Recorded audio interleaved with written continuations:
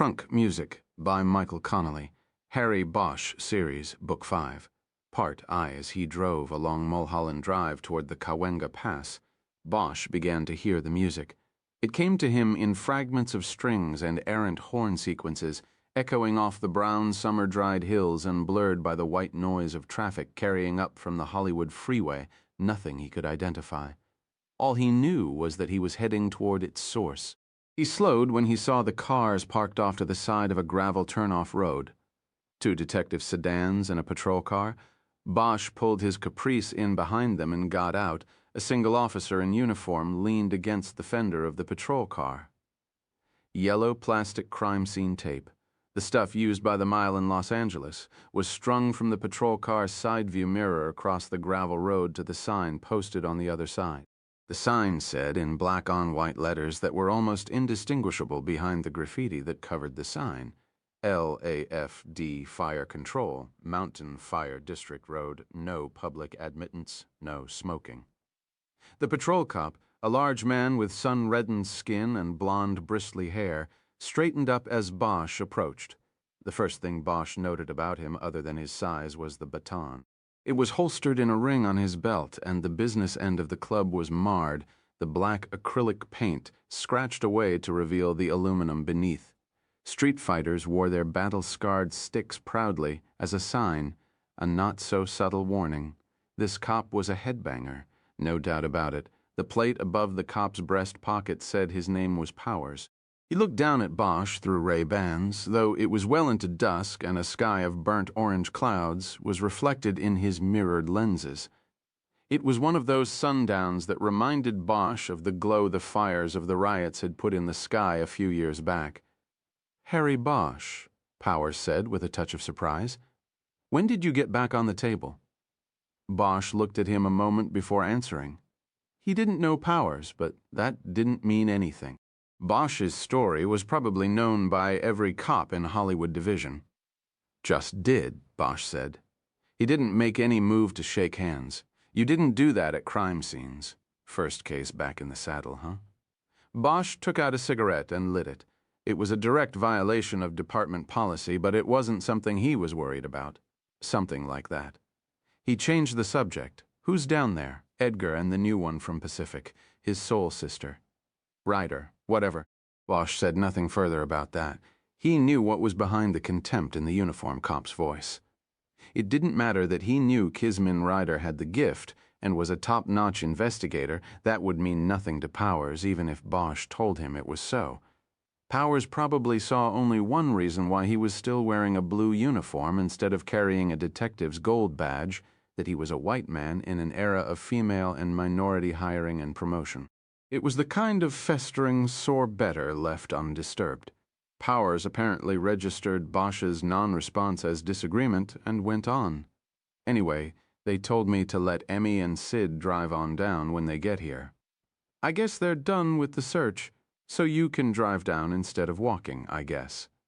It took a second for Bosch to register that Powers was referring to the medical examiner and the scientific investigation division tech. He'd said the names as if they were a couple invited to a picnic.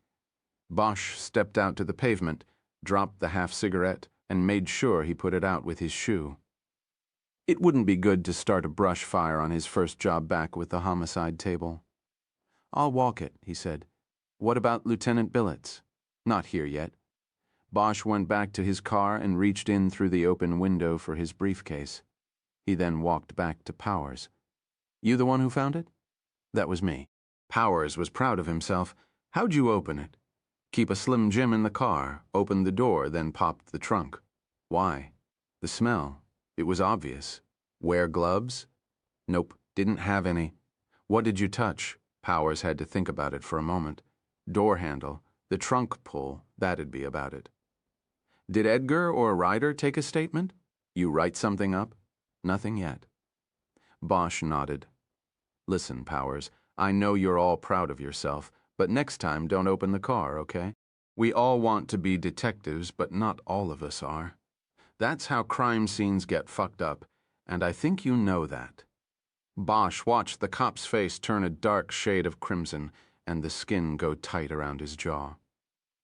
"Listen, Bosch," he said. "What I know is that if I just called this in as a suspicious vehicle that smells like there's a stiff in the trunk, then you people would have said, 'What the fuck does Powers know?' and left it there to rot in the sun until there was nothing left of your goddamn crime scene. That might be true, but see then, that would be our fuck-up to make. Instead, we've got you fucking us up before we start." Powers remained angry but mute. Bosch waited a beat, ready to continue the debate before dismissing it. "Can you lift the tape now, please?" Powers stepped back to the tape. He was about 35, Bosch guessed, and had the long-practiced swagger of a street veteran in L.A. That swagger came to you quickly, as it had in Vietnam. Powers held the yellow tape up and Bosch walked under. As he passed, the cop said, "Don't get lost." "Good one, Powers. You got me there." The fire road was one lane and overgrown at its sides with brush that came as high as Bosch's waist. There was trash and broken glass strewn along the gravel, the trespassers' answer to the sign at the gate. Bosch knew the road was probably a favorite midnight haunt for teenagers from the city below. The music grew louder as he went further in, but he still could not identify it. About a quarter-mile in, he came to a gravel-bedded clearing that he guessed was a staging point for firefighting apparatus in the event that a brush fire broke out in the surrounding hills. Today it would serve as a crime scene. On the far side of the clearing, Bosch saw a white Rolls Royce Silver Cloud. Standing near it were his two partners, Ryder and Edgar. Ryder was sketching the crime scene on a clipboard, while Edgar worked with a tape measure and called out measurements. Edgar saw Bosch and gave an acknowledging wave with a latex-gloved hand. He let the tape measure snap back into its case. "Harry, where you been, painting?" Bosch said as he walked up. "I had to get cleaned up and changed. Put stuff away." As Bosch stepped closer to the edge of the clearing, the view opened below him. They were on a bluff rising above the rear of the Hollywood Bowl.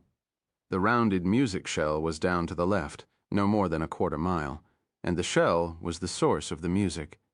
The L.A. Philharmonic's end-of-the-season Labor Day weekend show.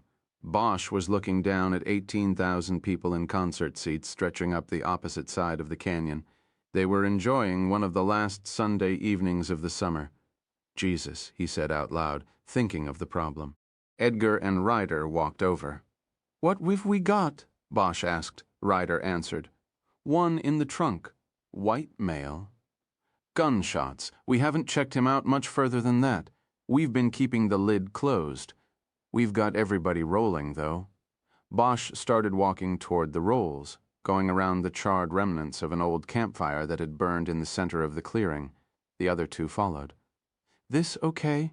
Bosch asked as he got close to the rolls. "Yeah, we did the search," Edgar said. "Nothing much. Got some leakage underneath the car. That's about it, though. Cleanest scene I've been at in a while." Jerry Edgar, called in from home like everybody else on the team, was wearing blue jeans and a white t-shirt. On the left breast of the shirt was a drawing of a badge and the words LAPD Homicide. As he walked past Bosch, Harry saw that the back of the shirt said, "Our day begins when your day ends." The tight-fitting shirt contrasted sharply with Edgar's dark skin and displayed his heavily muscled upper body as he moved with an athletic grace toward the rolls. Bosch had worked with him on and off for 6 years, but they had never become close outside of the job. This was the first time it had dawned on Bosch that Edgar actually was an athlete, that he must regularly work out. It was unusual for Edgar not to be in one of his crisp Nordstrom's suits, but Bosch thought he knew why. His informal dress practically guaranteed he would avoid having to do the dirty work, next of kin notification. They slowed their steps when they got close to the rolls, as if perhaps whatever was wrong here might be contagious.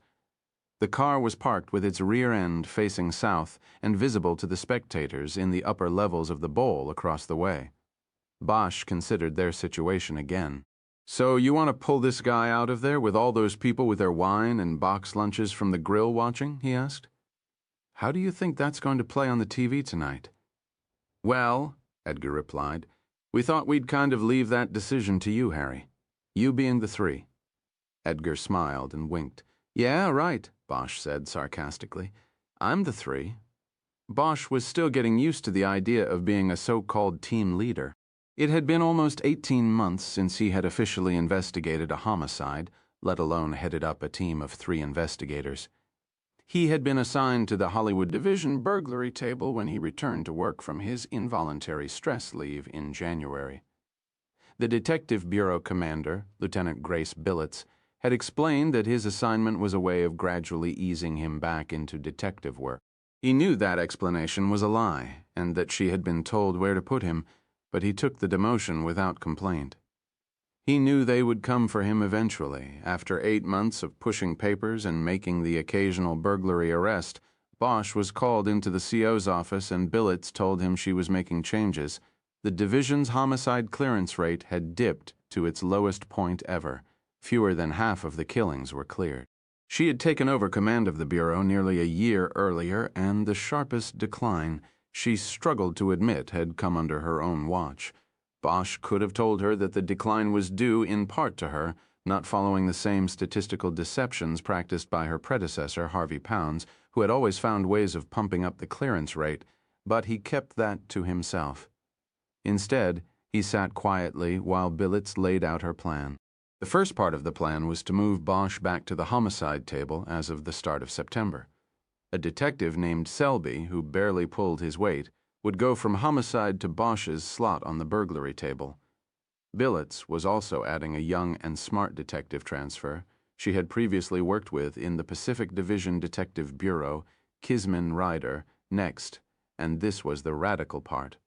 Billets was changing the traditional pairing of detectives. Instead, the 9 homicide detectives assigned to Hollywood would be grouped into 3 teams of 3. Each of the 3 teams would have a detective 3rd grade in charge. Bosch was a 3. He was named team leader of Squad 1. The reasoning behind the change was sound, at least on paper. Most homicides are solved in the first 48 hours after discovery, or they aren't solved at all. Billets wanted more solved, so she was going to put more detectives on each one. The part that didn't look so good on paper, especially to the 9 detectives, was that previously there had been 4 pairs of partners working homicide cases. The new changes meant each detective would be working every 3rd case that came up instead of every 4th. It meant more cases, more work, more court time, more overtime, and more stress. Only the overtime was considered a positive, but Billets was tough and didn't care much for the complaints of the detectives.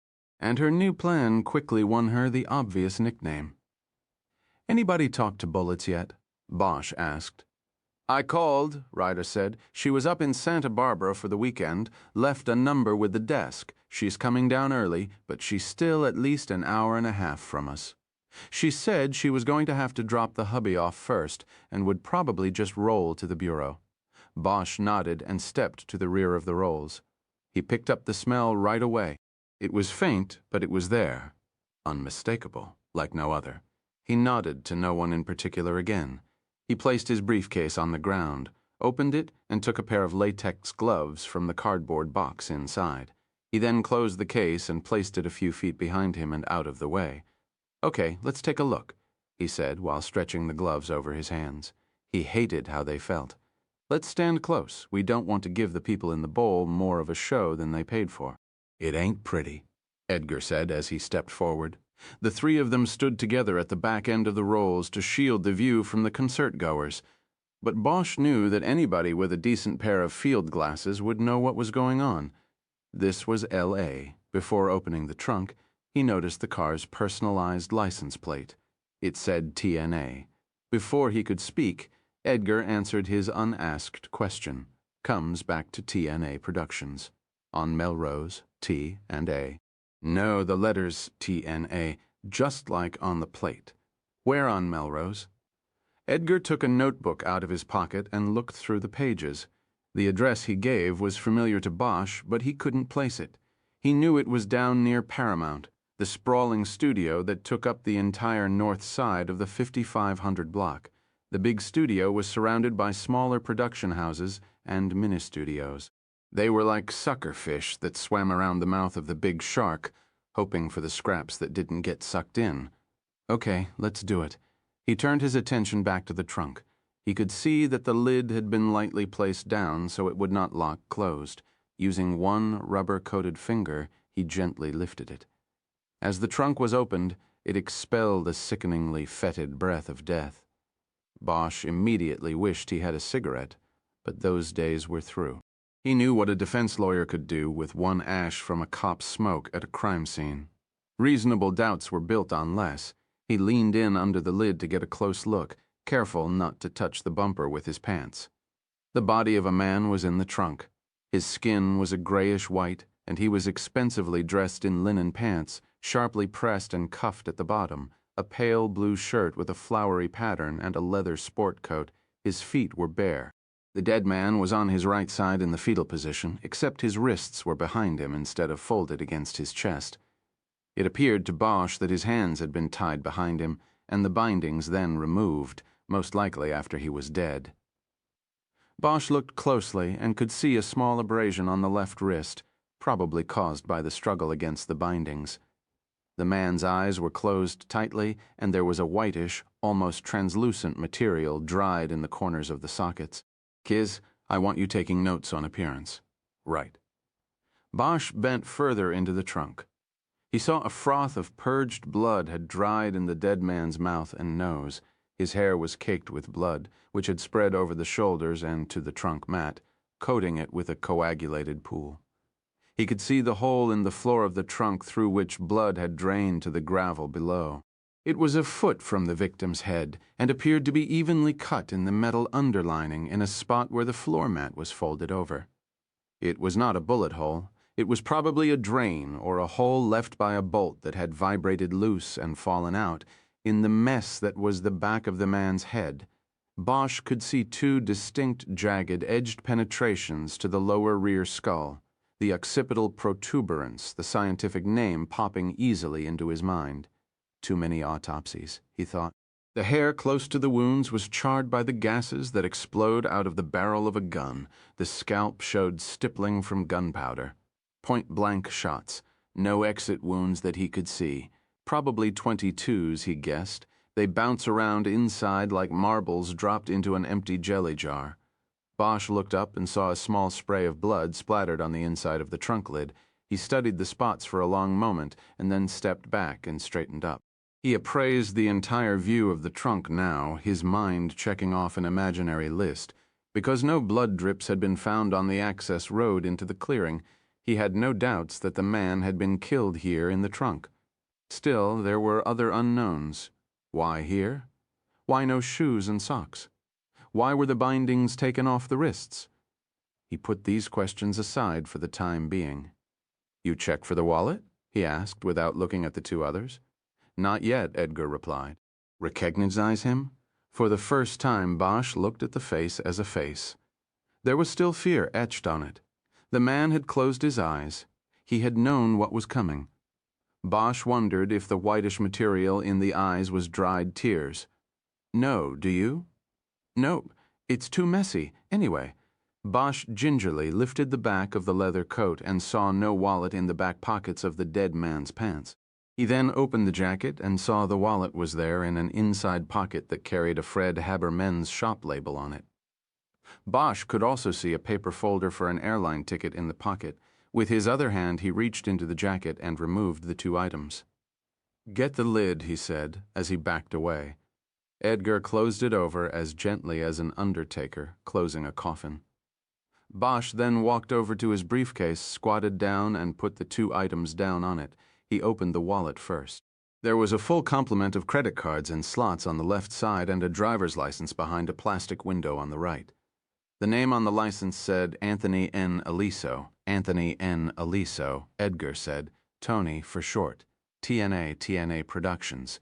The address was in Hidden Highlands, a tiny enclave off Mulholland in the Hollywood Hills. It was the kind of place that was surrounded by walls and had a guard shack manned 24 hours a day, mostly by off-duty or retired LAPD cops. The address went well with the Rolls Royce. Bosch opened the billfold section and found a sheaf of currency. Without taking the money out, he counted 2 $100 bills and 9 20s. He called the amount out so that Ryder could make a note of it. Next, he opened the airline folder. Inside was the receipt for a one-way ticket on an American Airlines flight departing Las Vegas for LAX at 10:05 Friday night. The name on the ticket matched the driver's license. Bosch checked the back flap of the ticket folder, but there was no sticker or staple indicating that a bag had been checked by the ticket holder. Curious, Bosch left the wallet and the ticket on the case and went to look into the car through the windows. No luggage? None, Ryder said. Bosch went back to the trunk and raised the lid again. Looking in at the body, he hooked a finger up the left sleeve of the jacket and pulled it up. There was a gold Rolex watch on the wrist. The face was encircled with a ring of tiny diamonds. Shit. Bosch turned around. It was Edgar.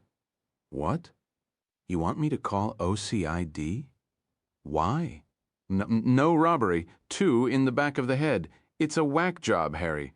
We ought to call OCID, not yet. I'll tell you right now that's what Bullets is going to want to do. We'll see. Bosch appraised the body again, looking closely at the contorted, bloodied face. Then he closed the lid. Bosch stepped away from the car and to the edge of the clearing. The spot offered a brilliant view of the city, looking east across the sprawl of Hollywood. He could easily pick up the spires of downtown in the light haze. He saw the lights of Dodger Stadium were on for the twilight game. The Dodgers were dead even with Colorado, with a month to go and Nomo due to pitch the game. Bosch had a ticket in his inside coat pocket, but he knew that bringing it along had been wishful thinking. He wouldn't get anywhere near the stadium tonight. He also knew Edgar was right. The killing had all the aspects of a mob hit. The Organized Crime Intelligence Division should be notified, if not to take over the investigation entirely, then at least to offer advice. But Bosch was delaying that notification. It had been a long time since he'd had a case. He didn't want to give it up yet. He looked back down at the bowl. It looked like a sellout to him. The crowd seated in an elliptical formation going up the opposite hill. The seating sections furthest away from the music shell were the highest up the hill, and at an almost even level with the clearing where the Rolls was parked. Bosch wondered how many of the people were watching him at that moment. Again, he thought of the dilemma he faced. He had to get the investigation going. But he knew that if he pulled the body out of the trunk with such an audience watching, there likely would be hell to pay for the bad public relations such a move would cause the city and the department. Once again, Edgar seemed to know his thoughts. Hell, Harry, they won't care. At the jazz festival a few years back, there was a couple up on this spot doing the nasty for half an hour. When they were done, they got a standing ovation. Guy stands up, buck naked, and takes a little bow. Bosch looked back at him to see if he was serious. I read it in the Times, the Only in L.A. column. Well, Jerry, this is the Philharmonic. It's a different crowd, know what I mean? And I don't want this to end up in Only in L.A., okay? Okay, Harry. Bosch looked at Ryder. She hadn't said much of anything yet. What do you think, Kiz? I don't know. You're the 3. Ryder was small, 5 feet and no more than 100 pounds with her gun on. She would never have made it. Before the department relaxed the physical requirements to attract more women, she had light brown skin. Her hair was straightened and kept short. She wore jeans and a pink Oxford shirt beneath a black blazer. On her small body, the jacket did not do much to disguise a 9mm Glock 17 holstered on her right hip. Billets had told him that she had worked with Ryder in Pacific. Ryder had worked robbery and fraud cases, but was called out on occasion to work homicides in which there were overlying financial aspects. Billets had said Ryder could break a crime scene down as well as most veteran homicide detectives. She had pulled strings to get Ryder's transfer approved, but was already resigned to the fact that she wouldn't stay long in the division. Ryder was marked for travel. Her double minority status, coupled with the facts that she was good at what she did and had a guardian angel, Billets wasn't sure who at Parker Center practically guaranteed her stay in Hollywood would be short. It was a bit of final seasoning before she headed downtown to the Glass House. What about the OPG? Bosch asked. Held up on that, Ryder said. Thought we'd be here a while before we moved the car. Bosch nodded. It was what he expected her to say. The official police garage was usually last on the call-out list. He was just stalling, trying to make a decision while asking questions. he already knew the answers to. Finally, he made his decision on what to do. "Okay, go ahead and call," he said. "Tell them to come now and tell them to bring a flatbed. Okay, even if they've got a hook in the neighborhood, make 'em turn around. Tell 'em it's gotta be a flat." "There's a phone in my briefcase." "Got it," Ryder said. "Why the flatbed, Harry?" Edgar asked. Bosch didn't answer. "We're moving the whole show," Ryder said. "What?" Edgar asked. Ryder went to the briefcase without answering. Bosch held back a smile. She knew what he was doing, and he began to see some of the promise billets had talked about. He got out a cigarette and lit it. He put the burnt match into the cellophane around the pack and replaced it in the pocket of his coat. He noticed as he smoked that the sound at the edge of the clearing, where he could look directly down into the bowl, was much better. After a few moments, he was even able to identify the piece being played. "Scheherazade," he said. "What's that, Harry?" Edgar asked. "The music. It's called Scheherazade. Ever heard it?" "I'm not sure I'm hearing it now." "All the echoes, man." Bosch snapped his fingers. Out of the blue, a thought had pushed through. In his mind, he saw the studio's arched gate, the replica of the Arc de Triomphe in Paris. "That address on Melrose," Bosch said, "that's near Paramount, one of those feeder fish studios right nearby. I think it's Archway. Yeah, I think you're right." Ryder walked up then. "We got a flat on the way," she said. "Ite is 15. I checked on SID and ME also on the way. Sid has somebody just wrapped up a home invasion in Nichols Canyon, so they should be right over." "Good," Bosch said. "Either of you go over the story with the swinging stick yet?" "Not since the preliminary," Edgar said. "Not our type. Thought we'd leave him for the 3.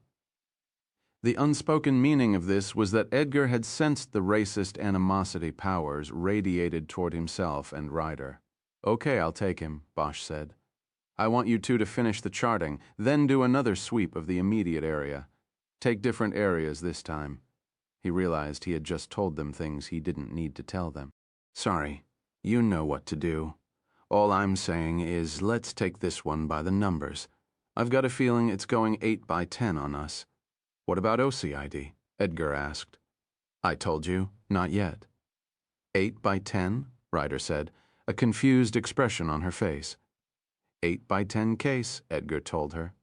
Celebrity case, studio case, if that's a hotshot from the industry in that trunk, somebody from Archway. We're going to get some media on this, more than some. A dead guy in the trunk of his Rolls is news. A dead industry guy in the trunk of his Rolls is bigger news." "Archway?" Bosch left them there as Edgar filled her in on the facts of life when it came to murder, the media and the movie business in Hollywood. Bosch licked his fingers to put the cigarette out and then put it with the used match in the cellophane wrapper. He slowly began walking the quarter-mile back to Mulholland, once again searching the gravel road in a back-and-forth manner. But there was so much debris on the gravel and in the nearby brush that it was impossible to know if anything, a cigarette butt, a beer bottle, a used condom, was related to the Rolls or not. The one thing he looked closest for was blood. If there was blood on the road that could be linked to the victim, it could indicate that he was killed elsewhere and left in the clearing. No blood probably meant the killing had taken place right there. He realized as he made the fruitless search that he was feeling relaxed, maybe even happy. He was back on the beat and following his mission once again. Mindful that the man in the trunk had to have perished for him to feel this way, Bosch quickly wrote that guilt off. The man would have ended up in the trunk whether Bosch had ever made it back to the homicide table or not. When Bosch got to Mulholland, he saw the fire trucks. There were 2 of them and a battalion of firefighters standing around them, seemingly waiting for something. He lit another cigarette and looked at Powers. "You've got a problem," the uniformed cop said. "What?" Before Powers answered, one of the firefighters stepped up. He wore the white helmet of a battalion chief. "You in charge?" he asked. "That's me, Chief John Friedman," he said. "We've got a problem, that's what I hear. The show down in the bowl is supposed to end in 90 minutes. After that, we've got the fireworks. Problem is, this fellow says you got yourself a dead body up there and a crime scene. That's the problem. If we can't get up there to set up a safety position for the fireworks, there isn't going to be any fireworks. We can't allow it. If we're not in position, we could see the whole down slope of these hills go up with one errant missile. Know what I mean? Bosch noticed Powers smirking at his dilemma. Bosch ignored him and returned his attention to Friedman. Chief, how long do you need to set up? 10 minutes max. We just got to be there before the first one goes up. 90 minutes? About 85 now? There's going to be a lot of angry people down there if they don't get their fireworks. Bosch realized he wasn't as much making decisions as having them made for him. Chief, hold here. We'll be out in an hour and 15. Don't cancel the show. You sure about that? Count on it? Detective? What, Chief? You're breaking the law with that cigarette. He nodded toward the graffiti-covered sign. Sorry, Chief. Bosch walked out to the road to stamp out the smoke, while Friedman headed back to his people to radio in that the show would go on. Bosch realized the danger and caught up to him. Chief, you can say the show will go on, but don't put anything out on the air about the body. We don't need the media out here, helicopters swooping over. I gotcha. Bosch thanked him and turned his attention to Powers. You can't clear a scene in an hour and 15, Powers said. The ME isn't even here. Let me worry about that, Powers. You write something up yet? Not yet. Been dealing with these guys. Would have helped if one of you folks had a two-way with you up there. Then why don't you run it down for me from the start? What about them? Powers asked, nodding in the direction of the clearing. Why isn't one of them talking to me? Edgar and Ryder? Because they're busy. You want to run it down for me or not? I already told you. From the start, Powers, you told me what you did once you checked the car out. What made you check it? There's nothing much to tell. I usually make a pass by here each watch, chase away the dirtbags. He pointed across Mulholland and up to the crest of the hill. There was a line of houses, most on cantilevers, clinging to the crest line. They looked like mobile homes suspended in air. People up there call the station all the time. Say they got campfires going down here. Beer parties, devil worship, who knows what. Guess it ruins their view. And they don't want nothing to spoil that $1,000,000 view. So I come up and sweep out the trash, mostly bored little pissants from the valley. Fire department used to have a lock on the gate here, but a deuce plowed through it. That was 6 months ago. Takes the city at least a year to repair anything round here. Shit. I requisitioned batteries from my mag 3 weeks ago, and I'm still waiting for them. If I didn't buy them myself, I'd be working the fucking night watch without a flashlight. City doesn't care. This CI. So what about the Rolls, Powers? Let's stay on the subject. Yeah, well, I usually make it by after dark, but because of the show in the bowl, I swung by early today. Saw the Rolls then? You came on your own? No complaint from up the hill? No. Today I just cruised it on my own. On account of the show, I figured there might be some trespassers. Were there? A few people waiting to hear the music. Not the usual crowd, though. That's refined music, I guess you'd call it. I chased 'em out anyway, and when they were gone, the Rolls was what was left, but there was no driver for it. So you checked it out? Yeah, and I know the smell, man. Popped it with the slim, and there he was, the stiff. Then I backed out and called the pros. There was a note of sarcasm in the way he said the last word. Bosch ignored it. The people you chased, you get any names? No, like I told you, I chased them. Then noticed that nobody got in and drove away in the Rolls. It was too late by then. What about last night? What about it? Did you make it by here? I was off. I'm on Tuesday, Saturday, but I switched with a buddy last night 'cause he had something to do tonight. So then, what about Friday night? He shook his head. 3 watch is always busy Friday. I had no time for free cruising, and we didn't get a complaint as far as I know, so I never made it by, just chasing the radio. I had calls backed up on me all night. I didn't even get a 10-7. No dinner break. That's dedication Powers. What's that supposed to mean? Bosch saw he had made a mistake. Powers was consumed by job frustrations, and he had pushed him too far. Powers turned crimson again and slowly took off his Ray-Bans before speaking. Let me tell you something. Big shot, you got in while the getting was good. The rest of us, we get shit. I've been trying for so many years I can't count to get a gold shield, and I've got about as much chance of getting one as whoever's in the trunk of that Rolls Royce. But I'm not laying down. I'm still out here 5 nights a week chasing the radio says protect and serve on the car door, and I'm doing it, man, so don't give me any shit about dedication. Bosch hesitated until he was sure Powers was done. Look, Powers, I didn't mean to give you shit, okay? You want a cigarette? I don't smoke. Okay, let's try this again. He waited a beat while Powers put the mirrors back on his eyes and seemed to calm down. You always work alone? I'm the Z-car. Bosch nodded, Zebra unit.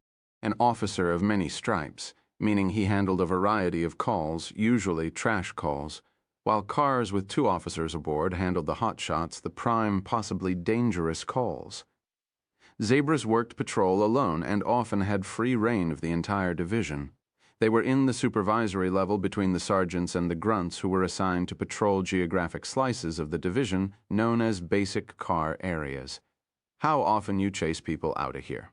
Once or twice a month. Can't say what happens on the other shifts or with the basic cars, but shit calls like this usually go to the Z car. You got any shakes? Shakes were 3x5 cards formerly called field interview or FI cards. Cops filled them out when they stopped suspicious people but did not have enough evidence to arrest them, or when making such an arrest, in this case for trespassing, would be a waste of time. The American Civil Liberties Union called such stops shakedowns and an abuse of police powers. The name stuck even with the cops. I've got some. Yeah, at the station. Good. We'd like to have a look if you could dig them out. Also, think you could ask the cops in the basic car if they've noticed the rolls here the last few days. Is this where I'm supposed to thank you for letting me have a part in the big bad investigation and ask you to put in a good word for me with the deputy chief of Dix? Bosch stared at him a few moments before answering. No, this is where I tell you to have the cards ready for us by 9 tonight, or I'll put in a word about that with the patrol skipper. And never mind the basic car people, we'll go ahead and talk to them ourselves. Don't want you to miss your 10-7-2 shifts in a row. Powers Bosch started back toward the crime scene, moving slowly again and checking the other side of the gravel road. Twice he had to step off the gravel and into the brush to let the official police garage truck pass, and then the Scientific Investigation Division van. By the time he got to the clearing, he again had come up with nothing during his search, and was sure the victim had been murdered in the trunk while the Rolls was parked in the clearing. He saw Art Donovan, the SID tech, and Roland Quattro, the photographer who came with him, starting their work. Bosch walked up to Ryder. Anything? She asked. No, nothing. I think the Rolls must have been driven in with our guy in the trunk. Then the doer gets out, opens the lid, and pops him twice. He closes the trunk and walks out. Somebody picks him up out on Mulholland. Clean scene back here. Bosch nodded. Him? Well, I'm going with the percentages for now. Bosch walked over to Donovan, who was bagging the wallet and airline ticket in a clear plastic evidence envelope. Art, we've got a problem, you're telling me. I was just thinking I can rig some tarps over light tripods, but I don't think you'll be able to block the view for everybody in the bowl. Some of them are going to get a show, all right. I guess it will make up for canceling the fireworks. That is, unless you're just planning to sit tight with it until after the show. Nah, we do that, and some defense lawyer will tear us new ashholes in court for delaying things. Every lawyer went to school on OJ art. You know that? So then what do we do? Just do what you've got to do here with some speed, and then we'll take the whole thing to the print shed. You know, if anybody's in there right now... No, it should be free, Donovan said slowly. You mean you're talking about the whole thing? The body, too? Bosch nodded. Besides, you can do a better job with it in the shed, right? Absolutely. But what about the ME? They've got to sign off on something like this, Harry. I'll deal with that. Before we put it on the flatbed, though, make sure you guys have got stills and video in case things shift during transit. Also, run a print card off the guy and give it to me. You got it. While Donovan went to Quattro to explain the drill, Bosch huddled with Edgar and Ryder. Okay, for now we're going to run with this one. If you had plans for the rest of the night, make your calls. It's going to be a long one. This is how I want to break it up. He pointed up to the homes on the crest line. First, Kiz, I want you to go up there and do a house-to-house. You know the routine. See if anybody remembers seeing the Rolls or knows how long it's been here. Maybe somebody heard the shots. They might have echoed up the side of the hill. We want to try to pin down the time this happened after that. You got a phone? No. I have a rover in the car. No. I want to keep everything about this off the air. I can use a phone in somebody's house. Okay, call me when you're done or I'll page you when I'm done. Depending on how things shake out, you and I will either do next of kin or his office after that. She nodded. Bosch turned to Edgar. Jerry, you go in and work from the station. You've got the paper on this one. She's the rookie. Well then, next time, don't show up in a t-shirt. You can't go knocking on doors dressed like that. I got a shirt in the car. I'll change. Next time, you're on the paper on this one. But before you start, I want you to put Aliso through the box and see what you get on him. He's got a DL issued last year, so they've got his thumbprint on file through DMV. See if you can get somebody from Prince to compare it to the print card Art's getting for you right now. I want the ID confirmed as soon as possible. There ain't going to be anybody in Prince night. Art's the guy on call. He should do this. Art's going to be tied up. See if you can shake somebody at home loose. We need the ID. I'll try, but I can't prom good after that. I want you to call everybody who works a basic car in this area and see if anyone's seen the Rolls. Powers, the guy up at the road, is going to pull shake cards on the kids who hang out here. I want you to start running them down, too, after that. You can start the paper going. Shit. With all this, I'll be lucky if I start typing before next Monday. Bosch ignored his whining and appraised both his partners. I'll stay with the body. If I get tied up, Kiz, you go on to check out the office address and I'll handle next of kin. Okay? Everybody know what's what? Ryder and Edgar nodded. Bosch could tell Edgar was still annoyed about something. Kiz, you head out now. She walked away and Bosch waited until she was out of earshot before speaking. Okay, Jerry, what's the problem? I just want to know if that's how it's going to be on this team. Am I going to get the shit work while the princess skates? No, Jerry, it's not going to be like that, and I think you know me well enough not to ask. What's the real problem? I don't like your choices on this, Harry. We should be on the phone with organized crime right now. If anything looks like an OC case, this is it. I think you should call them, but I think 'cause you're fresh back on the table and been waiting for a case so long, you're not making the call. That's the problem. Edgar held his hands out as if to indicate how obvious this was. You know, you've got nothing to prove here, Harry, and there's never going to be a shortage of bodies to come along. This is Hollywood, remember? I think we should just turn this one over and wait for the next one. Bosch nodded. You may be right, he said. You probably are about all of it. But I'm the three, so we do it my way for now. I'm going to call Bullets and tell her what we've got. Then I'm going to call OCID. But even if they roll out, we're going to keep a part of this. You know that? So let's do it good, okay? Edgar nodded reluctantly. Look, Bosch said, your objection is noted for the record. Okay, sure, Harry. Bosch saw the blue ME's van pull into the clearing then. The tech behind the wheel was Richard Matthews. It was a break. Matthews wasn't as territorial as some of the others, and Bosch figured he could convince him to go along with the plan to move the whole package to the print shed. Matthews would understand that it was the only choice. Stay in touch, Bosch said as Edgar walked off. Edgar sullenly waved without looking back. For the next few moments, Bosch stood alone in the midst of the activities of the crime scene. He realized he truly reveled in his role. The start of a case always seemed to jazz him this way, and he knew how much he had missed it and craved it during the last year and a half. Finally, he put his thoughts aside and walked toward the ME's van to talk to Matthews. There was a burst of applause from the bowl as Scheherazade ended. The print shed was a World War II Quonset hut that sat in the city services equipment yard behind the police headquarters at Parker Center.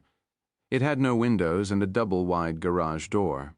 The interior was painted black, and every crack or crevice where light might come in was taped over. There were thick black curtains that could be pulled closed after the garage door was shut. When they were pulled, the interior was as black as a loan shark's heart. The techs who worked there even referred to the place as the cave while the Rolls was being unloaded from the OPG truck. Bosch took his briefcase to a workbench inside the shed and got the phone out. The Organized Crime Investigation Division was a secret society within the greater closed society of the department. Bosch knew very little about OCID and was acquainted with few detectives assigned to the unit. The OCID was a mysterious force, even to those within the department. Not many knew exactly what it did, and this, of course, bred suspicions and jealousies. Most OCID detectives were known in detective services as Bigfooters. They swooped down to take investigations away from detectives like Bosch, but they didn't often make cases in return. Bosch had seen many investigations disappear under their door with not many prosecutions of OC wise guys resulting. They were the only division in the department with a black budget approved in closed session by the chief and a police commission that largely followed his lead. From there, the money disappeared into the dark to pay for informants, investigations, and high-tech equipment. Many of their cases disappeared in that netherworld as well. Bosch asked the communications operator to connect his call to the OCID supervisor on call for the weekend. As he waited for the patch through, he thought again about the body in the trunk. Anthony Aliso, if that was who it was, had seen it coming and closed his eyes. Bosch hoped it wouldn't be that way for himself. He didn't want to know. "Hello," a voice said. "Yes, this is Harry Bosch. I'm the D3 on a homicide call out in Hollywood. Who am I speaking with?" "Dom Carbone. I've got the weekend call out. You going to spoil it?" "Maybe." Bosch tried to think. The name was vaguely familiar, but he could not place it. He was sure they had never worked together. "That's why I'm calling. You might want to take a look at this." "Run it down for me." "Sure." White male found in the trunk of his silver cloud with 2 in the back of the head, probably 22s. "What else?" "Car was on a fire road off Mulholland. Doesn't look like a straight robbery. At least, not a personal robbery. I got cards and cash in the wallet and a presidential on his wrist. Diamonds at every hour on the hour." "You're not telling me who the stiff is?" "Who's the stiff?" "Nothing confirmed yet, but just give it to me." Bosch had trouble not being able to put a face with the voice over the phone. "It looks like the ID is going to be Anthony N. Aliso, 48 years old, lives up in the hills. Looks like he has some kind of company with an office at one of the studios down on Melrose near Paramount. TNA Productions is the name of his outfit. I think it's over at Archway Studios. We'll know more in a little while." He only got silence in return. "Mean anything? Anthony Aliso?" "Yeah, right." Anthony Aliso Carbone repeated the name slowly, as if it were a fine wine he was tasting before deciding whether to accept the bottle or spit it out. He was then quiet for another long moment. "Nothing hits me right away, Bosch," he finally said. "I can make a couple calls. Where you going to be?" "The print shed." "He's here with us, and I'll be here a while." "What do you mean? You got the guy's body there in the shed?" "It's a long story. When do you think you can get back to me?" "As soon as I make the calls. You've been over to his office?" "Not yet. We'll get there sometime tonight." Bosch gave him the number of his cellular phone, then closed it and put it in his coat pocket. For a moment he thought about Carbone's reaction to the victim's name. He finally decided he could not read anything into it. After the cloud was rolled into place in the shed, and the doors shut, Donovan pulled the curtains closed. There was fluorescent lighting overhead which he left on while he got his equipment ready. Matthews, the coroner's tech, and his 2 assistants, the body movers, huddled over a workbench getting the tools they would need out of a case. "Harry, I'm going to take my time with this, okay? First, I'll laser the trunk with the guy in it. Then we take him out. Then we glue it and laser it again. Then we worry about the rest of it. You're showman whatever time you need. I'll need your help with the wand when I shoot pictures. Roland had to go to shoot another scene. Bosch nodded and watched as the SID tech screwed an orange filter onto a Nikon camera. He put the camera strap over his head and turned on the laser. It was a box about the size of a VCR with a cable attachment that led to a foot-long wand with a hand grip on it. From the end of the wand, a strong orange beam was emitted. Donovan opened a cabinet and took out several pairs of orange-tinted safety glasses, which he handed to Bosch and the others. He put the last pair on himself.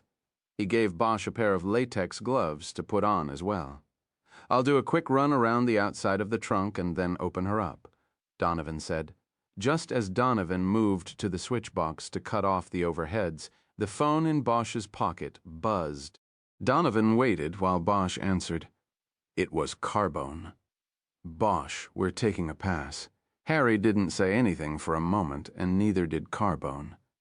Donovan hit the light switch and the room plunged into complete blackness. "You're saying you don't have this guy?" Bosch finally spoke into the dark. "I checked around, made some calls. Nobody seems to know this guy. Nobody's working him. Clean as far as we know. You said he was put in his trunk and capped twice, huh? Bosch, you there?" "Yeah, I'm here." "Yeah, capped twice in the trunk. Trunk music?" "What?" "It's a wise guy saying out of Chicago.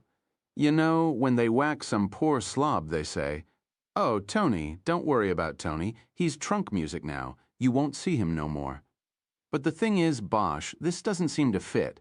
We don't know this guy. People I talk to, they think maybe somebody's trying to make you think it's OC connected. Know what I mean?" Bosch watched as the laser beam cut through the blackness and bombarded the rear of the trunk with searing light.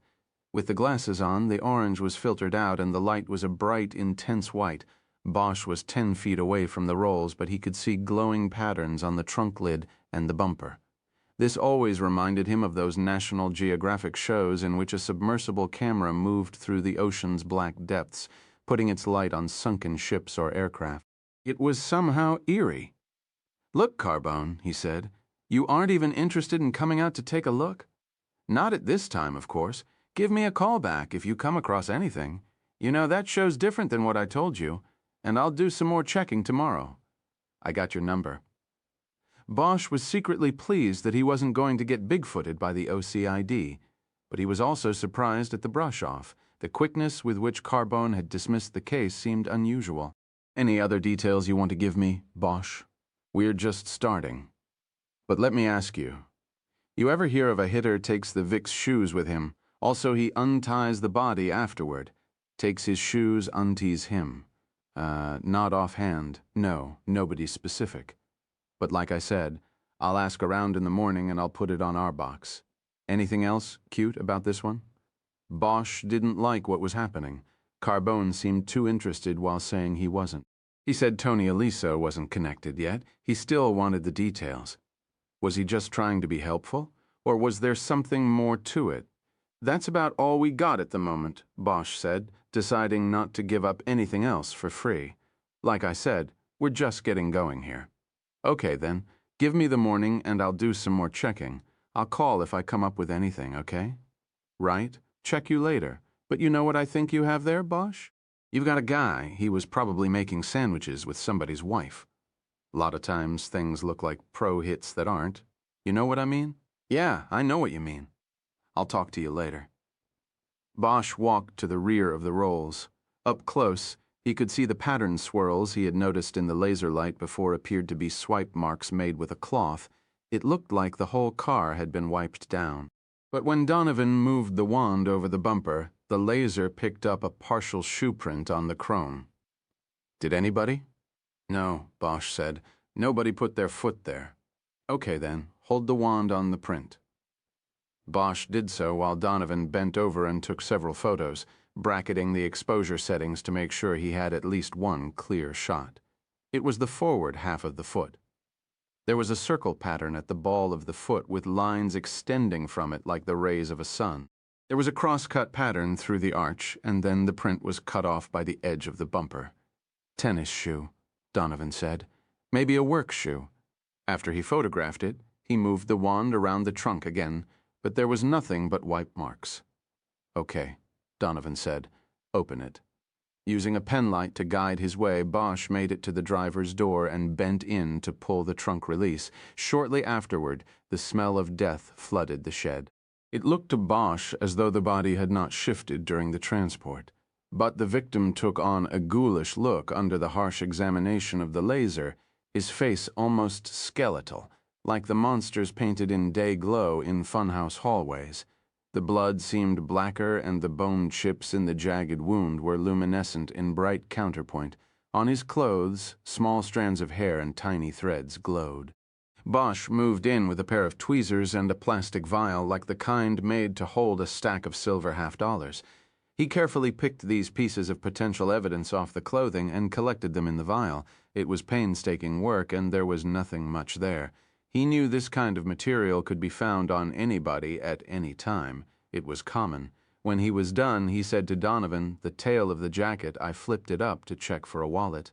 "Okay, pull it back down." Bosch did so, and there on Aliso's hip was another footprint. It matched the footprint on the bumper, but was more complete. On the heel was another circle pattern with off-shooting lines.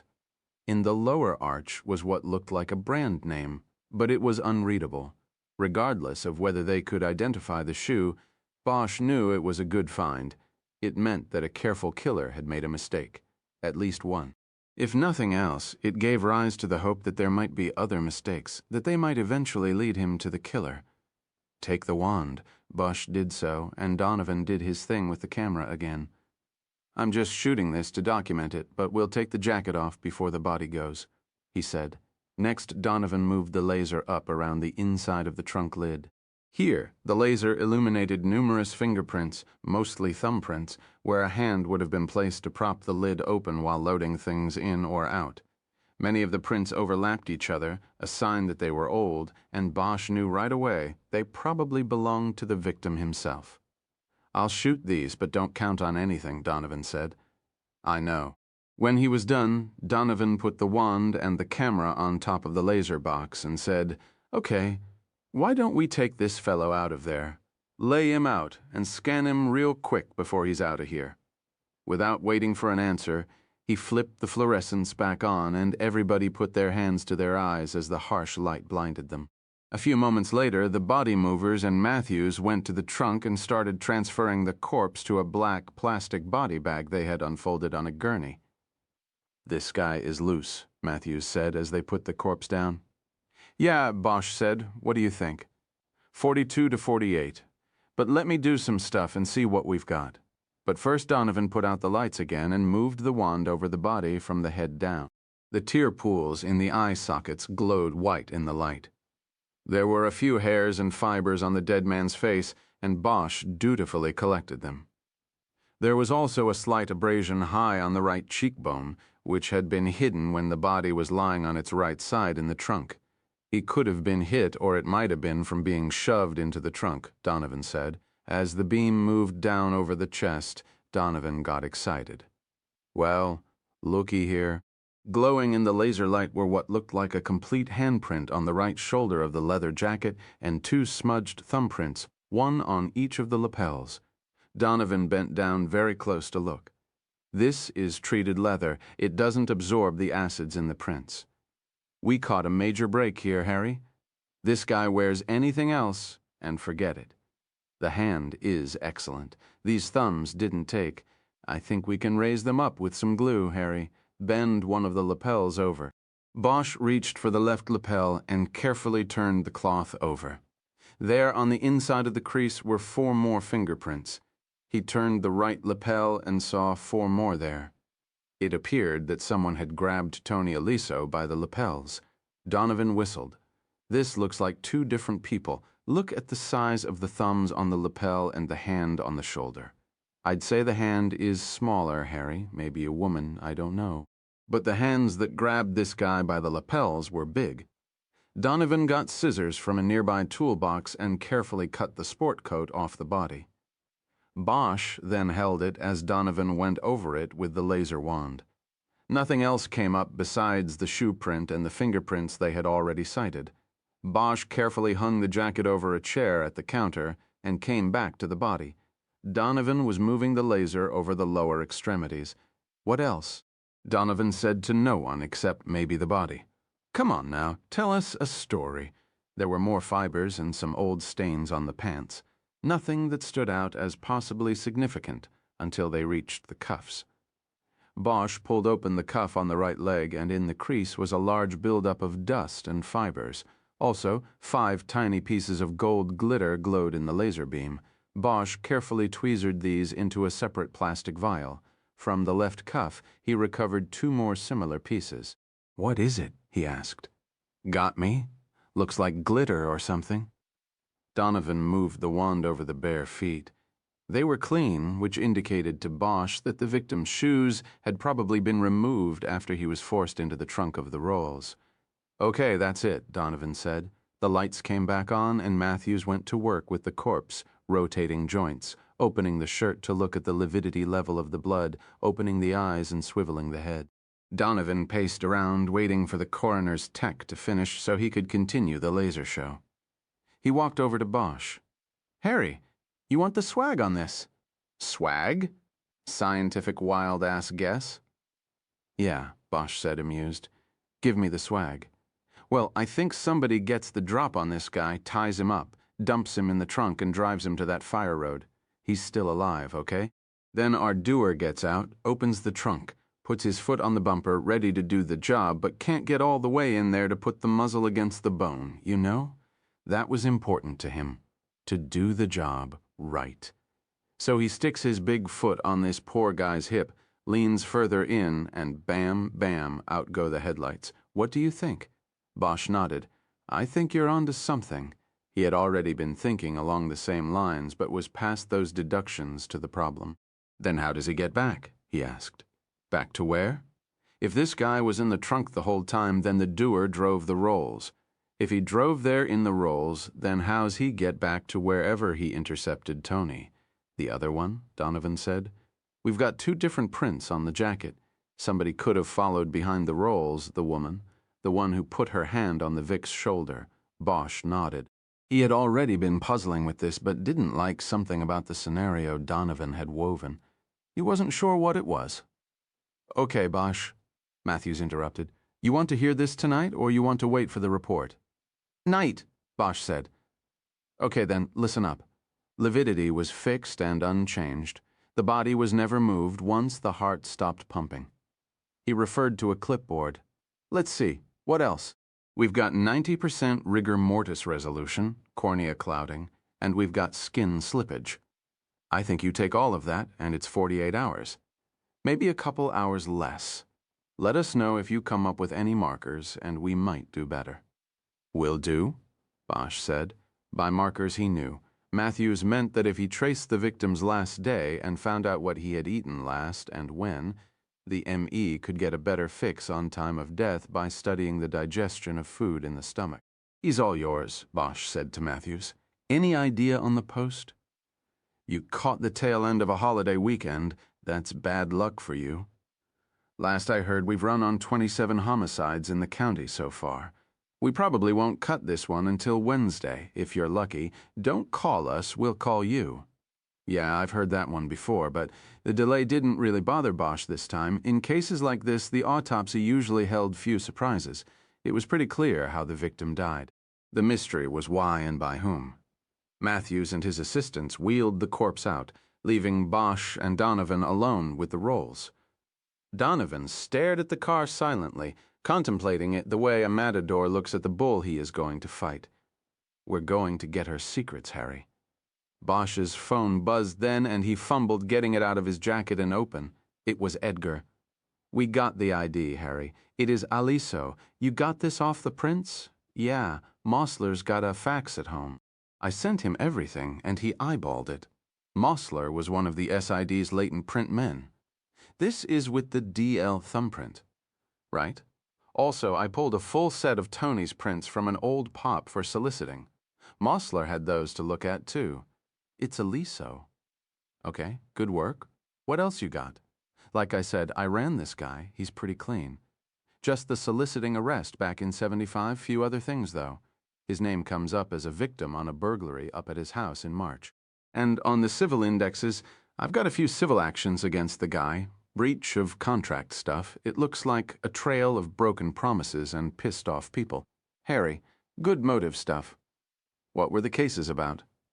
That's all I've got for now, just the abstracts in the civil index. I'll have to pull the actual cases when I can get into the courthouse. Okay? Did you check missing persons? Yeah, I did. He was never reported. You got anything there? Maybe? We might have gotten lucky. Looks like we are going to get some prints off the body. 2 sets off the body. That's very cool. Off the leather jacket. Bosch could tell Edgar was excited. Both detectives knew that if the prints were not those of a suspect, then they would surely be fresh enough to belong to people who had seen the victim in the time shortly before his death. You call OCID? Bosch was waiting for him to ask. Yeah, they're taking a pass. What? That's what they said, at least for now. Until we find something they might be interested in. Bosch wondered if Edgar even believed he had made the call. That doesn't figure, Harry? Yeah, well, all we can do is our job. You hear from Kiz? Not yet. Who'd you talk to over at Organized Crime? Guy named Carbone. He was on call. Never heard of him. Well, neither had I. I gotta go. Jerry, let me know what you know. As soon as Bosch hung up, the door to the shed opened, and in stepped Lieutenant Grace Billets. She quickly scanned the room and saw Donovan working in the car. She asked Bosch to step outside, and that was when he knew she was unhappy. She closed the door after he stepped out. She was in her 40s and had as many years on the job as Bosch, give or take a couple, but they had never worked together before her assignment as his commanding officer. She was of medium build, with reddish-brown hair she kept short. She wore no makeup. She was dressed entirely in black jeans, t-shirt, and blazer. She also wore black cowboy boots. Her only concession to femininity was the pair of thin gold hoop earrings. Her manner was no concession to anything. What's going on, Harry? You moved the body in the car? Had to. It was either that or dump it out of the car with about 10,000 people watching us instead of the fireworks they were supposed to see. Bosch explained the situation in detail, and Billets listened silently. When he was done, she nodded. I'm sorry, she said. I didn't know the details. It looks like it was your only choice. Bosch liked that about her. She wasn't always right, and she was willing to admit it. Thanks, Lieutenant. So what do we have? When Bosch and Billets stepped back into the shed, Donovan was at one of the work tables working with the leather jacket. He had hung it on a wire inside an empty 100-gallon aquarium and then dropped in a hard evidence packet. The packet, when broken open, emitted cyanoacrylate fumes which would attach to the amino acids and oils of fingerprints and crystallize, thereby raising the ridges and whorls and making them more visible and photo-ready. How's it look? Bosch asked. Real good. We're going to get something off this. Howdy, Lieutenant. Hello there, Billets said. Bosch could tell she didn't remember Donovan's name. Listen, Art, he said, when you get those together, get them over to the print lab and then call me or Edgar and tell us. We'll get somebody over there to do them Code 3. Code 3 was a patrol response, code meaning lights and siren authorized. Bosch needed the prints to be handled quickly. So far, they were the best lead. Will do, Harry. What about the Rolls? Can I get in it yet? Well, I'm not quite through with it. You can go in, just be careful. Bosch began searching the interior of the car, checking the door and seat pockets first and finding nothing. He checked the ashtray and found it empty, not even an ash.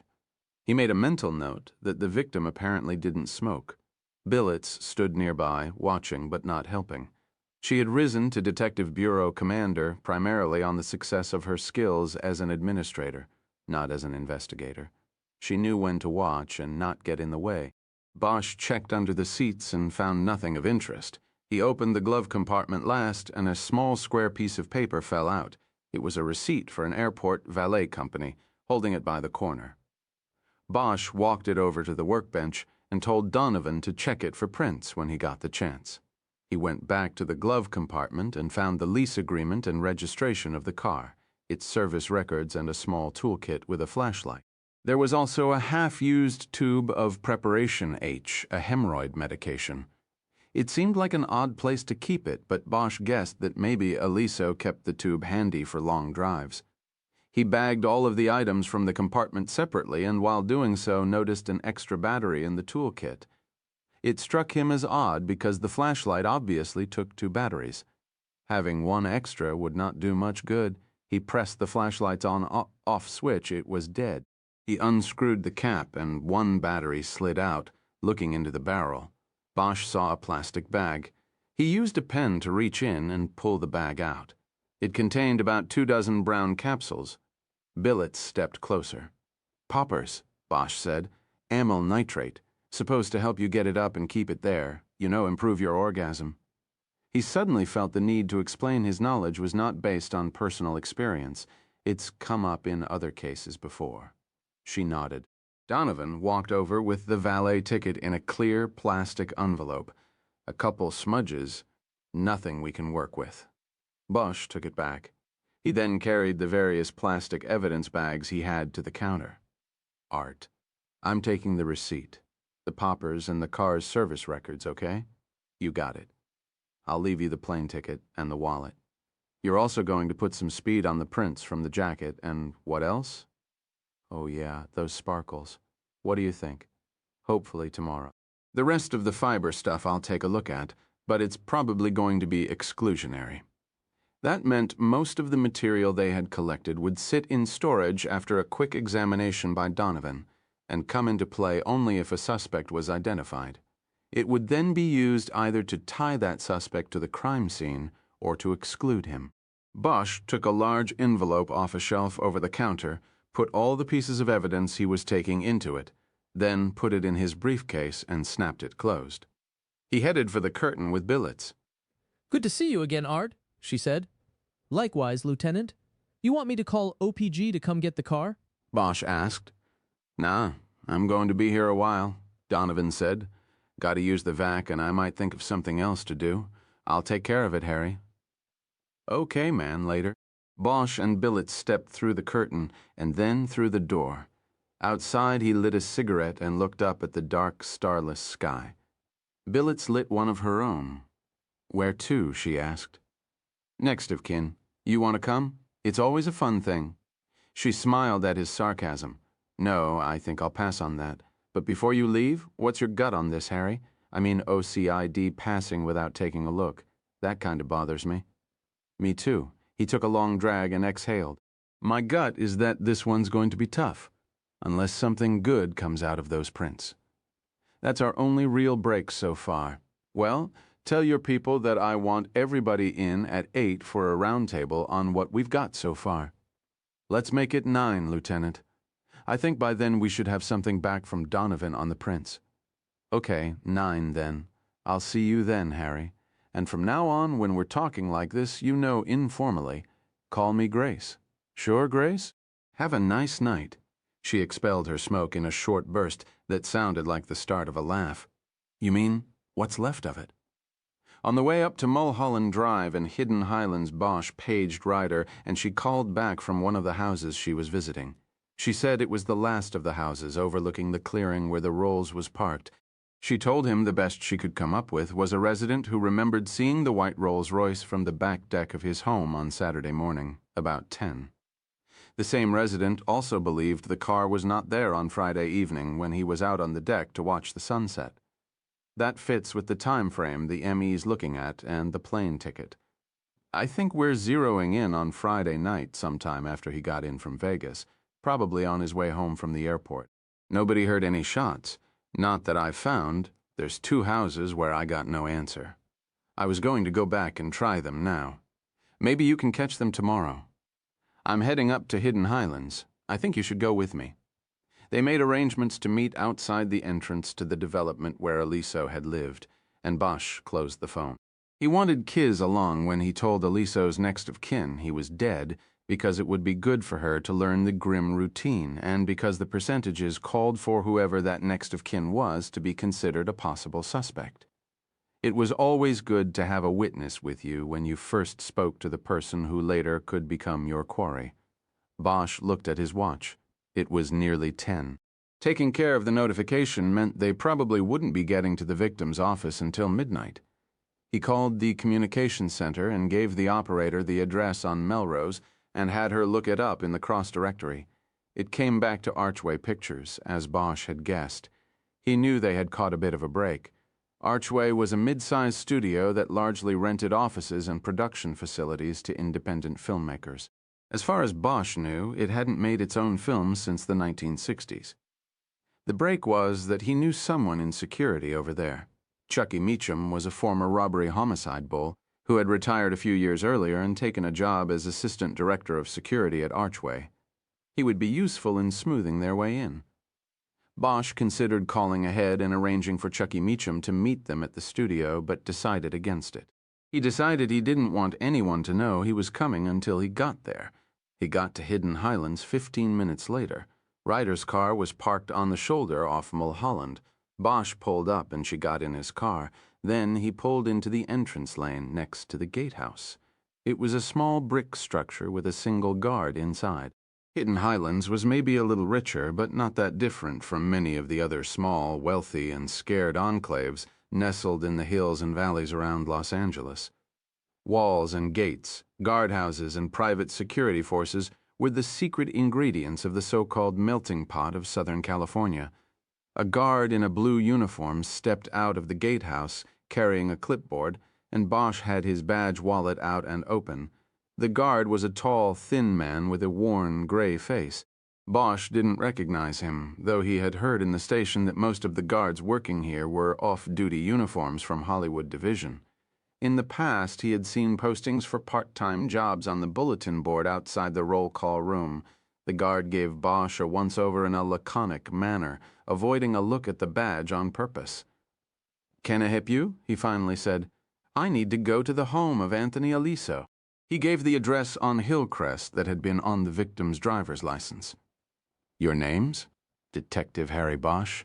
LAPD says it right here. This is Detective Kisman Ryder." He proffered the badge wallet, but it was still ignored. The guard was writing on his clipboard. Bosch saw his name tag said Nash. He also saw that the tin badge said Captain across it. "They expecting you at the Aliso place?" "I don't think so. It's police business." "Okay, but I've got to call ahead." "It's the development's rules, you know." "I prefer you didn't do that, Captain Nash." Bosch hoped his use of the security guard's title would win him over. Nash thought a moment. "Tell you what," he said. "You go on ahead and I'll come up with a reason for delaying making the call a few minutes. I'll just say I'm up here by myself tonight, and I got kind of busy if there's a complaint." He stepped back and reached in the open door of the gatehouse. He pressed a button on the inside wall and the crossguard went up. "Thanks, Captain. You work out of Hollywood?" Bosch knew he didn't. He could tell Nash wasn't even a cop. He didn't have the cold eyes of a cop. But Bosch was playing to him, just in case he became a useful source of information later on. "Nah," Nash said. "I'm full-time. That's why they made me captain of the watch. Everybody else is part-time out of Hollywood or West Hollywood sheriffs. I run the schedule." "Then, how'd you get stuck on the night shift on Sunday night?" "Everybody can use some OT now and then." Bosch nodded. "You're right about that. Hillcrest? Where's that?" "Oh, yeah, forgot. Take your second left. That's Hillcrest. The Aliso place is about the 6th house on the right. Nice view of the city from the pool." "Did you know him?" Ryder asked, leaning down so she could see Nash through Bosch's window. "Aliso?" Nash said, bending further to look in at her. He thought a moment. "Not really. Just like I know people when they come through here. I'm just the same to them as the pool man, I guess. I notice you asked, did I know him? Am I not going to get the chance?" "Smart man, Mr. Nash," Ryder said. She straightened up, finished with the conversation. Bosch nodded his thanks and drove through the gate to Hillcrest. As he passed the broad, manicured lawns surrounding houses the size of apartment buildings, he filled Ryder in on what he had learned at the print shed and from Edgar. He also admired the properties they were passing. Many of them were surrounded by walls or tall hedges that looked as though they were trimmed into sharp edges every morning. Walls within walls, Bosch thought. He wondered what the owners did with all of their space besides fearfully guard it. It took them 5 minutes to find the Aliso house on a cul-de-sac at the top of the hill. He passed through the open gates of an estate with a Tudor-style mansion set behind a circular driveway made of gray paver stones. Bosch got out with his briefcase and looked up at the place. It was intimidating in its size, but its style was not much to speak of. He wouldn't want it, even if he had the money. After getting to the door and pushing the doorbell button, he looked at Ryder. "You ever done this before?" "No, but I grew up in South L.A. A lot of drive-bys. I was around when people got the news." Bosch nodded. "Not to belittle that experience, but this is different. What is important is not what you hear said, it's what you observe." Bosch pushed the lighted button again. He could hear the bells sound from inside the house. He looked at Ryder and could tell she was about to ask a question, when the door was opened by a woman. "Mrs. Aliso?" Bosch asked. "Yes, Mrs. Aliso. I'm Detective Harry Bosch with the LAPD. This is my partner, Detective Kisman Ryder. We need to speak with you concerning your husband." He held out his badge wallet, and she took it from his hand. Usually they didn't do that. Usually they recoiled from it or looked at it like it was some strange and fascinating object not to be touched. "I don't under." She stopped when the sound of a phone ringing began somewhere behind her in the big house. "Would you excuse me a moment?" "I have to. That's probably Nash at the gate," he said. "He had to call ahead, but there was a lineup of cars behind us. I guess we beat him here. We need to come in to talk to you, ma'am." She stepped back in and opened the door wide for him. She looked about 5 to 10 years younger than her husband had been. She was maybe 40, attractive, with dark, straight hair and a trim build. She wore a lot of makeup on a face Bosch guessed had been sculpted at times by the surgeon's knife. Still, through the makeup she looked tired, worn. He could see her face was flushed pink, as though she might have been drinking. She wore a light blue dress that showed off her legs. They were tan, and the muscles still taut. Bosch could see she had been considered very beautiful at one time, but was sliding into that stage when a woman believes her beauty may be leaving, even if it isn't. Maybe that was why she had all the makeup on, Bosch guessed. Or maybe it was because she was still expecting her husband to show up. Bosch closed the door after they entered, and they followed the woman into a large living room with an incongruous mix of modern prints on the walls and French antiques on the thick white carpet. The phone was still ringing. She told Bosch and Ryder to sit down and then walked through the living room into another hallway, which she crossed to what looked like a den. He heard her answer the phone, tell Nash that the delay was all right, and hang up. She came back into the living room then and sat on a couch with a muted flower print. Bosch and Ryder took nearby chairs with a matching pattern. Bosch took a quick look around and saw no photographs in frames, only the artwork. It was always one of the first things he looked for when he had to quickly judge a relationship. "I'm sorry," he said. "I didn't get your name. Veronica Aliso." "What about my husband, Detective? Is he hurt?" Bosch leaned forward in his chair. No matter how many times he did this, he never got used to it, and he was never sure he was doing it the right way. "Mrs. Aliso, I'm very sorry, but your husband is dead. He was the victim of a homicide. I'm sorry to have to tell you this." He watched her closely, and she said nothing at first. She instinctively crossed her arms in front of her and brought her face down in a pained grimace. There were no tears. Not yet. In his experience, Bosch had seen them come either right away, as soon as they opened the door and saw him, and knew, or much later, when it sank in that the nightmare was reality. "I don't. How did this happen?" she asked, her eyes staring down at the floor. "He was found in his car. He'd been shot. In Las Vegas? No, here, not far. It looks like he was coming home from the airport when he was somehow stopped by somebody. We're not sure yet. His car was found off Mulholland Drive, down by the bowl." He watched her a little more. She still had not looked up.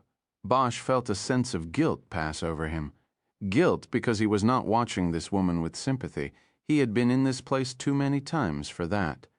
Instead, he watched her with an eye for false mannerisms. In these situations, his suspicion outweighed his compassion. It had to. "Can I get you anything, Mrs. Aliso?" Ryder asked. "Water? Do you have coffee? Do you want something stronger?" "No, I'm fine, thank you." It's just a terrible shock. Do you have any children in the house? Ryder asked. No, no children. Do you know what happened? Was he robbed? That's what we're trying to find out, Bosch said. Of course, can you tell me? Was there much pain? No, there was no pain, Bosch said. He thought of the tears welled in Tony Aliso's eyes. He decided not to tell her about that. It must be hard, your job, she said, telling people this sort of thing. He nodded and looked away. For a moment he thought of the old squad room joke about the easiest way to do next of kin notification. When Mrs. Brown opens the door, you say, "Are you the widow Brown?" He looked back at the widow Aliso. Why did you ask if it happened in Las Vegas? Because that was where he was. How long was he supposed to be there? I don't know.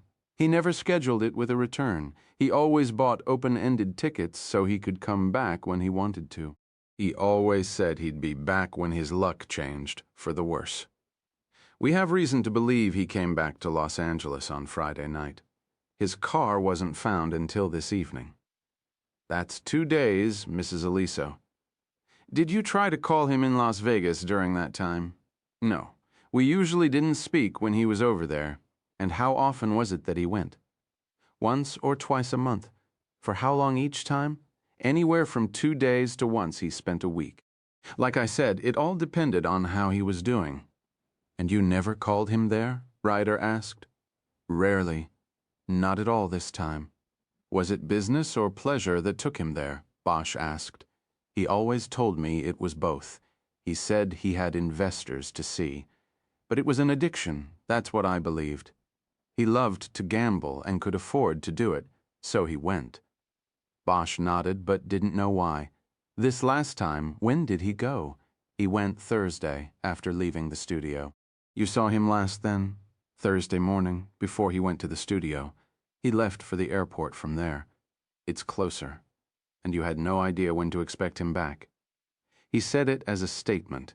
It was out there for her to challenge if she wanted to. To be honest, I was just beginning to wonder tonight. It usually doesn't take long for that place to separate a man from his money. I thought it was a little long, yes, but I didn't try to track him down. And then you came. What did he like to play over there? Everything. But poker the most. It was the only game where you weren't playing against the house. The house took a cut, but you were playing against the other players. That's how he explained it to me once. Only he called the other players schmucks from Iowa. Was he always alone over there, Mrs. Aliso? Bosch looked down at his notebook and acted as if he was writing something important and that her answer wasn't.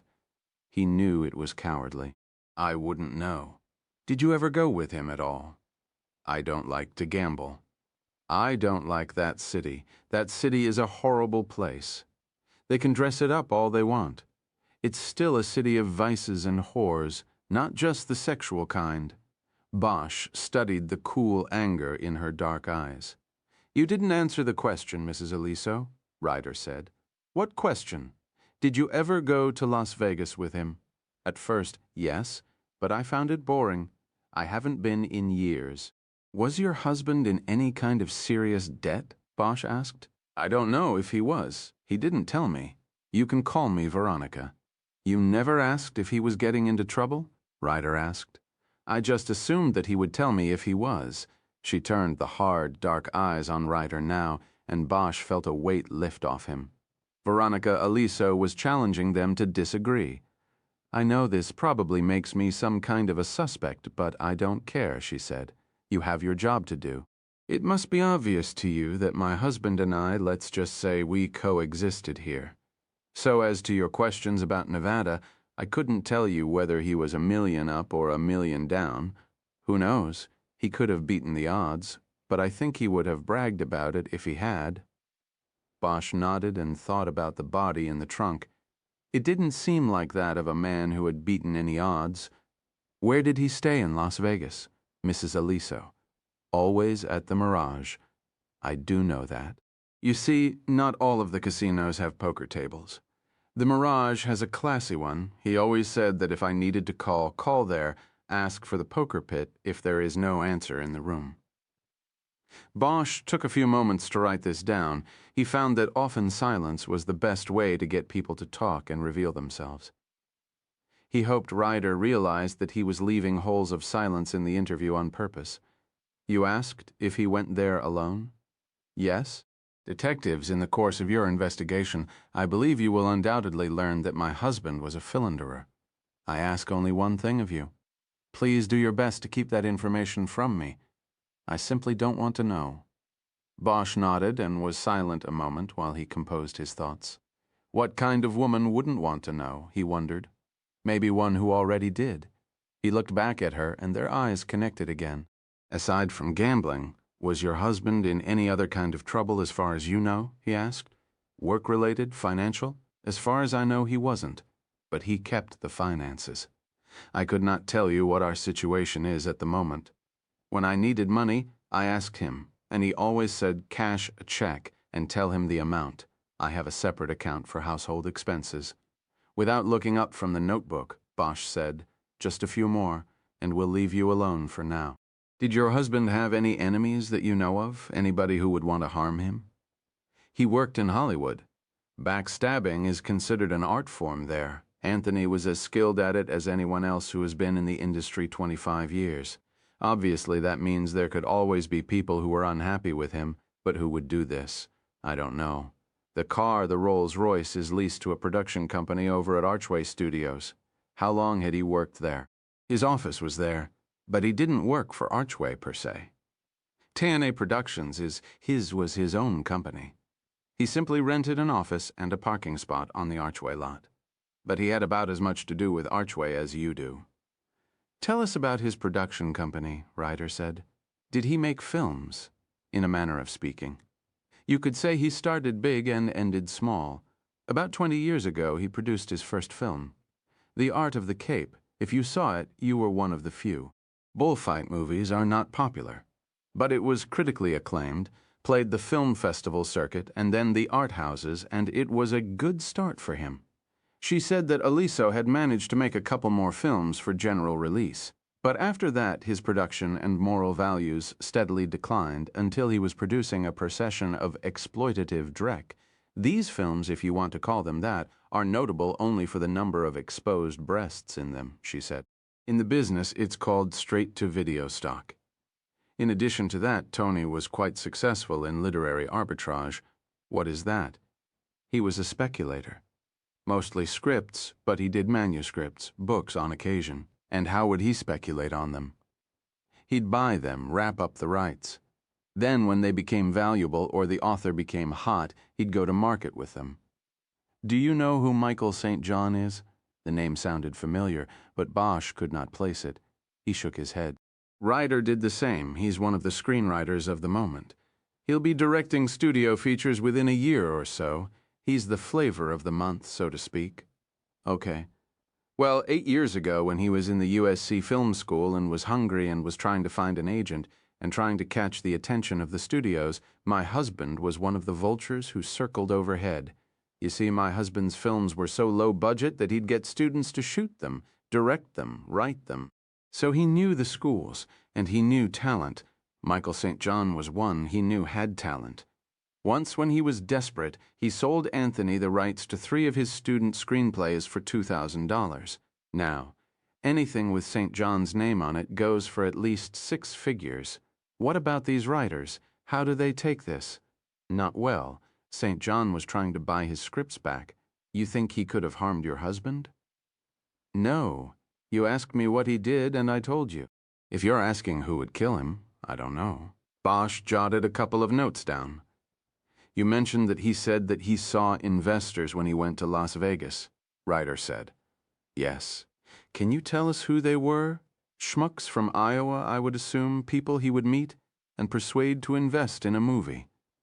You'd be surprised how many people jump at a chance to be part of a Hollywood movie, and Tony was a good salesman. He could make a $2 million budget flick sound like the sequel to Gone with the Wind. He convinced me. How so? He talked me into being in one of his movies once. That's how I met him. Made it sound like I was going to be the new Jane Fonda. You know, sexy but smart. It was a studio picture. Only the director was a coke addict, and the writer couldn't write, and the movie was so bad it was never released. That was it for my career, and Tony never made a studio picture again. He spent the rest of his life making video garbage, looking around the tall-ceilinged room at the paintings and furniture. Bosch said, "Doesn't look like he did too badly at it?" "No, he didn't," she responded. "I guess we have those people from Iowa to thank for that." Her bitterness was stifling.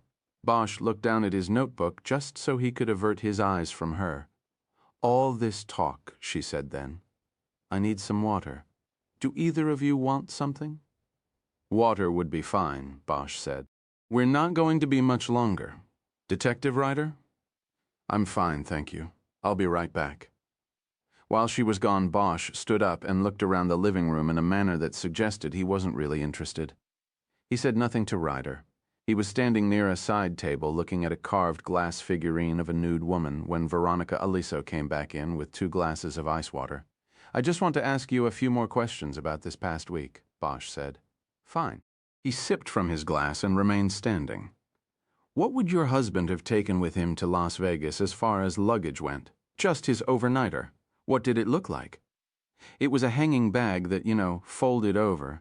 It was green with brown leather trim and straps. He had a name tag on it."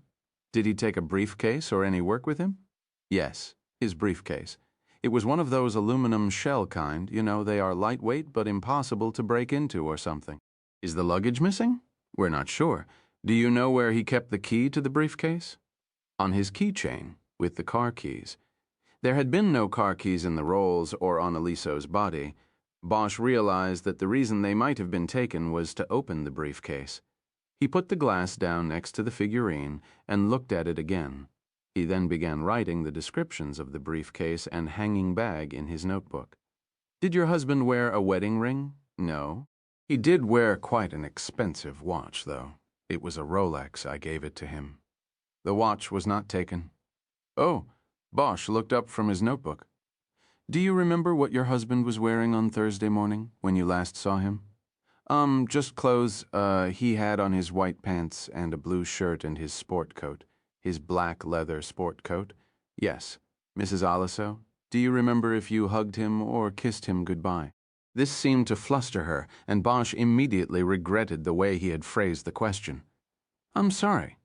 What I meant was that we found some fingerprints on the jacket, on the shoulder. And if you might have touched him there on the day he left, it could explain this piece of evidence." She was quiet a moment, and Bosch thought that she was finally going to begin to cry. But instead she said, "I might have, but I don't remember. I don't think I did." Bosch opened his briefcase and looked for a print screen. He found one in one of the pockets. It looked like a photo slide, but the center was a double-sided screen with ink between the screens. A thumb could be pressed on the A side, and a fingerprint would be imprinted on a card held against the B side. "I want to take your thumbprint so we can compare it to the print taken off the jacket. If you did not touch him there, then it might be a good lead for us." She stepped over to him, and he pressed her right thumb down on the print screen. When he was done, she looked at her thumb. "No ink. Yes, that's nice. No mess. We just started using these a few years ago." "The print on the jacket, did it belong to a woman?" He looked at her and held her eyes for a moment. "We won't know for sure until we get a match." As he put the card and the print screen back in the briefcase, he noticed the evidence bag containing the poppers. He took it out and held it up for her to look at. "Do you know what these are?" She narrowed her eyes and shook her head. "No, amyl nitrate poppers. Some people use them to enhance sexual performance and satisfaction. Do you know if your husband ever used these? You found them with him?" "Mrs. Aliso, I'd rather that you'd just answer my questions. I know this is difficult, but there are some things I can't tell you yet. I will when I can, I promise. No, he didn't use them with me.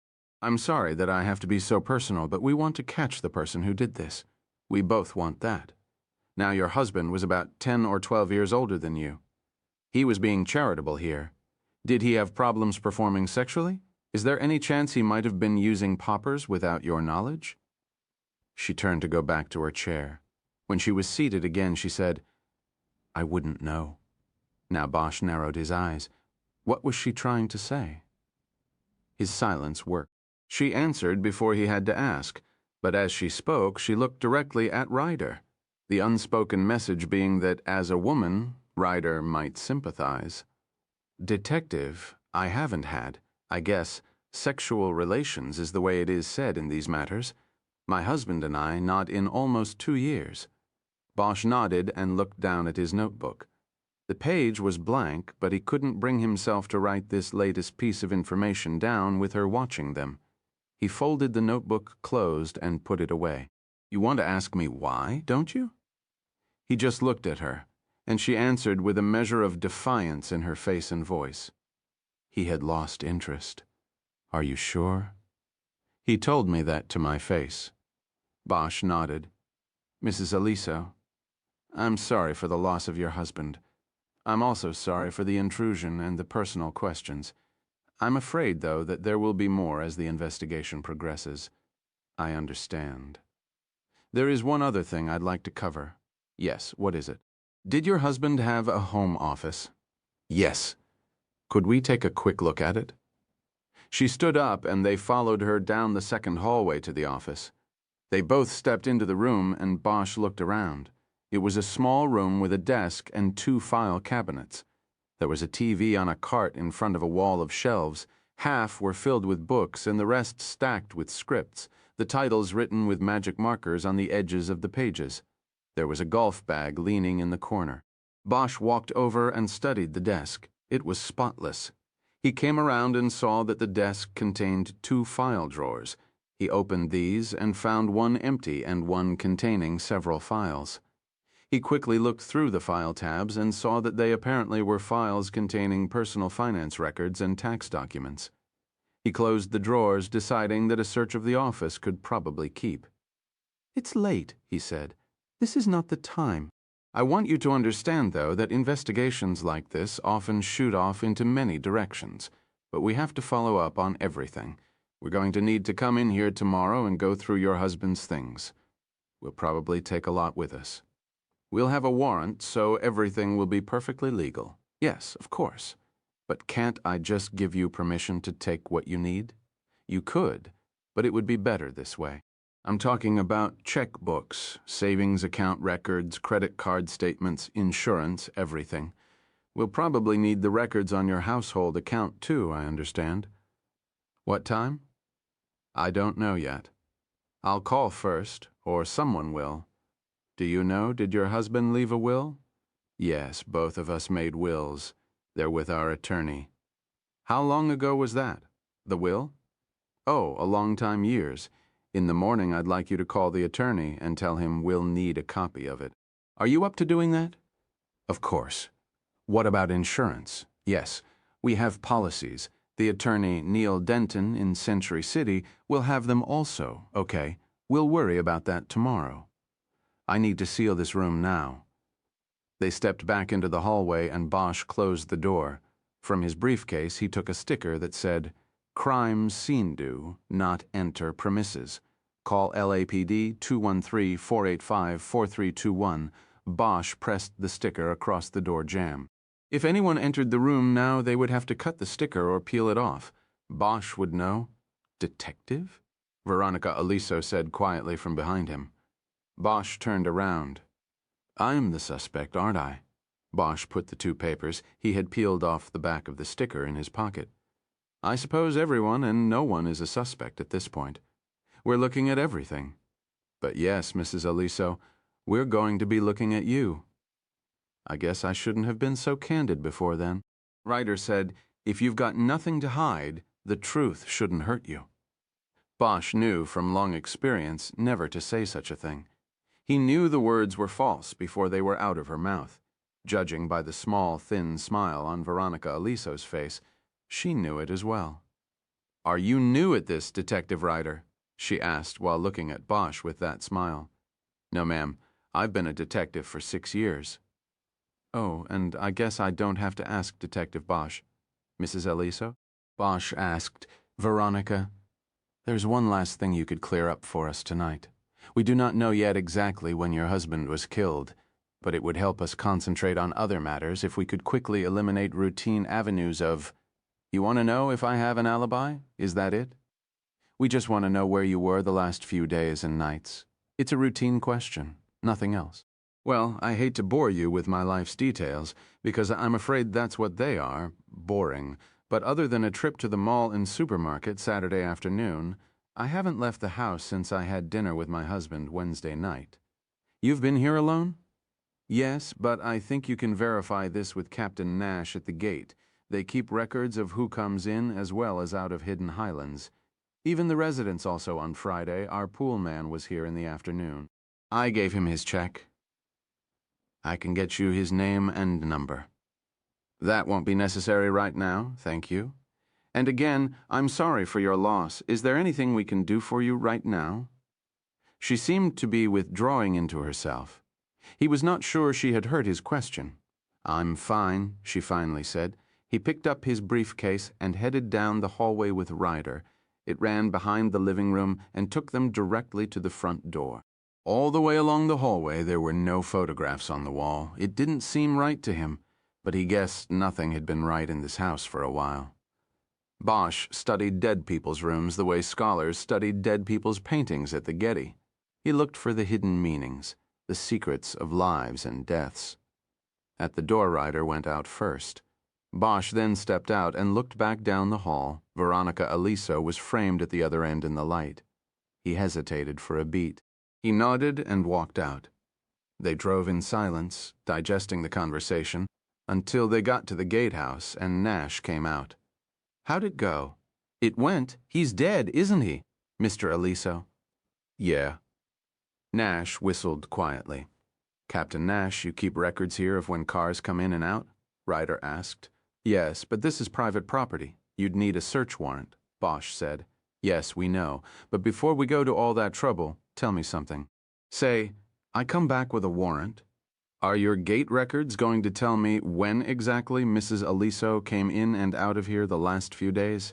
"Nope. It'll only tell you when her car did." "Gotcha." Bosch dropped off Ryder at her car and they drove separately down out of the hills to the Hollywood Division Station on Wilcox. On the way, Bosch thought about Veronica Aliso and the fury she seemed to hold in her eyes for her dead husband. He didn't know how it fit or if it even fit at all, but he knew they would be coming back to her. Ryder and Bosch stopped briefly in the station to update Edgar and pick up cups of coffee. Bosch then called Archway and arranged for the security office to call in Chucky Meacham from home. Bosch did not tell the duty officer who took the call what it was about or what office inside the studio they would be going to. He just told the officer to get Meacham there. At midnight, they went out the rear door of the station house, past the fenced windows of the drunk tank, and to Bosch's car. "So what did you think of her?" Bosch finally asked as he pulled out of the station lot.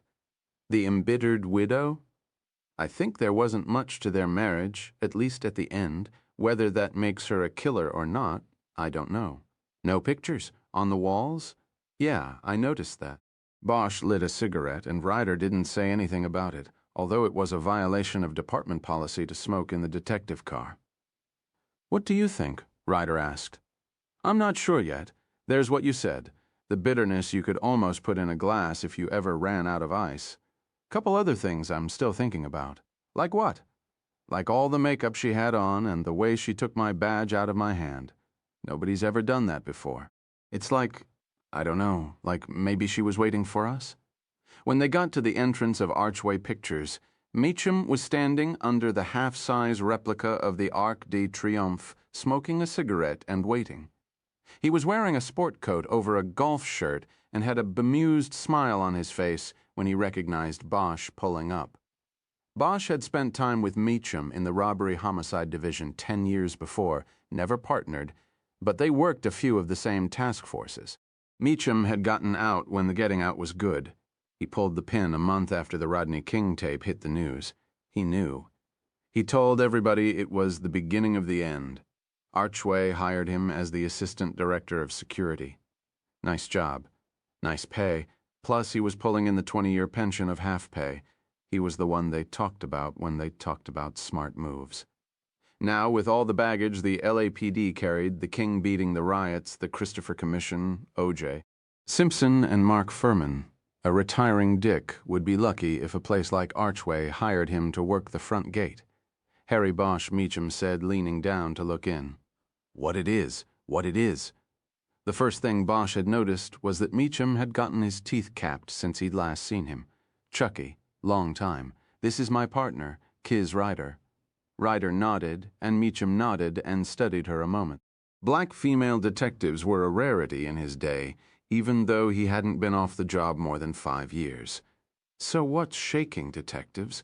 Why'd you want to go and pull me out of the hot tub? He smiled, showing off the teeth. Bosch guessed he knew that they had been noticed. We got a case. We want to take a look at the Vic's office. It's here. Who's the stiff? Anthony N. Aliso, TNA Productions. Meacham crinkled his eyes. He had the deep tan of a golfer who never misses his Saturday morning start and usually gets away for at least 9 once or twice during the week. Doesn't do anything for me, Harry. You sure he... Look it up, Chuck. He's here, was... All right, tell you what. Park the car over in the main lot and we'll go back to my office. Grab a cup and look this guy up. He pointed toward a lot directly through the gate, and Bosch did as instructed. The lot was almost empty and was next to a huge sound stage with an outside wall painted powder blue with puffs of white clouds. It was used for shooting exteriors when the real sky was too brown with smog. They followed Meacham on foot to the studio security offices. Entering the suite, they passed by a glass-walled office in which a man in a brown Archway security outfit sat at a desk surrounded by banks of video monitors. He was reading the Times sports page, which he quickly dropped into a trash can next to the desk when he saw Meacham. Bosch saw that Meacham didn't seem to notice because he had been holding the door open for them. When he turned, he casually saluted the man in the glass office and led Bosch and Ryder back to his office. Meacham slid in behind his desk and turned to his computer. The monitor screen depicted an intergalactic battle among assorted spaceships. Meacham hit one key and the screensaver disappeared. He asked Bosch to spell Aliso's name and he punched it into the computer. He then tilted the monitor so Bosch and Ryder couldn't see the screen. Bosch was annoyed by this, but he didn't say anything. After a few moments, Meacham did. You're right, he was here. Tyrone Power Building had one of the little cubbyholes they rent to non-players, 3 office suite, 3 losers. They share a secretary who comes with the rent. How long's he been here? That say? Yeah, almost 7 years. What else you got there? Meacham looked at the screen. Not much. No record of problems. He complained once about somebody dinging his car in the parking lot. Says here he drove a Rolls Royce. Probably the last guy in Hollywood who hadn't traded in his Rolls on a Range Rover. That's tacky, Bosch. Let's go take a look. Well, I'll tell you what. Why don't you and Detective Riley go out there and grab a cup of joe while I make a call about that? I'm not sure what our procedure is for this. First of all, Chuck, it's Ryder, not Riley, and second, we're running a homicide investigation here. Whatever your procedures are, we are expecting you to allow us access. You're on private property here, buddy. You've got to keep that in mind. I will. Bosch stood up.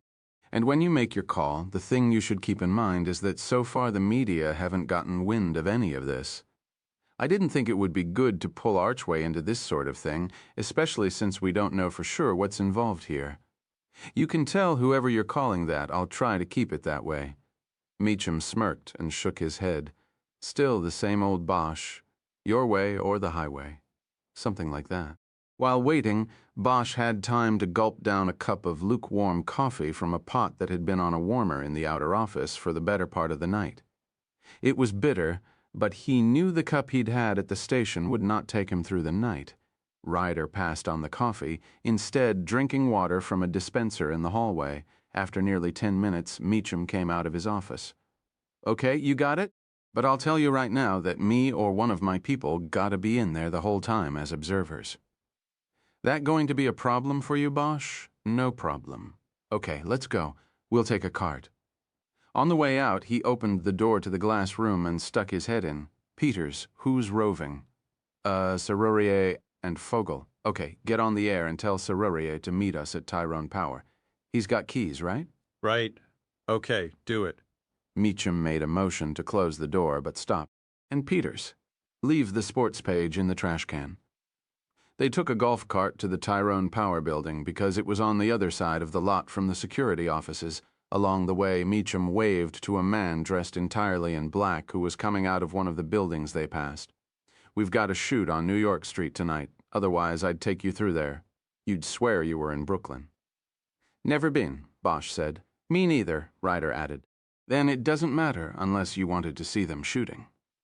The Tyrone Power Building will be just fine. Fine." When they got there, another uniformed man was waiting. Serrurier, at Meacham's instructions, he first unlocked a door to reception area that served the 3 separate offices of the suite, then the door to the office Aliso had used. Meacham then told him to go back out on roving patrol of the studio. Meacham's calling it a closet was not too far off. Aliso's office was barely large enough for Bosch, Ryder, and Meacham to stand in together without having to smell each other's breath. It contained a desk with a chair behind it and 2 more clothes in front of it. Against the wall behind the desk was a 4-drawer file cabinet. The left wall was hung with framed one-sheets advertising 2 classic films, Chinatown and The Godfather, both of which had been made down the street at Paramount. Aliso had counted these on the right wall with framed posters of his own efforts, The Art of the Cape and Casualty of Desire. There were also smaller frames of photos depicting Aliso with various celebrities, many of the shots taken in the same office with Aliso and the celebrity of the moment standing behind the desk smiling. Bosch first studied the 2 posters. Each one carried the imprimatur along the top Anthony Aliso Presents. But it was the second poster, for Casualty of Desire, that caught his attention. The artwork beneath the title of the film showed a man in a white suit carrying a gun down at his side, a desperate look on his face. In larger scale, a woman with flowing dark hair that framed the image looked down on him with sultry eyes. The poster was a rip-off of the scene depicted in the Chinatown poster on the other wall. But there was something entrancing about it. The woman, of course, was Veronica Aliso, and Bosch knew that was one reason why. "Nice-looking woman," Meacham said from behind him. "His wife?" "I see that." "Second billing, only I never heard of her." Bosch nodded at the poster. "I think this was her shot. Well, like I said, nice-looking gal. I doubt she looks like that anymore." Bosch studied the eyes again and remembered the woman he had seen just an hour ago. The eyes were still as dark and gleaming, a little cross of light at the center of each. Bosch looked away and began to study the framed photos. He immediately noticed that one of them was of Dan Lacey, the actor who had portrayed Bosch 8 years earlier in a miniseries about the search for a serial killer. The studio that had produced it had paid Bosch and his then-partner a lot of money to use their names and technical advice. His partner took the money and retired to Mexico. Bosch bought a house in the hills. He couldn't run. He knew the job was his life. He turned and took in the rest of the small office. There were shelves against the wall near the door, and these were piled with scripts and videotapes.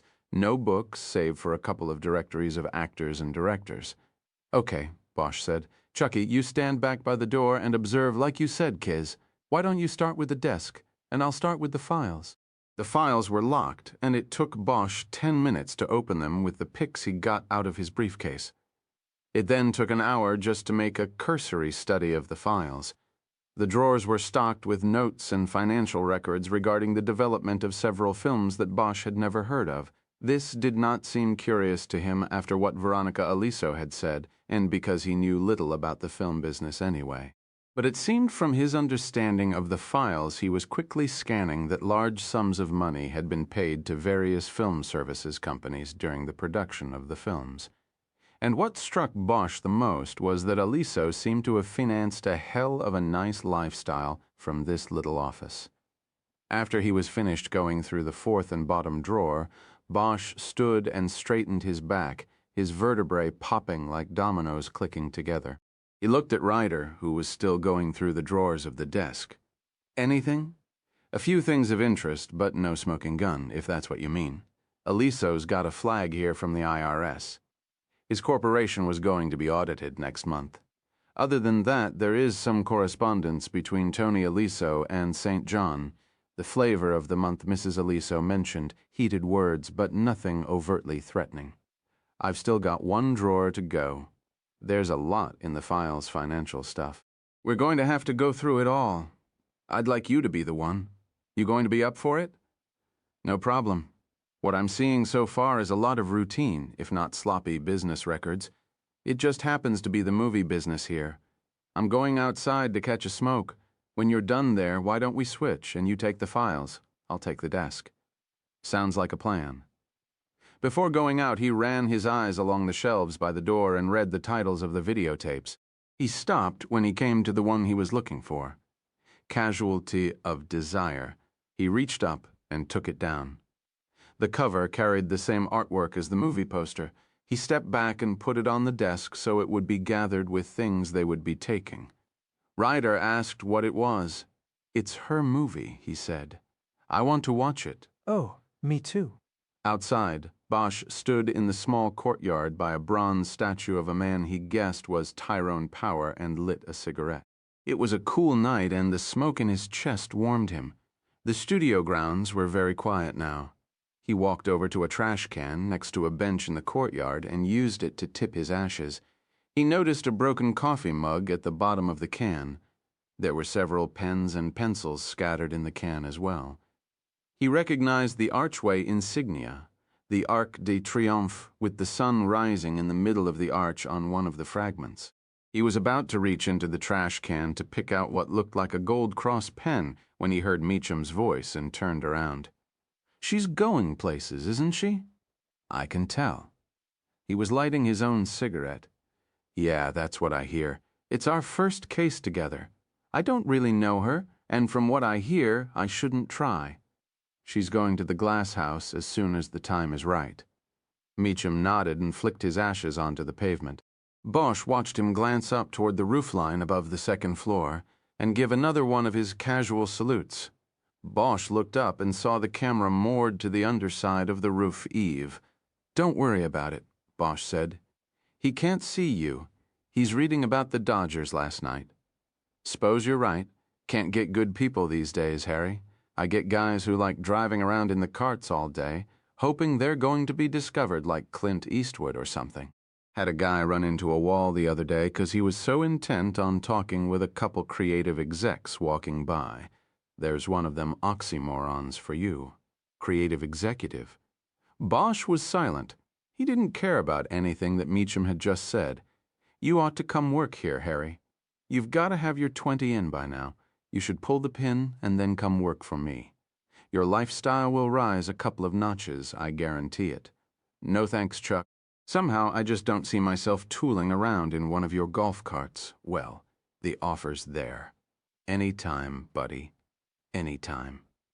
Bosch put his cigarette out on the side of the trash can and dropped the dead butt inside. He decided that he didn't want to go picking through the can with Meacham watching. He told Meacham he was heading back in. Bosch, I gotta tell you something. Bosch looked back at him and Meacham raised his hands. We're going to have a problem if you want to take anything out of that office without a warrant. I mean, I heard what you said about that tape, and now she's in there stacking stuff on the desk to go, but I can't let you take anything. Then you're going to be here all night, Chuck. There are a lot of files in there and a lot of work to do. It'd be a lot easier for us to haul it all back to the bureau now. I know that. I've been there. But this is the position I've been instructed to take. We need the warrant. Bosch used the phone on the receptionist's desk to call Edgar, who was still in the detective bureau just beginning the paperwork the case would generate. Bosch told him to drop that work for the moment and start drawing up search warrants for all financial records in Aliso's home and the Archway offices and any being held by his attorney. You want me to call the duty judge tonight? Edgar asked. It's almost 2 in the morning. Do it, Bosch said. When you have 'em signed, bring them out here to Archway and bring some boxes. Edgar groaned. He was getting all the shit work. Nobody liked waking up a judge in the middle of the night. I know, Jerry. But it's got to be done. Anything else going on? No. I called the Mirage, talked to a guy in security. The room Aliso used was rebooked over the weekend. It's open now, and he's got a hold on it, but it's spoiled. Probably. Okay, man, next time you'll eat the bear. Get on those warrants. In Aliso's office, Ryder was already looking through the files. Bosch told her Edgar was working on a warrant and that they would have to draw up an inventory for Machem. He also told her to take a break if she wanted, but she declined. Bosch sat down behind the desk. It had the usual clutter. There was a phone with a speaker attachment, a Rolodex, a blotter, a magnetic block that held paper clips to it, and a wood carving that said TNA Productions in script. There was also a tray stacked with paperwork. Bosch looked at the phone and noticed the redial button. He lifted the handset and pushed the button. He could tell by the quick procession of tones that the last call made on the phone had been long distance. After 2 rings, it was answered by a female voice. There was loud music in the background. "Hello?" she said. "Yes, hello, who's this?" She giggled. "I don't know who's this. I might have the wrong number. Is this Tony's?" "No, it's Dolly's." "Oh, Dolly's? Okay, then where are you located?" She giggled again. "On Madison." "Where do you think? How do you think we got the name?" "Where's Madison?" "We're in North Las Vegas." "Where are you coming from?" "The Mirage." "Okay, just follow the boulevard out front to the north. You go all the way past downtown and past a bunch of cruddy areas and into North Las Vegas. Madison is your 3rd light after you go under the overpass. Take a left, and we're a block down on the left. What's your name again?" It's Harry. "Well, Harry, I'm Rhonda," as in Bosch said nothing. "Come on, Harry, you're supposed to say, 'Help me, Rhonda, help me, Rhonda.'" She sang the line from the old Beach Boys song. "Actually, Rhonda, there is something you can help me with," Bosch said. "I'm looking for a buddy of mine, Tony Aliso. He been in there lately?" Haven't seen him this week. Haven't seen him since Thursday or Friday. I was wondering how you got the dressing room number. "Yeah, from Tony. Well, Layla isn't here tonight, so Tony wouldn't be coming in anyway, I don't think. But you can come on out. He don't have to be here for you to have a good time." "Okay, Rhonda, I'll try to swing by." Bosch hung up. He took a notebook out of his pocket and wrote down the name of the business he had just called, the directions to it, and the names Rhonda and Layla. He drew a line under the second name. "What was that?" Ryder asked. "A lead in Vegas." He recounted the call and the inference made about the person named Layla. Ryder agreed that it was something to pursue, then went back to the files. Bosch went back to the desk. He studied the things on top of it before going to the things in it. "Hey, Chucky," he asked. Machem, leaning against the door with his arms folded in front of him, raised his eyebrows by way of response. "He's got no phone tape?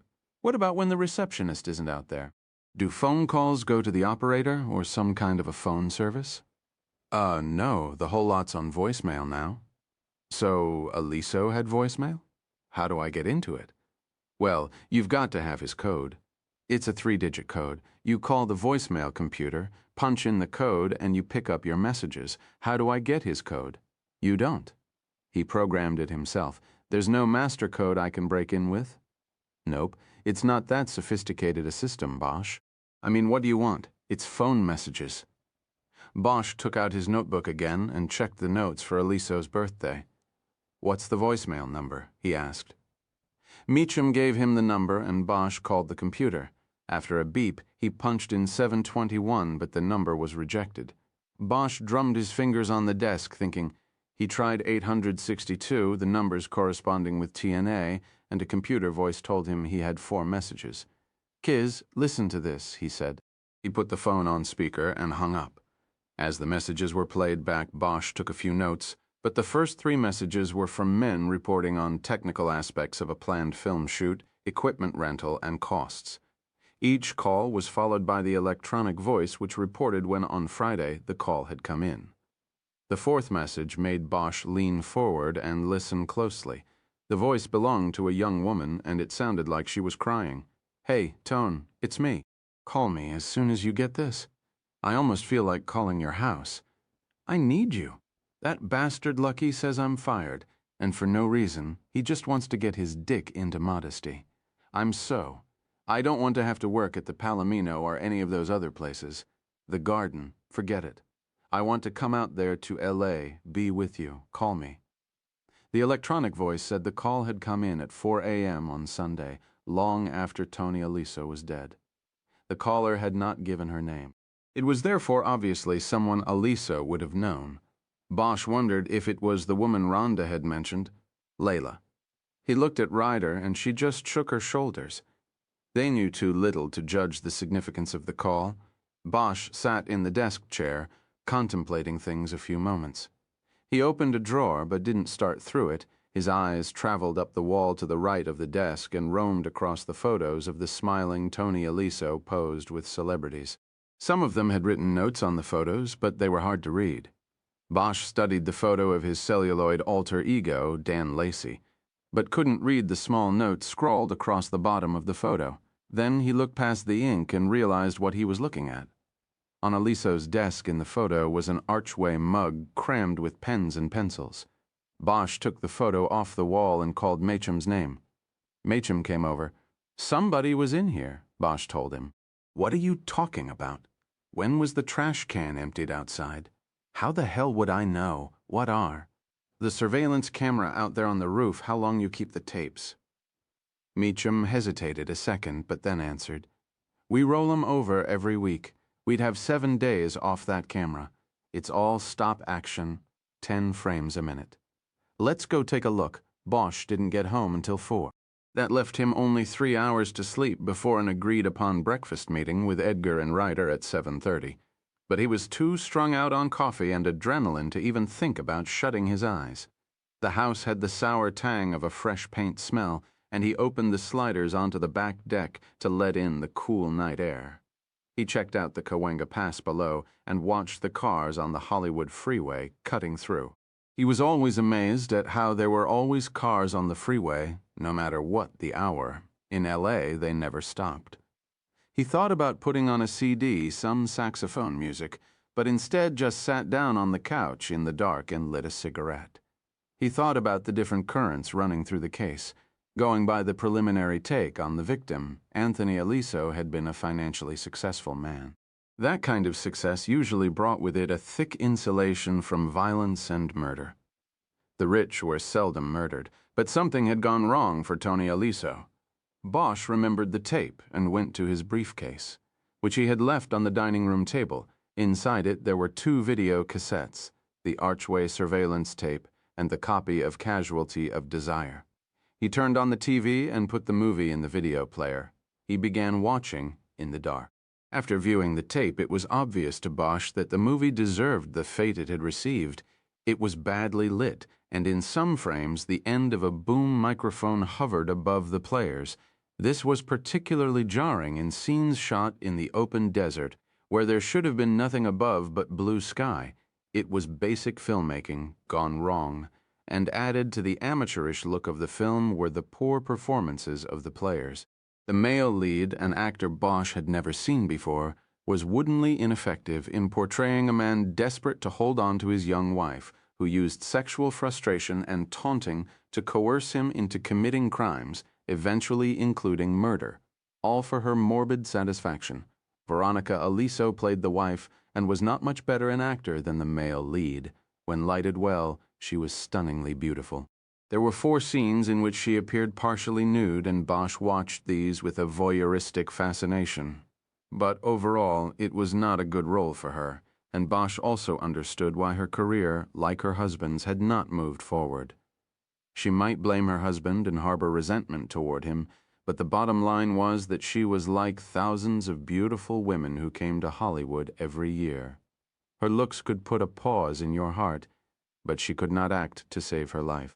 In the climactic scene of the film, in which the husband was apprehended and the wife cut him loose with the cops, she delivered her lines with the conviction and weight of a blank page of typing paper.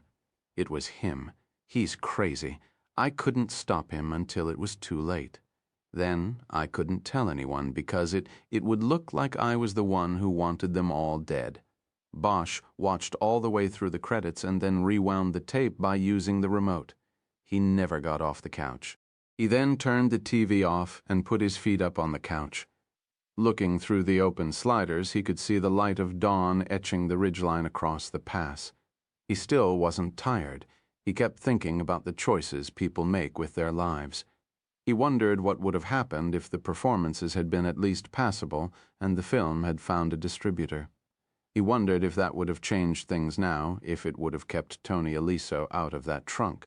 The meeting at the station with billets didn't start until 9:30. Though the squad room was deserted because of the holiday, they all rolled chairs into the lieutenant's office and closed the door. Billets started things off by saying that members of the local media, apparently having picked up on the case by checking the coroner's overnight log, were already beginning to take a more than routine interest in the Aliso murder. Also, she said, the department weight all the way up the line was questioning whether the investigation should be turned over to the elite robbery homicide division. This, of course, grated on Bosch. Earlier in his career he had been assigned to RHD. But then a questionable on-duty shooting resulted in his demotion to Hollywood, and so it was particularly upsetting to him to think of turning over the case to the big shots downtown. If OCED had been interested, that would have been easier to accept. But Bosch told billets that he could not accept turning the case over to RHD after his team had spent almost an entire night without sleep on it and had produced some viable leads. Ryder jumped in and agreed with him. Edgar, still riding his sulk over, being put on the paperwork, remained silent. "Your point is well taken," Billett said. "But when we're done here, I have to call Captain Lavalley at home and convince her we've got a handle on this. So let's go over what we have. You convince me, I'll convince her. She'll then let them know how we feel about it, downtown." Bosch spent the next 30 minutes talking for the team and carefully recounting the night's investigation. The detective squad's only television, VCR, was kept in the lieutenant's office because it wasn't safe to leave it unlocked, even in a police station.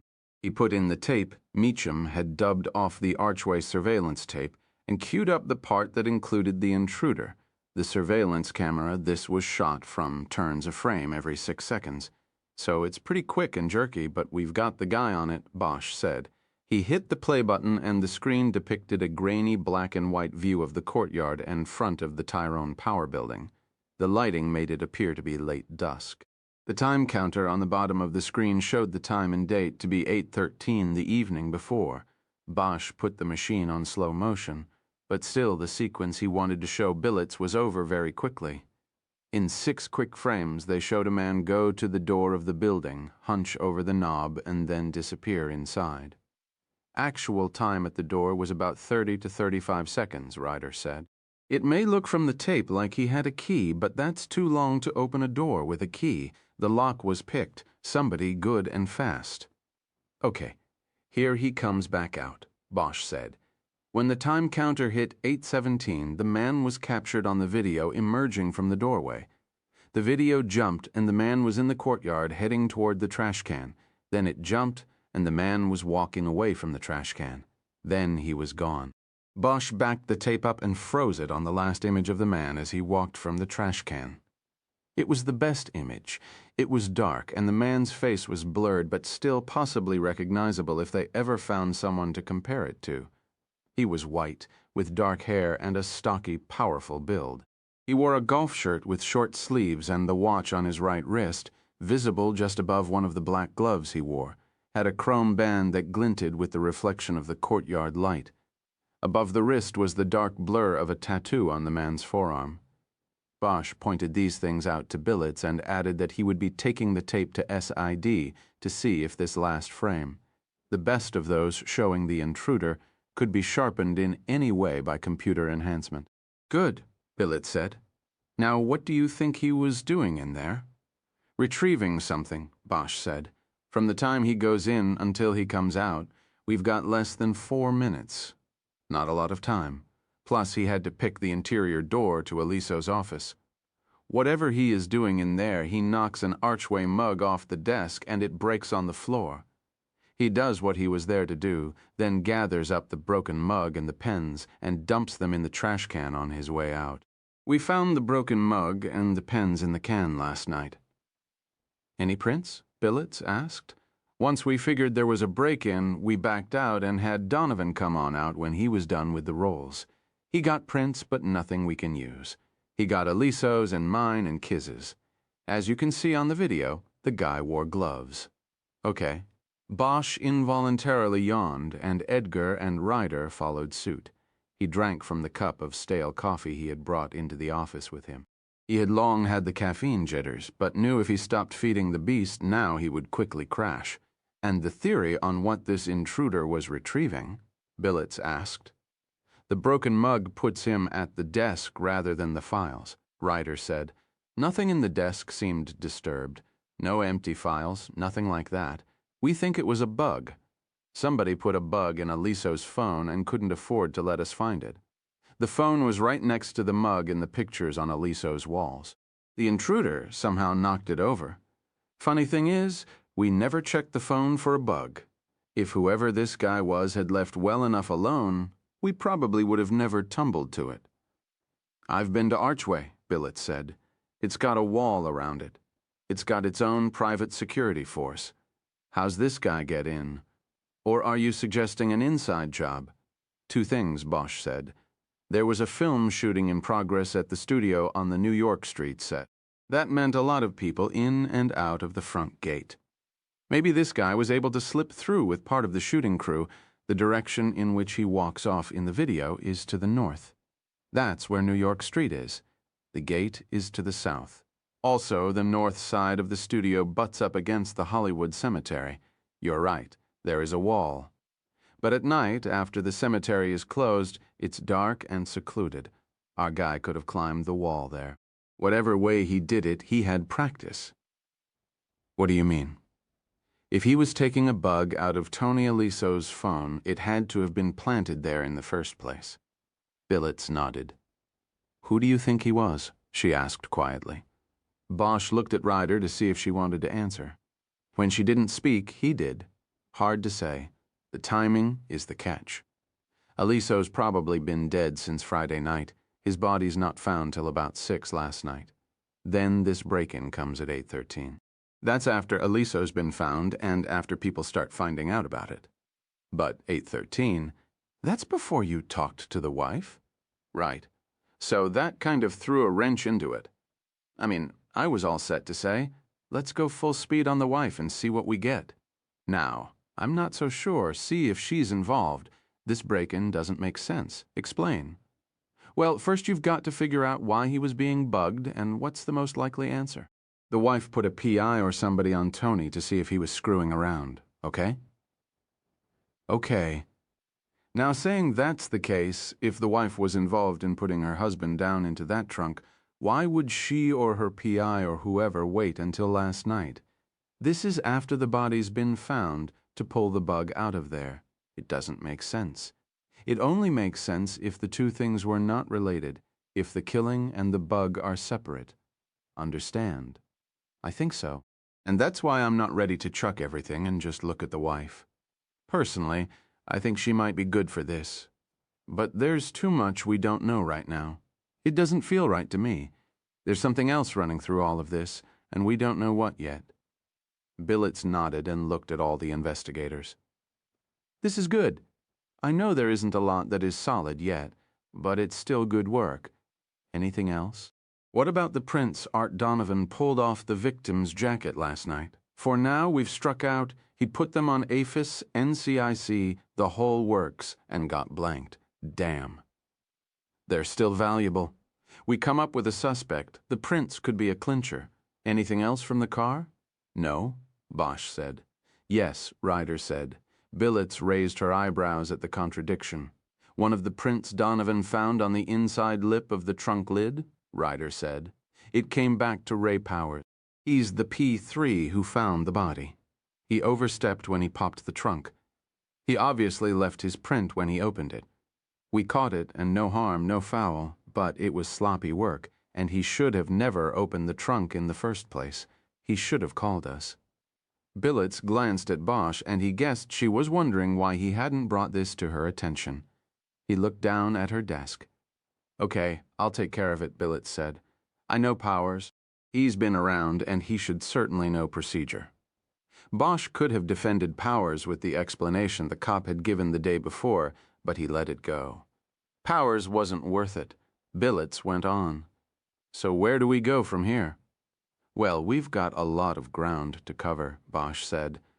I once heard this story about a sculptor, and somebody asked him how he turned a block of granite into a beautiful statue of a woman, and he said that he just chips away everything that isn't the woman.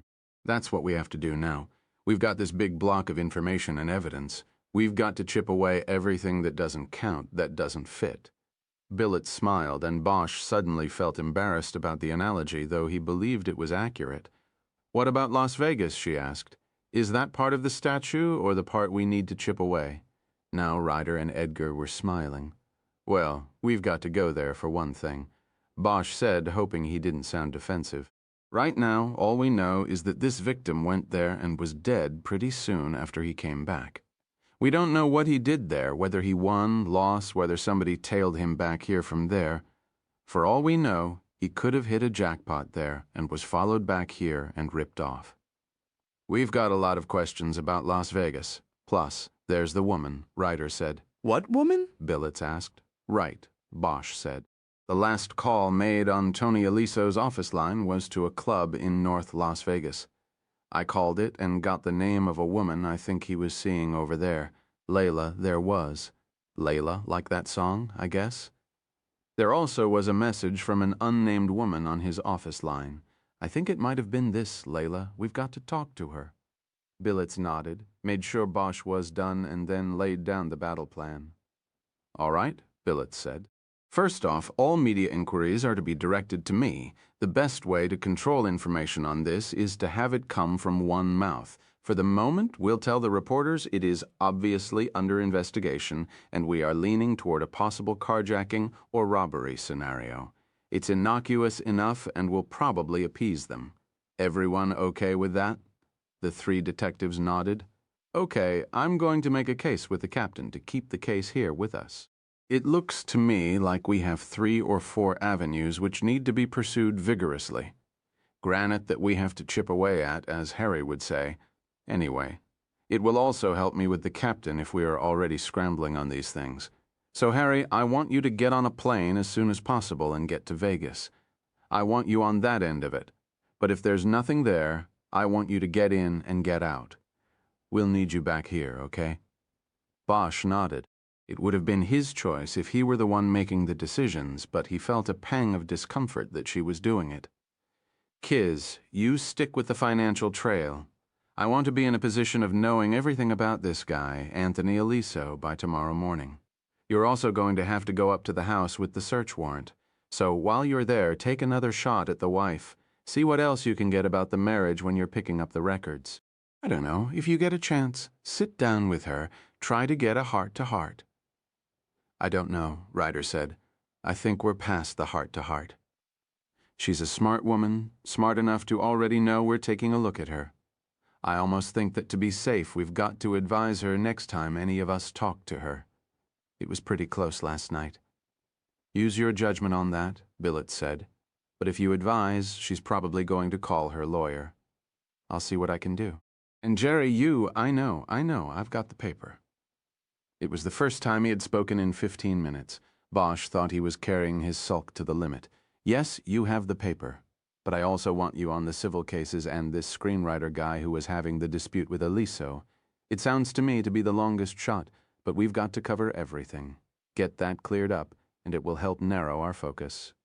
Edgar mock saluted her. Also, she said, while Harry's putting together the trail in Vegas, I want you to put it together from the airport here. We've got his parking stub. I think you should start there. When I talk to the media, I'll also give a detailed description of the car. Can't be that many white clouds around and say we're looking for anyone who might have seen it Friday night. I'll say we're trying to recreate the victim's ride from the airport. Maybe we'll get lucky and get some help from the John Q's out there. Maybe, Edgar said. Okay then, let's do it, Billets said. The three of them stood up while Billets stayed seated.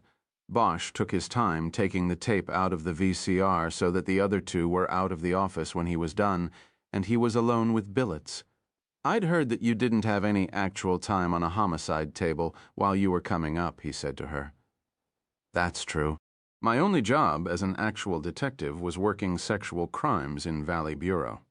Well, for what it's worth, I would have assigned things just the way you just did. But did it annoy you that I did it instead of you? Bosch thought a moment. I'll get over it. Part 2. Bosch fell asleep a few minutes after belting himself into a window seat on the Southwest shuttle from Burbank to Las Vegas. It was a deep, dreamless sleep, and he didn't wake until the clunk of the landing gear hitting the tarmac jolted him forward. As the plane taxied to its gate, he came out of the fog and felt himself re-energized by the hour-long rest. It was high noon and 104 degrees when he walked out of the terminal. As he headed toward the garage where his rental car was waiting, he felt his newfound energy being leached away by the heat. After finding his car in its assigned parking stall, he put the air conditioning on high and headed toward the Mirage. Bosch had never liked Las Vegas, though he came often on cases. It shared a kinship with Los Angeles. Both were places desperate people ran to.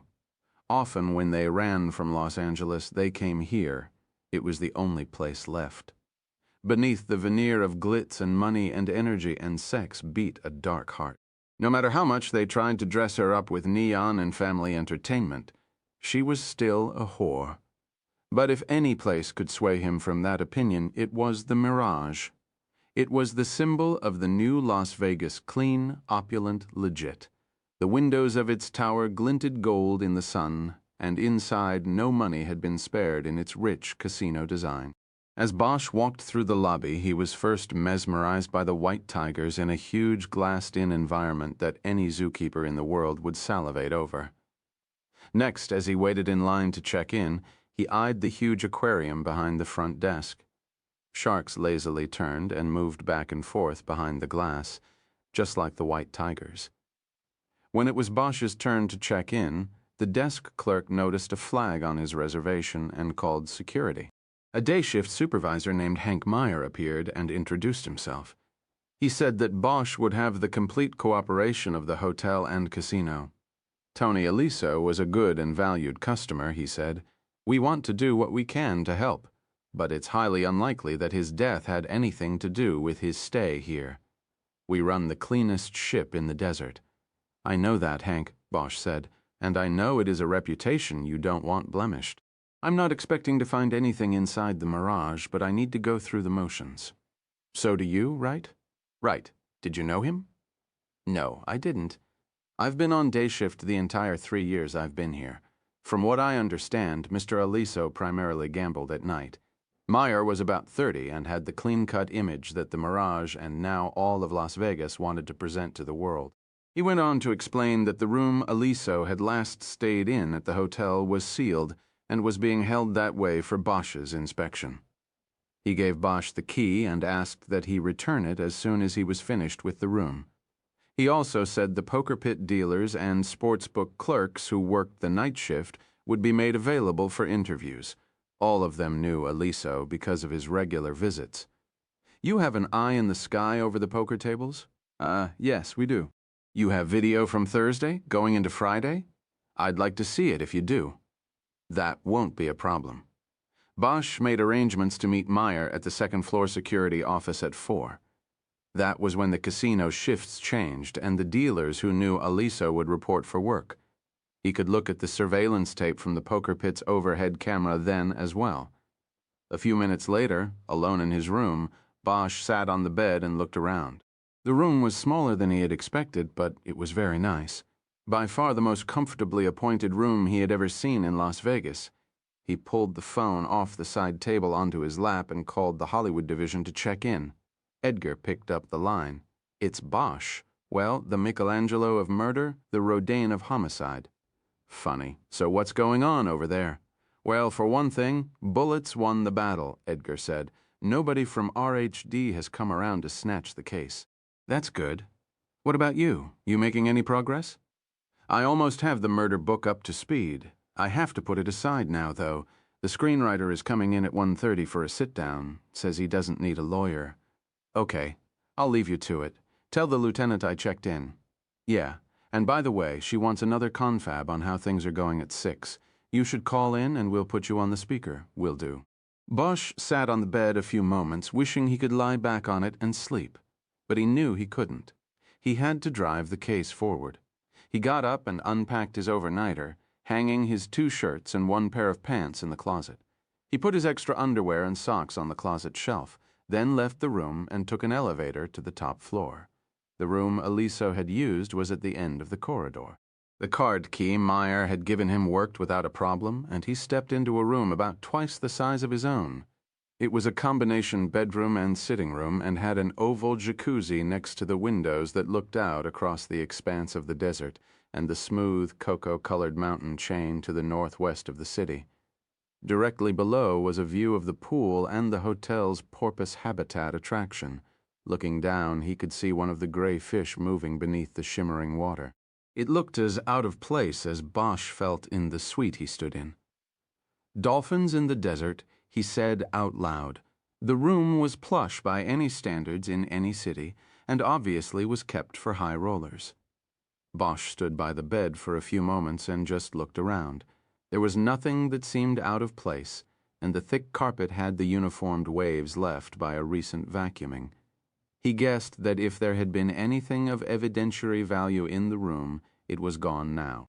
But still, he went through the motions. He looked under the bed and in the drawers. Behind the bureau, he found a matchbook from a local Mexican restaurant called La Fuentes, but there was no telling how long it had been there.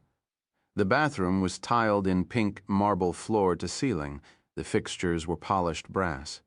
Bosch looked around for a moment, but saw nothing of interest. He opened the glass door to the shower stall and looked in, and also found nothing.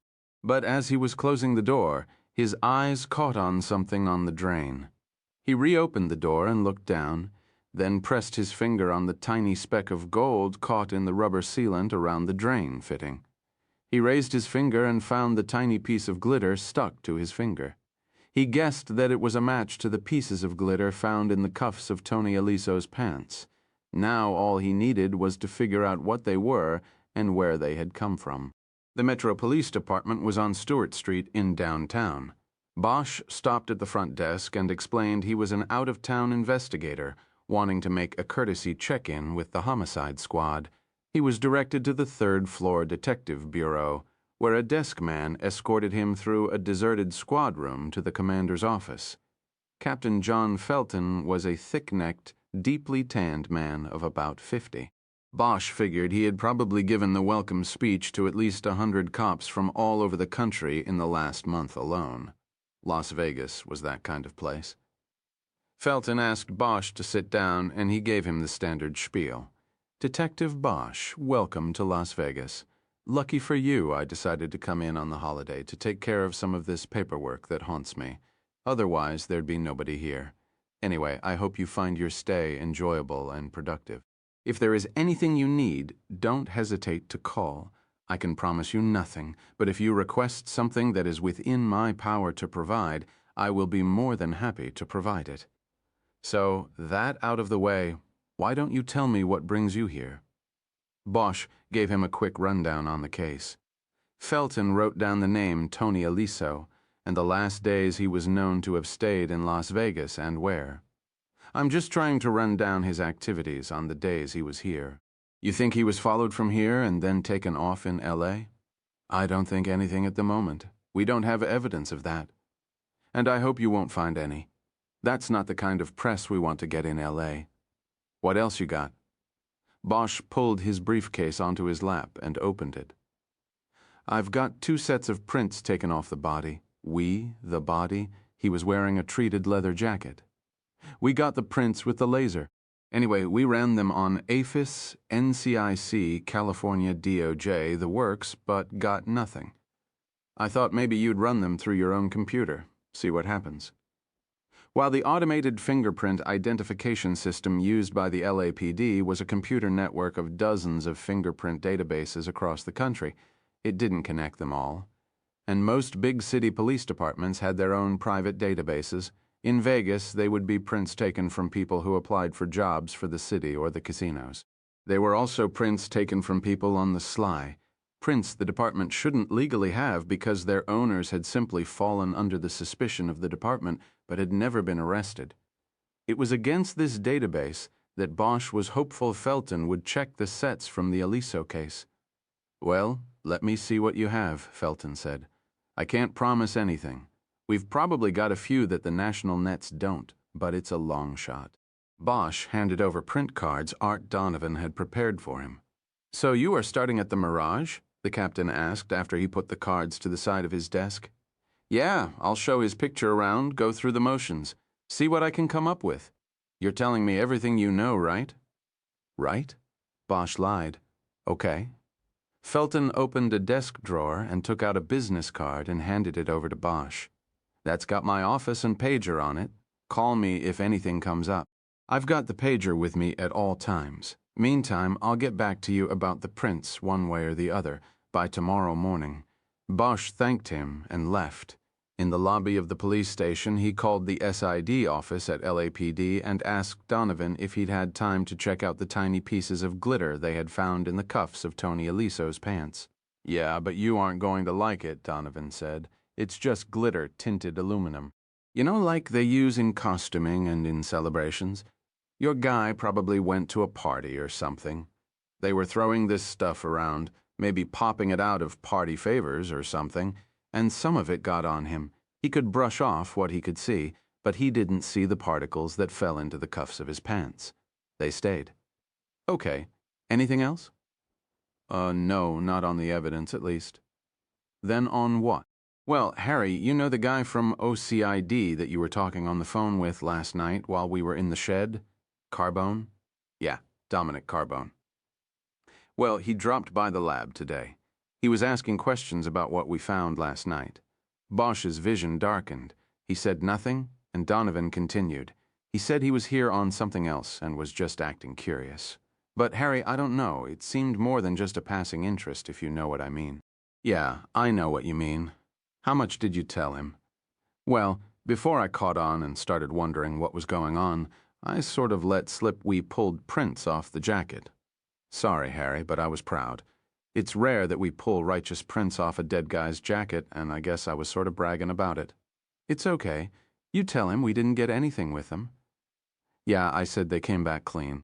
But then he asked for a copy of the set, said he might be able to do something with them, whatever that means." "What did you do?" "What do you think I gave him a set?"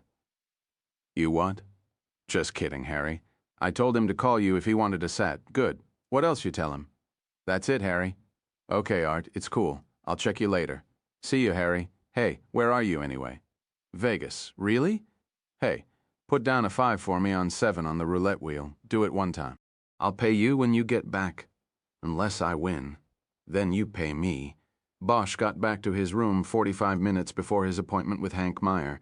He used the time to shower, shave, and change into one of his fresh shirts. He felt refreshed, ready to go back into the desert heat. Meyer had arranged to have the sportsbook clerks and dealers who worked the poker pit on the previous Thursday and Friday evening shifts to be interviewed one at a time in his office. There were 6 men and 3 women. 8 were dealers, and 1 was the clerk Aliso always placed his sports bets with. During any shift, the poker dealers rotated around the casino's 6 poker tables every 20 minutes. This meant that all 8 had dealt cards to Aliso during his last visit to Las Vegas, and by virtue of his regular trips to the casino, they readily recognized him and knew him. With Meyer sitting by watching, Bosch quickly moved through the interviews with the poker dealers in an hour. He was able to establish that Aliso usually played the 5 to 10 table. This meant each hand started with a $5 ante and each deal carried a minimum bet of $5 and a maximum of 10. 3 raises were allowed per deal since the game was 7-card stud. That meant there were 5 deals per hand. Bosch quickly realized that if a table was full with 8 players, each hand could easily result in several $100s being at stake in the pot. Aliso was playing in a league far removed from the Friday night poker games Bosch had participated in with the Dicks from the Detective Bureau, according to the dealers. Aliso had played for about 3 hours on Thursday night and had come out about even. He played another 2 hours early Friday evening, and it was estimated that he left the tables a couple thousand short. None of them recalled Aliso ever being a big winner or loser during previous visits. He always came out a few thousand light or heavy. He seemed to know when to quit. The dealers also noted that Aliso was always quick with the gratuity. His standard tip was $10 in chips for every win, a 25 chip on particularly big pots. It was that practice, more than anything else, that endeared him to their memories. He always played alone, drank gin and tonic, and small-talked with the other players. In recent months, the dealers said Aliso had been in the company of a young blonde woman, barely into her 20s. She never played, but would work the slots nearby and come back to Tony when she needed more money. Tony never introduced her to anybody, and none of the dealers ever overheard her name. In his notebook, where Bosch jotted this down, he wrote Layla after this entry. After the dealers came Aliso's favorite sportsbook clerk. She was a mousy-looking bottle blonde named Irma Chantry. She lit a cigarette as soon as she sat down and talked in a voice that indicated she had never gone long without a smoke. She said that on both of the last 2 nights Aliso had been in town, he had bet on the Dodgers. He had a system, she said. He always doubled up until he won. How do you mean? Well, that first night he put $1,000 down on the Dodgers to win. They lost. So the next day he comes in and puts down 2 big ones on them again. They won. So after you take out the casino vig, he was almost $1,000 up for the trip. Except he never picked it up. He didn't collect? Nope, but that's not unusual. His chit was good as long as he kept it. He could come in any time and we'd stick it in the computer. It had happened before. He'd win, but he wouldn't collect until the next time he was in town. How do you know he didn't take it to another clerk? Tony wouldn't do that. He always cashed out with me. That way he could tip me. He always said I was his lucky charm. Bosch thought a moment. He knew the Dodgers had played at home Friday night, and Aliso's plane left Las Vegas at 10. Therefore, it was a pretty safe bet that Aliso had to be at McCarran International or already on his plane heading back to L.A. before the game was over. But there was no betting receipt found in his wallet or on his person. Harry considered the missing briefcase again. Would it have been in there? Could a betting slip worth $4,000 minus the vig be motive for his murder? It seemed unlikely, but still, it was something to pursue. He looked at Irma, who was drawing so hard on her cigarette that he could see the outline of her teeth on her cheeks. What if somebody else cashed the bet with another clerk? Is there any way to tell that? Irma hesitated, and Meyer broke in. There's a good chance, he said. Each receipt is coded with a clerk number and time the bet was placed. He looked at Irma. Irma, you remember taking very many $2,000 bets on the Dodgers on Friday. Nope, not a one, other than Tony's. We'll get on it, Meyer said to Bosch. We'll start going through the cashed receipts going back to Friday night. If Mr. Aliso's bet was cashed, then we'll know when it was cashed and we'll have video of who cashed it. Bosch looked at Irma again. She was the only one of the casino employees he had talked to who had referred to Aliso by his first name. He wanted to ask her if there was something more than a gambling relationship between them, but he knew that it was likely that employees were forbidden by the casino to date or fraternize with the guests. He couldn't ask her in front of Meyer and expect a straight reply. He made a mental note to track Irma down later and then excused her from the interview. Bosch looked at his watch and saw he had 40 minutes until the conference call with Billets and the others.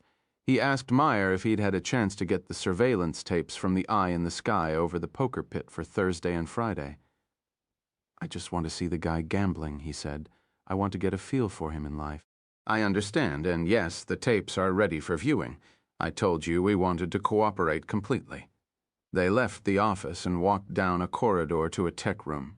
The room was dimly lit and very quiet except for the thrum of an air conditioner. There were 6 consoles arranged in 2 lines where men in gray blazers sat and watched banks of 6 video monitors per console. On the video screens, Bosch could see various overhead views of gambling tables. Each console had an electronic control board that allowed the operator to change focus or magnification of a particular camera view. If they wanted to, Meyer whispered, They could tell you what cards a player is holding at any blackjack table in the house. It's amazing. Meyer led Bosch to a supervisor's office off the tech room. There was more video equipment as well as a bank of tape storage units. There was a small desk and another man in a gray blazer sat behind it. Meyer introduced him as Cal Smoltz, the supervisor. "Cal, are we set up?" "This screen here," Smoltz said, pointing to one of the 15-inch monitors. "We'll start with Thursday. I had one of the dealers come in and ID your guy. He shows up at 8:20 on Thursday and plays until 11. He started the tape. It was grainy black and white, similar to the quality of the Archway surveillance tape, but this one was filmed in real time. No jerking movements. It began with the man Bosch recognized as Aliso being led to an open chair at a table by a pit boss. The pit boss carried a rack of chips, which he put down on the table in front of Aliso's spot. Aliso nodded and exchanged smiles with the dealer. A woman Bosch had interviewed earlier and began to play. "How much in the rack?" Bosch asked. "500, Smoltz said. "I've already gone through this on fast speed. He never buys another rack, and at the end when he cashes out, he looks like he's just shy of a full rack. You want it on real time or fast speed? Speed it up." Bosch watched closely as the tape sped through the hours. He saw Aliso take 4 gin and tonics, fold early on most of the deals, win 5 big pots and lose 6 others. It was pretty uneventful.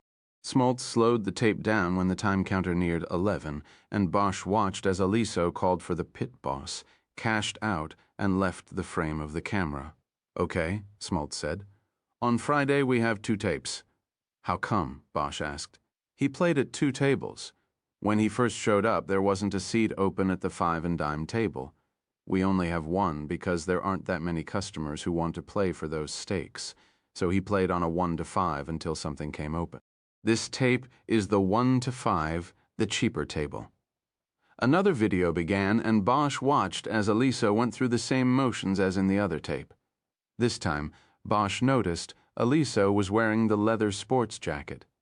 He also noticed that while Aliso exchanged the routine nod and smile with the dealer, he thought he saw Aliso nod at a player across the table. It was a woman, and she nodded back. But the angle of the camera was bad, and Bosch could not see her face. He told Smoltz to keep it on real-time play, and he watched the tape for a few minutes, waiting to see if any other acknowledgement would pass between the 2 players. It appeared that no further communication was occurring between the 2. But 5 minutes into the tape, a dealer rotation occurred, and when the new dealer sat down, also a woman Bosch had interviewed an hour earlier, she acknowledged both Aliso and the woman across the table from him. "Can you freeze it there?" Bosch asked. Without answering, Smoltz froze the image on the screen. "Okay," Bosch said. "Which dealer is that?" "That's Amy Rohrback. You talked to her?" "Right. Hank, could you bring her back up here?" Sure. Can I ask why?"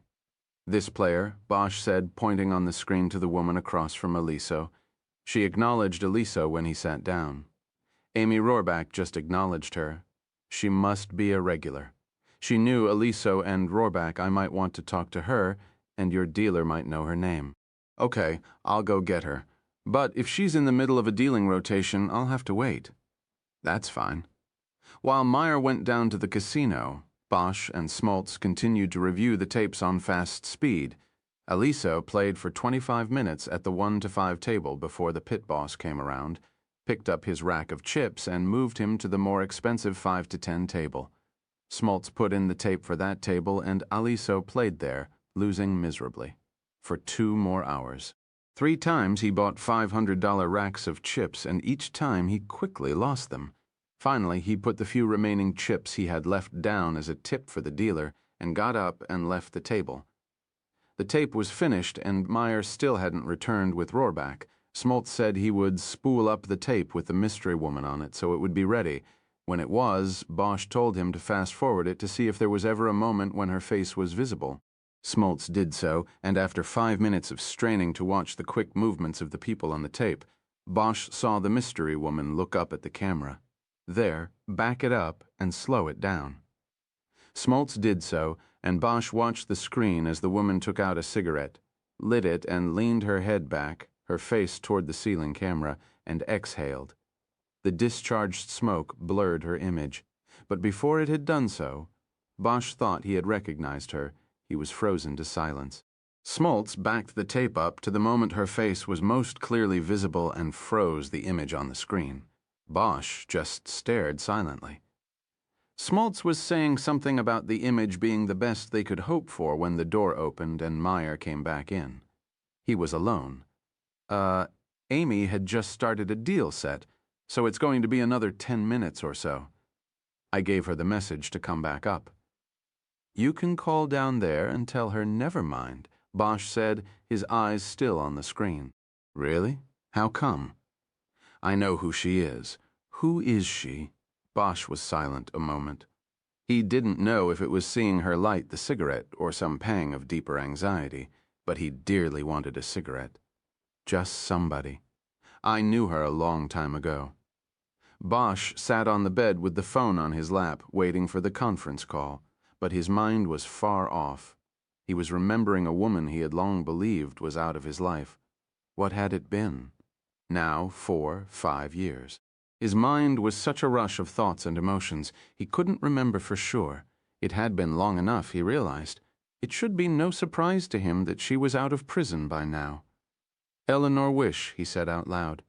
He thought of the jacaranda trees outside her townhouse in Santa Monica. He thought of them making love and the small crescent scar barely visible on her jawline.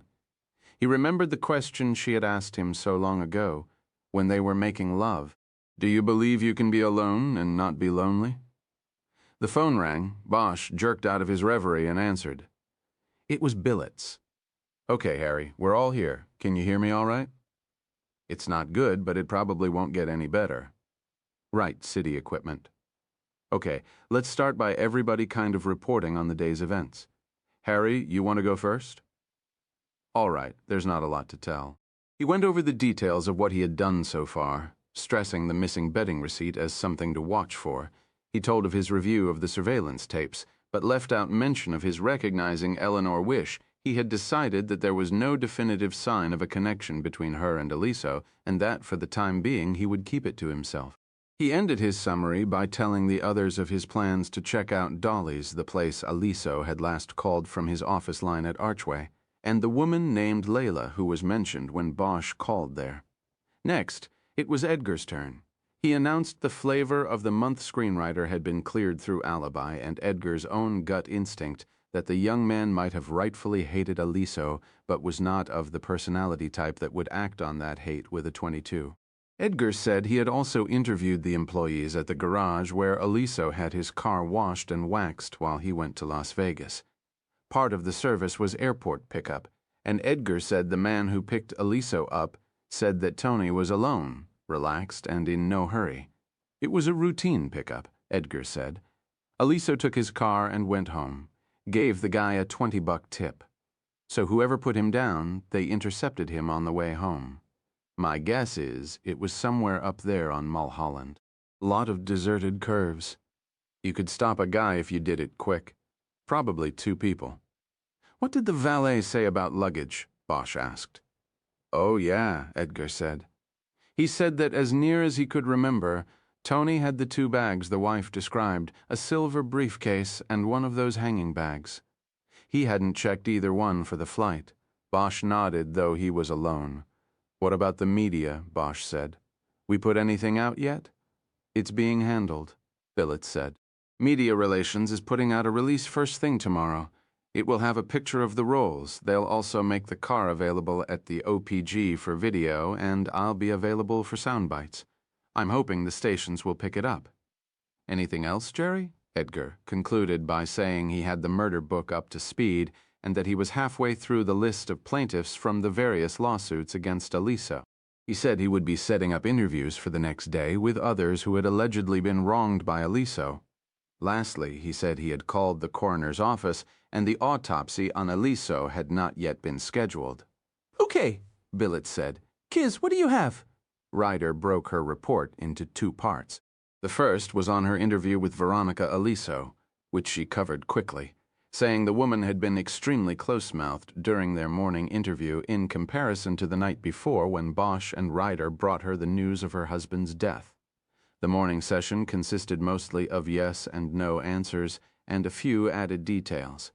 The couple had been married 17 years. They had no children. Veronica Aliso had been in 2 of her husband's films and never worked again. "You think she talked to a lawyer about talking to us?" Bosch asked. "She didn't say so, but I think that's exactly what's going on," Ryder said. "Just getting what I got was like pulling teeth." "Okay, what else?" Billets said, trying to keep the discussion moving. Ryder went on to the second part of her day's investigation, which was the focus on the financial records of Anthony Aliso.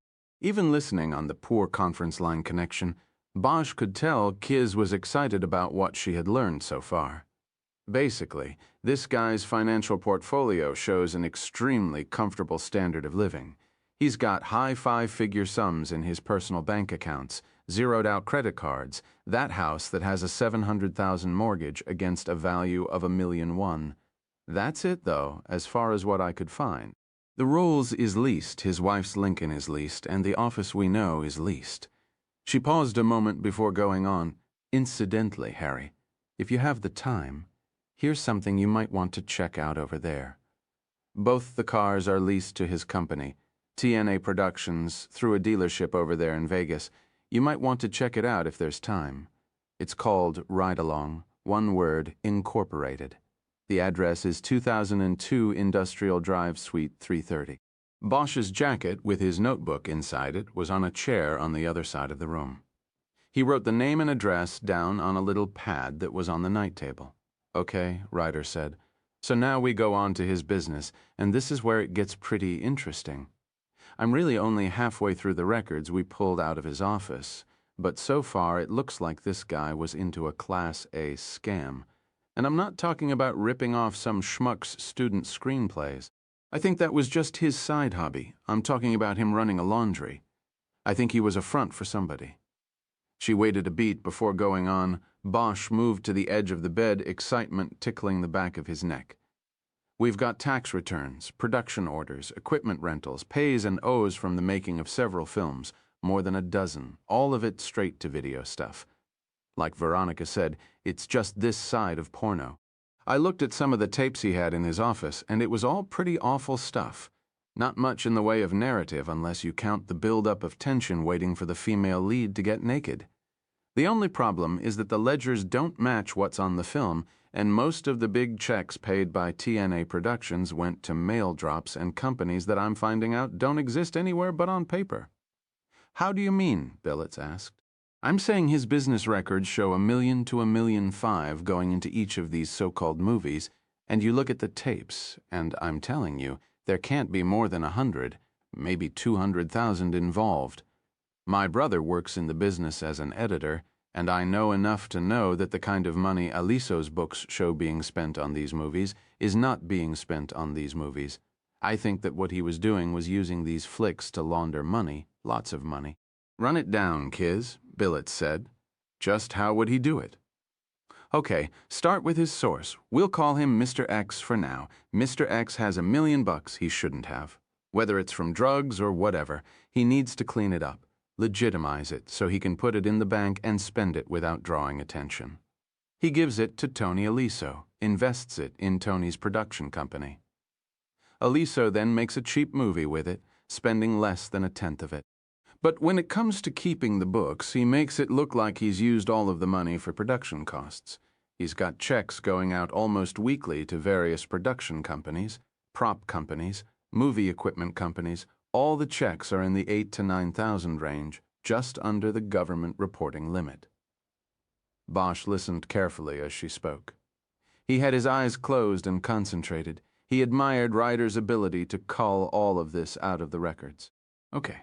Then at the end of production, Tony probably dubs a few thousand copies of the flick, sells them or tries to sell them to independent video stores and distributors, because the chains wouldn't touch this crap. And that's that, end of show. But what he has done is turned around and given back to Mr. X, his original investor, about 80 cents on the dollar in the form of payments to these dummy companies. It's a shell game. Whoever is behind these companies is being paid with his own money for services not rendered. But now the money's legit, it's clean, and he can walk into any bank in America and deposit it, pay taxes on it, then spend it. Meantime, Tony Aliso takes a nice production fee for his end of it and goes on to the next flick. It looks like he was handling 2 or 3 of these productions a year and clearing $500,000 in fees himself. They were all silent for a few moments before Ryder spoke again. "There's only one problem," Ryder said. "He's got the IRS on him," Bosch said. "Right," she responded. And he could visualize the smile on her face. "It's a nice scam, but it was about to go down the toilet. The IRS was going to take a look at Tony's books later this month, and there is a good chance that if I could come up with this in just one day, the feds would pick up on it in an hour. That would make Tony a danger to Mr. X," Edgar said. "Especially if he was going to cooperate with the audit," Ryder added. Someone on the other end of the line whistled, but Bosch couldn't tell who it was. He guessed it was Edgar. "So what's next? Find Mr. X?" Bosch asked. "For starters," Ryder replied, "I'm working up a request I'll fax to the State Department of Corporations tomorrow morning. It's got all the dummy companies on it. Maybe, whoever he is, he was foolish enough to put a real name or address on the incorporation forms. I'm also working on another search warrant. I have the canceled checks from Tony's company. I want the records of the accounts the checks were deposited to, maybe find out where the money went after Tony cleaned it up." "What about the IRS?" Bosch asked. "Have you talked to them?" "They're closed for the holiday, but according to the notice Aliso got in the mail, there is a criminal prefix on the audit number. That makes me think this wasn't a random audit. They were tipped somehow. There's an agent assigned to it, and I'll be on the phone to him first thing in the morning." "You know," Edgar said, "this whole thing about OCID taking a pass is beginning to stink. Whether Tony was hooked up with the Italians or not, this shit is as organized crime can get, and I'd bet my last button that they'd heard somewhere along the line, whether it was from the IRS or not, about our guy here." "I think you're right," Billets said. "I forgot to mention something. Bosch threw in today I was talking with Art Donovan. He said the guy I talked to at OCID last night, a soup named Carbone. Well, he just happens to show up over at Sid today and starts asking Art about the case. Art says the guy's acting like he's not interested, but he's very interested. You know what I mean?" Nobody said anything for a long moment. "So what do we do?" Edgar asked. Bosch closed his eyes again and waited. Whatever Billets said would determine the course of the case as well as affect his regard for her. Bosch knew what her predecessor would have done. He would have made sure the case was dumped on OCID. "We don't do anything," Billets finally said. "It's our case. We work it. But be careful. If OCID is sniffing around after taking a pass, then there is something going on here we don't know about yet." Another silence passed, and Bosch opened his eyes. He was liking Billets better all the time. "Okay," Billets said. "I think we should be focusing on Tony's company as a priority. I want to shift most of our attention there. Harry, can you wrap up Vegas quickly and get back here? Unless I find something, I should be out of here before lunch tomorrow. But remember this, last night Mrs. Aliso told us that Tony always told her he came to Vegas to see investors. Maybe our Mr. X is right here." "Could be," Billets said. "Okay then, again, people. It's been good work. Let's stay on it." They said their goodbyes and Bosch put the phone back on the side table. He felt invigorated by the advances of the investigation. He just sat there a moment and reveled in the feeling of the adrenaline jazzing through his body. It had been a long time coming. He squeezed his hands into fists and banged them together. Bosch stepped out of the elevator and began moving through the casino. It was quieter than most casinos he had been in. There wasn't any yelling or whooping from the craps table. No begging of the dice to come up 7. The people who gambled here were different, Bosch thought. They came with money and they'd leave with money no matter how much they lost. The smell of desperation wasn't here. This was the casino for the well-heeled and thick-walleted. He passed by a crowded roulette wheel and remembered Donovan's bet. He squeezed between 2 smoking Asian women, put down a 5 and asked for a chip, but was told it was a $25 minimum table. One of the Asians pointed with her cigarette across the casino to another roulette table. "They'll take your 5 over there," she said with distaste. Bosch thanked her and headed over to the cheap table. He put a 5-chip down on the 7 and watched the wheel turn, the little metal ball bouncing over the numbers. It did nothing for him. He knew that true blue gamblers said it wasn't the winning and losing, it was the anticipation. Whether it was the next card, the fall of the dice, or the number the little ball stopped on, it was those few seconds of waiting and hoping and wishing that charged them, that addicted them. But it did nothing for Bosch. The ball stopped on 5, and Donovan owed Bosch 5. Bosch turned and started looking for the poker pit. He saw a sign and headed that way. It was early, not yet 8, and there were several chairs open at the tables. He checked the faces and did not see Eleanor Wish, though he wasn't really expecting to. Bosch recognized many of the dealers he had interviewed earlier, including Amy Rohrback. He was tempted to take one of the empty chairs at her table and ask how she had recognized Eleanor Wish, but figured it wouldn't be cool to question her while she worked. While he considered what to do, the pit boss stepped up to him and asked if he was waiting to play. Bosch recognized him as the one from the video who had led Tony Aliso to his place at the tables. "No, I'm just watching," Bosch said. "You got a minute while it's slow?" A minute for what?" "I'm the cop who's been interviewing your people." "Oh, yeah, little Hank told me about that. He introduced himself as Frank King and Bosch shook his hand. Sorry I couldn't come up, but I don't work on rotation. I had to be here. This is about Tony A., right?" "Yeah, you knew him, right?" "Sure, we all knew him. Good guy." "Too bad about what happened. How do you know what happened?" Bosch had specifically not told any of the dealers about Aliso's demise during the interviews, little Hank, King said. "He said he got shot up or something in L.A. What do you want? I mean, you live in L.A., you take your chances, I guess. How long have you known him?" "We go back years, me and Tony. I used to be at the Flamingo before the Mirage opened. Tony stayed there back then. He's been coming out here a long time. You ever socialize with him outside the casino?" "Once or twice, but that was usually by accident. I'd be someplace and Tony just happened to come in or something. We'd have a drink, be cordial, but that was about it. I mean, he was a guest of the hotel, and I'm an employee. We weren't buddies, if you know what I mean. I get it." "What places did you run into him?" "Oh, Jesus, I don't know. You're talking, hold on a sec." King cashed out a player who was leaving Amy Rohrback's table.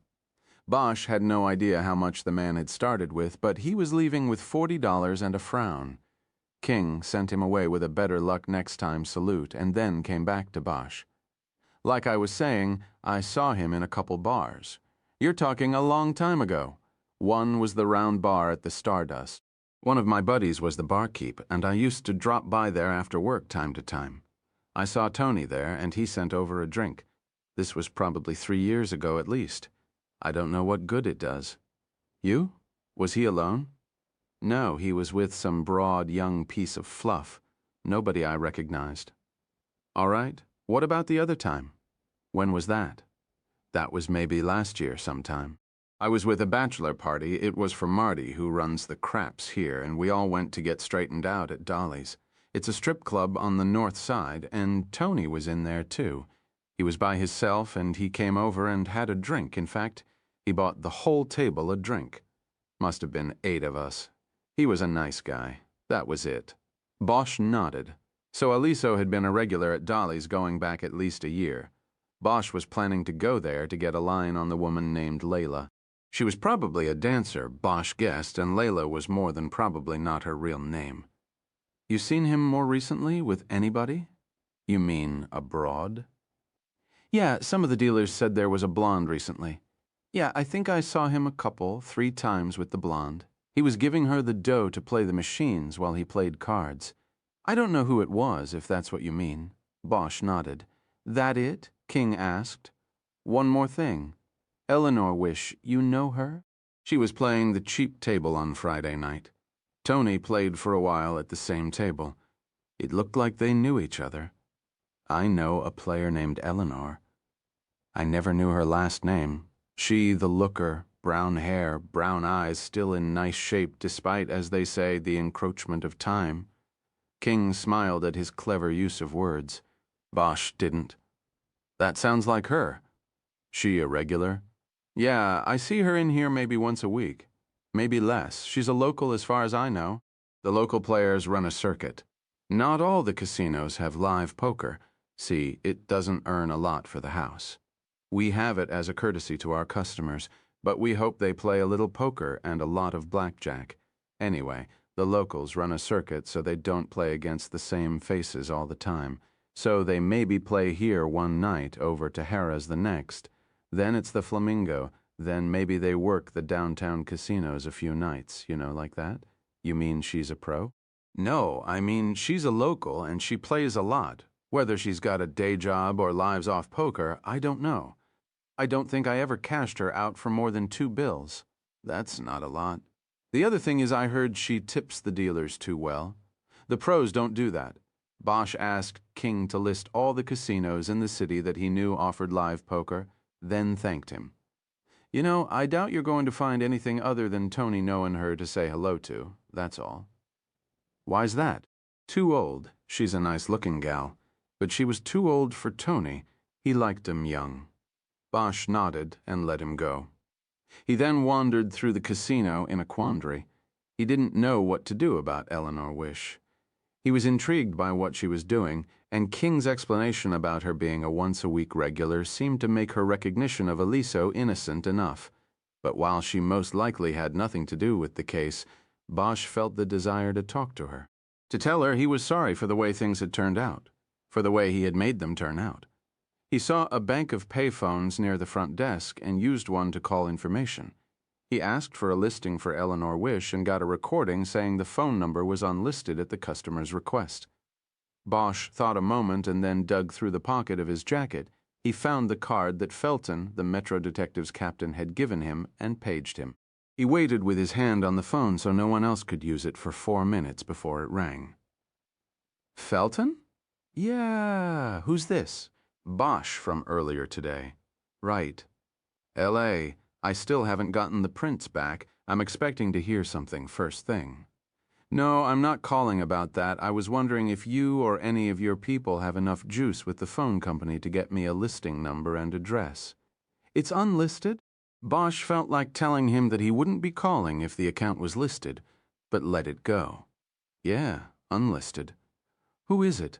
A local somebody who was playing poker with Tony Aliso on Friday night, so? So, Captain, they knew each other, and I want to talk to her. If you can't help me, fine. I'll find her some other way. I was calling, because you told me to call if I needed something. This is what I need. Can you do it or not? There was silence for a few moments before Felton came back. Okay, give it to me. I'll see what I can get. Where are you going to be? I'm mobile. Can I ring you back? Felton gave him his home number and told him to call back in a half hour. Bosch used the time to walk across the strip to Harrah's to check out the poker room. Eleanor Wish wasn't there. He then went back out onto the strip and headed down to the Flamingo. He took his jacket off because it was still very warm out. It would be dark soon, and he hoped it would cool off then. In the Flamingo casino, he found her. She was playing at a 1-to-4 table with 5 men. The seat on her left was open, but Bosch didn't take it. Instead, he hung back with the crowd around a roulette table and watched her. Eleanor Wish's face showed total concentration on the cards as she played. Bosch watched as the men she was playing against stole looks at her, and it gave Bosch a weird thrill to know they secretly coveted her.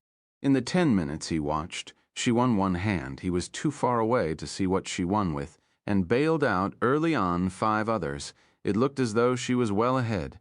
She had a full rack in front of her and 6 stacks of chips on the blue felt. After he watched her win a second hand, this time a massive pot, and the dealer began to push the pile of blue chips to her spot. Bosch looked around for a payphone. He called Felton at home and got Wish's home phone and address. The captain told him that the address on Sands Avenue was not far off the strip in an area of apartment buildings, mostly inhabited by casino employees. Bosch didn't tell him that he had already found her. Instead, he thanked him and hung up.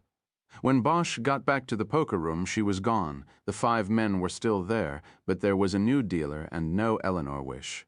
Her chips were gone. She had cashed out and he had lost her. Bosch cursed to himself. You looking for someone? Bosch turned around. It was Eleanor. There was no smile on her face, just a slight look of irritation or maybe defiance. His eyes fell to the small white scar on her jawline. Eleanor, yeah, I was looking for you. You were always so obvious. I picked you out 1 minute after you were there.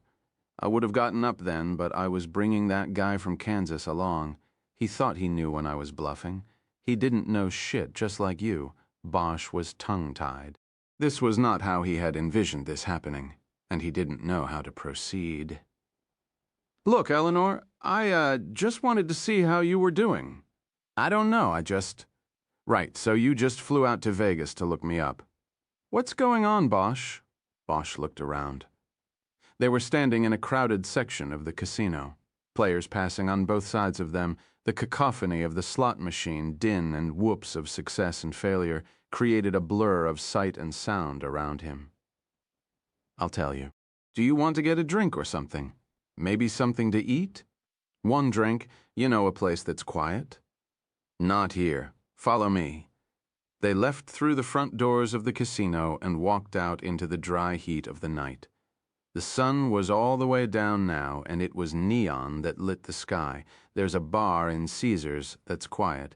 It doesn't have any machines. She led him across the street and onto the people mover that delivered them to the front door of Caesar's palace. They walked past the front desk and into a circular bar where there were only 3 other customers. Eleanor had been right. It was an oasis with no poker or slot machines, just the bar. He ordered a beer and she ordered scotch and water. She lit a cigarette. You didn't used to smoke before, he said. In fact, I remember you were. That was a long time ago. Why are you here? I'm on a case. During the walkover, he'd had time to compose himself and put his thoughts in order. What case, and what does it have to do with me? It's got nothing to do with you, but you knew the guy. You played poker with him on Friday at the Mirage. Curiosity and confusion creased her brow. Bosch remembered how she used to do that, and remembered how attractive he'd found it. He wanted to reach over and touch her, but he didn't. He had to remind himself that she was different now. Anthony Aliso, he said. He watched the surprise play on her face and believed instantly that it was real. He wasn't a poker player from Kansas who couldn't read a bluff. He had known this woman and believed from the look on her face she clearly did not know Aliso was dead until he told her. Tony A., she said, and then let it trail off.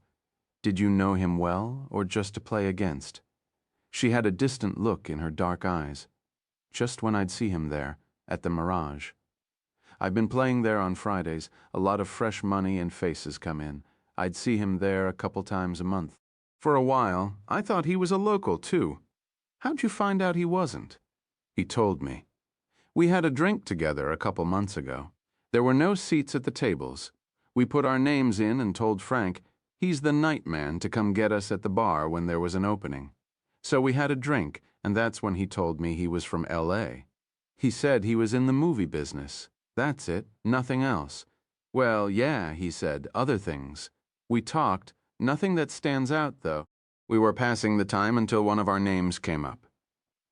You didn't see him again outside of playing? No, and what's it to you? Are you saying I'm a suspect because I had a drink with the guy? No, I'm not saying that, Eleanor. Not at all. Bosch got out his own cigarettes and lit one. The waitress in a white and gold toga brought their drinks, and they settled into a silence for a long moment. Bosch had lost his momentum. He was back to not knowing what to say. Looked like you were doing pretty good tonight, he tried. Better than most nights. I got my quota, and I got out. Quota? Whenever I get 200 up, I cash out.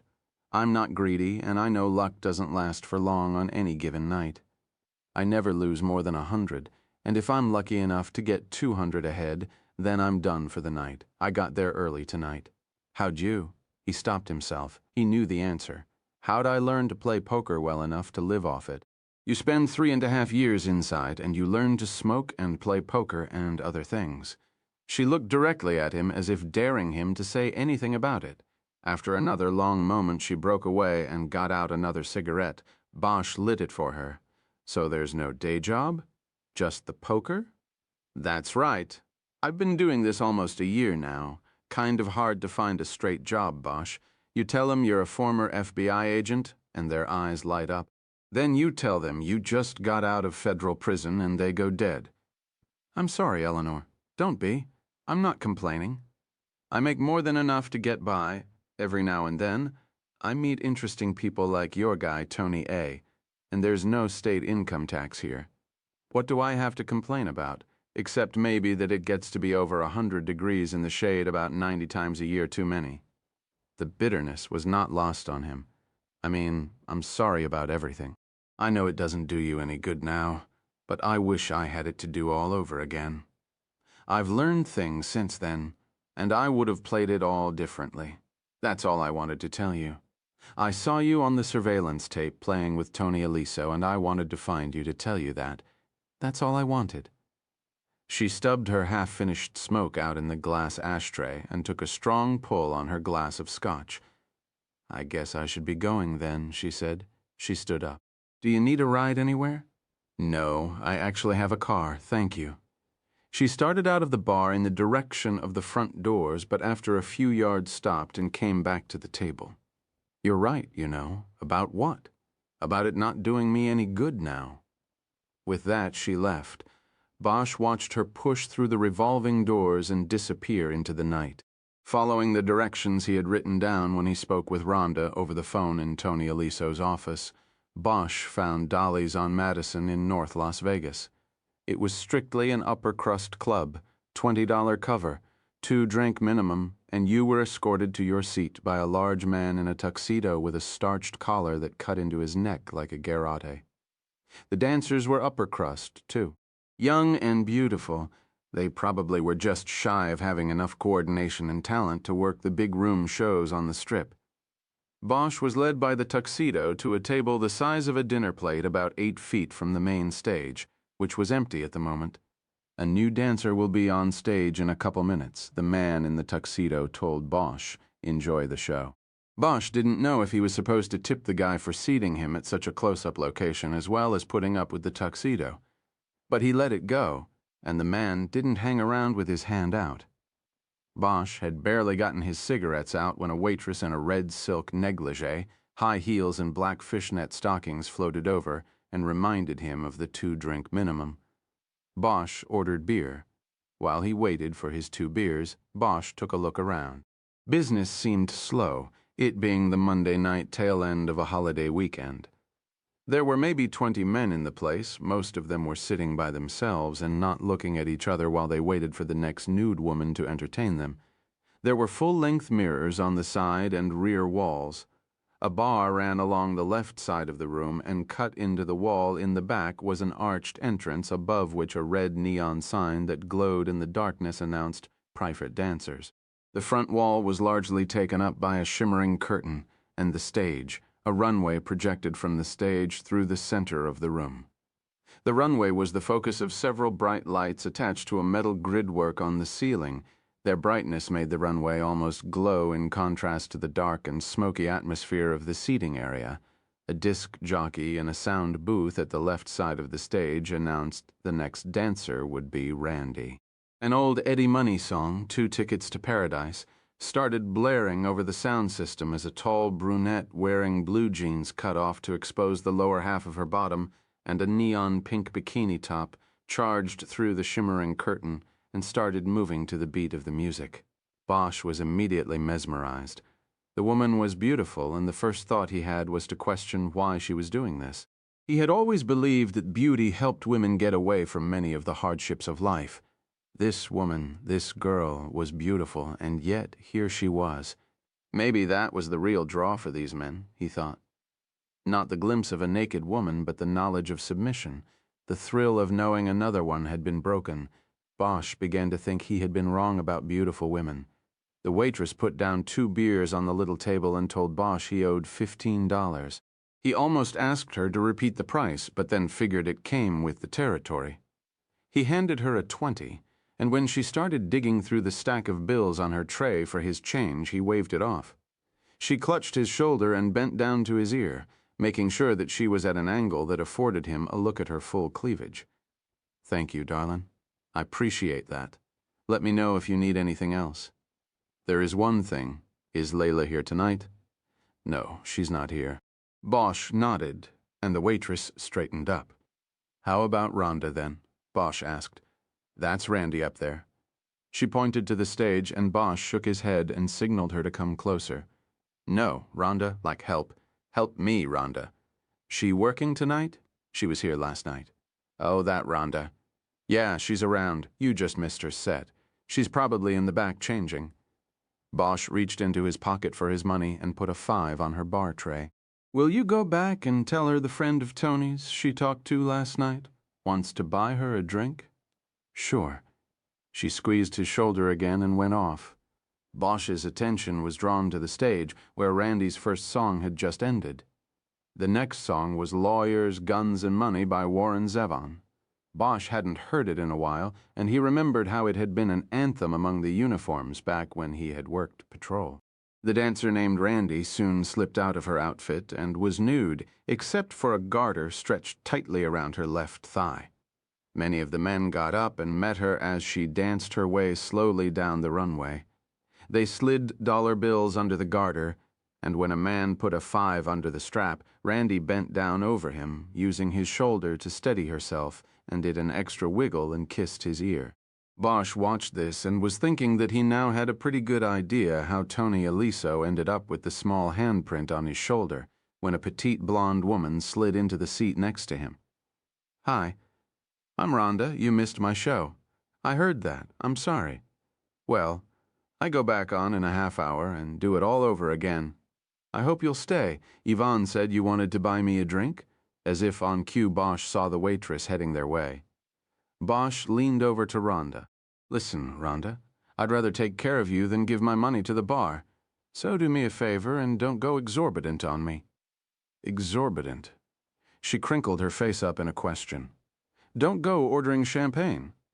"Oh, I gotcha." She ordered a martini, and Yvonne floated back into the darkness. "So I didn't catch your name, Harry. And you're a friend of Tony's from L.A. You make movies too?" "No, not really. How do you know Tony?" "I just met him recently." "Listen, I'm trying to find Layla to get a message to her. Yvonne tells me she's not on tonight? You know where I can find her?" Bosch noticed her stiffen. She knew something wasn't right. "First of all, Layla doesn't work here anymore. I didn't know that when I talked to you last night, but she's gone and won't be back. And secondly, if you're a friend of Tony's, then how come you're asking me how to find her?" She wasn't as dumb as Bosch had thought. He decided to go direct. "Because Tony got himself killed, so I can't ask him. I want to find Layla to tell her and maybe warn her." "What?" she shrieked. Her voice cut through the loud music like a bullet through a slice of bread. Everybody in the place, including the naked Randy on the stage, looked in their direction. Bosch had no doubt that everyone in the place must think he had just propositioned her, offering an insulting fee for an equally insulting act. "Keep it down, Randy," he quickly said. "It's Rhonda." "Rhonda, then. What happened to him? He was just here. Somebody shot him in L.A. when he got back. Now, do you know where Layla is or not? You tell me, and I'll take care of you. Well, what are you? Are you really his friend or not? In a way, I'm his only friend right now. I'm a cop. My name's Harry Bosch, and I'm trying to find out who did it." Her face took on a look that seemed even more horrified than when he told her Aliso was dead. "Sometimes telling people you were a cop did that." "Save your money," she said. "I can't talk to you." She got up then and moved quickly away toward the door next to the stage. Bosch threw her name out after her, but it was crushed by the sound of the music. He casually took a look around and noticed behind him that the tuxedo man was eyeing him through the darkness. Bosch decided he wasn't going to stick around for Rhonda's second show. He took one more gulp of beer. He hadn't even touched his second glass and got up. As he neared the exit, the tuxedo leaned back and knocked on the mirror behind him. It was then that Bosch realized there was a door cut into the glass. It opened, and the tuxedo stepped to the side to block Bosch's exit. "Sir, could you step into the office, please?" "What for?" "Just step in." "The manager would like a word with you." Bosch hesitated, but through the door he could see a lighted office where a man in a suit sat behind a desk. He stepped in, and the tuxedo came in behind him and shut the door. Bosch looked at the man behind the desk, blond and beefy. Bosch wouldn't know whom to bet on if a fight broke out between the tuxedoed bouncer and the so-called manager. They were both brutes. "I just got off the phone with Randy in the dressing room," she says. "You were asking about Tony Aliso. It was Rhonda, whatever, never the fuck mind. She said you said he was dead." He spoke with a Midwestern accent. Sounded like Southside Chicago, Bosch guessed. Was and still is. The blonde nodded to the tuxedo, and his arm came up in a split second and hit Bosch with a backhand in the mouth. Bosch went back against the wall, banging the back of his head. Before his mind cleared, the tuxedo twirled him around until he was face against the wall and leaned his weight against him. He felt the man's hands begin patting him down. "Enough of the wise-ass act," the blonde said. "What are you doing talking to the girls about Tony?" Before Bosch could say anything, the hands running over his body found his gun. "He's strapped," the tuxedo said. Bosch felt the gun being jerked out of his shoulder holster. He also tasted blood in his mouth and felt rage building in his throat. The hands then found his wallet and his cuffs. Tuxedo threw them on the desk in front of the blonde and held Bosch pinned against the wall with one hand. By straining to turn his head, Bosch could watch the blonde open the wallet. "He's a cop. Let him go." The hand came off his neck, and Bosch gruffly pulled away from the tuxedo. "An L.A. cop," the blonde said. "Hieronymus Bosch. Like that painter, huh? He did some weird stuff." Bosch just looked at him, and he handed the gun and cuffs and wallet back. "Why'd you have him hit me?" "That was a mistake. See, most cops what come in here, they announce themselves, they tell us their business, and we help 'em if we can. You were sneaking around, anonymous Hieronymus. We have a business to protect here." He opened a drawer and pulled out a box of tissues and proffered it to Bosch. "Your lip's bleeding." Bosch took the whole box. "So this is true what she says you told her, Tony's dead."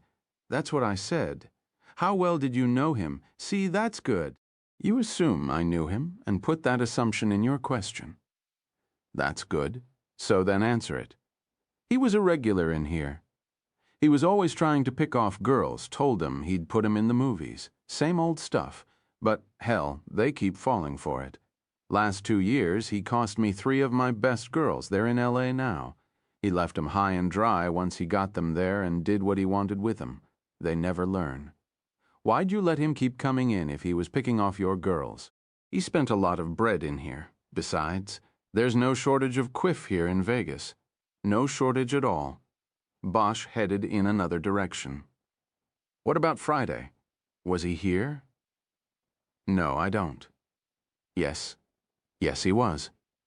He stopped by for a short while. I saw him out there. With his hand, he indicated a panel of video monitors showing every angle of the club and front entrance. It was equally as impressive as the setup Hank Meyer had shown Bosch at the Mirage. You remember seeing him, Gussie? The blonde asked the tuxedo. "Yeah, he was here." "There you go. He was here. No problems. He just came and went." "Right. No problems. Then why'd you fire Layla?" The blonde pinched his lips tight for a moment. "Now I get it," he said. "You're one of those guys what likes to weave a web with words, get somebody caught in it, maybe.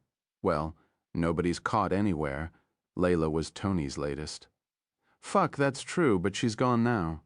"She won't be back." "Yeah, and what happened to her?" "Like you heard. I fired her. Saturday night." "For what?" "For any number of infractions of the rules. But it doesn't really matter because it's none of your business. Now is it?" "What did you say your name is?" "I didn't." "Then how about if I just call you asshole? How would that be?" "People round here call me Lucky. Can we get on with this, please?" "Sure, we can get on with it. Just tell me what happened to Layla." "Sure, sure. But I thought you were here to talk about Tony. At least that's what Randy said." "Rhonda." Rhonda, right. Bosch was losing his patience, but managed to just stare at him and wait him out. Layla, right. Well, Saturday night she got into a beef with one of the other girls. It got a little nasty, and I had to make a choice. Modesty is one of my best girls, best producers. She gave me an ultimatum. Either Layla goes or she goes. I had to let Layla go. Modesty, man. She sells 10, 12 splits of champagne a night to those suckers out there. I had to back her over Layla. I mean, Layla's good and she's a looker, but she ain't no Modesty. Modesty's our top girl. Bosch just nodded.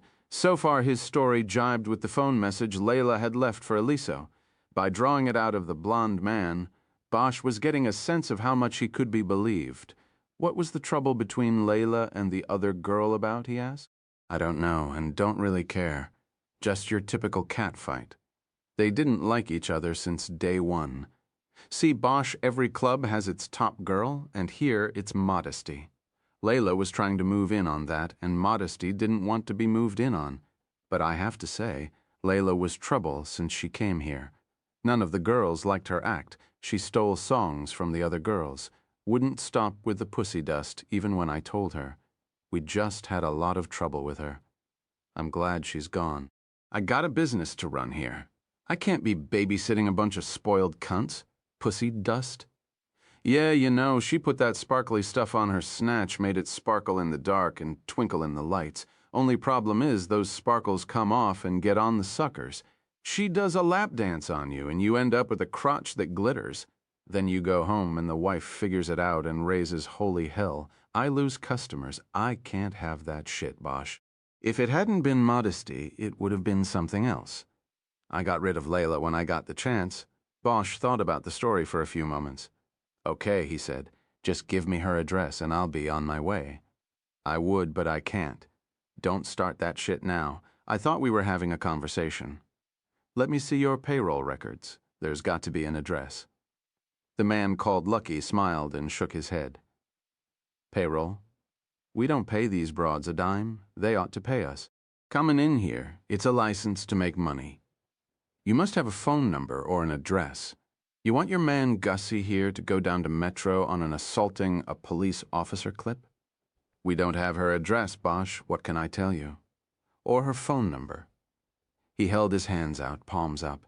I mean, I don't have addresses on any of the girls. I set a schedule and they come in and they dance.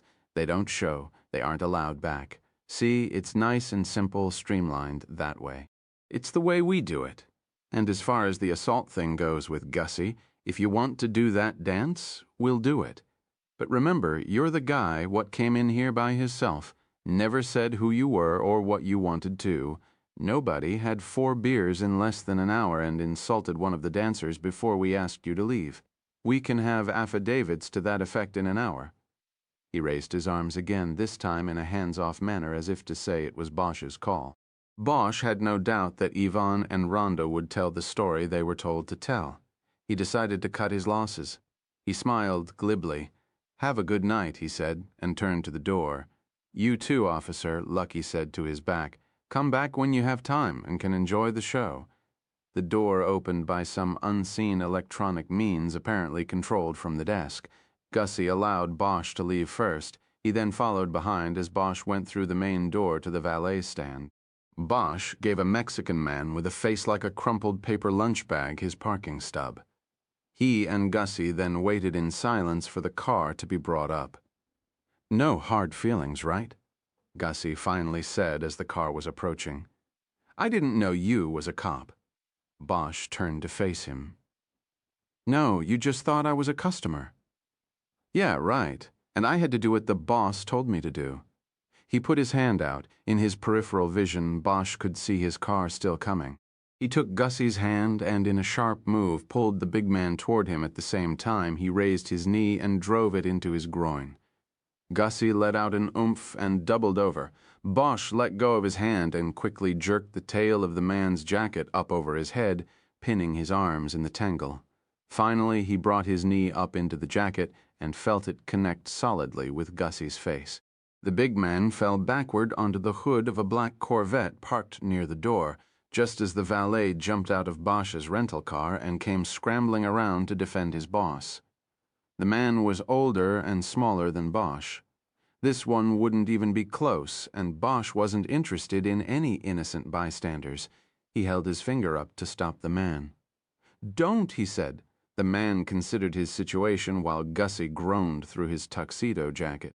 Finally, the valet raised his hands and stepped back, allowing Bosch a path to the car door. "At least somebody around here makes the right choices," Bosch said as he slid in. He looked through the windshield and saw Gussie's body slide down the slope of the Corvette's hood and fall to the pavement. The valet ran to his side. As Bosch pulled out onto Madison, he checked the rearview mirror. The valet was pulling the jacket back over Gussie's head. Bosch could see blood on the bouncer's white shirt. Bosch was too keyed up to go back to the hotel to sleep. He also had a bad mix of emotions weighing on him. Seeing the naked woman dancing still bothered him. He didn't even know her, but thought he had invaded some private world of hers. He also felt angry at himself for lashing out at the brute Gussie. But most of all, what bothered him was that he had played the whole scene wrong. He had gone to the strip club to try to get a line on Layla, and he got nothing. At best, all he had come up with was the probable explanation for what the specks of glitter found in the cuffs of Tony Aliso's pants and the shower drain were and where they came from. It wasn't enough. He had to go back to L.A. in the morning, and he had nothing. When he got to a traffic light at the beginning of the strip, he lit a cigarette, then took out his notebook and opened it to the page on which he had written down the address Felton had given him earlier in the night. At Sands Boulevard, he turned east, and within a mile he came to the apartment complex where Eleanor Wish lived. It was a sprawling development with numbered buildings. It took him a while until he found hers, and then figured out which unit was hers. He sat in his car and smoked and watched her lighted windows for a while. He wasn't sure what he was doing or what he wanted. 5 years earlier, Eleanor Wish had done the worst and the best to him. She had betrayed him, put him in danger, and she had also saved his life. She had made love to him, and then it all went bad. Still, he had often thought about her, the old what-might-have-been blues. She had a hold on him through time. She had been cold to him this night, but he thought for sure the hold went both ways. She was his reflection. He had always been sure of that. He got out of the car, dropped his dead cigarette, and went to her door. She answered his knock quickly, almost as if she was expecting him. Or someone? "How'd you find me? Did you follow me?" "No, I made a call, that's all. What happened to your lip?" "It's nothing. Are you going to ask me in?" She backed up to allow him to enter. It was a small place with spare furnishings. It looked as though she was adding things over time as she could afford them. He first noticed the print of Hopper's Nighthawks on the wall over the couch. It was a painting that always struck a chord with him. He had once had the same print on his own wall. It had been a gift from her 5 years before. A goodbye gift. He looked from the painting to her. Their eyes met, and he knew everything she had said earlier had been a front. He stepped closer to her and touched her, put his hand on her neck and ran a thumb along her cheek. He looked closely at her face. It was resolute, determined. "This time, it's been a long time for me," she whispered.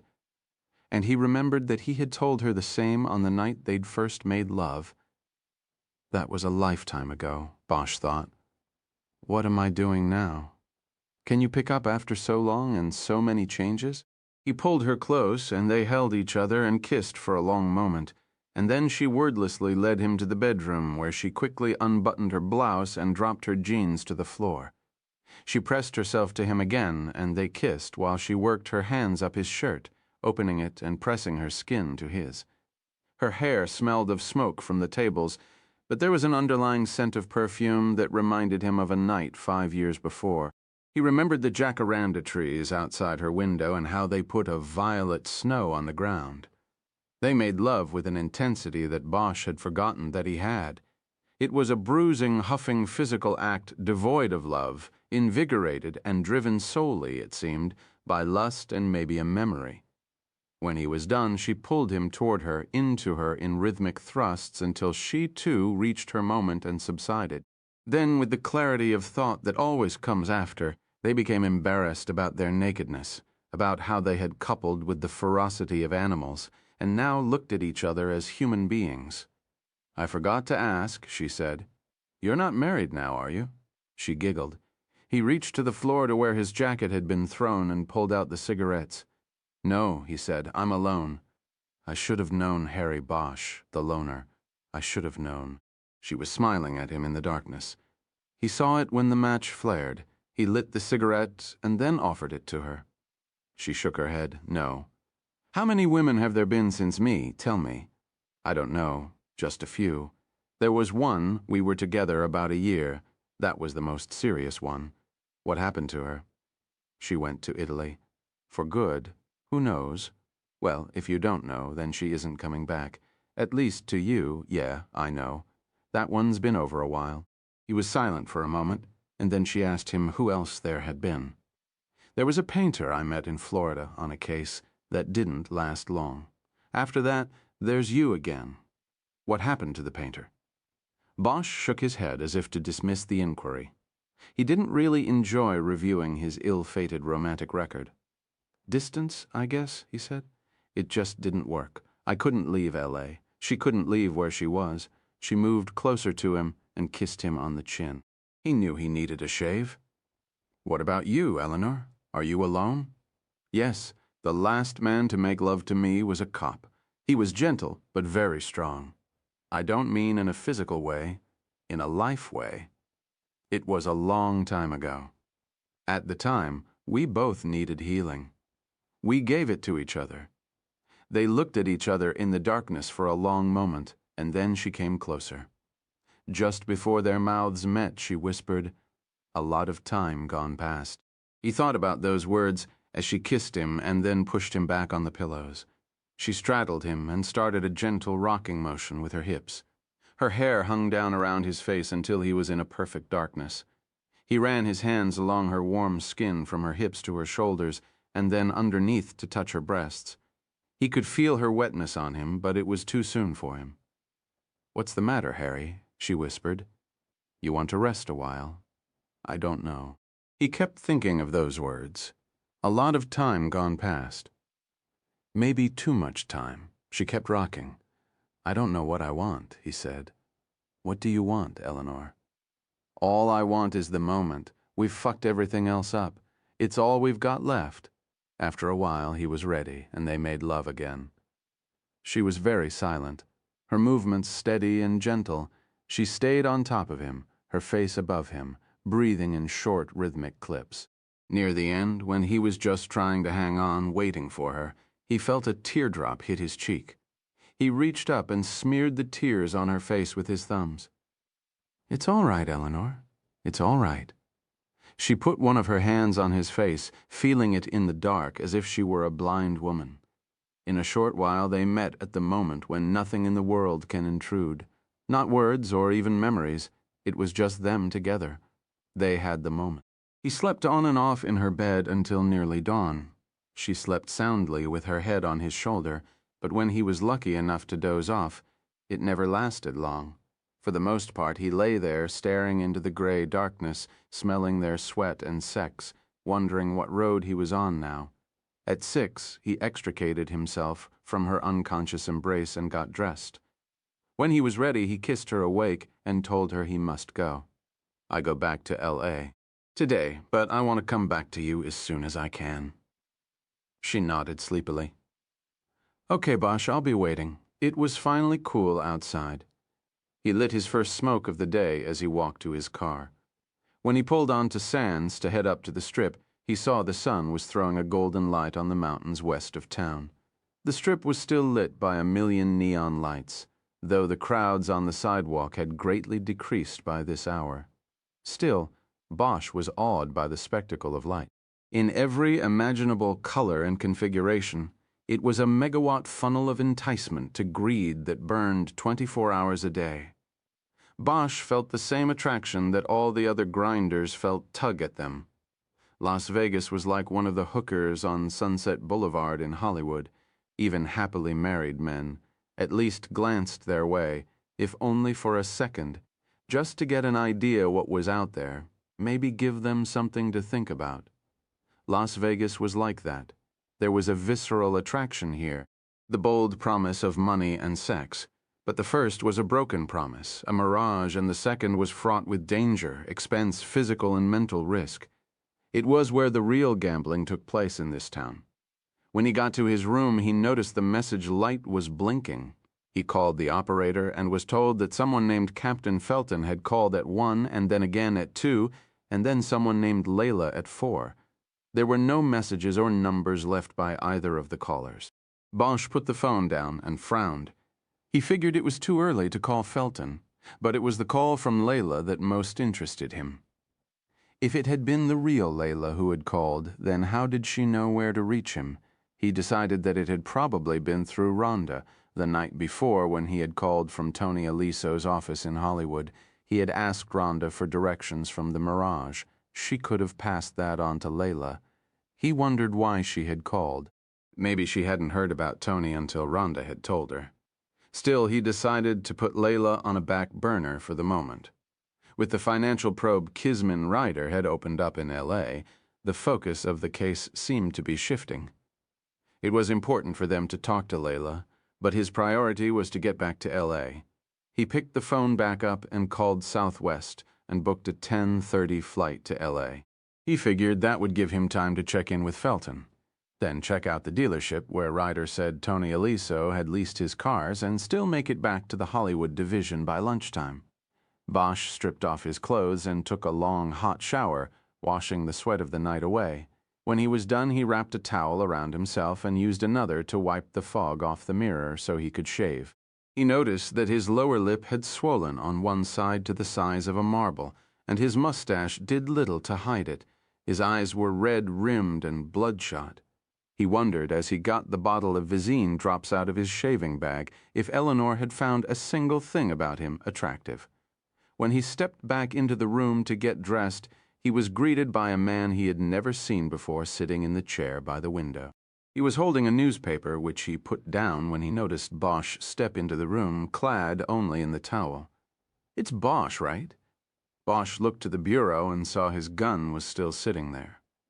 It was closer to the man in the chair, but Bosch thought he might be able to get to it first. "Easy now," the man said. "We're in this together. I'm a cop with Metro. Felton sent me." "What the fuck you doing in my room?" I came up, got no answer. I could hear the shower. I had a friend from downstairs slip me in. I didn't want to wait around in the hall. "Go ahead, get dressed, then I'll tell you what we got." "Let me see some ID." The man got up and approached Bosch, pulling a wallet from his inside coat pocket and putting a bored look on his face. He opened the wallet, flashing the badge and ID card. "Iverson, from Metro." "Captain Felton sent me. What's so important that Felton had to send somebody to break into my room?" "Look, I didn't break in, okay? We've been calling all night and got no answer. We first of all wanted to make sure you were all right, and secondly, the captain wants you to be in on the arrest, so he sent me over to try to find you. We gotta get going. Why don't you get dressed?" "What arrest?" "That's what I'm trying to tell you. If you'd get dressed and we could get going. You hit the jackpot with those prints you flew in here with." Bosch looked at him for a moment and then went to the closet to grab a pair of pants and some underwear. He then went into the bathroom to put them on. When he came back out, he said one word to Iverson: "Talk." Bosch quickly finished dressing as Iverson began. "You know the name Joey Marks?" Bosch thought a moment and then said it sounded familiar, but he couldn't place it. "Joseph Marconi. They call him Joey Marks. Used to, before he tried to put on legitimate airs. Now it's Joseph Marconi. Anyway, he got the name Joey Marks because that's what he did. He left marks on anybody who crossed him, got in his way." "Who is he?" "He's the outfits guy in Vegas. You know what the outfit is, right? The Chicago Mafia family. They control or have the say, at least, on everything west of the Mississippi. That includes Vegas and L.A. Hey, you took some geography, didn't you? I probably won't have to school you too much then on what's what out here. You already have got a scorecard. You're saying the prints on my Vicks jacket came from Joey Marks? In your dreams?" But they did come back to one of his top guys, and Bosch, that's like manna from heaven. We're taking this guy down today, pulling him right the fuck out of bed. We're going to turn him, Bosch, make him our boy, and through him we'll finally get Joey Marks. He's been a thorn in our side going on near a decade now. Aren't you forgetting something? No, I don't think. Oh yeah, of course. You and the LAPD have our undivided thanks for this. No, you're forgetting it's my case. It's not your case. What the fuck you people think you're doing, taking this guy down without even talking to me? We tried to call. I told you that. Iverson sounded hurt, so you don't get me and you just go ahead with the plan? Iverson didn't answer. Bosch finished tying his shoes and stood up, ready to go. Let's go, take me to Felton. I can't believe you guys. On the elevator down, Iverson said that while Bosch's exception to the plan was noted, it was too late to stop anything. They were heading out to a command post in the desert, and from there they would move in on the suspect's house, which was out near the mountains. Where's Felton? He's out there at the CP. Good.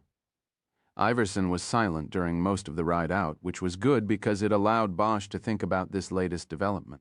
He realized suddenly that Tony Aliso might have been washing money for Joey Marks.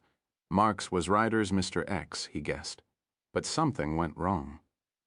The IRS audit was endangering the scheme and thereby endangering Joey Marks. Marks had responded by eliminating the washer. The story felt good to Bosch, but there were still things that didn't jibe. The break-in at Aliso's office 2 days after he was dead. Why did whoever that was wait until then, and why didn't they take all the financial records? The records, if connections between the dummy corporations and Joey Marks could be made, might be just as dangerous to Marks as Aliso was. Bosch found himself wondering if the hitter and the B&E man were the same person. It didn't seem so. What's this guy's name? The one the prints matched.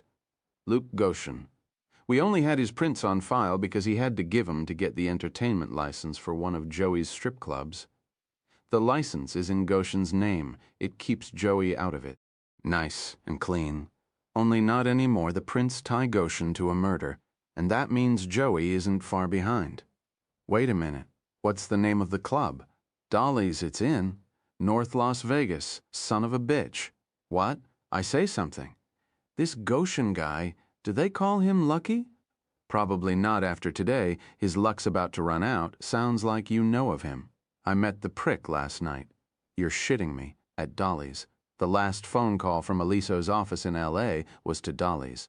I found out he was coming out here and spending time with one of the dancers at that place. I went to check it out last night and fucked up. Goshen had one of his guys give me this. Bosch touched the bump on his lip. I was wondering where you got that. Which one give you that, Gussie?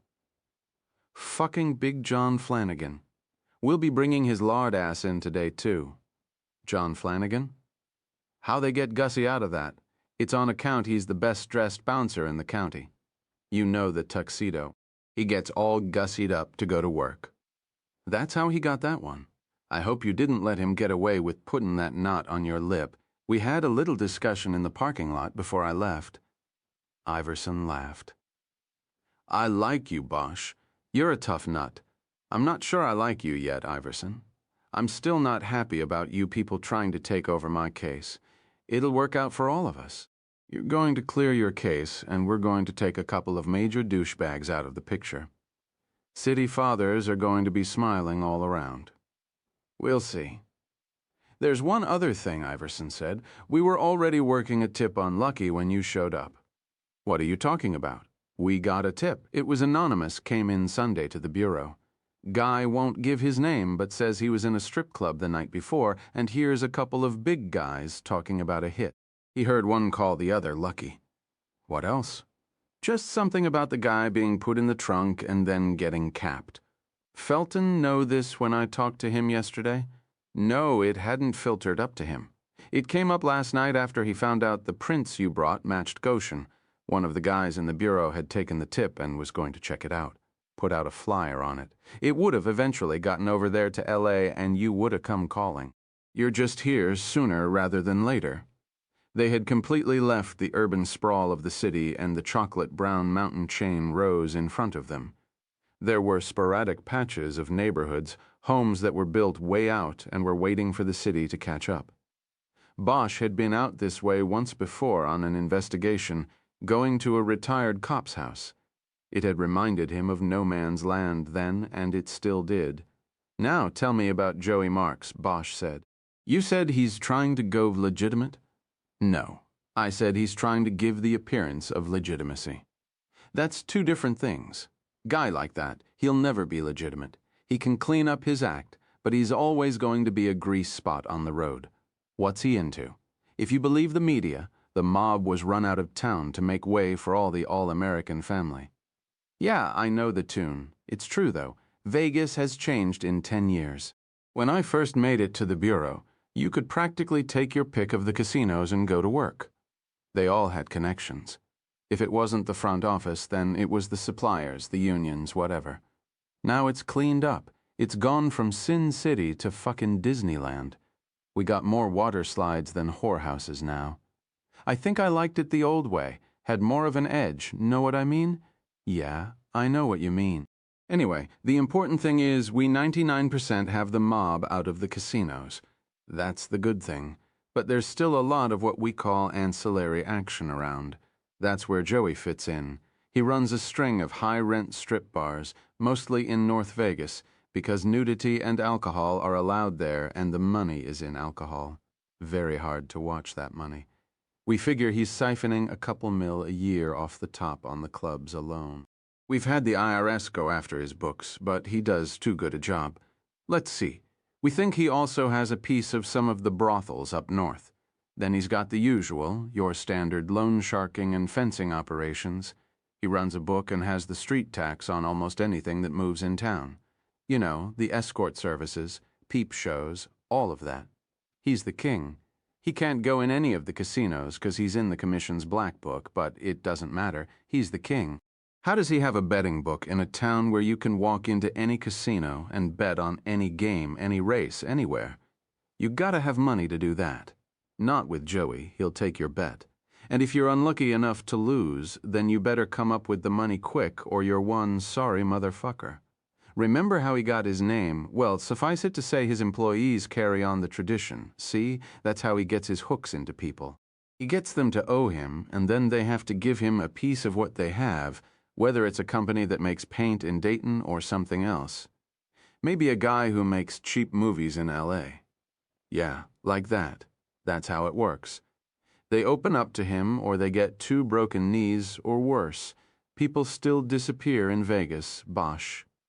It might look like it's all volcanoes and pyramids and pirate ships on the outside, but on the inside it's still dark enough for people to disappear in. Bosch reached over and turned the air up a notch. The sun was already all the way up, and the desert was beginning to bake. "This is nothing," Iverson said. "Wait till about noon. If we're out here, then forget about it. We'll be over 110 easy." "What about Joey's air of legitimacy?" "Yeah. Well, like I said, he's got holdings all over the country, pieces of the legitimate world he got through these various scams. He also reinvests. He cleans up all the cash he's pulling out of his various enterprises and then puts it into legit stuff, even charities. He's got car dealerships, a country club on the east side, a goddamn wing of a hospital named after one of his kids who died in a swimming pool. His picture gets in the paper at ribbon cuttings. Bosch, I tell you, we've either got to fucking take the guy down or give him the key to the city, and I don't know which would be more appropriate." Iverson shook his head. After a few minutes of silence, they were there. Iverson pulled into a county fire station and drove around back, where there were several more detective cars and several men standing around them holding paper cups of coffee. One of them was Captain Felton. Bosch had forgotten to take a bulletproof vest with him from Los Angeles and had to borrow one from Iverson. He was also given a plastic raid jacket that said LVPD in bright yellow letters across the chest when it was zipped closed. They were standing around Felton's Taurus, going over the plan and waiting for the uniform backup. Execution of the warrant was going to be done by Vegas rules. The captain said that meant at least one uniform team had to be there when they kicked the door. By this time, Bosch had already had his friendly exchange with Felton. The two had gone into the fire station to get Bosch some coffee, and Bosch had given the police captain an earful for the way he had handled the discovery that the prince Bosch had brought with him belonged to lucky Luke Goshen. Felton feigned contrition and told Bosch he'd be involved in calling the shots from that moment on. Bosch had to back down after that. He'd gotten what he wanted, at least in the captain's words. Now he just had to watch that Felton walked the talk. Besides Felton and Bosch, there were 4 others standing around the car. They were all from Metro's organized crime unit.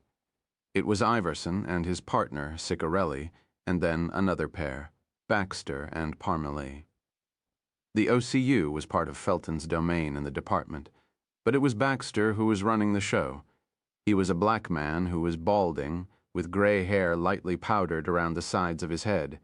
He was heavily muscled and had a countenance that said, "I want no hassles." He seemed to Bosch to be a man accustomed to both the violent and violence. There was a difference. Luke Goshen's home was known to them. From their banter, Bosch figured that they had watched the place before.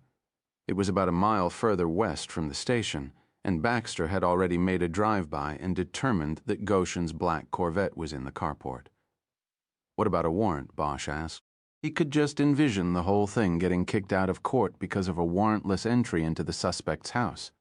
The prints were more than enough for a warrant to search the premises and arrest your man, Felton said. We took it to a judge first thing this morning. We also had our own information, which I think Iverson told you about. Look, his prints were on the guy, but it doesn't mean he did it.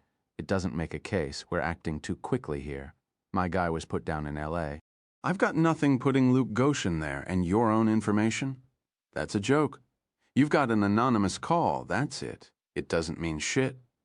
They all looked at Bosch as if he had just belched at the debutante ball. Harry, let's get another cup, Felton said. I'm fine. Let's get one anyway. He put his arm on Bosch's shoulder and led him back toward the station, inside at the kitchen counter, where there was a coffee urn. Felton poured himself another cup before speaking. Look, Harry, you gotta go with this. This is a major opportunity for us and for you. I know that. I just don't want to blow it. Can't we hold off on this until we're sure of what we've got? It's my case, Captain, and you're still running the show. I thought we had that all straightened out. I thought we did too, but I might as well be pissing in the wind. Look, Detective, we're going to go up the road and take this guy down, search his place, and put him in a little room. I guarantee that if he isn't your man, he's going to give him to you, and he's going to give us Joey Marks along the way. Now, come on, get with the program and get happy. He cuffed Bosch on the shoulder and headed back out to the lot. Bosch followed in a few moments. He knew that he was whining over nothing. You find somebody's prints on a body, you bring him in. That's a given. You sweat the details later, but Bosch didn't like being a bystander. That was the real rub, and he knew it. He wanted to run the show. Only out here in the desert, he was a fish out of water, flopping on the sand. He knew he should call billets, but it was too late for her to do anything, and he didn't like the idea of telling her he had let this one get away from him. The patrol car with the 2 uniforms was there when Bosch stepped out of the fire station and back into the oven.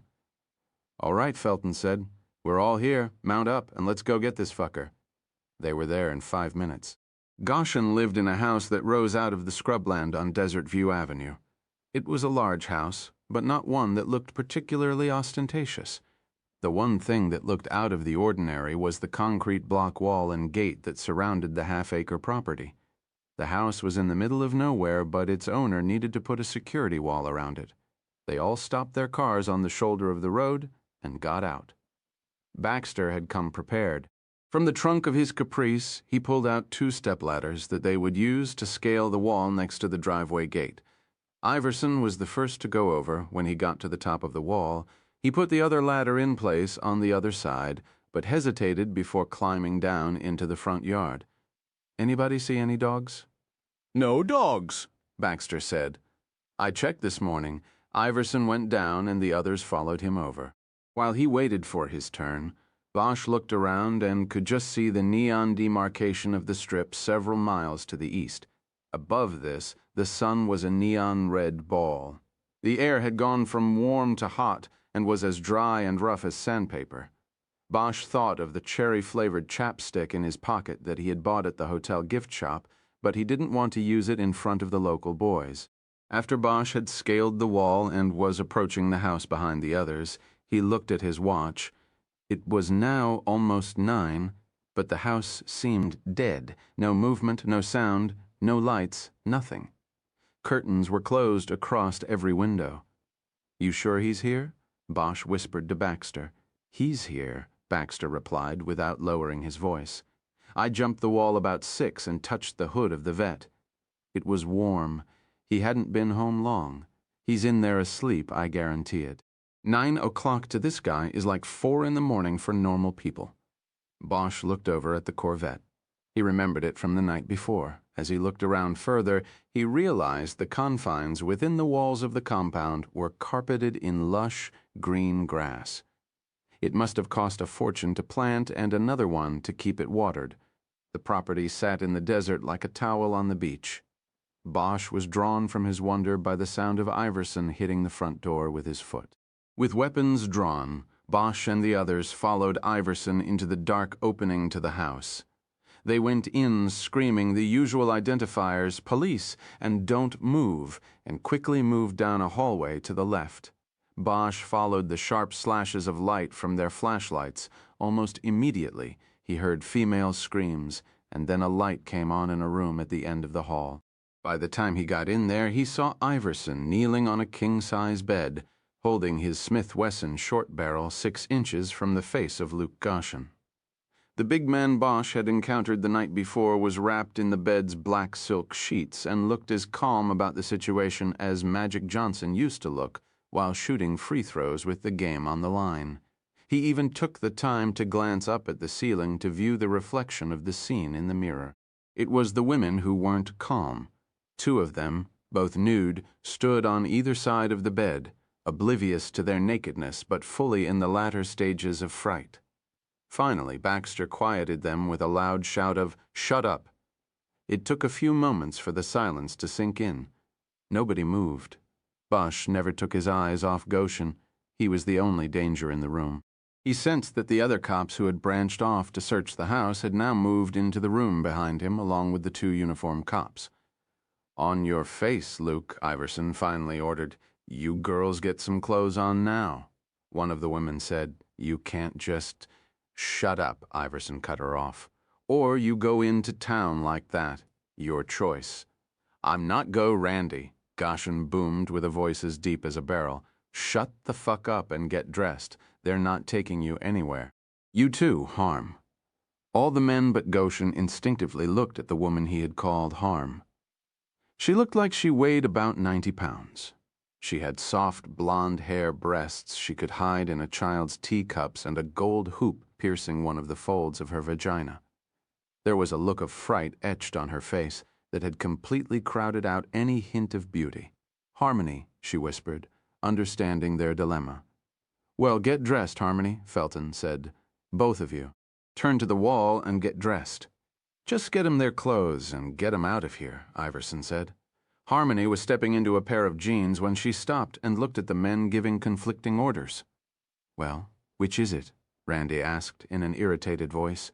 "You people got your shit together, or what?" Bosch recognized her as the woman who had been dancing in Dolly's the night before.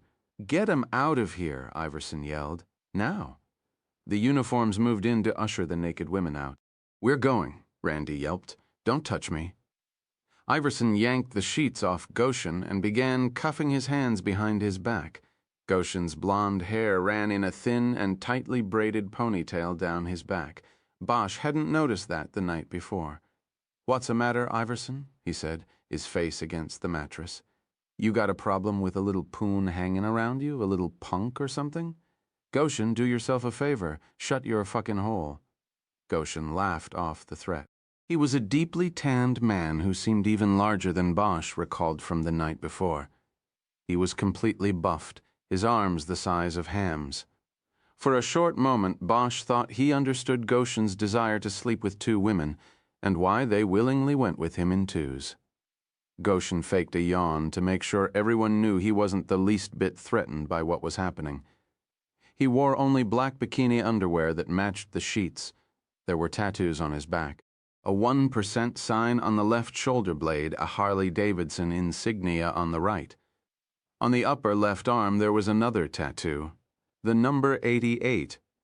"What's this?" "Your IQ," Iverson said as he sharply slapped the arm. "Fuck you, Iverson, and the phony fucking warrant you rode in on." Bosch knew what the tattoo meant. He had seen it enough in L.A. The 8th letter of the alphabet was H. 88 meant HH, short for Heil Hitler. It meant Goshen had spent some time with white supremacists, but most of the assholes Bosch came across with similar tattoos had gotten them in prison. It was amazing to him that Goshen apparently had no criminal record and had spent no time in stir. If he had, his name would have come up when the prints from Tony Aliso's jacket had been run through the APHIS computer. He put thoughts of this contradiction aside when Goshen managed to turn his head so that he was looking at Bosch. "You?" he said. "You're the one they should be arresting, after what you did to Gussie." Bosch bent over the bed to reply. "This ain't about last night. This is about Tony Aliso." Iverson roughly turned Goshen over on the bed. "What the fuck are you talking about?" Goshen asked angrily. "I'm clean on that, man. What are you?" He tried to pull himself up into a sitting position, but Iverson pushed him back down hard. "Just sit tight," Iverson said. "We'll hear your sorry side of things. But we're going to have a look around first." He took the warrant out of his pocket and dropped it on Goshen's chest. "There's your warrant. I can't read it. Not my fault you didn't stay in school. Just hold it up for me." Iverson ignored him and looked at the others. "Okay, let's split up and see what we've got here. Harry, you take this room? Okay, keep our friend here company? Right." Iverson then addressed the two uniforms. "I want one of you guys in here. Just stand out of the way and keep your eyes on douchebag here." One of the uniforms nodded and the others left the room. Bosch and Goshen looked at each other. "I can't read this thing," Goshen said. "I know," Bosch said. "You said that. This is bullshit. It's just a roust. You couldn't possibly have anything on me because I didn't do it." "Then who'd you have do it, Gussie?"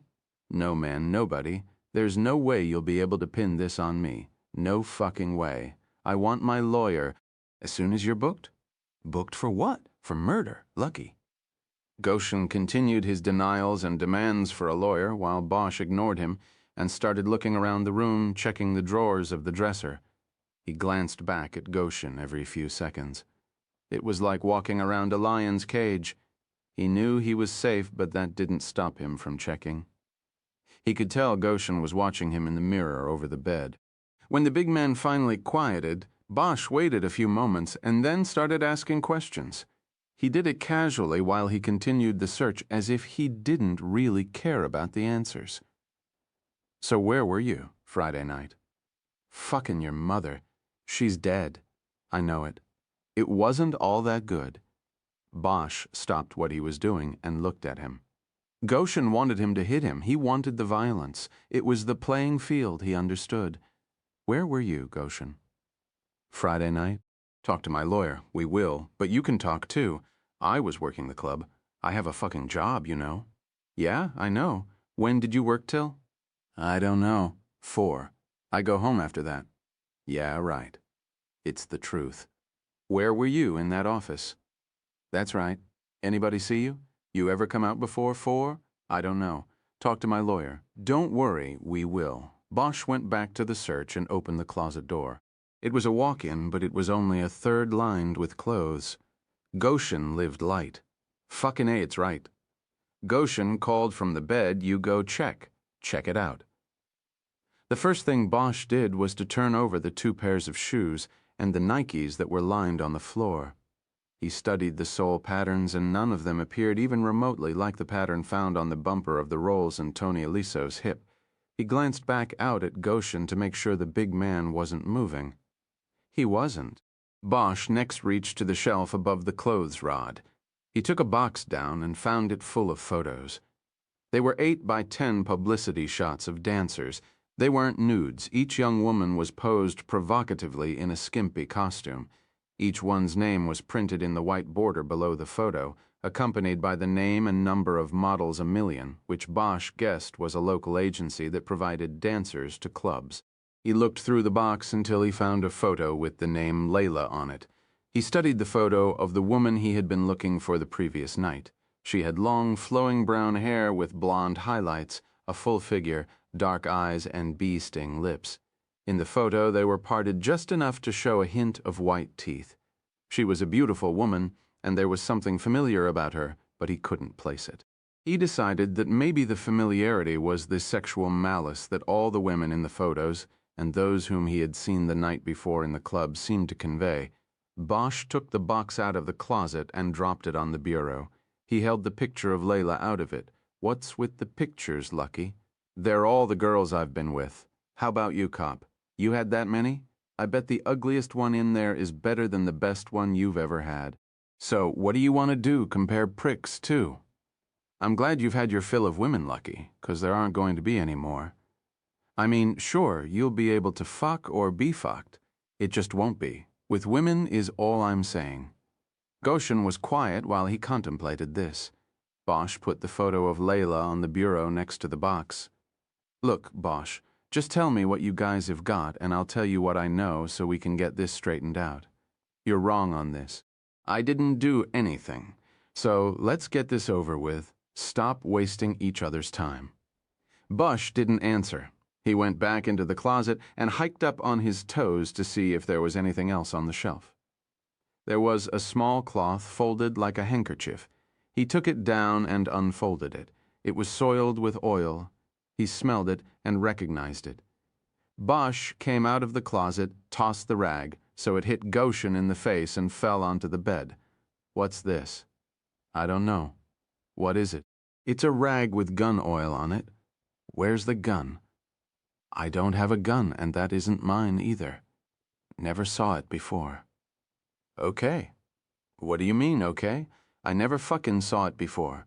I mean, okay, Goshen? That's all? Don't get nervous. It's hard with you people sticking your nose up my ass." Bosch bent over the night table. He opened the top drawer, found an empty cigarette box, a set of pearl earrings, and an unopened box of condoms. Bosch threw the box at Goshen. It bounced off his huge chest and fell to the floor. "You know, Goshen, just buying them ain't safe sex. You gotta put 'em on." He opened the bottom drawer. It was empty. "How long you lived here, Goshen?" "Moved in right after I kicked your sister out on her ass. Put her on the street. Last I seen, she was selling it over on Fremont outside the Cortez." Bosch straightened up and looked at him. Goshen was smiling. He wanted to provoke something. He wanted to control things, even handcuffed on the bed, even if it cost him some blood. "My mother. Now my sister. Who's next? My wife? Yeah, I got something planned for her. I'll—" "Shut up, would you? It's not working, understand? You're not getting to me. You can't get to me. So save your strength. Everybody can be gotten to Bosch, remember that." Bosch looked at him and then stepped into the master bathroom. It was a large room with a separate shower and tub, almost in the same configuration as the room Tony Aliso had used at the Mirage. The toilet was in a small closet-sized room behind a door with a slatted grill. Bosch started there. He quickly lifted the top of the water tank and found nothing unusual. Before putting the porcelain top back in place, he leaned over the toilet and looked down the wall behind the tank. What he saw made him immediately call for the uniform in the bedroom. "Yes, sir?" The cop said he looked like he wasn't yet 25. His black skin had almost a bluish tint to it. He kept his hands on his equipment belt in a relaxed mode. His right just a few inches from his gun. It was the standard pose. Bosch saw that the nameplate above his breast pocket said Fontenot. "Fontenot. Take a look down here behind the tank." The cop did as he was asked without even taking his hands off his belt. "What is it?" he asked. "I think it's a gun. Why don't you step back and let me pull it out?" Bosch flattened his hand and reached it down into the 2-inch space between the wall and the tank. His fingers closed on a plastic bag attached to the back of the tank with gray duct tape. He managed to pull it free and get the bag out. He held it up for Fontenot to see, The bag contained a blue metal pistol equipped with a 3-inch screw-on silencer. "A .22?" Fontenot asked. "Oh yeah," Bosch said. "Go get Felton and Iverson, would you?" "Right away." Bosch followed Fontenot out of the bathroom. He was holding the bag containing the gun the way a fisherman holds a fish by its tail. When he stepped into the bedroom, he couldn't help but smile at Goshen, whose eyes noticeably widened. "That ain't mine," Goshen immediately protested. "That's a plant, you fuck. I don't be. Get me my goddamned lawyer, you son of a bitch." Bosch let the words go by but studied the look. He saw something flash in Goshen's eyes. It was there for only a second, and then he covered up. It wasn't fear. He didn't think that was something Goshen would let slip into his eyes. Bosch believed he had seen something else. But what? He looked at Goshen and waited a moment for the look to return. Was it confusion? Disappointment? Goshen's eyes showed nothing now, but Bosch believed he knew the look. What he had seen had been surprise. Iverson, Baxter, and Felton then filed into the room. They saw the gun, and Iverson yelped in triumph. "Sayonara, baby." His glee showed on his face. Bosch explained how and where he had found the weapon. "These fuckhead gangsters," Iverson said, looking at Goshen. "Think the cops never saw The Godfather?" "Who'd you put it there for, Goshen?" "Michael Corleone." I said, "Get me my fucking lawyer," Goshen yelled.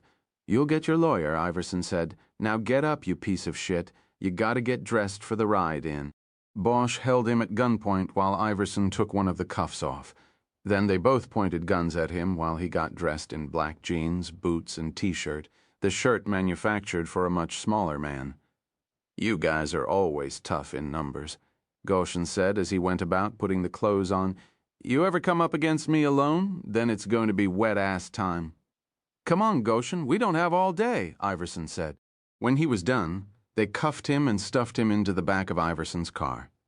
Iverson locked the gun in the trunk, then they went back inside the house. In a short meeting inside the front hallway, it was decided that Baxter and 2 of the other detectives would stay behind to finish the search of the house. "What about the women?" Bosch asked. "The uniforms will watch them until these boys are done," Iverson said. "Yeah, but as soon as they leave, they'll be on the phone. We'll have Goshen's lawyer down our throat before we even get started." "I'll take care of that. Goshen's got one car here, right? Where's the keys?" "Kitchen counter," one of the other detectives said. "Okay," Iverson said. "We're out of here." Bosch followed him through the kitchen, watching him pocket the keys that were on the counter, and then out into the carport by the Corvette. There was a little workroom here with tools hanging on a pegboard. Iverson selected a shovel and then stepped out of the carport and around to the backyard. Bosch followed and watched as Iverson found the spot where the telephone line came in from a pole at the street and connected to the house. He swung the shovel up and with one strike disconnected the line. "Amazing how strong the wind can get out here in the open desert," he said. He looked around behind the house. "Those girls have no car and no phone," he said. "Nearest house is a half-mile. City's about 5. My guess is they'll stay put a while. That'll give us time. All we need." Iverson took a baseball swing with the shovel and launched it out over the property wall and into the scrub brush. He started walking toward the front of the house and his car. "What do you think?" Bosch asked. "I think the bigger they are, the harder they fall. Goshen's ours, Harry. Yours, no. I mean about the gun." "What about it?" "I don't know. It seems too easy." Nobody said criminals gotta be smart. Goshen's not smart. He's just been lucky. But not anymore. Bosch nodded, but he still didn't like it. It wasn't really a question of being smart or not. Criminals followed routines, instincts. This didn't make sense.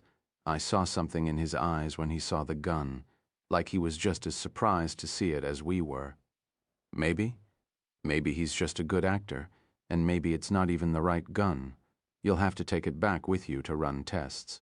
Find out if it's the gun, Harry, then worry about if it's too easy. Bosch nodded. He took out a cigarette and lit it. "I don't know. I feel like I'm missing something."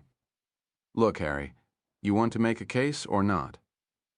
I want a case, then let's take him in and put him in a room, see what he has to say. They were at the car. Bosch realized he had left the photo of Layla inside. He told Iverson to start the car and he'd be right back. When he came back with the photo and got in, he checked Goshen in the back and saw a trickle of blood running down from the corner of his mouth. Bosch looked at Iverson, who was smiling. I don't know. He must have bumped his face getting in. Either that or he did it on purpose to make it look like I did it. Goshen said nothing, and Bosch just turned around. Iverson pulled the car out onto the road, and they headed back toward the city. The temperature was climbing rapidly, and Bosch could already feel the sweat sticking his shirt to his back. The air conditioner labored to overcome the heat that had built up in the car while they were inside the house. The air was as dry as old bones. Bosch finally took out the chapstick and rolled it across his sore lips. He didn't care what Iverson or Goshen thought about it. They took Goshen up to the detective bureau in a back elevator in which Goshen audibly farted. Then Bosch and Iverson walked him down a hallway off the squad room and into an interview room, barely larger than a restroom stall. They handcuffed him to a steel ring bolted to the center of the table and locked him in. Then they left him there. As Iverson closed the door, Goshen called after him that he wanted to make his phone call. Bosch noticed that the squad room was almost deserted as they walked back toward Felton's office. Somebody die? Bosch asked. Where is everybody? They're out picking up the others. What others? The captain wanted to bring in your pal Gussie, throw a scare at him. They're bringing in the girl, too. Layla? They found her? No, not her. The one you had us run last night. The one that played with your victim at the Mirage. Turns out she's got a jacket. Bosch reached over and yanked Iverson's arm to stop him. Eleanor Wish? You're bringing in Eleanor Wish? He didn't wait for Iverson's reply. He broke away from the man and charged into Felton's office. The captain was on the phone and Bosch paced anxiously in front of the desk, waiting for him to hang up. Felton pointed at the door, but Bosch shook his head. He could see Felton's eyes start to smolder as he told whoever was on the other end of the line he had to go. I can't talk right now, he said. You don't have to worry. It's under control. I'll talk to you. He hung up and looked at Bosch. What is it now? Call your people. Tell them to leave Eleanor Wish alone. What are you talking about? She had nothing to do with this. I checked her out last night. Felton leaned forward and clasped his hands together as he thought. When you say you checked her out, what does that mean? I interviewed her.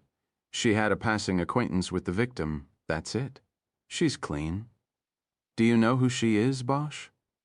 I mean, do you know her history? She was an FBI agent assigned to the LA bank robbery squad.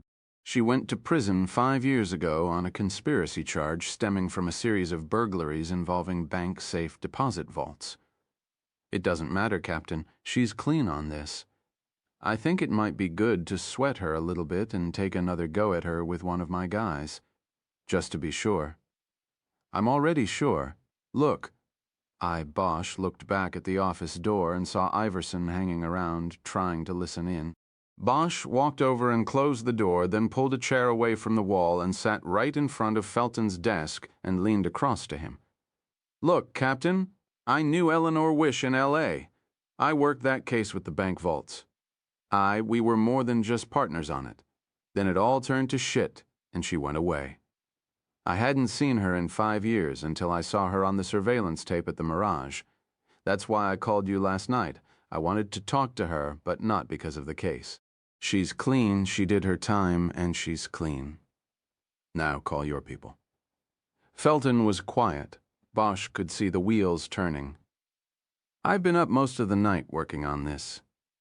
I called your room a half-dozen times to bring you in on it, but you weren't there. I don't suppose you want to tell me where you were. No, I don't. Felton thought some more and then shook his head. I can't do it. I can't cut her loose yet. Why not? Because there is something about her you apparently don't know. Bosch closed his eyes for a moment like a boy, expecting to get slapped by an angry mother, but steadying himself to take it. What? Don't I know? She might have only had a passing acquaintance with your victim, but she's got more than that with Joey Marks and his group. It was worse than he expected. What are you talking about? I put her name up for discussion with some of my people last night after you called. We've got her in a file. On numerous occasions, she has been seen in the company of a man named Terence Quillen, who works for Goshen, who works for Marks. Numerous times, Detective Bosch. In fact, I've got a team out looking for Quillen now. See what he has to say. In the company of... What does that mean? Looked like strictly business, according to the reports. Bosch felt like he'd been punched. This was impossible. He had spent the night with the woman. The sense of betrayal was building in him, but a deeper gut sense told him she was true, that this was all some huge mix-up. There was a knock on the door, and Iverson poked his head in. FYI, the others are back, boss. They're putting them in the interview rooms. Okay. You need anything? No, we're fine. Close the door. After Iverson left, Bosch looked at the captain. Is she arrested? No, we asked her to come in voluntarily. Let me talk to her first. I don't think that would be wise. I don't care if it's wise. Let me go talk to her. If she'll tell anybody, she'll tell me. Felton thought a moment, and then finally nodded his head. Okay, go ahead. You get 15 minutes. Bosch should have thanked him, but didn't. He just got up quickly and went to the door. Detective Bosch, Felton said. Harry looked back from the door. I'll do what I can for you on this. But this cuts us in a big way. You understand that? Bosch stepped out without answering. Felton had no finesse. It was understood without being said that Bosch was now beholden to him, but Felton had to say it anyway. In the hallway, Bosch passed the first interview room, where they had placed Goshen, and opened the door to the second. Sitting there, handcuffed to the table, was Gussie Flanagan. His nose was misshapen and looked like a new potato. He had cotton jammed into the nostrils. He looked at Bosch with bloodshot eyes, and recognition showed on his face. Bosch backed out and closed the door without saying a word. Eleanor Wish was behind door number 3. She was disheveled, obviously dragged from sleep by the metro cops, but her eyes had the alert and wild quality of a cornered animal, and that cut Bosch to the bone. Harry, what are they doing? He closed the door and moved quickly into the tiny room, touching her shoulder in a consoling manner and taking the seat across from her. Eleanor, I'm sorry. What? What did you do? Yesterday, when I saw you on the tape at the Mirage, I asked Felton. He's the captain here, to get me your number and address because you were unlisted. He did, but then without my knowledge he ran your name and pulled up your package. Then on his own he had his people get you this morning. It's all part of this Tony Aliso thing. I told you, I didn't know him. I had one drink with him once. Just because I happened by chance to be at the same table with him, they bring me in. She shook her head and looked away, the distress written on her face. This was the way it would always be, she now knew. The criminal record she carried would guarantee it. I've got to ask you something. I want to get this cleared up and get you out of here. What? Tell me about this man, Terence Quillen. He saw the shock in her eyes. Quillen? What does he? Is he the suspect? Eleanor, you know how this works. I can't tell you things. You tell me. Just answer the question. Do you know Terence Quillen? Yes. How do you know him? He came up to me about 6 months ago when I was leaving the Flamingo. I had been out here 4 or 5 months. I was settling in, playing 6 nights a week by then. He came up to me and in his words told me what's what. He somehow knew about me, who I was, that I'd just gotten out. He said there was a street tax. He said I had to pay it, that all the locals paid it, and that if I didn't, there'd be trouble. He said that if I did pay it, he'd watch out for me. Be there if I ever got in a jam. You know how it goes? Extortion, plain and simple. She broke then and started to cry. It took all of Bosch's will not to get up and try to hold her and comfort her in some way. I was alone, she said, scared. I paid. I pay him every week. What was I supposed to do? I had nothing and nowhere to go. Fuck it, Bosch said under his breath. He got up and squeezed around the end of the table and grabbed hold of her. He pulled her to his chest and kissed the top of her head. Nothing's going to happen, he whispered. I promise you that, Eleanor. He held her there in silence for a few moments, listening to her quiet crying, until the door opened and Iverson stood there. He had a toothpick in his mouth. "Get the fuck out of here, Iverson." The detective slowly closed the door. "I'm sorry," Eleanor said. "I'm getting you in trouble." "No, you're not. It's all on me. Everything is on me." A few minutes later, he walked back into Felton's office. The captain looked up at him wordlessly. She was paying off Quillen to leave her alone. $200 a week. That was all it was. The street tax. She doesn't know anything about anything. She happened by chance to be at the same table as Aliso for about an hour Friday. She's clean now. Kick her loose. Tell your people. Felton leaned back and started tapping his lower lip with the end of a pen. He was showing Bosch his deep thinking pose. "I don't know," he said. "Okay, this is the deal. You let her go and I make a call to my people. And what'll you tell 'em? I'll tell them I've gotten excellent cooperation from Metro out here and that we ought to run this as a joint operation. I'll say we're going to put the squeeze on Goshen here and go for the 2-for-1 sale. We're going to go for Goshen and Joey Marks because Marks was the one who would have ultimately pushed the button on Tony Aliso. I'll say, it's highly recommended that Metro take the lead out here because they know the turf and they know Marks. Do we have a deal?" Felton tapped out another code message on his lip, then reached over and turned the phone on his desk so Bosch could have access to it. "Make the call now," he said. "After you talk to your CO, put me on the line. I want to talk to him." "It's a her, whatever." A half hour later, Bosch was driving a borrowed, unmarked Metro car with Eleanor Wish sitting crumpled in the passenger seat. The call to Lieutenant Billets had gone over well enough for Felton to keep his end of the deal. Eleanor was kicked loose, though. The damage was pretty much done. She had been able to eke out a new start and a new existence, but the underpinnings of confidence and pride and security had all been kicked out from beneath her. It was all because of Bosch, and he knew it. He drove in silence, unable to even fathom what to say or how to make it better, and it cut him deeply because he truly wanted to. Before the previous night he had not seen her in 5 years, but she had never been far from his deepest thoughts, even when he had been with other women.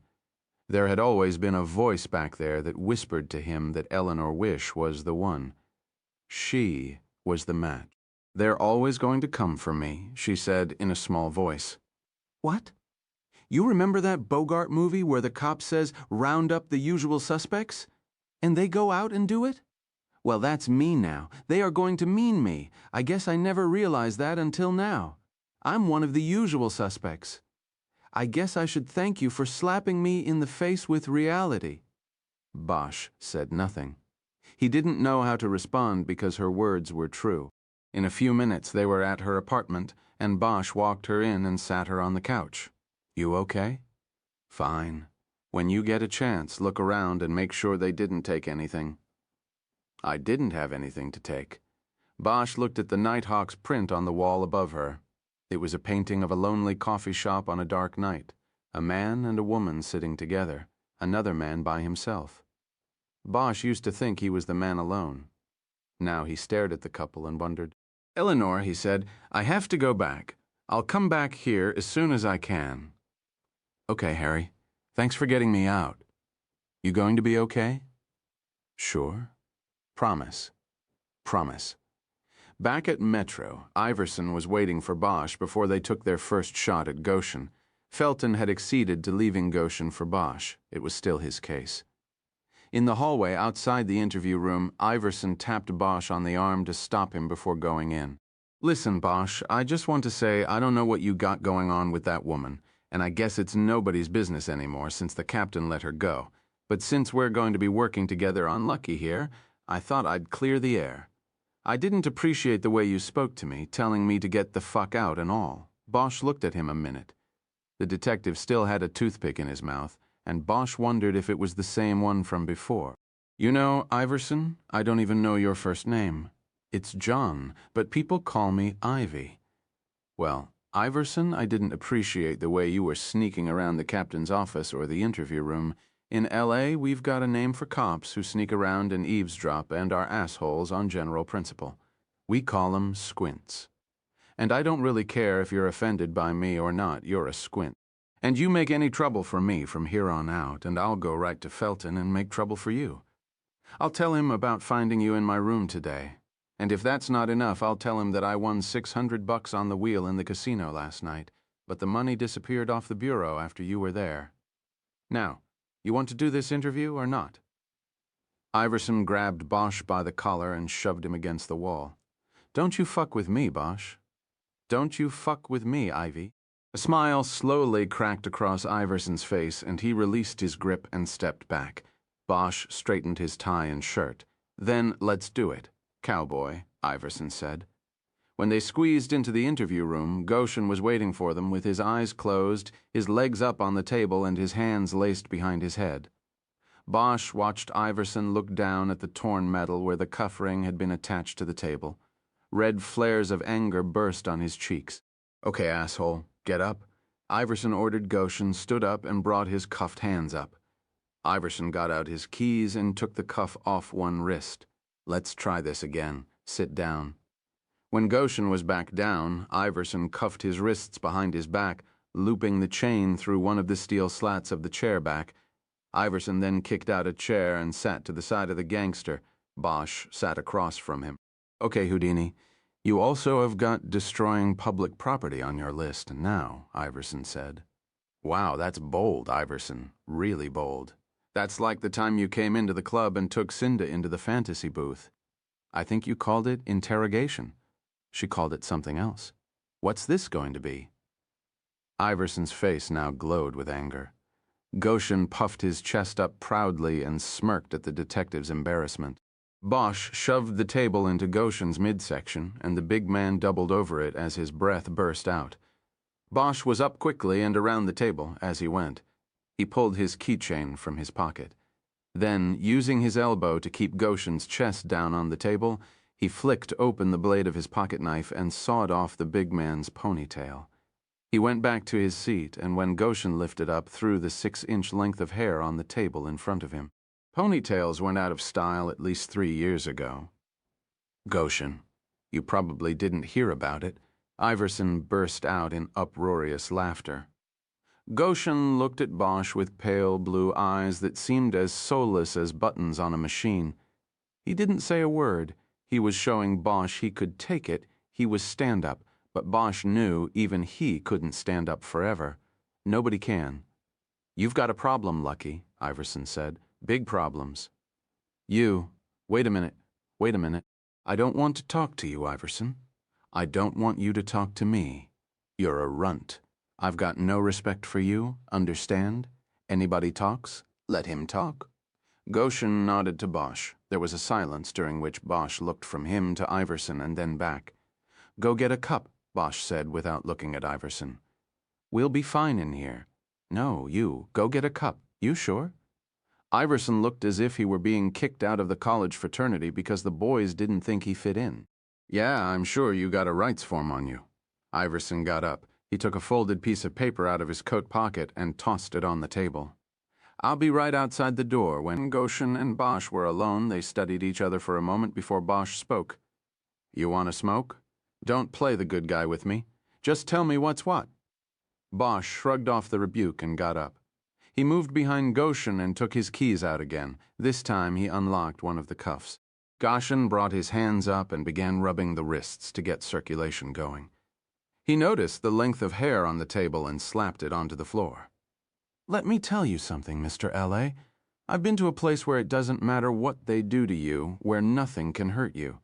I've been there and back. Everybody's been to Disneyland, so what? I'm not talking about fucking Disneyland, asshole. I spent 3 years in the Penta down in Chihuahua. They didn't break me then. You aren't going to do it now. Let me tell you something then. In my life, I've killed a lot of people. Just wanted you to know that up front. Time comes again. There won't be any hesitation. None. This isn't about good guy cops and bad guy cops, Goshen. That's the movies. The movies where the bad guys have ponytails, I guess. But this is real life. You are nothing to me but meat, and I'm gonna put you down. That's a given. It's just up to you how hard and how far you want to go down." Goshen thought a moment. "All right, so now we know each other. Talk to me, and I'll take that smoke now." Bosch put his cigarettes and matches on the table. Goshen got one out and lit it. Bosch waited until he was done.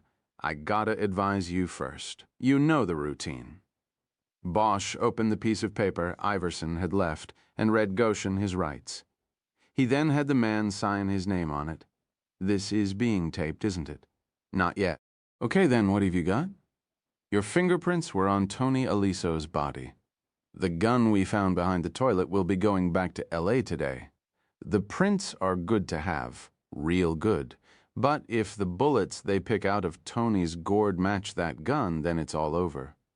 I don't care what kind of alibi you line up or what your explanation will be, or if your lawyer's Johnny fucking Cochran, you won't just be meat, you'll be 100% grade A dead meat. That gun ain't mine. It's a plant, goddammit, you know it and I know it, and it's not going to fly. Bosch looked at him a moment and felt his face getting hot. You're saying I put that there? I'm saying I watched the OJ show. Cops out here are no different. I'm saying I don't know if it was you or Iverson or whoever, but that gun's a fucking plant. God damn it, that's what I'm saying. Bosch traced a finger along the top of the table, waiting for the anger to dissipate to the point where he could control his voice. You hang on to that bullshit story, Goshen, and you'll go far with it.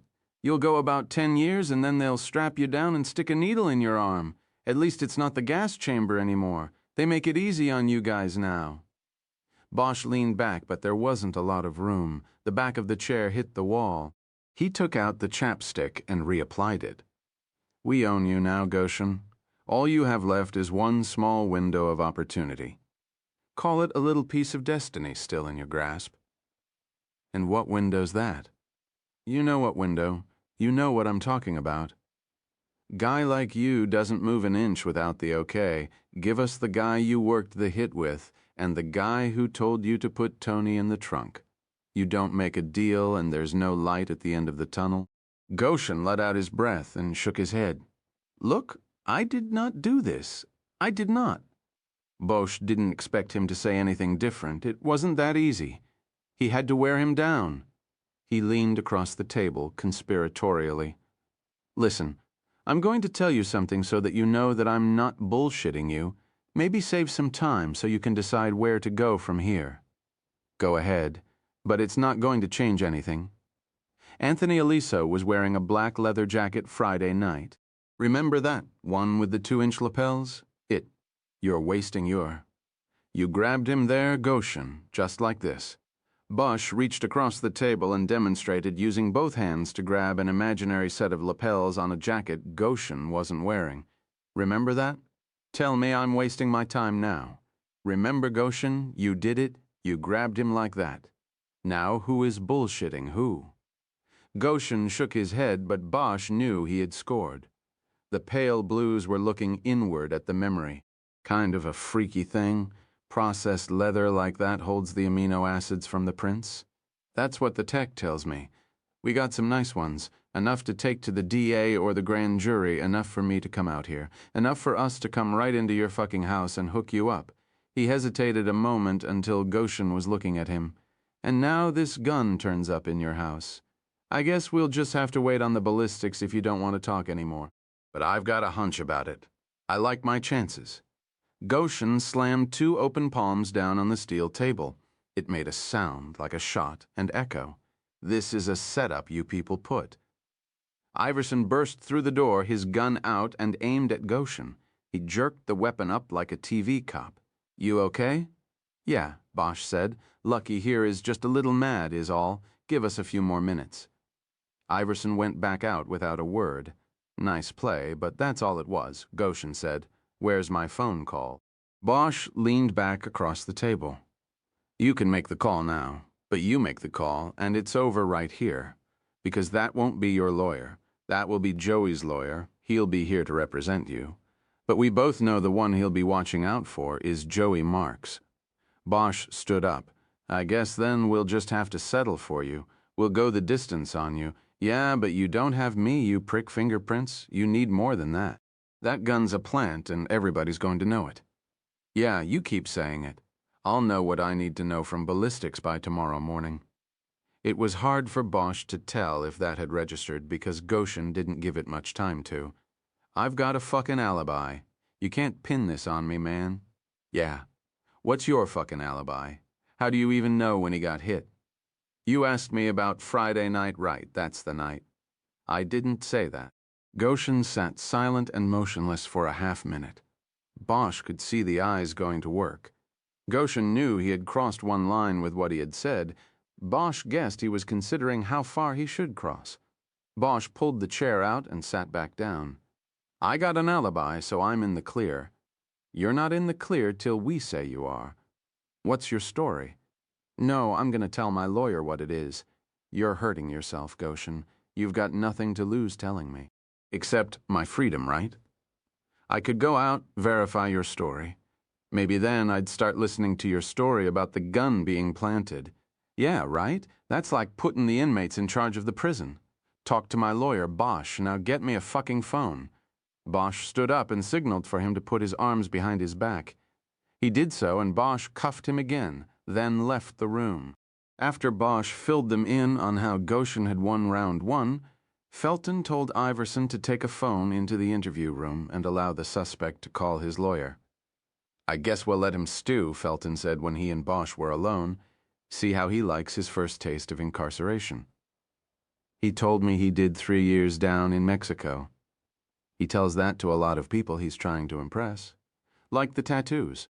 When we were backgrounding him after he showed up a couple years ago, we never found anything about a Mexican prison, and as far as we know, he's never ridden a Harley, let alone with any motorcycle gang. I think a night in county might soften him up. Maybe by round 2 we'll have the ballistics back. Bosch said he had to use a phone to call his CO to check on what the plan was for the gun. Just pick an empty desk out there, Felton said. Make yourself at home. Listen, I'll tell you how this most likely will go, and you can tell your Lieutenant Billets. The lawyer he calls is most likely going to be Mickey Torino. He's Joey Marks's top guy. He's going to object to extradition and meantime try to get bail. Any bail will do. All they want to do is get him out of our hands and into their hands, and then they can make their decision. What decision? Whether or not to whack him. If Joey thinks Lucky might flip, he'll just take him out to the desert somewhere and we'll never see him again. Nobody will. Bosch nodded. So you go make your call, and I'll call over to the prosecutor's office. See if we can't get an hearing scheduled. I think the sooner the better. If you can get Lucky to L.A., he's going to be even more likely to start thinking about cutting a deal. That is, if we don't break him first. It'd be nice to have the ballistics before the extradition hearing. If we get a ballistics match, it will seal it. But things don't move so quickly in L.A. If you know what I mean, I doubt there's even been an autopsy. Well, make your call and then we'll reconnoiter. Bosch used an empty desk next to Iverson's to make his call. He got Billets at her desk and he could tell she was eating. He quickly updated her on his failed effort to scam Goshen into talking and the plans to have the prosecutor's office in Las Vegas handle the extradition hearing. What do you want to do about the gun? He asked when he was done. I want it back here as soon as possible. Edgar talked somebody over at the coroner's office into doing the cut this afternoon. We should have the bullets by tonight. If we have the gun, we can take the whole thing over to ballistics tomorrow morning. Today's Tuesday. I doubt there'd be an extradition hearing before Thursday. We'd have an answer from ballistics by then. Okay, I'll grab a plane. Good. Bosch sensed something off about her tone. She was preoccupied by something other than ballistics and what she was eating. Lieutenant, he said. What's up? Is there something I don't know about? She hesitated a moment, and Bosch waited her out. Actually, something's come up. Bosch's face flashed warm. He guessed that Felton had screwed him and told Billets about the Eleanor Wish situation. What is it? I've made an ID on the guy who was in Tony Aliso's office. That's great. Bosch said, relieved but confused by her somber tone. Who? No, it's not great. It was Dominic Carbone from OCID. Bosch was stunned into silence for a long moment. Carbone? What the? I don't know. I've got some feelers out. I'd like you back here until we figure out what to do with this. Goshen will keep until the extradition hearing. He's not going to be talking to anyone but his lawyer. If you can get back, I'd like us all to get together and hash this around. I haven't talked to Kiz and Jerry yet today. They're still working the financial trail. How'd you make the ID on Carbone? Pure luck. Things were kind of slow after I talked to you and the captain out there this morning. I took a drive downtown and stopped by Central. I've got a friend, she's a lieutenant too, up in OC, Lucinda Barnes. You know her? No. Anyway, I went up to see her. I wanted to kind of feel around, maybe get an idea why they took the pass on this one. And lo and behold, we're sitting there talking, and this guy walks through the squad, and I think I recognize him, but I'm not sure from where. I ask who he is, and she tells me that's Carbone. And that's when I remembered. He's the guy on the tape. He had his suit jacket off and his sleeves rolled up. I even saw the tattoo. It's him. You tell all this to your friend? Hell no. I just acted natural and got the hell out of there. I tell you, Harry, I don't like this inside stuff. I don't know what to do. We'll figure something. Look, I'm going to go. I'll be there as soon as I can. What you might want to do in the meantime, Lieutenant, is try to use some juice with ballistics. Tell them we'll be coming in with a code 3 in the morning. Billett said she would do what she could on that. After making arrangements to fly back to L.A., Bosch barely had time to take a cab back to the Mirage and check out and still make it by Eleanor's apartment to say goodbye. But his knock on her door went unanswered. He didn't know what kind of car she had, so it was impossible for him to check the lot to make sure she was gone. He went back to his rental and sat inside and waited as long as he could, until he was at risk of missing his flight. He then scribbled a message on a page from his notebook saying he would call her, and went back to the door. He folded the page up tight and stuck it in the crack of the door jamb so that it would fall and be noticed the next time she opened the door. He wanted to wait around longer and talk to her in person, but he couldn't. 20 minutes later, he was leaving the security office of the airport. The gun from Goshen's house was wrapped in an evidence bag and safely in his briefcase. 5 minutes later, he was aboard a jet headed for the City of Angels. Part 3, Billets had a weighted and worried look on her face when Bosch stepped into her office. Harry, Lieutenant, I dropped the gun at ballistics. They're waiting on the bullets, whoever it was you talked to over there. They snapped, too. Good. Where is everybody? They're both over at Archway. Kiz spent the morning at the IRS and then went over to help Jerry with the interviews with Aliso's associates. I also borrowed a couple of people from Major Fraud to help with the books. They're tracing down these dummy corporations. They're going to go after the bank accounts, search and seizure. When we freeze the money, then maybe some real live people will come out of the woodwork and claim it. My theory is that this Joey Marks was not the only one Aliso was washing money for. There's too much involved. If Kiz's numbers are right, Aliso was probably working for every mob combine west of Chicago. Bosch nodded. Oh, by the way, she continued, I told Jerry that you'd take the autopsy so he can stay at Archway. Then I want everybody back here at 6 to talk about what we have. Okay, when's the autopsy? 3:30? That going to be a problem? No. Can I ask you something? Why'd you call Major Fraud in instead of OCID? For obvious reasons. I don't know what to do about Carbone and OCID. I don't know whether to bring in internal affairs. Look the other way or what? Well, we can't look the other way. They have something we need, and if you call in IAD, then forget it. That will freeze everything up down there, and that will be that. What do they have that we need? It stands to reason that if Carbone was pulling a bug out of that office, then... There's tapes. Jesus, I forgot about that. They dropped into silence for a few moments. Bosch pulled the chair out across from her desk and finally sat down. Let me take a run at Carbone, see if I can figure out what they were doing and get the tapes, he said. We've got the leverage. This may have something to do with the chief and Fitzgerald, you know? Maybe. She was referring to the intra-departmental skirmish between Deputy Chief Leon Fitzgerald, commander of OCID for more than a decade, and the man who was supposed to be his boss, the chief of police. In the time Fitzgerald had run the OCID, he had taken on an aura akin to J.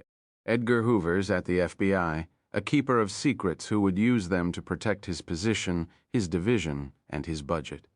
It was believed by many that Fitzgerald had his minions investigate and keep tabs on more honest citizens, cops and elected officials of the city than the mobsters his division was charged with rooting out, and it was no secret within the department that there was an ongoing power struggle between Fitzgerald and the police chief.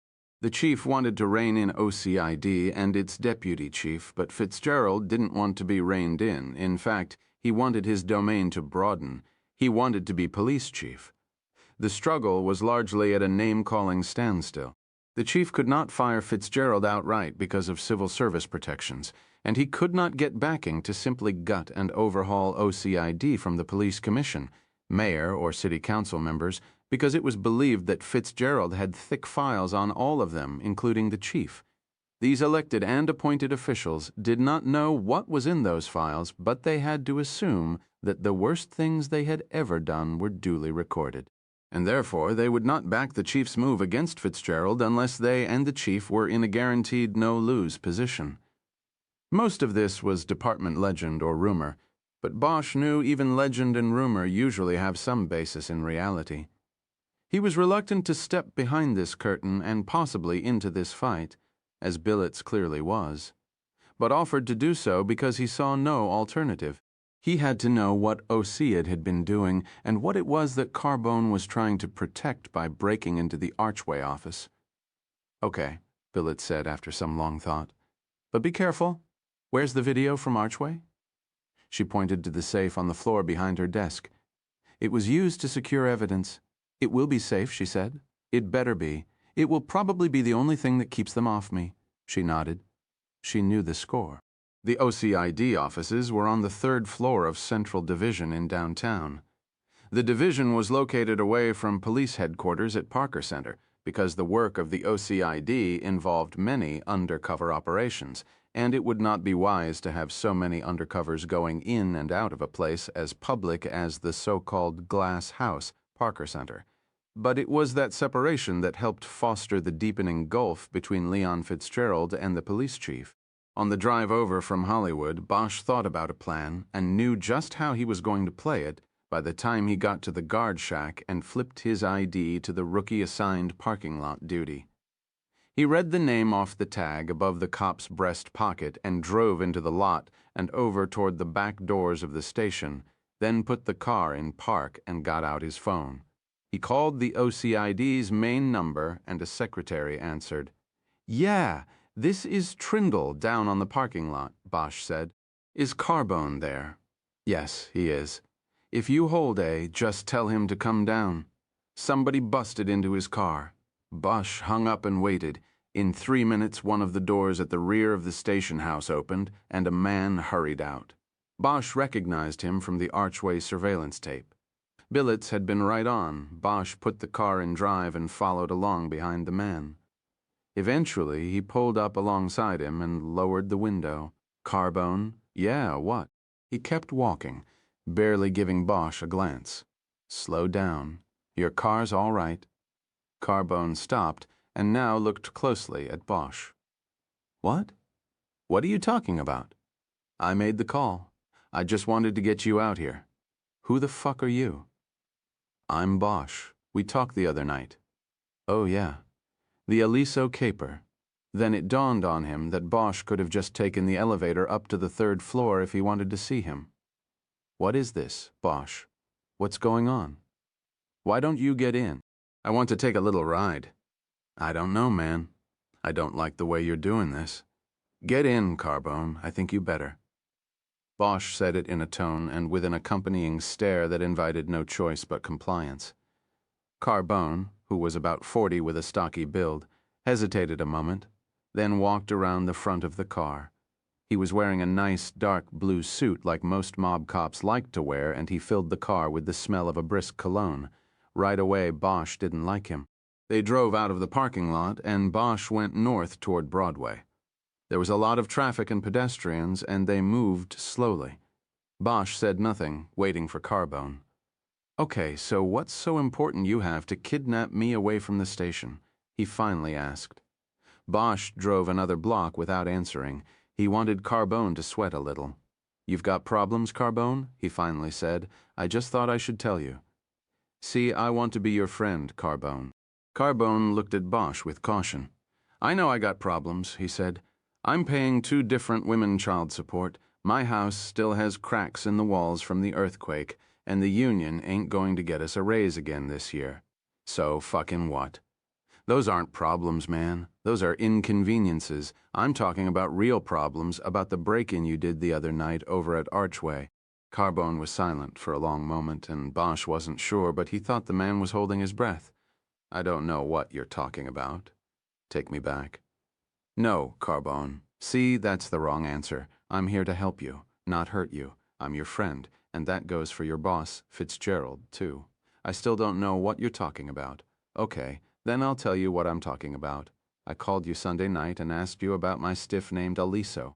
You call me back and tell me not only is OCID taking a pass, but you never heard of the guy. But as soon as you hang up the phone, you get over to Archway, break into the guy's office, and pop the bug you people planted in his phone. That's what I'm talking about." Bosch looked over at him for the first time, and he saw the face of a man whose mind is racing to find a way out. Bosch knew he had him now. "Bullshit. That's what you're talking about. Yeah, you dumb fuck. Next time you decide to do a little breaking and entering, look up. Check for cameras. Rodney King, rule number 1. Don't get caught on tape." He waited a moment to let that sink in, and then put the final nails in the coffin. "You knocked the mug off the desk and broke it. You then dumped it outside, hoping nobody would notice anything. And one last thing about the rules. If you're going to do a BEE in short sleeves, then you ought to get yourself a Band-Aid or something and cover up that tattoo on your arm. Know what I mean? That's a slam-bang identifier when you got it on tape. And, Carbone, you're on tape. Lots of tape." Carbone wiped a hand across his face. Bosch turned on third, and they went into the tunnel that runs under Bunker Hill. In the darkness that shrouded the car, Carbone finally spoke. "Who knows about this?" "For the moment, just me. But don't get any ideas. Anything happens to me and the tape will get known by a lot of people. But for the moment, I can probably contain it." "What do you want?" "I want to know what was going on, and I want all the tapes you took off his phone." "Impossible. Can't do it. I don't have those tapes. It wasn't even my file. I just did what Fitz told you to do." "Yeah, I know, but I don't care about that. You go to Fitz or whoever's file it was and get it. I'll go with you if you want, or I'll wait out in the car. But we're going back now to get them. I can't do it." What Bosch knew he meant was that he couldn't get the tapes without going to Fitzgerald and telling him how he had so badly messed up the break-in. "You're going to have to, Carbone. I don't give a shit about you. You lied to me and fucked with my case. You either get me the tapes and an explanation, or this is what I do. I dub off 3 copies of the surveillance tape. One goes to the chief's office in the glass house, one goes to Jim Newton at the Times, and the last goes over to Stan Chambers at Channel 5. Stan's a good man. He'll know what to do with it. Do you know he's the one who got the Rodney King tape first? Jesus, Bosch, you're killing me. You've got your choice." The autopsy was being conducted by a deputy coroner named Salazar. He had already started by the time Bosch got to the coroner's office at County USC Medical Center. They said their perfunctory hellos, and Bosch, garbed in the protective paper bodysuit and plastic mask, leaned back against one of the stainless counters and just watched. He wasn't expecting much from the autopsy. He had really only come for the bullets, and his hope was that one of them would be usable for comparison purposes. It was well known that one reason hitters preferred to use .22s on the job was that the soft bullets often became so misshapen after bouncing around in the brain case that they were worthless for ballistic comparison. Salazar kept his long black hair in a ponytail that he then wrapped in a larger paper cap. Because he was in a wheelchair, he worked at an autopsy table that was lowered to accommodate him. This gave Bosch an unusually clear vantage point in viewing what was happening to the body in years past. Bosch would have maintained an ongoing banter with Salazar while the autopsy proceeded. But since his motorcycle accident, his 9-month medical leave, and his return in a wheelchair, Salazar was no longer a cheerful man and rarely engaged in small talk. Bosch watched as Salazar used a dulled scalpel to scrape a sample of the whitish material from the corners of Aliso's eyes. He placed the material in a paper bindle and put it in a petri dish.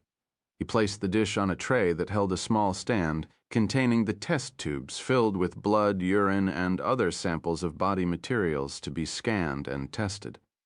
"Think it was tears?" Bosch asked. "I don't think so. Too thick. He had something in his eyes or on his skin. We'll find out what." Bosch nodded, and Salazar proceeded to open the skullcap and examine the brain. "The bullets mushed this puppy," he said. After a few minutes, he used a pair of long tweezers to pick out 2 bullet fragments and drop them in a dish. Bosch stepped over and looked at them and frowned. At least one of the bullets had fragmented upon impact. The pieces were probably worthless for comparison purposes. Then Salazar pulled out a complete bullet and dropped it in the tray. "You might be able to work with this one," he said. Bosch took a look. The bullet had mushroomed on impact, but about half the shaft was still intact, and he could see the tiny scratches made when it was fired through the barrel of a gun. He felt a twinge of encouragement. "This might work," he said. The autopsy wrapped up in about 10 more minutes. Overall, Aliso had gotten 50 minutes of Salazar's time. It was more than most. Bosch checked a clipboard that was on the counter and saw that it was the 11th autopsy of the day for Salazar. Salazar cleaned the bullets and put them in an evidence envelope. As he handed it to Bosch, he told the detective that he would be informed of the results of the analysis of the samples retrieved from the body as soon as it was completed. The only other thing that he thought was worth mentioning was that the bruise on Aliso's cheek was antemortem by 4 or 5 hours. This Bosch found to be very curious. He didn't know how it fit in. It would mean that someone had roughed Aliso up while he was in Las Vegas, yet he had been killed here in L.A. He thanked Salazar, calling him Sally as many people did, and headed out. He was in the hallway before he remembered something and went back to the door of the autopsy suite. When he stuck his head in, he saw Salazar tying the sheet around the body, making sure the toe tag hung free and could be read. "Hey, Sally, the guy had hemorrhoids, right?" Salazar looked back at him with a quizzical look on his face. "Hemorrhoids? No. Why do you ask?" "I found a tube of preparation H in his car in the glove box. It was half used." Well, no hemorrhoids. Not on this one." Bosch wanted to ask him if he was sure, but knew that would be insulting. He let it go for the moment and left. Details fueled any investigation. They were important and not to be misplaced or forgotten. As he headed toward the glass exit doors of the coroner's office, Bosch found himself bothered by the detail of the tube of preparation H found in the glove box of the Silver Cloud. If Tony Aliso hadn't suffered from hemorrhoids, then whom did the tube belong to, and why was it in his car? He could dismiss it as probably being unimportant, but that wasn't his way. Everything had its place in an investigation, Bosch believed. Everything. His deep concentration on this problem caused Bosch to go through the glass doors and down the stairs to the parking lot before he saw Carbone standing there smoking a cigarette and waiting. When Bosch had dropped him off earlier, the OCID detective had begged for a couple of hours to get the tapes together. Bosch had agreed but hadn't told him that he was heading to an autopsy. So he now assumed that Carbone had called the bureau in Hollywood and been told by Billets or someone else that he was at the coroner's office. Bosch wouldn't check this with Carbone because he didn't want to show any kind of concern that the OCID detective had so easily found him. "Bosch, yeah? Somebody wants to talk. Who? When?" "I want the tapes, Carbone." "Cool your jets for a couple minutes, over here in the car." He led Bosch to the second parking row, where there was a car with its engine running and its dark-tinted windows all the way up. "Hop in the back," Carbone said. Bosch nonchalantly walked to the door, still showing no concern. He opened it and ducked in. Leon Fitzgerald was sitting in the back. He was a tall man, more than 6.5 feet, and his knees were pressed hard against the back of the driver's seat. He wore a beautiful suit of blue silk and held the stub of a cigar between his fingers. He was almost 60, and his hair was a jet-black dye job. His eyes behind steel-rimmed glasses were pale gray. His skin was pasty white. He was a nightman, Chief Bosch said, nodding. He had never met Fitzgerald before, but had seen him often enough at cop funerals and on TV news reports. He was the embodiment of the OCID. No one else from the secretive division ever went on camera. "Detective Bosch," Fitzgerald said, "I know of you. Know of your exploits. Over the years you have been suggested to me more than once as a candidate for our unit. Why didn't you call?" Carbone had come around and gotten in the driver's seat. He started moving the car slowly through the lot. "Because, like I said, I know of you," Fitzgerald was saying, "and I know you would not leave homicide. Homicide is your calling. Am I correct?" "Pretty much. Which brings us to the current homicide case you are pursuing. Dom." With one hand, Carbone passed a shoebox over the seat. Fitzgerald took it and put it on Bosch's lap. Bosch opened it and found it full of audiocassette tapes with dates written on tape stuck to the cases. "From Aliso's phone?" he asked, obviously. "How long were you on it?" "We'd only been listening for 9 days. It hadn't been productive, but the tapes are yours. And what do you want in return, Chief?" "What do I want?" Fitzgerald looked out the window down at the railroad switching yard in the valley below the parking lot. "What do I want?" he asked again. "I want the killer, of course. But I also want you to be careful. The department's been through a lot these past few years. No need to hang our dirty laundry in public once again. You want me to bury Carbone's extracurricular activities." Neither Fitzgerald nor Carbone said anything, but they didn't have to. Everybody in the car knew that Carbone did what he did on orders, probably orders from Fitzgerald himself. "Then you've got to answer some questions, of course. Why was there a bug on Tony Aliso's phone? Same reason there's a bug on anyone's phone. We heard things about the man and set about finding out if they were true. What did you hear? That he was dirty, that he was a scumbag, that he was a launderer for the mob in 3 states. We opened a file. We had just begun when he was killed. Then when I called, why did you pass on it?" Fitzgerald took a long pull on his cigar, and the car filled with its smell. "There's a complicated answer to that question, Detective. Suffice it to say that we thought it best if we remained uninvolved. The tap was illegal, wasn't it? It is extremely difficult under state law to gather the required information needed for a wiretap. The feds, they can get it done on a whim. We can't and we don't want to work with the feds all the time. It still doesn't explain why you passed. You could have taken the case from us and then controlled it, buried it, done whatever you wanted with it. No one would have known about illegal wiretaps or anything else. Perhaps it was a wrong choice." Bosch realized they had underestimated himself and his crew. Fitzgerald had believed the break-in would go unnoticed and therefore his unit's involvement would not be discovered. Bosch understood the tremendous leverage he held over Fitzgerald. Word about the illegal wiretap would be all the police chief would need to rid himself of Fitzgerald. "So what else do you have on Aliso?" he asked. "I want everything. If I hear at any point you held something back, then your little black bag job is going to get known. You know what I mean? It will get known." Fitzgerald turned from the window and looked at him. "I know exactly what you mean." "But you're making a mistake if you're going to smugly sit there and believe you have all the high cards in this game. Then put whatever cards you have on the table. Detective, I am about to fully cooperate with you, but know this. If you seek to hurt me or anyone in my division with the information you get here, I will hurt you more. For example, there's this matter of your keeping company last night with a convicted felon." He let that hang in the air with his cigar smoke. Bosch was stunned and angry, but managed to swallow down his urge to throttle Fitzgerald. "There is a department prohibition against any officer knowingly associating with criminals. I'm sure you know that, Detective, and understand the need for such a safeguard. If this were to become known about you, then your job could be in jeopardy. Then where would you and your mission be?" Bosch didn't answer. He looked straight ahead over the seat and out the front window. Fitzgerald leaned over so that he was almost whispering in his ear. "This is what we know about you in just 1 hour," he said. "What if we spend a day, a week? And it's not just you, my friend. You can tell your lieutenant that there is a glass ceiling in the department for lesbians, especially if something like that should get out. Now her girlfriend, she could go further, her being black. But the lieutenant, she'd have to get used to Hollywood, you ask me. He leaned back to his spot and returned his voice to normal modulation.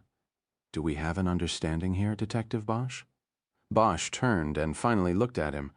We have an understanding. After dropping the bullets retrieved from Tony Aliso's head at the ballistics lab in Boyle Heights, Bosch made it back to the Hollywood division just as the investigators were gathering in Billuts's office for the 6 o'clock meeting. Bosch was introduced to Russell and Kulkin, the two fraud investigators, and everybody sat down. Also sitting in was a deputy district attorney. Matthew Gregson was from Special Prosecutions, a unit that handled organized crime cases as well as the prosecution of police officers and other delicate matters. Bosch had never met him. Bush gave his report first and concisely brought the others up to date on the occurrences in Las Vegas, as well as the autopsy and his swing by the department's gun shop. He said he'd been promised that the ballistics comparison would be done by 10 the following morning. But Bosch made no mention of his meetings with Carbone and Fitzgerald, not because of the threat Fitzgerald had made, or so Bosch told himself, but because the information he had gleaned from those meetings was best not discussed with such a large group in general, and a prosecutor in particular. Apparently, feeling the same way, Billets asked him no questions in this regard. When Bosch was finished, Ryder went next. She said she had talked to the IRS auditor assigned to the TNA Productions case and gotten very little information. Basically, they have a whistleblowing program, she said. You blow the whistle on a tax scofflaw, and you get a share of whatever taxes the IRS finds it's been cheated out of. That's how this started. Only problem is, according to Hirschfield, he's the IRS guy. This tip came in anonymously. Whoever blew the whistle didn't want to share. He said they got a 3-page letter outlining Tony Aliso's money-washing scam. He would not show it to me because he claimed, anonymous or not, the guidelines of the program call for strict confidence, and the specific language of the letter could lead to identification of the author. That's bullshit, Gregson said. Probably, Ryder said, but there was nothing I could do about it. Afterwards, give me the guy's name and I'll see what I can do. Sure. Anyway, they got this letter, did some preliminary looking at TNA's corporate filings over the years, and decided the letter had merit. They sent the audit letter to Tony on August 1, and were going to do him at the end of this month. That was it with him? Oh, the one thing he would tell me about the letter was that it was mailed from Las Vegas. It was on the postmark. Bosch almost nodded involuntarily because that last bit of information fit with something Fitzgerald had told him. Okay, now for Tony Aliso's associates. Jerry and I spent the better part of the day interviewing the core group of people he used when making this trash he called film. He basically raided the local film schools, low-rent acting schools, and strip bars for the so-called artistic talent for these shoots, but there were 5 men that he repeatedly worked with to get them off the ground. We took them all one by one, and it appears they were not privy to financing of the movies or the books Tony kept. We think they were in the dark. Jerry? That's right, Edgar said. I personally think Tony picked these guys because they were stupid and didn't ask questions about that sort of stuff. He just sent them out, over to USC or UCLA to grab some kid who'd want to direct or write one of these things.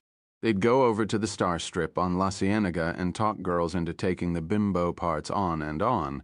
You know how it goes? Our conclusion is that this little money-washing scam was Tony's only. He and his customers knew. Which leads us to you guys, Billets said, looking at Russell and Kulkin. You got anything to tell us yet? Kulkin said they were still waist-deep in the financial records, but they had so far traced money from TNA Productions to dummy corporations in California, Nevada, and Arizona. The money went into the corporation bank accounts and was then invested in other seemingly legitimate corporations. He said when the trail was fully documented, they would be in a position to use the IRS and federal statutes to seize the money as the illegal funds of a racketeering enterprise. Unfortunately, Russell said the documentation period was long and difficult. It would be another week before they could move. Keep at it and take the time you need? Billets said. Then she looked at Gregson. So then, how are we doing? What should we be doing? Gregson thought a moment. I think we are doing fine. First thing tomorrow I'll call Vegas and find out who's handling the extradition hearing. I'm thinking that I possibly should go out there to babysit that. I'm not that comfortable at the moment with all of us here and Goshen over there with them. If we are lucky enough to pull a match out of ballistics, I think you and I, Harry, should go over there and not leave until we have Goshen with us. Bosch nodded his agreement. After hearing all of these reports, I really have just one question, Gregson continued. Why isn't there someone from OCID sitting in this room right now? Billets looked at Bosch and almost imperceptibly nodded. The question was being passed to him. Initially, Bosch said OCID was informed of the murder and the victim's ID, and they passed. They said they didn't know Tony Aliso. As recently as 2 hours ago, I had a conversation with Leon Fitzgerald and told him what it looked like we had. He offered whatever expertise his people had, but felt we were too far along now to have fresh people come in. He wished us best of luck with it. Gregson stared at him a long moment, and then nodded. The prosecutor was in his mid-40s with short-cropped hair already completely gray. Bosch had never worked with him, but he'd heard the name. Gregson had been around long enough to know there was more to what Bosch had said, but he had also been around long enough to let it go for the time being. Billets didn't give him a lot of time to make something of it anyway. Okay, so why don't we brainstorm a little bit before we call it a night, she said. What do we think happened to this man? We're gathering a lot of information, a lot of evidence. But do we know what happened to him?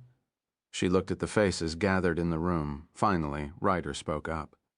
My guess is that the IRS audit brought it all about, she said. He got the notice in the mail, and he made a fatal mistake. He told this guy in Vegas, Joey Marks, that the government was going to look at his books and his cheap movies, and the scam was likely going to come out. Joey Marks responded the way you expect these guys to respond. He whacked him. He had his man Goshen follow Tony back home from Vegas so it would happen far away from him, and Goshen puts him in the trunk. The others nodded their heads in agreement. This included Bosch. The information he'd received from Fitzgerald fit with this scenario as well. It was a good plan, Edgar said. Only mistake was the fingerprints Artie Donovan got off the jacket. That was pure luck, and if we didn't have that, we probably wouldn't have any of this. That was the only mistake. Maybe not, Bosch said. The prints on the jacket just hurried things along. But Metro in Vegas was already working a tip from an informant who overheard Lucky Goshen talking about hitting somebody and putting them in a trunk. It would have gotten back to us eventually. Well, I'd rather be already on it than waiting for eventually, Billets said. Any alternative theories we should also be chasing? Are we clear on the wife, the angry screenwriter, his other associates? Nothing that sticks out, Ryder said. There definitely was no love lost between the victim and the wife, but she seems clean so far. I pulled the gatehouse log up there with a warrant, and her car never left Hidden Highlands on Friday night. She seems clean. What about the letter to the IRS? Gregson asked. Who sent it? Obviously, someone with pretty good knowledge of what this man was doing, but who would that be? This could all be part of a power play within the Joey Marks group, Bosch said. Like I said before, something about the look on Goshen's face when he saw that gun and his claims later that it was a plant. I don't know. Maybe somebody tipped the IRS knowing it would get Tony whacked and that they could then possibly lay it off on Goshen. With Goshen gone, this person moves up. You're saying Goshen didn't do it? Gregson asked, his eyebrows arched. No, I think Goshen is probably good for it, but I don't think he was counting on that gun showing up behind the toilet. It doesn't make sense anyway, to keep it around, so say he whacks out Tony Aliso on orders from Joey Marks. He gives the gun to somebody in his crew to get rid of. Only that person goes and plants it at the house. This is the same person who sent the letter to the IRS in the first place to get the whole thing going. Now we come along and wrap Goshen up in a bow. The guy who stashed the gun and sent the letter, he's in a position to move up. Bosch looked at their faces as they tried to follow the logic. Maybe Goshen isn't the intended target, Ryder said. Everyone looked at her. Maybe there's one more play. Maybe it's someone who wants Goshen and Joey Marks out of the way so he can move in. How will they get Marks now? Edgar asked. Through Goshen, she said. If those ballistics come back a match, Bosch said, then you can stick a fork in Goshen because he'll be done. He'll be looking at the needle, or life without possibility, or a reduced sentence if he gives us something. Joey Marks, Gregson and Edgar said at the same time. So who is the letter writer? Billets asked. Who knows? Bosch answered. I don't know enough about the organization over there. But there's a lawyer who was mentioned by the cops there, a guy who handles everything from Marks. He'd know about Aliso's scam. He could pull this off. There's probably a handful of people close to Marks capable of doing it. They all were silent for a long moment, each one thinking the story through and seeing that it could work. It was a natural conclusion to the meeting, and Billets stood up to end it. Let's keep up the good work, she said. Matthew, thanks for coming out. You'll be the first one I call when we get the ballistics in the morning. Everyone else started standing up. Kiz and Jerry, flip a coin, Billets said. One of you will have to go to Vegas to work the extradition escort with Harry. It's regulations. Oh, and Harry, could you wait a minute? There's something I need to discuss with you about another case. After the others left, Billets told Bosch to close the door. He did so and then sat down in one of the chairs in front of her desk. So what happened? She asked. Did you really talk to Fitzgerald? Well, I guess it was more that he talked to me, but yeah, I met with him and Carbone. What's the deal? Basically, the deal is that they didn't know Tony Aliso from a hole in the ground until they, too, got a letter, probably the same one that went to the IRS. I've got a copy of it. It has details. It was from somebody with knowledge, just like Kiz said. The letter OCID got also was postmarked in Las Vegas, and it was addressed specifically to Fitzgerald. So their response was to bug his office phone. Right? Illegal bug. They had just started. I have 9 days' worth of tapes to listen to when I call up and say Tony got whacked. They panicked. You know his situation with the chief. If it came out that first of all they illegally put the bug on Tony and second of all might have somehow been the cause of his death because Joey Marks found out, then the chief would pretty much have all he'd need to move Fitzgerald out and re-establish controls on OCID. So Fitzgerald sends Carbone in to get the bug and they play dumb about Tony. Right. Carbone didn't see the camera or we wouldn't know any of this, that prick. When this is over, the first thing I'm going to do is give it all to the chief. Bosch wasn't sure how to say it. What is it? Fitzgerald could see that coming. I cut a deal with him. What? I cut a deal. He gave me everything, the tapes, the letter, but their activities go no further than you and me. The chief never knows. Harry, how could you? You had he's got something on me, Lieutenant. He's got something on you too, and Kiz. A long silence followed, and Bosch watched the anger flush her cheeks. That arrogant bastard, she said. Bosch told her what it was Fitzgerald had come up with, since Bosch now was privy to her secret. He thought it was only fair that he'd tell her about Eleanor. Billets just nodded. She was clearly thinking more about her own secret, and the consequences of Fitzgerald having knowledge of it. Do you think he actually put people on me? A tail? Who knows? He's the kind of guy who sees opportunities and acts on them. He keeps information like money in a bank. In case of a rainy day, this was a rainy day for him, and he pulled it out. I made the deal. Let's forget about it and move on with the case. She was silent a moment, and Bosch watched her for any sign of embarrassment. There was none. She looked directly at Bosch, her eyes searching him for any sign of judgment. There was none. She nodded. What else did they do after the letter came? Not much. They put Aliso on a loose surveillance. I have the logs, but they weren't watching him Friday night. They knew he'd gone to Las Vegas, so they were planning to pick him up again after the holiday if he was back. They were really just getting started when it all went down. She nodded again. Her mind wasn't on the subject. Bosch stood up. I'll listen to the tapes tonight. There's about 7 hours, but Fitzgerald said it's mostly Aliso talking to his girlfriend in Vegas. Nothing much else, but I'll listen anyway.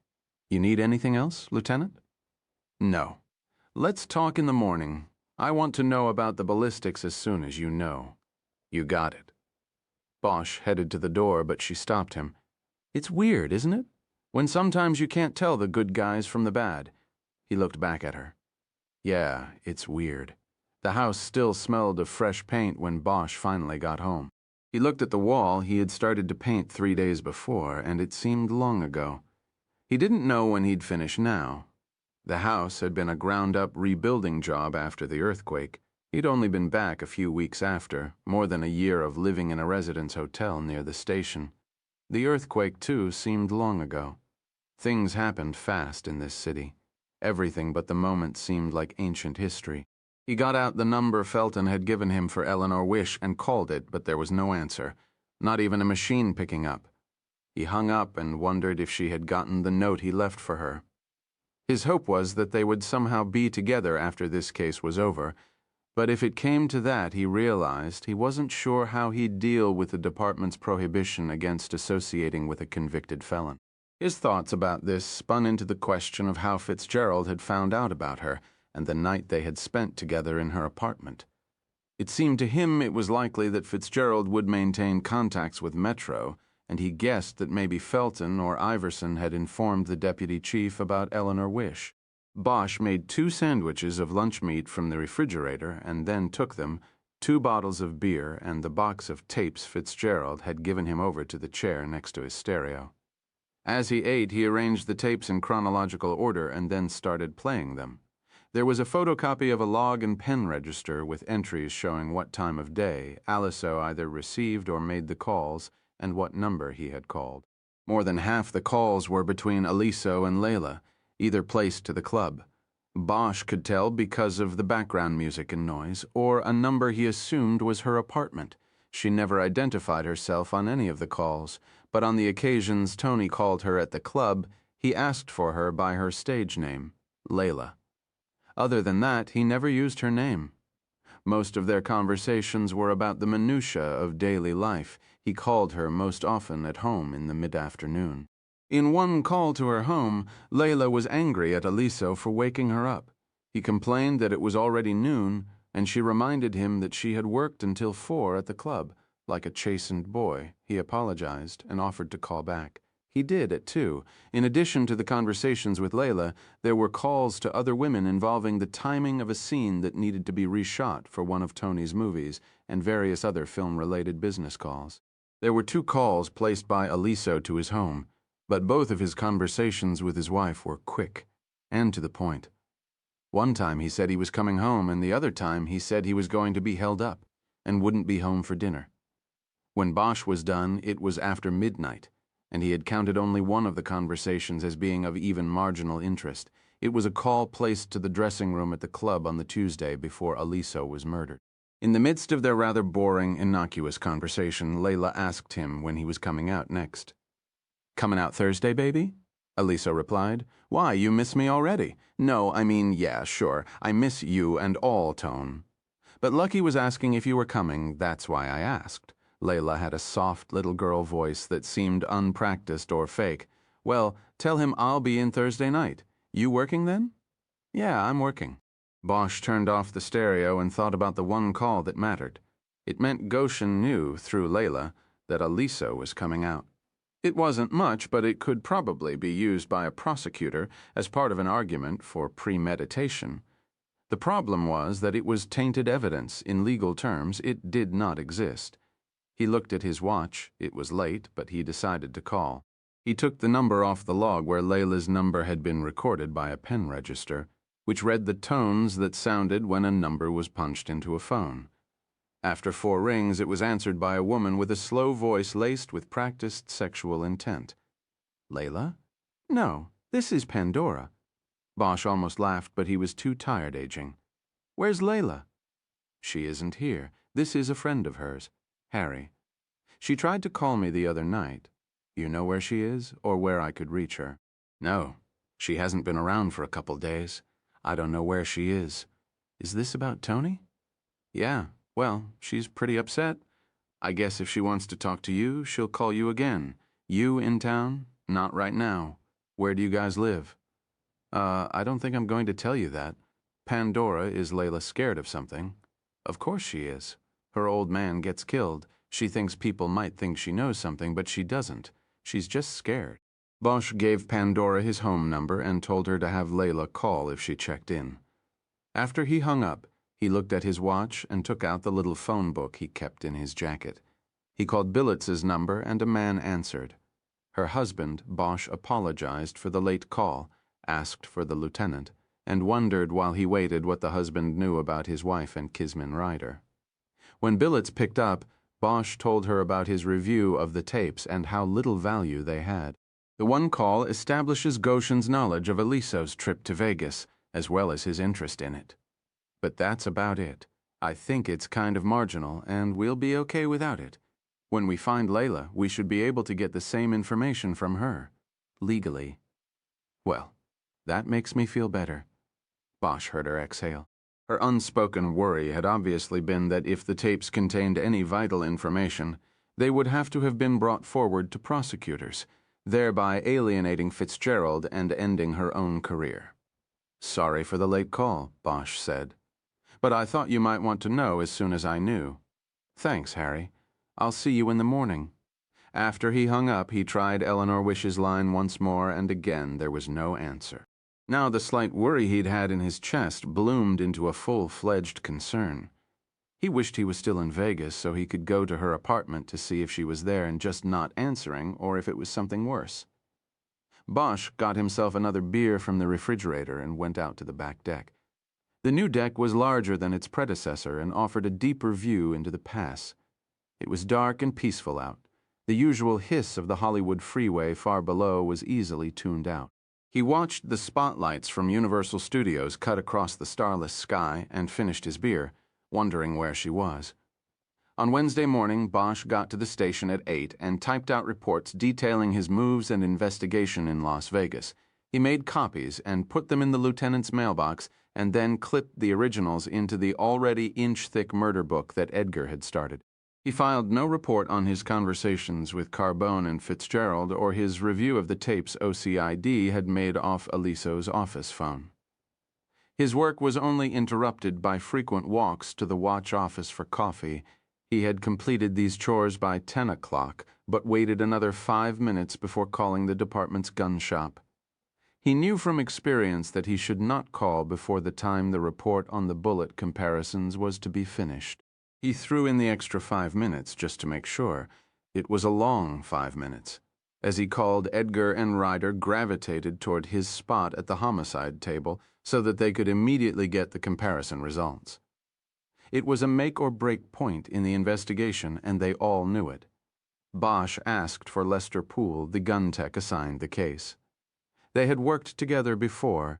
Poole was a gnomish man whose whole life revolved around guns, though as a civilian employee of the department he did not carry one himself. But there was no one more expert at the gun shop than he. He was a curious man in that he would not acknowledge anyone who called him Les. He insisted on being called Lester or even just Poole, never the diminutive of Lester. Once he confided to Bosch that this was because he feared that if he became known as Les Poole, it would only be a matter of time before some smart-ass cop started calling him Cesspool. It was his intention never to let that happen. "Lester, it's Harry," Bosch said when the tech picked up. "You're the man this morning. What have you got for me?" "I've got good and bad news for you, Harry." "Give me the bad first. Just finished with your case. Haven't written the report yet, but this is what I can tell you. The gun has been wiped clean of prints and is not traceable. Your doer used acid on the serial, and I couldn't bring it up with any of my magic tricks, so that's that. And the good? I can tell you that you've got yourself a match between the weapon and the bullets extracted from your victim. It's a definite match." Bosch looked up at Edgar and Ryder and gave the thumbs-up sign. They exchanged a high five, and then Bosch watched as Ryder gave Lieutenant Billets the thumbs-up through the glass of her office. Bosch then saw Billets pick up her phone. Bosch presumed she was calling Gregson at the DA's office. Poole told Bosch that the report would be finished by noon and shipped through intra-departmental courier. Bosch thanked him and hung up. He stood up smiling and then walked with Edgar and Ryder into the lieutenant's office. Billets spent another minute on the phone, and Bosch could tell she was talking to Gregson. She then hung up. That's a very happy man there, she said. He should be, Edgar said. All right, so now what? Billets asked. We go over there and drag that desert dirtbag's ass back here, Edgar said. Yes, that's what Gregson said. He's going to go over to babysit the hearing. It's tomorrow morning, right? Supposed to be, Bosch said. I'm thinking of heading over there today. There are a couple loose ends I want to square away. Maybe take another shot at finding the girlfriend. And then I want to make the arrangements so we can get out of there with him as soon as the judge says go. Fine, Billets said. Then to Edgar and Ryder, she asked, Did you two decide who is going with Harry? Me, Edgar said. Kiz is more plugged in on the financial stuff. I'll go with Harry to get this sucker. Okay, fine. Anything else?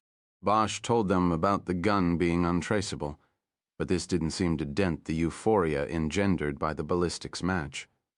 The case was looking more and more like a slam dunk. They left the office after a few more self-congratulatory statements, and Bosch went back to his phone. He dialed Felton's office at Metro. The captain picked up right away.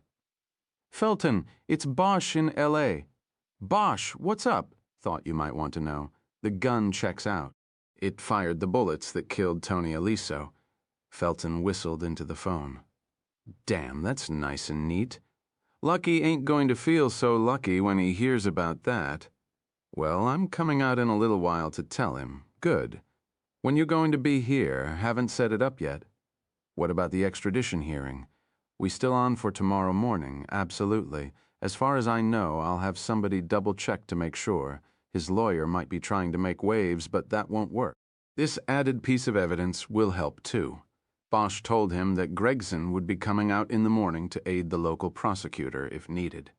That's probably a wasted trip, but he's welcome just the same. I'll tell him, listen, if you've got a spare body, there's still one loose end bugging me. What?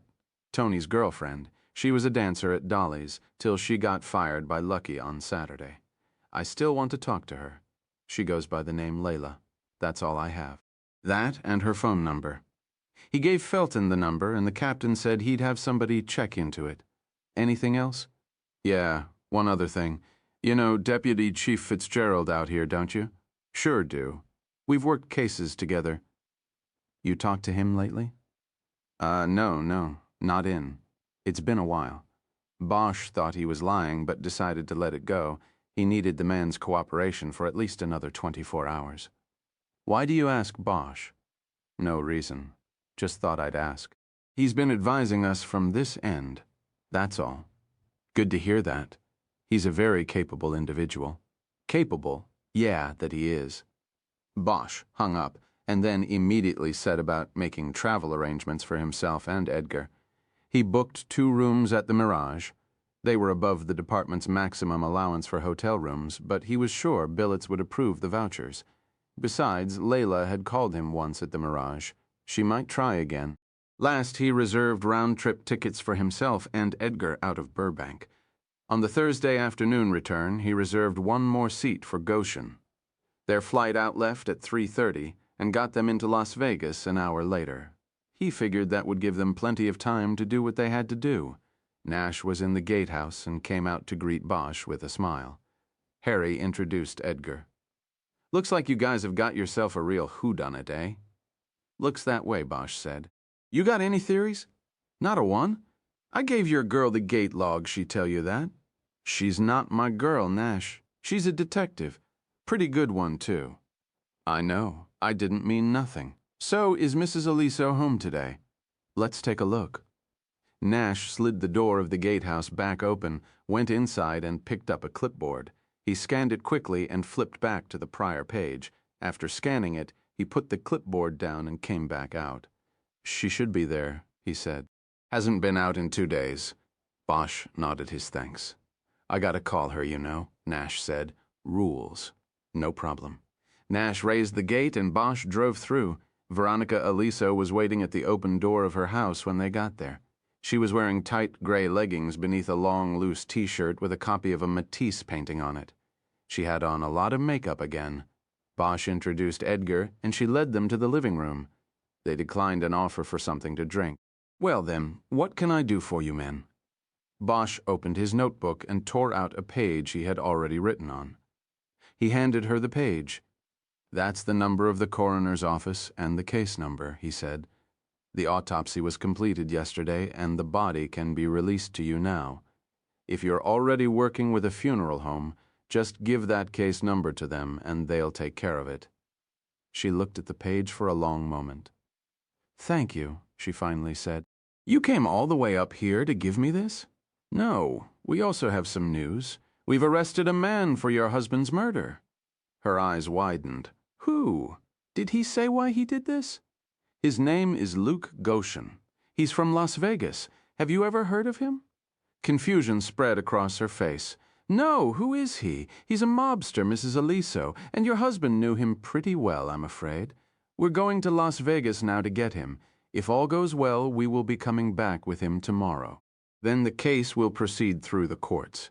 There will be a preliminary hearing in municipal court, and then if Goshen is bound over for trial, as we assume he will be, there will be a trial in Los Angeles Superior Court. It is likely you will have to testify briefly during the trial." "Testify for the prosecution?" She nodded, her eyes far off. "Why did he do it?" "We're not sure yet. We're working on that.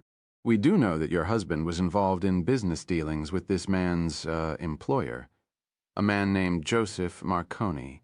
Do you recall if your husband ever mentioned Goshen or Joseph Marconi?" "No.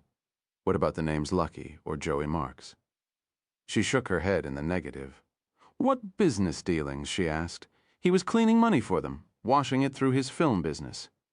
"You sure you did not know anything about this?" "Of course not. Do I need my lawyer? You know he already told me not to talk to you people." Bosch gave an easy smile and held his hands up. "No, Mrs. Aliso, you don't need your lawyer. We're just trying to get to the facts of the case. If you knew something about your husband's business dealings, it might help us build a case against this man Goshen and possibly his employer. You see, right now we've got this Goshen character pretty well tied up for this. We're not sweating that. We've got ballistics, fingerprints, hard evidence. But he wouldn't have done what he did if Joey Marks didn't tell him to. Joey Marks is who we'd really like to get, and the more information I have about your husband and his business, the better the chance we have of getting to Joey Marks. So if there's anything you can help us with, now is the time to tell us." He was silent and waited. She looked down at the now folded piece of paper in her hand. She finally nodded to herself and looked at him. "I know nothing about his business," she said. "But there was a call last week. It came here on Wednesday night. He took it in the office and closed the door, but I went to the door and listened. I could hear his side of it. What did he say? He called the caller Lucky." "I know that. He did a lot of listening, and then he said he'd be out there by the end of the week. He then said he'd see the caller at the club, and that was it." Bosch nodded. "Why didn't you tell us this before?" "I didn't think it was important. You see, I thought he was talking to a woman." "The name Lucky?" "I thought it was a woman's name. Was that why you were listening through the door?" She averted her eyes and nodded her head. "Mrs. Aliso, have you ever hired a private investigator to follow your husband?" "No. I thought about it, but I didn't. But you suspected he was having an affair?" "Affairs detective? I not only suspected, I knew a wife can tell." "Okay, Mrs. Aliso. Do you remember anything else about the telephone conversation? Anything else that was said?" "No. Just what I told you. It might help us with the court case as far as questions of premeditation go if we could isolate this call. Are you sure it was Wednesday?" "Yes, because he left the next day." "What time did the call come in?" "It was late. We were watching the news on Channel 4, so it was after 11 and before 11:30. I don't think I can narrow it down any further." "Okay, Mrs. Aliso, that's good." Bosch looked over at Edgar and raised his eyebrows. Edgar just nodded. He was ready to go. They stood up, and Veronica Aliso led them to the door. "Oh," Bosch said before he got to the door, "there was a question that came up about your husband. Do you know, did he have a regular doctor that he went to?" "Yes, on occasion. Why?" "Well, I wanted to check to see if he suffered from hemorrhoids. She looked like she was about to laugh. Hemorrhoids? I don't think so. I think Tony would have complained loud and often if he did. Really? Bosch was standing in the doorway now. Yes, really. Besides, you just told me that the autopsy was completed. Wouldn't that doctor be able to tell you the answer to that question? Bosch nodded. She had him there. I guess so, Mrs. Aliso. The only reason I ask is that we found a tube of preparation H in his car. I was wondering why it was there if you know he didn't need it. She smiled this time. Oh, that's an old performer's trick. A performer's trick? You know, actresses, models, dancers, they use that stuff. Bosch looked at her, waiting for more. She didn't say anything. I don't get it, he said. Why do they use it? Under their eyes, Detective Bosch. You know, shrinks the swelling. Well, you put it under your eyes and the bags from all that hard living get shrunk too. Probably half the people who buy that stuff in this town use it under their eyes. Not what it's supposed to be used for. My husband. He was a vain man. If he was going to Las Vegas to be with some young girl, I think he would have done this. It was just like him. Bosch nodded. He thought of the unidentified substance under Tony Aliso's eyes. You learn something new every day, he thought. He would have to call Salazar. How do you think he would have known about that? He asked. She was about to answer, but hesitated. Then she just hiked her shoulders. It's a not-so-secret Hollywood secret, she said. He could have learned it anywhere, including from you, Bosch thought, but didn't say. He just nodded and stepped through the door. Oh, one last thing, he said before she closed it. This arrest is probably going to hit the media today or tomorrow. We'll try to contain it as much as possible, but in this town, nothing's ever sacred or secret for long. You should be prepared for that. Thank you, Detective. You might want to think about a small funeral. Something inside. Tell the director not to give information out over the phone. Funerals always make good video. She nodded and closed the door on the way out of Hidden Highlands. Bosch lit a cigarette, and Edgar didn't object. She's a cold piece of work, Edgar said. That she is, Bosch answered. What do you think of the phone call from Lucky? It's just one more piece. We got Lucky by the balls as far as he's concerned. It's over. Bosch took Mulholland along the crest of the mountains until it wound down to the Hollywood freeway. They passed without comment the fire road down which Tony Aliso had been found. At the freeway, Bosch turned south so he could pick up the I.O. in downtown and head east. Harry, what's up? Edgar asked. I thought we were leaving out of Burbank. We're not flying. We're driving. What are you talking about? I only reserved the flights in case somebody checked. When we get to Vegas, we let on that we flew in and that we're flying out right after the hearing with Goshen. Nobody has to know we're driving. You okay with that? Yeah, sure, fine, I get it. Precautions, setting the smoke screen in case somebody checks. I can dig it. You never know with the mobsters, do you? Or with the cops. Part 4, averaging over 90 miles an hour, including a 15-minute stop at a McDonald's. They got to Las Vegas in 4 hours. They drove to McCarran International Airport, parked in the garage, and took their briefcases and overnighters out of the trunk. While Edgar waited outside, Bosch went into the terminal and rented a car at the Hertz counter. It was almost 4:30 by the time they got to the Metro building. As they walked through the detective bureau, Bosch saw Iverson sitting at his desk and talking to Baxter, who stood nearby. A thin smile played on Iverson's face, but Bosch ignored it and went straight to Felton's office. The police captain was behind his desk doing paperwork. Bosch knocked on the open door and then entered. Bosch, where you been? Taking care of details? This your prosecutor? No, this is my partner, Jerry Edgar. The prosecutor isn't coming out until the morning. Edgar and Felton shook hands, but Felton continued to look at Bosch. Well, you can call him and tell him not to bother. Bosch looked at him a moment. He knew now why Iverson had smiled. Something was going on. Captain, you're always full of surprises, he said. What is it this time? Felton leaned back in his chair. He had an unlit cigar, one end soggy with saliva, on the edge of the desk. He picked it up and clenched it between 2 fingers. He was playing it out, obviously trying to get a rise out of Bosch. But Bosch didn't bite, and the captain finally spoke. Your boy Goshen is packing his bags. He's waiving extradition. Yeah, he got smart. Bosch took the chair in front of the desk, and Edgar took one to the right. Felton continued, fired that mouthpiece Mickey Torino, and got his own guy. Not that much of an improvement, but at least the new guy's got Lucky's best interest in mind. And how did he get smart? Bosch asked. You tell him about the ballistics. Sure, I told him. Brought him over. Told him the score. I also told him how we broke his alibi down to shit. Bosch looked at him but didn't ask the question. Yeah, that's right, Bosch. We haven't been exactly sitting over here on our asses. We went to work on this guy and we're helping to pound him into the ground for you. He said he never left his office Friday night until it was time to go home at 4. Well, we went over and checked that office out. There's a back door. He could have come in and gone out. Nobody saw him from the time Tony Aliso left until 4 when he came out to close the club. That gave him plenty of time to go out there, take down Tony, and hop the last flight back. And here's the kicker. Girl that works over there goes by the name of Modesty. She got into it with another dancer and went to the office to complain to Lucky. She said nobody answered when she knocked. So she tells Gussie she wants to see the boss, and he tells her the boss ain't in. That was about midnight. Felton nodded and winked. Yeah, and what did Gussie say about that?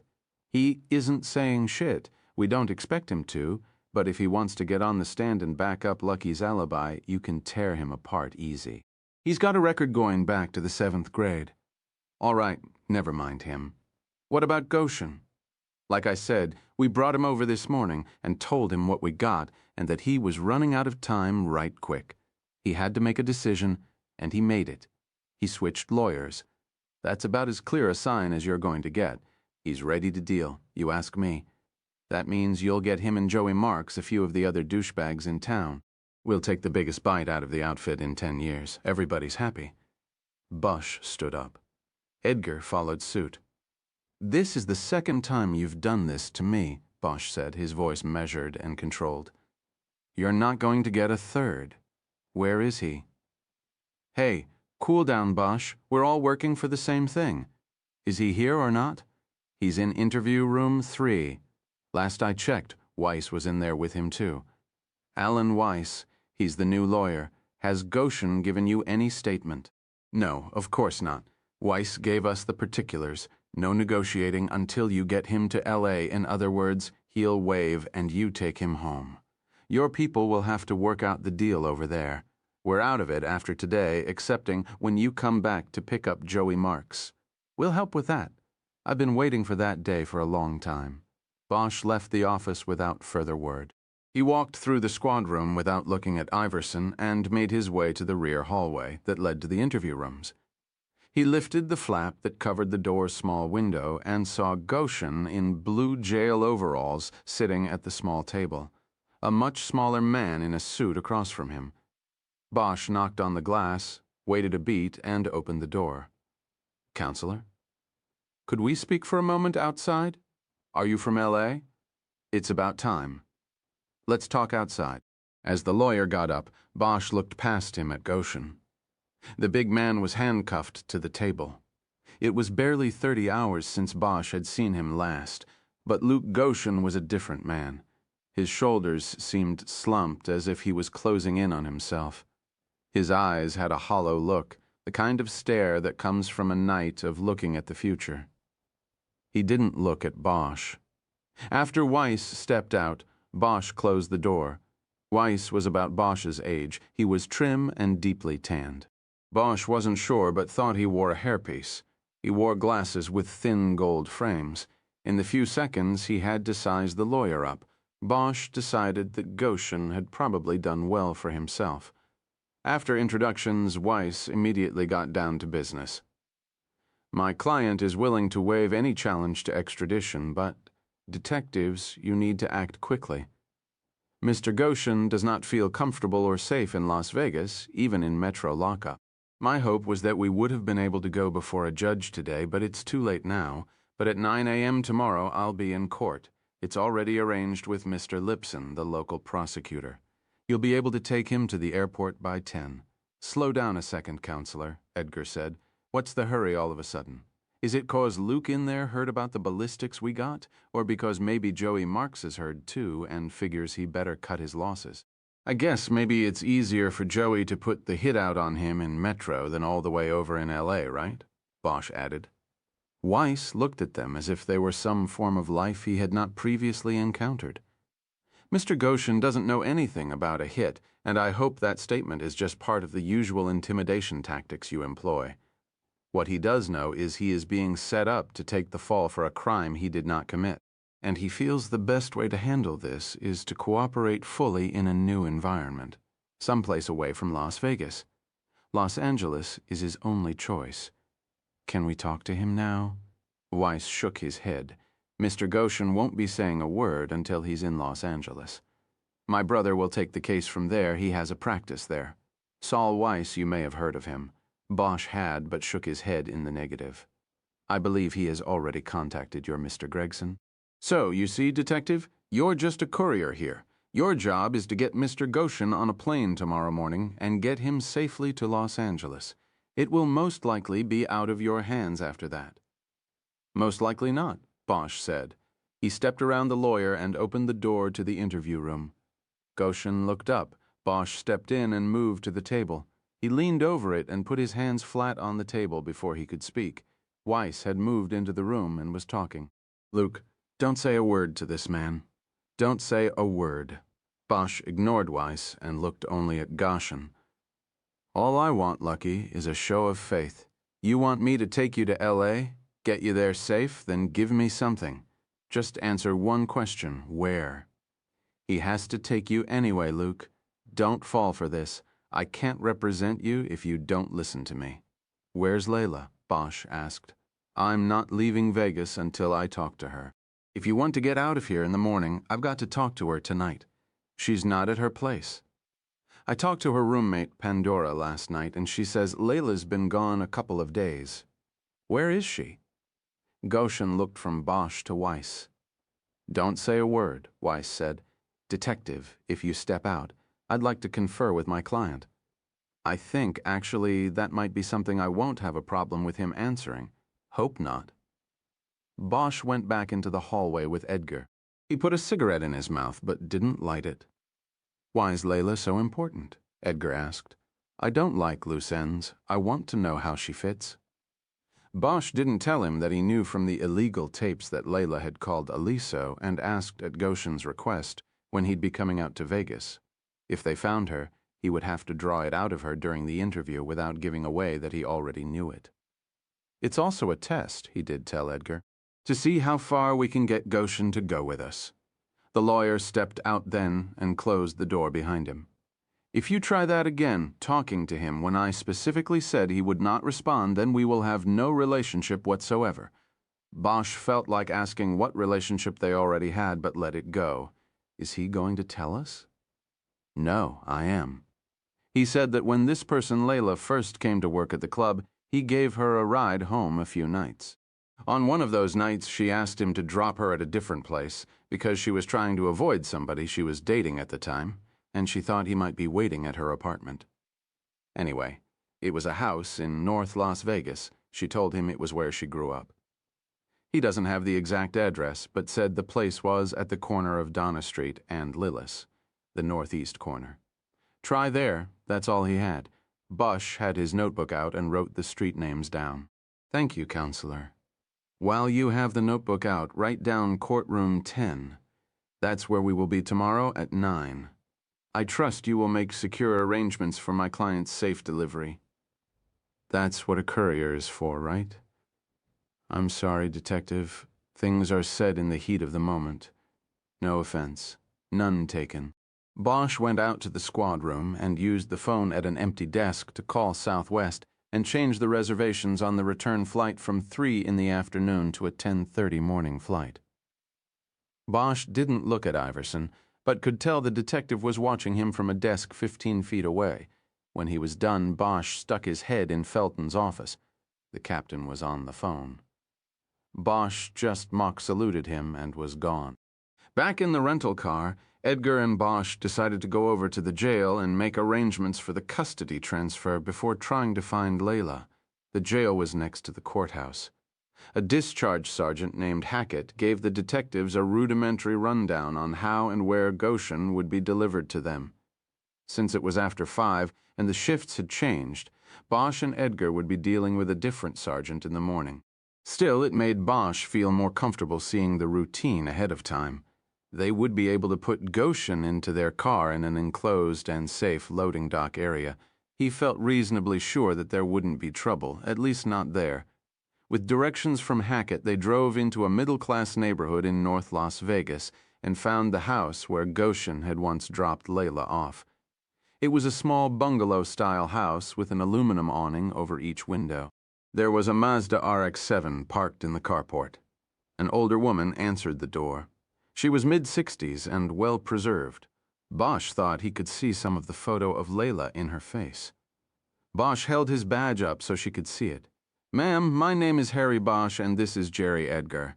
We're over from Los Angeles and we are looking for a young woman we need to talk to. She's a dancer and goes by the name Layla. Is she here?" "She doesn't live here. I don't know what you're talking about." "I think you do, ma'am, and I'd appreciate it if you'd help us out." "I told you, she's not here." "Well, we heard she's staying here with you. Is that right? Are you her mother?" "She's tried to contact me. There's no reason for her to be afraid or to not want to talk to us. I'll tell her that if I see her. Can we come in?" Bosch put his hand on the door and firmly but slowly started to push it open before she could reply. "You can't just—" She didn't finish. She knew what she was going to say would be meaningless. In a perfect world, the cops couldn't just push their way in. She knew it wasn't a perfect world. Bosch looked around after he entered. The furnishings were old, having to last a few more years than they were intended to, and she probably thought they would have to when she bought them. It was the standard couch and matching chair setup.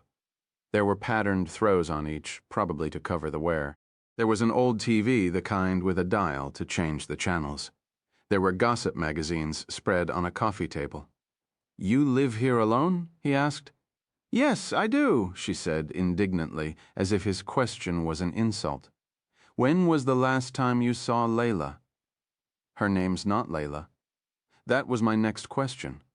What is her name?" "Her name's Gretchen Alexander. And you are?" "Dorothy Alexander." "Where is she, Dorothy?" "I don't know, and I didn't ask." "When did she leave?" "Yesterday morning." Bosch nodded to Edgar, and he took a step back, turned and headed down a hallway leading to the rear of the house. "Where's he going?" the woman asked. "He's just going to take a look around, that's all," Bosch said. "Sit down here and talk to me, Dorothy. Faster we get this over with, the faster we're out of here." He pointed to the chair and remained standing until she finally sat. He then moved around the coffee table and sat on the couch. Its springs were shot. He sank so low in it that he had to lean forward, and even then it felt like his knees were halfway up to his chest. He got out his notebook. "I don't like him messing around in my things," Dorothy said, looking back over her shoulder toward the hallway. "He'll be careful." Bosch took out his notebook. "You seemed to know we were coming. How'd you know that?" "I know what she told me is all. She said the police might come. She didn't say anything about them coming all the way from Los Angeles. She said Angeles with a hard G. And you know why we're here?" "Because of Tony," she said. "He went and got himself killed over there." "Where did Gretchen go, Dorothy?" "She did not tell me. You can ask me all the times you like, but my answer's always going to be the same. I don't know." "Is that her sports car in the carport?" "Sure is. She bought it with her own money." "Stripping?" "I always said money was the same whether it was made one way or the next." Edgar came in then and looked at Bosch. Harry nodded for him to report. "Looks like she was here. There's a second bedroom. Ashtray on the nightstand's full. There's a space on the rod in the closet where it looks like somebody had hung up some clothes. They're gone now. She left this." He held his hand out, and cradled in his palm was a small oval picture frame with a photograph of Tony Aliso and Gretchen Alexander. They had their arms around each other and were smiling at the camera. Bosch nodded and looked back at Dorothy Alexander. If she left, why'd she leave her car here? Don't know. A taxi came for her. Did she fly? How could I know that if I don't know where she was going? Bosch pointed a finger at her like a gun. Good point. Did she say when she'd be back? No. How old is Gretchen? She'll be 23. How'd she take the news about Tony? Not well. She was in love and now her heart's broken. I'm worried about her. You think she might do something to hurt herself? I don't know what she might do. Did she tell you she was in love, or did you just think that? I just didn't think it up, she told me. She confided in me, and it was the truth. She said they were going to get married. Did she know Tony Aliso was already married? Yes, she knew. But he told her, he said that it was over and it was just a matter of time. Bosch nodded. He wondered if it was the truth. Not the truth that Gretchen might have believed, but the truth that Tony Aliso believed. He looked down at the blank page of his notebook. I'm trying to think if there's anything else, he said. Jerry, Edgar shook his head, then spoke. I guess I'd just like to know why a mother would let her daughter do that for a living, taking her clothes off like that. Jerry, She has a talent. Mr. Men came from all over the country, and when they see her, they keep coming back because of her. And I'm not her mother. I might as well have been her own, went and left her with me a long time ago. But she has a talent, and I'm not talking to you two anymore. Get out of my house. She stood up as if ready to physically enforce her edict if she needed to. Bosch decided to let her have her say and stood up, putting his notebook away. I'm sorry for the intrusion, he said as he dug a business card out of his wallet. If you hear from her, would you give her this number? And tonight she can get me at the Mirage again. I'll tell her if I hear from her. She took the card and followed them to the door. On the front step, Bosch looked back at her and nodded. Thanks, Mrs. Alexander. For what? They were quiet for a while, driving back to the Strip. Eventually, Bosch asked Edgar what he thought of the interview. She's a crusty old bitch. I had to ask that question, just to see how she'd react. Other than that, I think this Layla or Gretchen is just a dead end. Just some stupid girl Tony was leading on. You know, it's usually the strippers that are working the angles, but this time I think it was Tony. Maybe. Bosch lit a cigarette and dropped back into silence. He was no longer thinking of the interview. As far as he was concerned, the work for the day was over, and he was now thinking about Eleanor Wish when he got to the Mirage. Bosch swung the car into the circle in front and pulled to a stop near the front doors. Harry, man, what are you doing? Edgar said, bullets might pop for the Mirage, but she isn't going to dig into the company wallet for valet parking. I'm just dropping you off. I'm going to go switch the cars tonight. I don't want to go anywhere near that airport tomorrow. That's cool, but I'll go with you, man. Nothing to do here but lose money on the machines. Bosch reached over and opened the glove box and pushed the trunk release button. No, Jed. I'm going on my own. I want to think about some things. Grab your stuff out of the trunk. Edgar looked at him a long moment. Bosch had not called him Jed in a long time. Edgar was about to say something, but apparently thought better of it. He opened the door. Okay, Harry. You want to grab dinner or something later? Yeah, maybe. I'll call you in your room. You're the man. After Edgar slammed the trunk, Bosch drove back out onto Las Vegas Boulevard and then north to Sands. It was dusk, and the day's dying light was being replaced with the neon glow of the city. In 10 minutes, he pulled into a parking space in front of Eleanor Wish's apartment building. He took a deep breath and got out of the car. He had to know, why had she not answered his calls? Why had she not responded to his message? When he got to the door, he felt his guts seize as if gripped in a huge fist. The note he had carefully folded and squeezed into the door jamb 2 nights before was still there. Bosch looked down at the worn doormat and then squeezed his eyes shut. He felt a tremendous wave of the guilt he had worked so hard to bury come forth from inside.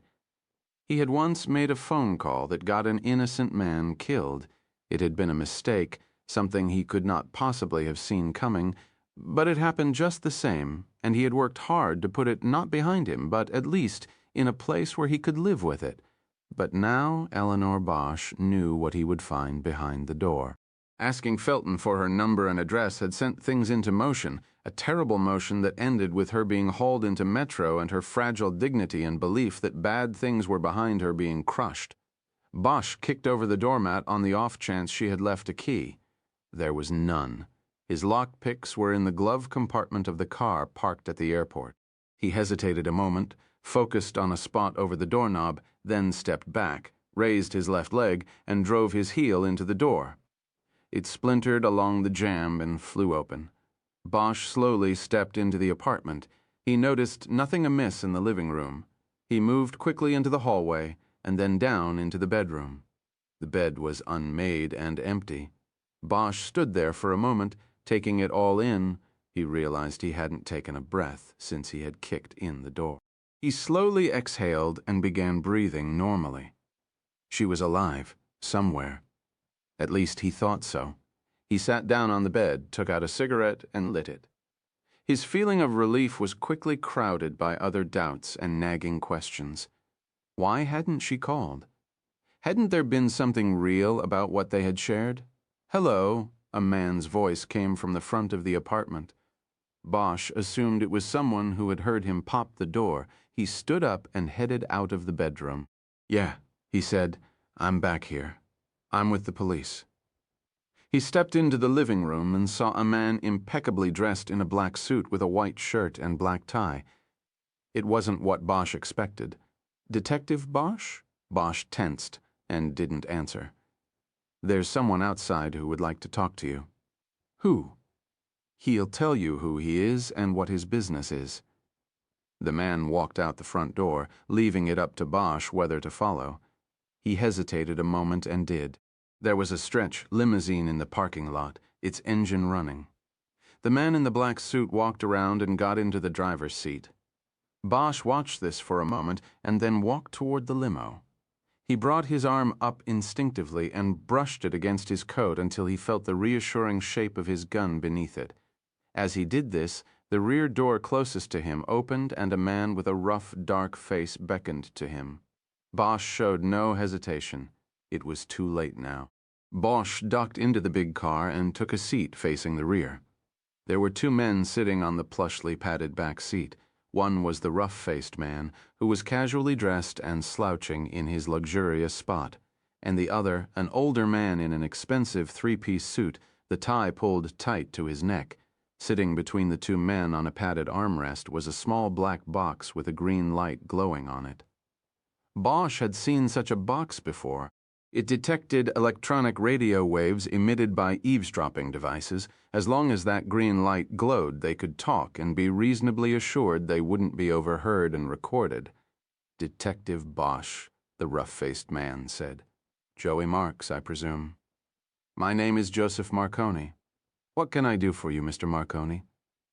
"I thought we'd have a little conversation, that's all. You, me, and my attorney here. Mr. Torino?" The other man nodded. "Heard you lost a client today." "That's what we want to talk to you about," Marconi said. "We've got a problem here. How did you know where I was?" "I've had some fellows watching it for me. We kind of figured you'd be back, once you left that note especially." They had obviously followed him, and he wondered when that had started. His mind then jumped to another conclusion, and he suddenly knew what the meeting was all about. "Where's Eleanor Wish?" "Eleanor Wish?" Marconi looked at Torino, and then back at Bosch. "I don't know her, but I suppose she'll turn up. What do you want, Marconi?" "I just wanted this chance to talk, that's all. Just a little calm conversation. We've got a problem here, and maybe we can work it out. I want to work with you, Detective Bosch. Do you want to work with me?" "Like I said, what do you want?" "What I want is to straighten this out before it gets too far out of hand. You are going down the wrong road here, Detective. You are a good man. I had you checked out? You've got ethics, and I appreciate that. Whatever you do in life, you need a code of ethics. You have that, but you're on the wrong road here. Tony Aliso, I had nothing to do with that." Bosch smirked and shook his head. "Look, Marconi, I don't want your alibi. I'm sure it's airtight, but I could care less. You can still pull a trigger from 350 miles away. It's been done from farther away. Know what I mean, Detective Bosch? There is something wrong here. Whatever that rat bastard is telling you, it's a lie. I'm clean on Tony A. My people are clean on Tony A, and I'm simply giving you this opportunity to make it right. Yeah. And how do I do that? Just kick Lucky loose so you can pick him up outside the jail in your limo here, take him for a ride out into the desert. Think we'll ever see Lucky again? You think you'll ever see that lady ex-FBI agent again? Bosch stared at him a moment, letting his anger build up until he felt a slight tremor tick in his neck. Then, in one quick move, he pulled his gun and leaned across the space between the seats. He grabbed the thick gold-braided chain around Marconi's neck and jerked him forward. He pressed the barrel deep into Marconi's cheek. "Excuse me? Easy now, Detective Bosch," Torino said then. "You don't want to do something rash." He put a hand on Bosch's arm. "Take your hand off me, you asshole." Torino removed his hand and raised it along with his other one in a surrendering gesture. "I just want to calm things down a little here, that's all." Bosch leaned back into his seat but kept his gun in his hand. The muzzle had left a ring of skin indentation and gun oil on Marconi's cheek. He wiped it away with his hand. "Where is she, Marconi?" "I just heard she wanted to get away for a few days, Bosch. No need to overreact like that. We're friends here. She'll be back. In fact, now that I know you're so, attached to her, I'll personally guarantee she'll be back. In exchange for what?" Hackett was still on duty at the Metro jail. Bosch told him he had to talk to Goshen for a couple of minutes in regard to a security issue. Hackett hemmed and hawed about it being against regulations to set up an after-hours visit, but Bosch knew it was done on occasion for the locals against the rules or not. Eventually, Hackett gave way and took Bosch to a room lawyers used to interview clients and told him to wait. 10 minutes later, Hackett waltzed Goshen into the room and cuffed one wrist to the chair he was placed in. Hackett then folded his arms and stood behind the suspect. "Sergeant, I need to talk to him alone." "Can't do it. It's a security issue." "We're not going to talk anyway," Goshen interjected, Sergeant Bosch said. "What I tell this man, whether he chooses to talk to me or not, could put you in danger if it becomes known. You have this knowledge. Know what I mean? Why add that potential danger to your list? 5 minutes, it's all I want." Hackett thought a moment, and without a word left them alone. "Pretty smooth, Bosch, but I'm not talking to you. Weiss said you might try a backdoor run. He said you'd want to try to get into the candy jar before it's time. I'm not playing with you. Get me to L.A. Sit me in front of the people who can deal, and then we'll deal. Everybody will get what they want then." "Shut up and listen, you stupid fuck. I don't give a shit about any deal anymore. The only deal I'm worried about now is whether to keep you alive or not." Bosch saw he had his attention now. He waited a few moments to turn the squeeze up and then began. "Goshen, let me explain something to you. In all of Las Vegas, there is exactly one person I care about. One. You take her out of the picture and the whole place could dry up and blow away, and I really wouldn't worry about it. But there's that one person I care about. And out of all the people in this place, she's the one that your employer decides to grab and hold against me." Goshen's eyes narrowed in concern. Bosch was talking about his people. Goshen knew exactly what was coming. "So the deal I'm talking about is this," Bosch said. "You for her. Joey Marks said if you never get to L.A. Then my friend comes back and vice versa. You understand what I'm telling you?" Goshen looked down at the table and slowly nodded. "Do you?" Bosch pulled his gun and pointed it 3 inches from the big man's face. Goshen went cross-eyed, looking at the barrel's black hole. "I could blow your shit away right here. Hackett would come in here and I'd tell him you made a move for my gun. He'd go along. He set the meeting up here. It's against the rules. He'd have to go along." Bosch withdrew the gun. "Or tomorrow. This is how it goes tomorrow. At the airport, we're waiting for our flight. There's a commotion over at the machines. Somebody's won a big fucking jackpot, and my partner and I make the mistake of looking over there. Meantime, somebody, maybe it's your pal, Gussie puts a 6-inch stiletto in your neck. End view, my friend comes home. What do you want, Bosch?" Bosch leaned across to him. I want you to give me the reason not to do it. I don't give a shit about you, Goshen, dead or alive. But I'm not going to let any harm befall her. I've made mistakes in my life, man. I once got somebody killed that shouldn't have been killed. You understand that? It's not going to happen again. This is redemption, Goshen. And if I have to give a piece of shit like you up to get it, I'll do it. There's only one alternative. You know Joey Marks? Where would he have her? Oh, Jesus, I don't know. Goshen rubbed a hand over his scalp. Think, Goshen? He's done this kind of thing before. It's routine for you people. Where would he hold somebody he doesn't want anyone to find? There's a couple of safe houses he uses. I think, for this, he'd use the Samoans. Who are they? These two big fuckers he uses, Samoans. They're brothers. Their names are too hard to say. We call them Tom and Jerry. They've got one of the safe houses. Joey would use their place for this. The other place is mostly for counting cash, putting up people from Chicago. Where is the house with the Samoans? It's in North Vegas, not too far from Dolly's, actually. On a piece of notebook paper Bosch gave him, Goshen drew a crude map with directions to the house. You've been there, Goshen? A few times. Bosch turned the piece of paper over on the table. Draw the layout of the house. Bosch pulled the dusty detective car he had picked up at the airport into the valet circle at the Mirage and jumped out. A valet approached, but Bosch walked past him. Sir, your keys? I'll only be a minute. The valet was protesting that he couldn't just leave the car there when Bosch disappeared through the revolving door. As he crossed through the casino toward the lobby, Bosch scanned the players for Edgar, his eyes stopping on every tall black man, of whom there were few.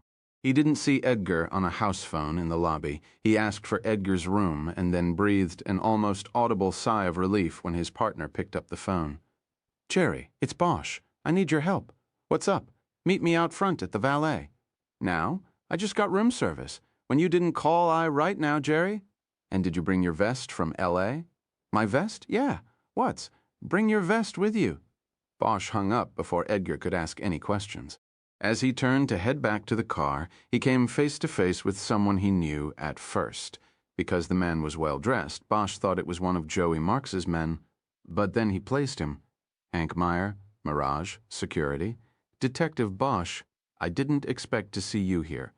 Just got in tonight. Came to pick somebody up. You got your man then? We think so. Congratulations. Listen, Hank, I gotta go. I've got a car blocking traffic in the front circle. Oh, that's your car.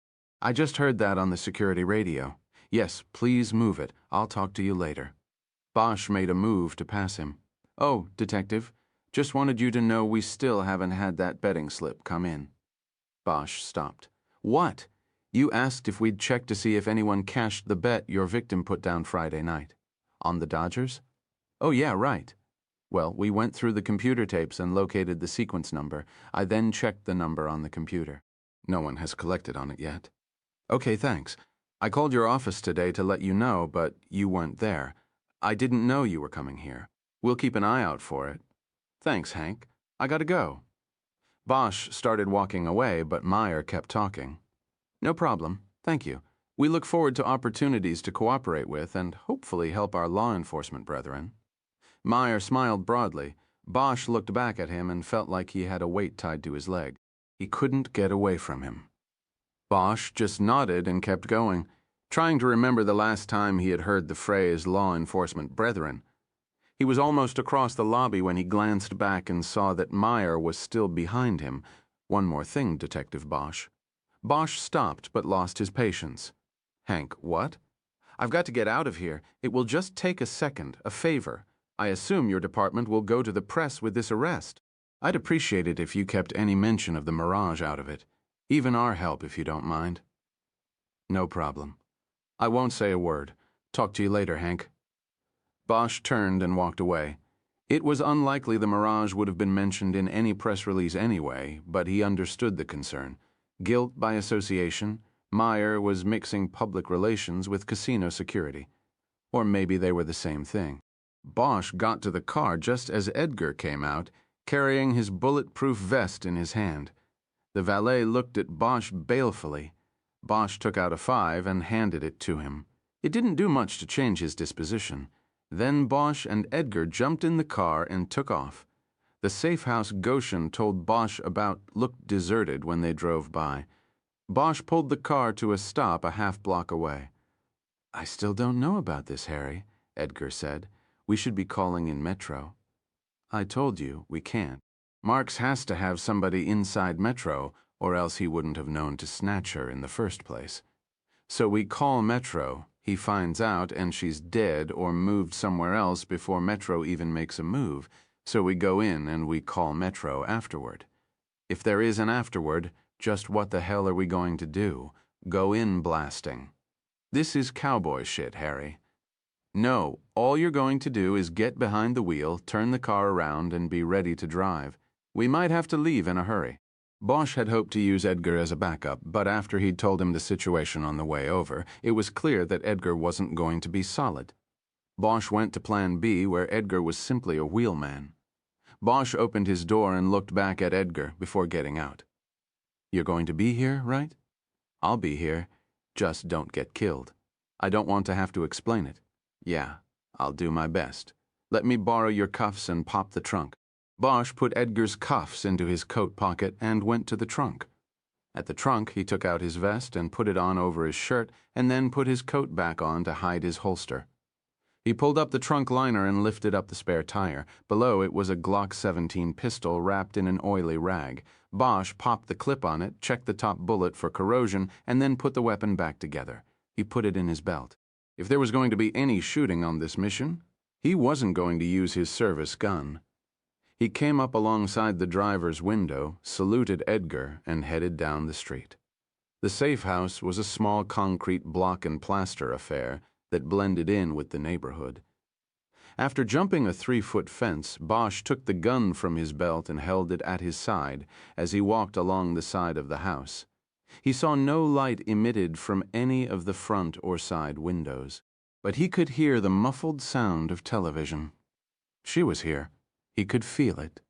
He knew Goshen had told the truth. When he got to the rear corner, he saw there was a pool in the backyard as well as a covered porch.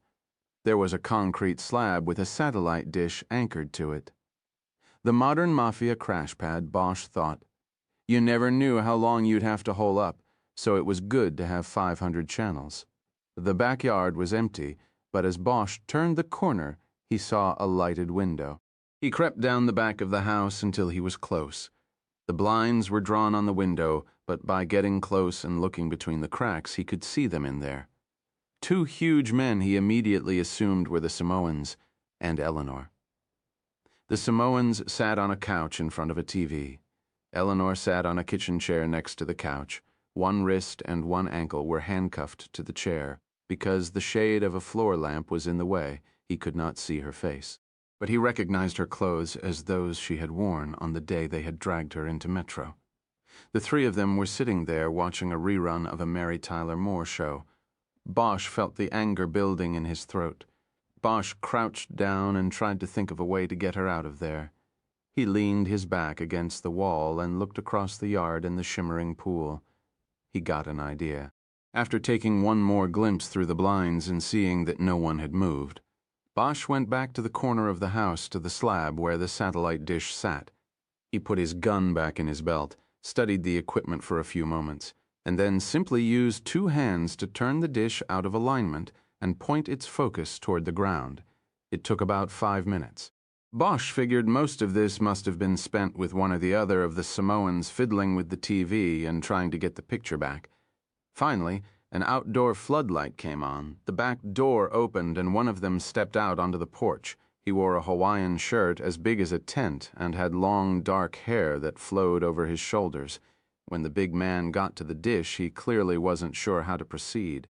He looked at it for a long moment, then came around to the other side to see if this afforded him a better angle. He now had his back to Bosch. Bosch stepped away from the corner of the house and came up behind the man. He placed the muzzle of the Glock against the small of the man's back, though even the small of his back wasn't small. "Don't move, big man," he said in a low, calm voice. "Don't say a word, lest you want to spend the rest of your life in a wheelchair with your piss sloshing around in a bag." Bosch waited. The man did not move and said nothing. Which are you, Tom or Jerry? I'm Jerry. Okay, Jerry. We're going to walk over to the porch. Let's go. They moved to one of two steel support beams that held up the porch roof. Bosch kept the gun pressed against the man's shirt the whole time. He then reached into his pocket and pulled out Edgar's cuffs. He handed them around the girth of the man and held them up. Okay? Take 'em. Cuff yourself around the beam. He waited until he heard both cuffs click, then came around and checked them, clicking them tightly around the man's thick wrists. Okay, that's good, Jerry. Now, do you want me to kill your brother? I mean, I could just walk in there and waste him and get the girl. That's the easy way. You want me to do it that way? No. Then do exactly what I tell you. If you fuck up, he dies. Then you die, 'cause I can't afford to leave a witness. Got it? Yes. Okay. Without saying his name, because I don't trust you, just call to him and ask if the picture's back on the TV. When he says no, tell him to come out here and help. Tell him she'll be fine. She's handcuffed. Do it right, Jerry, and everybody lives. Do it wrong, and some people aren't going to make it. What do I call him? How about, hey, bro? That ought to work. Jerry did as he was told and did it right. After some back-and-forth banter, the brother stepped out onto the porch where he saw Jerry with his back to him.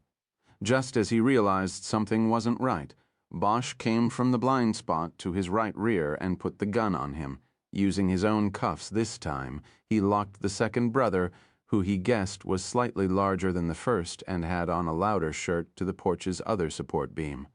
Okay, take 5, boys. I'll be back in a minute. Oh, who has the key to the cuffs on the woman? They both said, he does. That's not smart, guys. I don't want to hurt anybody. Now, who has the cuff key? I do. The voice came from behind him. From the porch door. Bosch froze, slowly.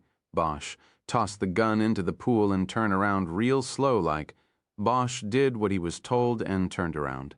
It was Gussie, and Bosch could see the delight and hate in his eyes, even in the dark. He stepped onto the porch, and Bosch could see the shape of a gun in his right hand. Bosch immediately became angry with himself for not casing the house further, or even asking Jerry if there was anyone other than his brother and Eleanor in the house. Gussie raised the gun and pressed its barrel against Bosch's left cheek, just below the eye.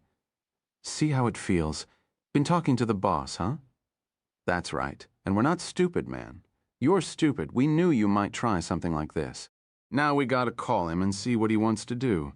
But first off, what you're gonna do is unhook Tom and Jerry. Right the fuck now. Sure, Gussie. Bosch was contemplating reaching into his coat and going for his other gun, but knew it was suicide as long as Gussie held his gun at point-blank range. He started slowly reaching into his pocket for his keys when he saw the movement to his left and heard the shout. Freeze it up, asshole. It was Edgar. Gussie didn't move an inch. After a few moments of this standoff, Bosch reached into his coat, pulled his own gun, and pushed the muzzle up into Gussie's neck. They stood there staring at each other for a long moment. What do you think? Bosch finally said. You want to try it? See if we both get one off? Gussie said nothing, and Edgar moved in. He put the muzzle of his gun against Gussie's temple. A smile broke across Bosch's face, and he reached up and took Gussie's gun from him and threw it into the pool. I didn't think so. He looked over at Edgar and nodded his thanks. You got him. I'll go get her. I got him, Harry, and I'm hoping he does something stupid, the big fat fuck. Bosch checked Gussie for another weapon and found none. Where's the cuff key? He asked. Fuck you. Remember the other night, Gussie? You want a repeat performance? Tell me where the fucking key is.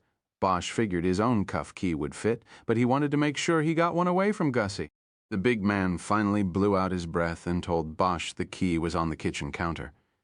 Bosch went inside the house, his gun out, his eyes scanning for more surprises. There was nobody. He grabbed the cuff key off the kitchen counter and went into the back den where Eleanor was.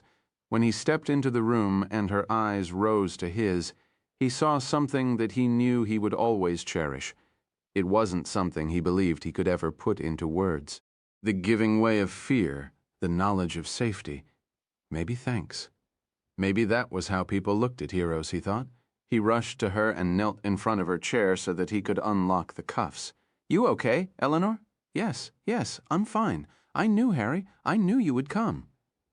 He had the cuffs off, and he just looked up at her face. He nodded and pulled her into a quick hug. We gotta go.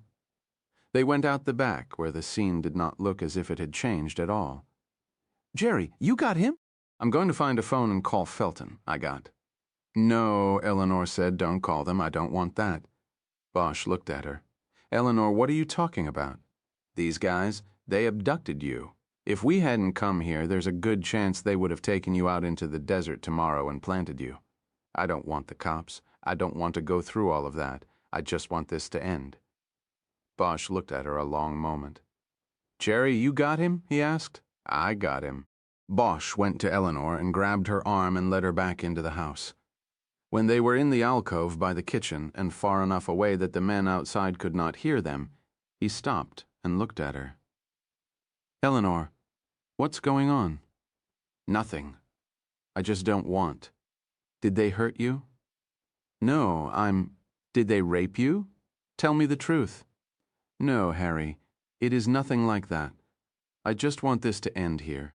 Listen to me. We can take down Marks, his lawyer, and those 3 assholes out on the porch. That's why I'm here. Marks told me he had you. Don't kid yourself, Harry. You can't touch Marks on this. What did he really tell you? And who's your witness going to be? Me? Look at me. I'm a convicted felon, Harry. Not only that, I used to be one of the good guys. Just think what a mob lawyer can do with that. Bosch didn't say anything. He knew she was right. Well, I'm not going to put myself through that, she said. I got a dose of reality when they jerked me out of my home and took me down to Metro. I'm not going to go to bat for them on this. Now, can you get me out of here? As long as you are sure, you can't change your mind once we're out of here. I'm as sure as I'll ever be. Bosch nodded and led her out to the porch. It's your lucky day, boys, he said to the 3 thugs. Then, to Edgar, he said, we're pulling out of here. We'll talk about it later. Edgar just nodded. Bosch went one by one to the Samoans and put their own cuffs on their wrists, and then took off the others. When he was done, he held the key up in front of the smaller of the 2 giants and then tossed it into the pool. He went over to the fence that ran behind the pool and took down a long pole with a net attached to the end of it. He fished his gun off the bottom and handed it to Eleanor to hold. He then returned to Gussie, who was dressed completely in black. Edgar was still standing to his right, holding the gun against his temple. Almost didn't recognize you without the tux, Gussie. Will you give Joey Marks a message? Yeah, what? Fuck you. Just tell him that. He's not going to like that. I don't really care. He's lucky I don't leave him 3 bodies here as a message. Bosch looked over at Eleanor. Anything you want to say or do? She shook her head. Then we're out of here. Only thing is, Gussie, we're 1 set of cuffs short. That's too bad for you. There's rope in thee. Bosch hit him on the bridge of the nose with the butt end of his gun, crushing whatever bone had not been broken in their earlier scuffle. Gussie dropped heavily to his knees, then pitched forward, his face making a thud on the porch tile. Harry! Jesus! It was Edgar. He looked shocked by the sudden violence. Bosch just looked at him a moment and said, let's go. When they got to Eleanor's apartment, Bosch backed the car up nearly to the door and popped the trunk. We don't have a lot of time, he said. Jerry, you stay out here. Watch for anybody coming. Eleanor, you can fill the trunk with whatever you can fit in there. That's about all you can take. She nodded. She understood. Las Vegas was over for her. She could no longer stay, not with what had happened. Bosch wondered if she also understood that it was all because of him. Her life would still be as it had been if he had not wanted to reach out to her. They all got out of the car and Bosch followed Eleanor into the apartment. She studied the broken door for a moment until he told her he had done it. Why? Because when I didn't hear from you, I thought something else. She nodded again. She understood that too. There's not a lot, she said, looking around the place. Most of this stuff I don't care about. I probably won't even need the whole trunk. She went into the bedroom, took an old suitcase out of the closet, and started filling it with clothes. When it was full, Bosch took it out and put in the trunk. When he came back in, she was filling a box from the closet with her remaining clothes and other personal belongings. He saw her put a photo album in the box, and then she went to the bathroom to clear the medicine cabinet. In the kitchen, all she took was a wine bottle opener and a coffee mug with a picture of the Mirage Hotel on it. "Bought this the night I won $463 there," she said. "I was playing the big table, and I was way in over my head, but I won. I want to remember that." She put that in the top of the full box and said, "That's it. That's all I have to show for my life." Bosch studied her a moment and then took the box out to the car. He struggled a bit, getting it to fit in next to the suitcase. When he was done, he turned around to call to Eleanor that they must go, and she was already standing there holding the framed print of the Nighthawks, the Edward Hopper painting. She was holding it in front of her like a shield. "Will this fit?" "Sure, we'll make it fit." At the Mirage, Bosch pulled into the valet circle again and saw the chief valet frown as he recognized the car. Bosch got out, showed the man his badge quickly so that he might not notice it wasn't a Metro badge, and gave him $20. "Police business. I'll be 20-30 minutes tops. I need the car here because when we leave, we're going to have to really book." The man looked at the 20 in his hand as if it were human feces. Bosch reached into his pocket, pulled out another 20, and gave it to him. "Okay?" "Okay. Leave me the keys." "No, no keys. Nobody touches the car." Bosch had to take the picture out of the trunk to get to Eleanor's suitcase and a gun kit he kept there. He then repacked the trunk and lugged the suitcase inside, waving off an offer of help from a doorman. In the lobby, he put the case down and looked at Edgar. "Jerry, thanks a lot," he said. "You were there, man. Eleanor's going to change, and then I'm going to shoot her out to the airport. I probably won't be back until late. So let's just meet here at 8 o'clock tomorrow and we'll go to court. Sure you don't need me for the airport run?" "No, I think we're fine. Marks won't try anything now, and if we're lucky, Gussie won't be waking up for another hour or so anyway. I'm going to go check in." He left Eleanor there with him and went to the desk. There was no wait. It was late. After giving the clerk his credit card, he looked back at Eleanor saying her goodbye to Edgar. He put out his hand, and she shook it, but then she pulled him into an embrace. Edgar disappeared into the crowd of the casino. Eleanor waited until they were in his room before she spoke. "Why am I going to the airport tonight?" "You said you doubted they would do anything." "Because I want to make sure you're safe, and tomorrow I won't be able to worry about it. I've got court in the morning, and then I'm driving Goshen to L.A. I have to know you're safe." "Where am I going to go?" "You could go to a hotel, but I think my place would be better, safer. You remember where it is?" "Yes." "Up off Mulholland?" "Yeah, Wilson Drive. I'll give you the key. Take a cab from the airport, and I'll be there by tomorrow night." "Then what?" "I don't know. We'll figure it out." She sat down on the edge of the bed, and Bosch came around and sat next to her. He put his arms around her shoulders. "I don't know if I could live in L.A. again. We'll figure it out." He leaned in and kissed her on the cheek. "Don't kiss me. I need to take a shower." He kissed her again and then pulled her back onto the bed. They made love differently this time. They were more tender, slower. They found each other's rhythm. Afterward, Bosch took the first shower, and then while Eleanor bathed, he used oil and a rag from his gun kit to clean the Glock that had been thrown into the pool.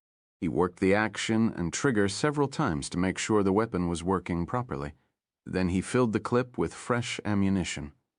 He went to the closet and took a plastic laundry bag off the shelf, put the gun inside it, and shoved it beneath a stack of clothes in Eleanor's suitcase.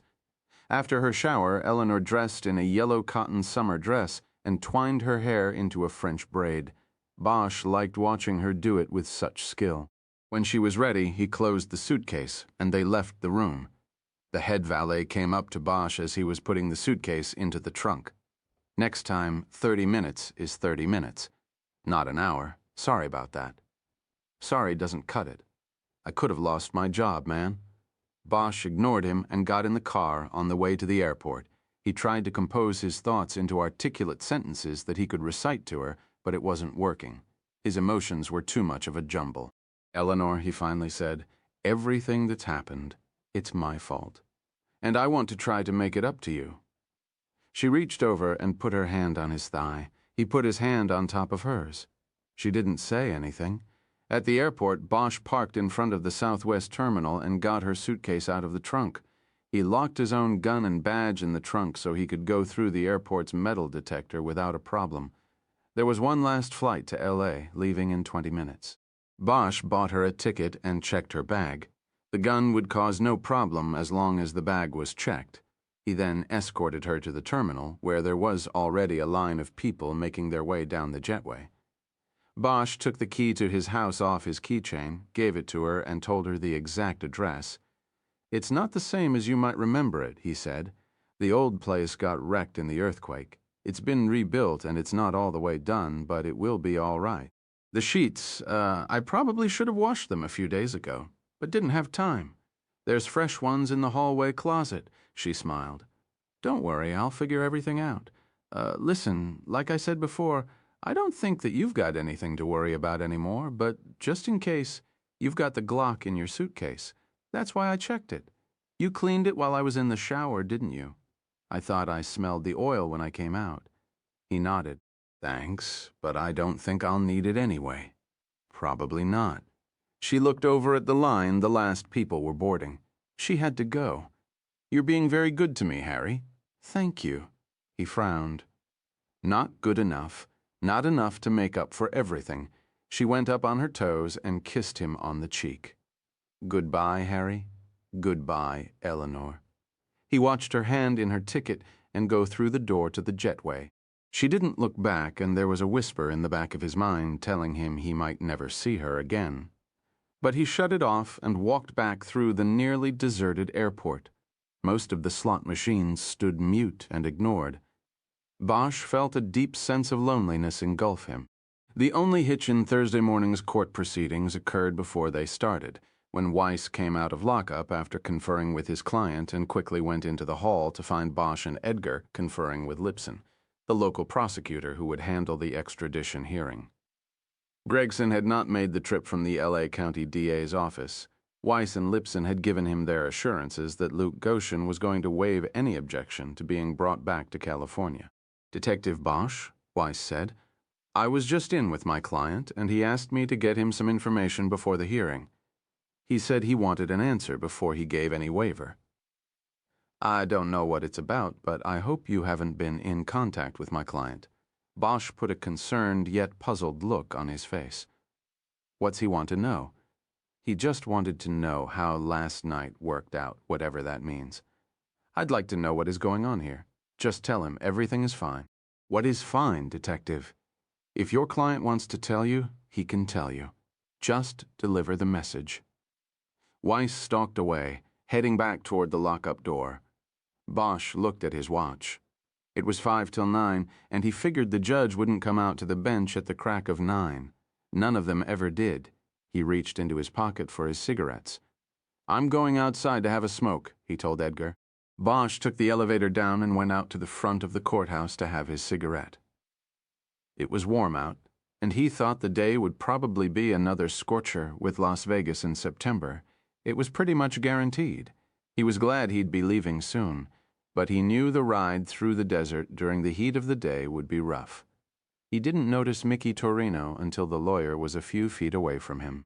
He, too, was smoking a cigarette before going in to handle the day's business of mob-related legal work.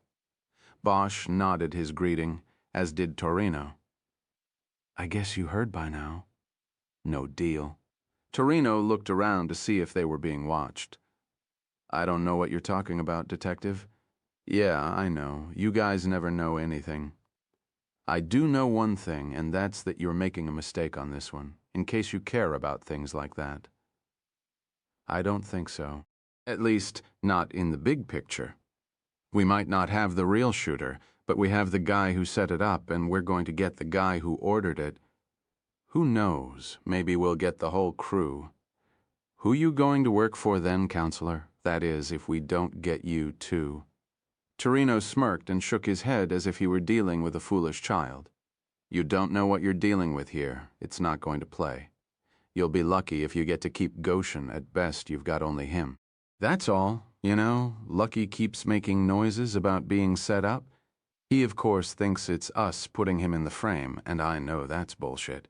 But I keep thinking, what if there is a frame? I mean, I have to admit that him keeping that gun is hard to figure, though I've seen even dumber moves in my time. But if there is a frame and we didn't do it, who did? Why would Joey Marks frame his own guy when that guy's just going to roll over and put the finger back on Joey? Doesn't make sense, at least from Joey's point of view. But then I started thinking, what if you were Joey's right-hand man, say his lawyer, and you wanted to be the big shot, the one who makes the calls? See what I'm talking about here? This'd be a nice little way of getting rid of your nearest competitor and Joey at the same time. How would that play, counselor? If you ever repeat that bullshit story to anyone, you will be very, very sorry. Bosch took a step toward him so that their faces were only a foot apart. If you ever threaten me again, you will be very, very sorry. If anything ever happens to Eleanor Wish again, I will hold you personally responsible, asshole. And sorry is not the right word for how you will be then. Torino stepped back, loser in the staring contest. Without another word, he walked away from Bosch and toward the courthouse doors. As he opened the heavy glass door, he looked back at Bosch, then disappeared inside. When Bosch got back to the third floor, he met Edgar as he was coming quickly out of the courtroom, followed by Weiss and Lipson. Bosch looked at the hallway clock. It was 9:05. "Harry, where ya been? Smoking a whole pack," Edgar asked. "What happened?"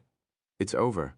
He waved. "We've got to bring the car around and get over to the release desk. We'll have him in 15 minutes. "Detectives?" Weiss said, "I want to know every detail of how my client will be moved and what security measures you're taking." Bosch put his arm on Weiss's shoulders and leaned into him in a confidential manner. They had stopped at the bank of elevators. "The very first security measure we are taking is that we aren't telling anyone how or when we're getting back to L.A. That includes you, Mr. Weiss. All you need to know is that he'll be in L.A. Municipal Court for arraignment tomorrow morning." "Wait a minute. You can't?" "Yes, we can, Mr. Weiss," Edgar said as an elevator opened. "Your client waived his opposition to extradition, and in 15 minutes he'll be in our custody. And we're not going to divulge any information about security here or there or on the way there. Now, if you'll excuse us," they left him there and loaded onto the elevator. As the doors closed, Weiss shouted something about them not being allowed to talk to his client until his Los Angeles counsel had met with him. A half hour later, the strip was in the rearview mirror and they were driving into the open desert.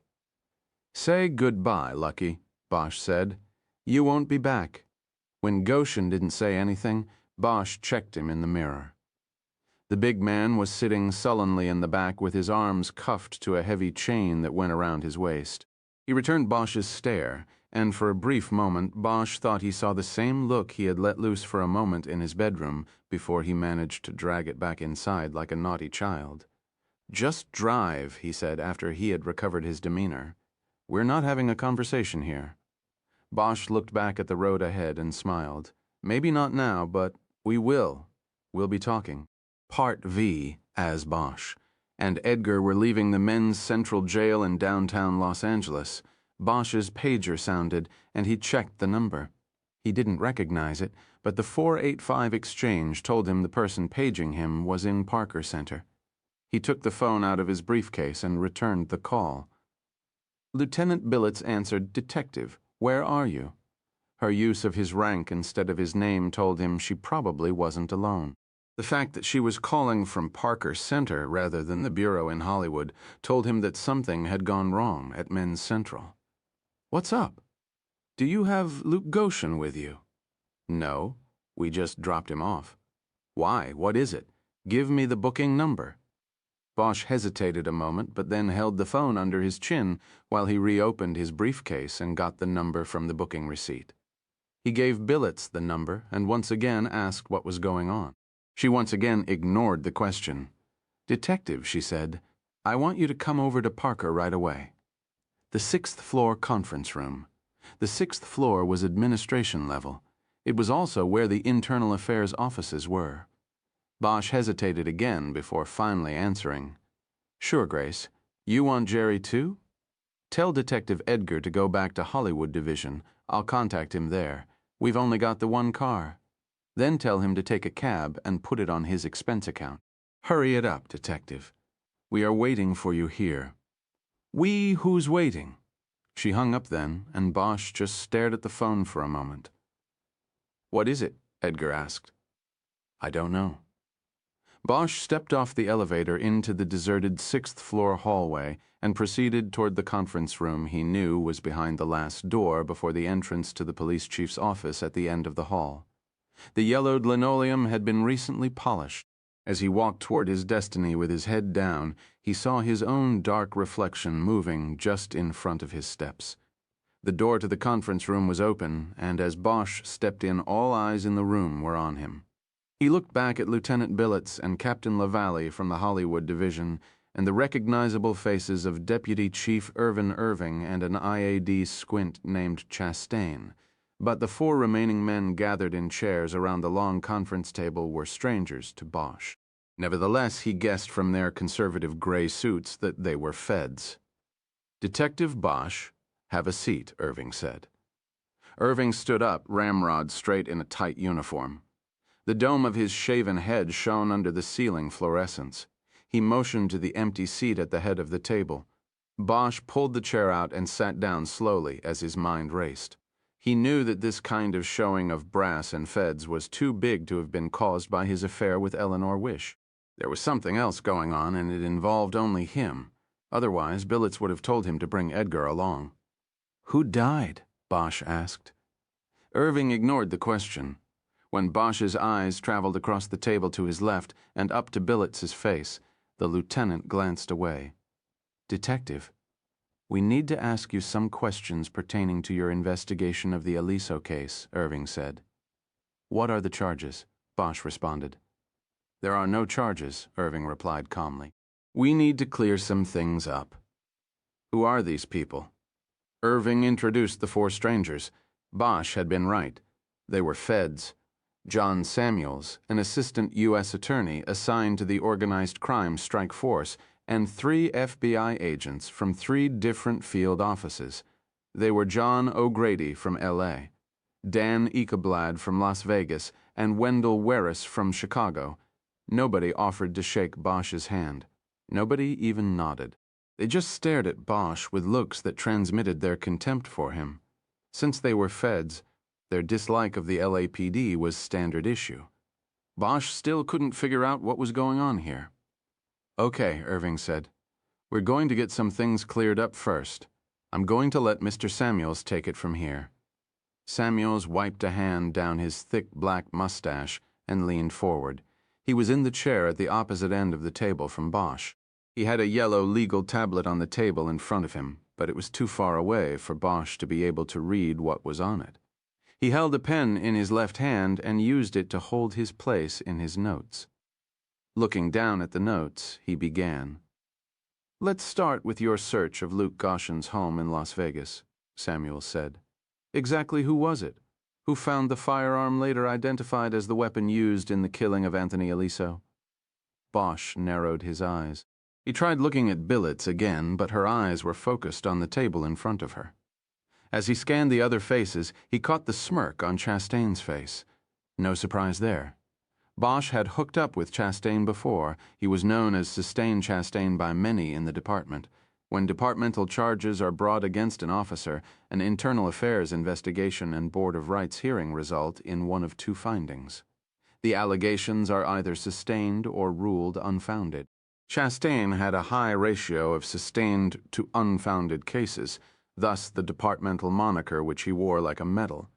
If this is the subject of a departmental investigation, I think I'm entitled to representation, Bosch said. I don't know what this is about, but I don't have to tell you people anything. Detective? Irving said. He slid a sheet of paper across the table to Bosch. That is a signed order from the chief of police telling you to cooperate with these gentlemen. If you choose not to, you will be suspended without pay forthwith, and you'll be assigned your union rep. Then Bosch looked down at the letter. It was a form letter, and he had received them before. It was all part of the department's way of backing you into the corner, to the point that you had to talk to them or you didn't eat. I found the gun, Bosch said without looking up from the order. It was in the master bathroom, wrapped in plastic and secreted between the toilet tank and the wall. Somebody said the mobsters in The Godfather did that, the movie, but I don't remember. Were you alone when you supposedly found the weapon there?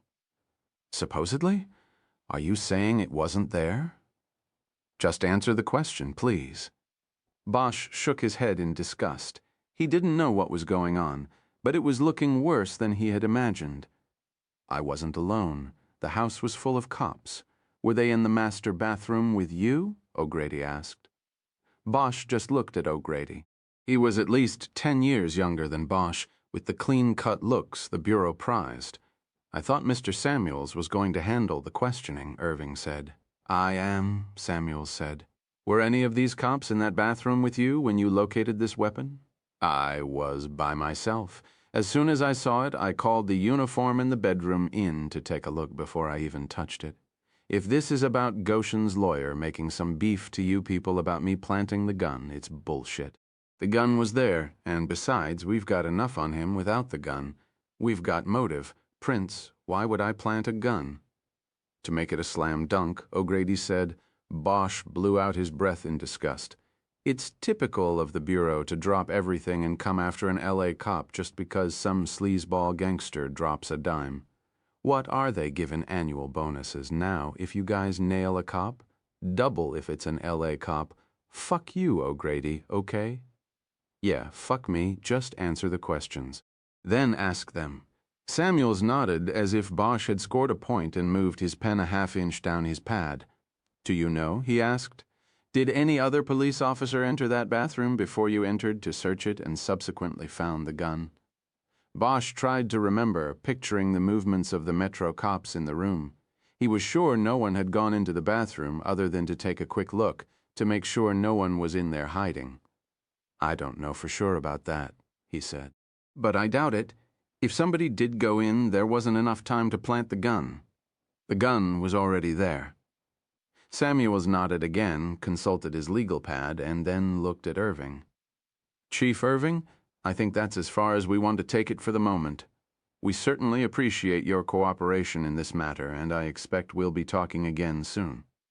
Samuels made a move to stand up. Wait a minute, Bosch said. That's it? You're just going to get up and leave?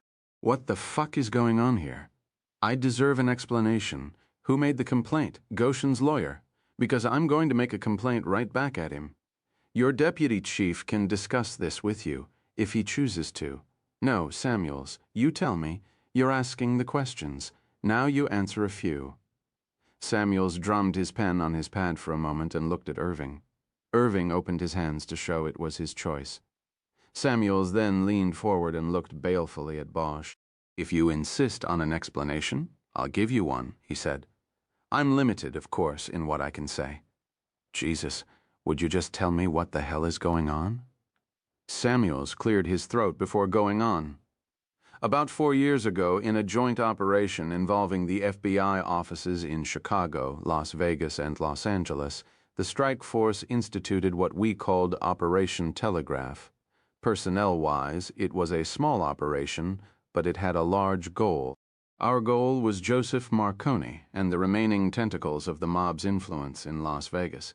It took us more than 18 months, but we managed to get someone inside, an agent on the inside.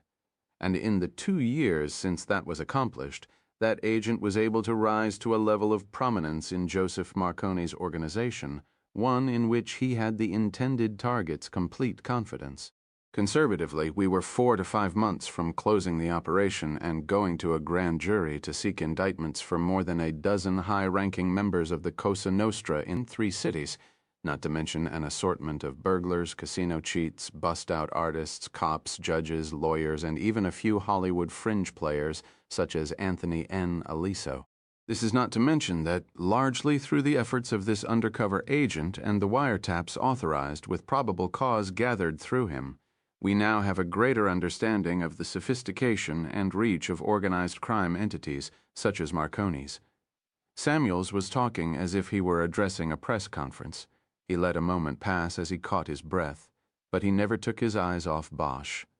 That undercover agent's name is Roy Lindell. Remember it, because he's going to be famous. No other agent was underground for so long and with such important results. You notice that I said was, he's no longer under Detective Bosch, and for that we can thank you. The name Roy used undercover was Luke Goshen, Lucky Luke Goshen. So I want to thank you for fucking up the end of a wonderful and important case. Oh, we'll still get Marconi and all the others with what Roy's good work got us, but now it's all been marred by you.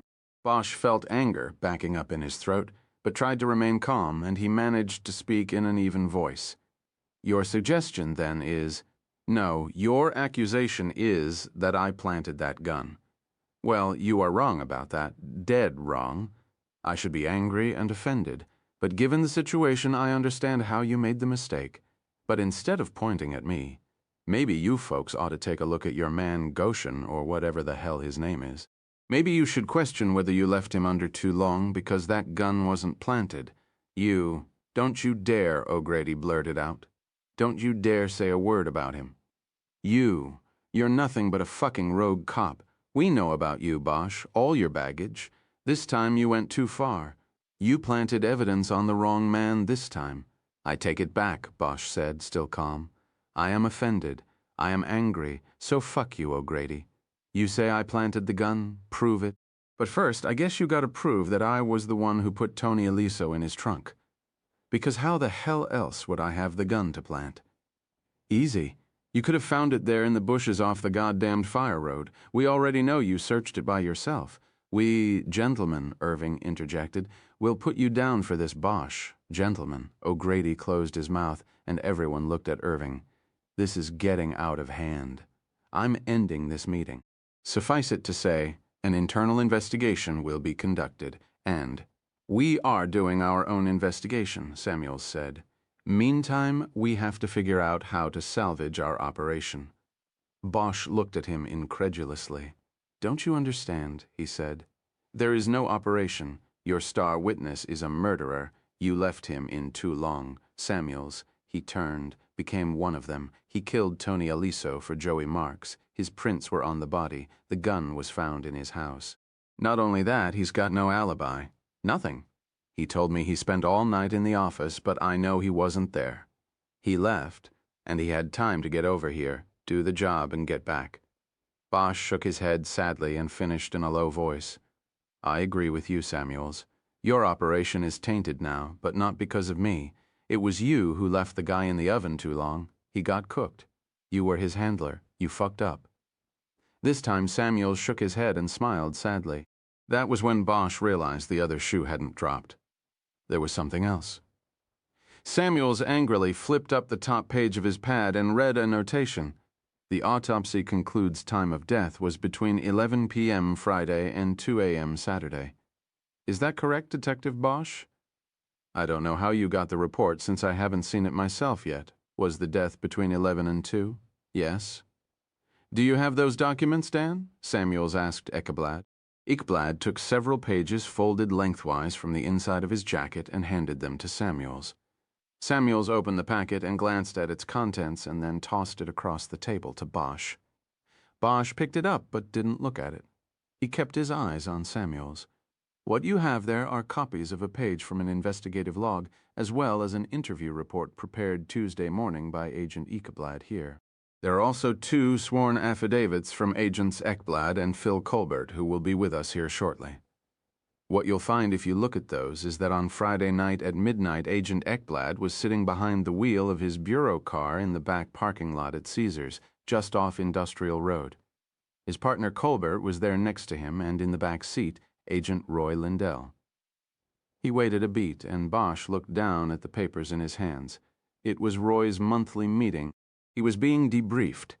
He told Ekblad and Colbert that just that night he had put $480,000 cash from Marconi's various enterprises into Anthony Aliso's briefcase and sent him back to L.A. to have it put in the wash.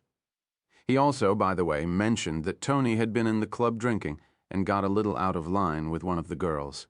In his role as enforcer for Joey Marks and manager of the club, he had to get tough with Tony. He cuffed him once and jerked him around by his collar. This, I think you might agree, would account for the fingerprints recovered from the deceased's jacket and the ante-mortem facial bruising noted in the autopsy. Bosch still refused to look up from the documents. Other than that, there was a lot to talk about. Detective Bosch, Roy stayed for 90 minutes. And there is no fucking way in the world he could have gotten to Los Angeles to kill Tony Aliso before 2 a.m., let alone 3 a.m. And just so you don't leave here thinking all 3 of these agents were involved in the murder, you should know that the meeting was monitored by 4 additional agents in a chase car also parked in the lot for security reasons. Samuels waited a beat before delivering his closing argument. You don't have a case. The prints can be explained, and the guy you said did it was sitting with 2 FBI agents 350 miles away when the shooting went down. You've got nothing. No, actually, that's wrong. You do have one thing. A planted gun. That's what you've got. As if on cue, the door behind Bosch opened and he heard footsteps. Keeping his eyes on the documents in front of him, Bosch didn't turn around to see who it was until he felt a hand grip his shoulder and squeeze. He looked up into the face of Special Agent Roy Lindell. He was smiling, standing next to another agent who Bosch assumed was Ekeblad's partner, Colbert. Bosch, Lindell said, I owe you a haircut. Bosch was dumbfounded to see the man he had just locked up standing there, but quickly assimilated what had happened. Irving and Billets had already been told about the meeting in the parking lot behind Caesars, had read the affidavits, and believed the alibi. They had authorized Lindell's release. That was why Billets had asked for the booking number when Bosch had returned her page. Bosch looked away from Lindell to Irving and Billets. You believe this, don't you? You think I found the gun out there in the weeds and planted it just to make the case a slam? There was a hesitation while each one left space for the other to answer. Finally, it was Irving. The only thing we know for sure is that it wasn't Agent Lindell. His story is solid. I'm reserving judgment on everything else. Bosch looked at Lindell, who was still standing. Then why didn't you tell me you were federal when we were in that room together at Metro? Why do you think, for all I knew, you had already put a gun in my bathroom? You think I'm just going to tell you I'm an agent and everything would be cool after that? Yeah, right. We had to play along Bosch to see what moves you'd make and to make sure Roy got out of the Metro jail in one piece, O'Grady said. After that, we were 2,000 feet above you and 2,000 behind you all the way across the desert. We were waiting. Half of us were betting you made a deal with Joey Marks. You know, in for a pinch, in for a pound. They were taunting him now. Bosch shook his head.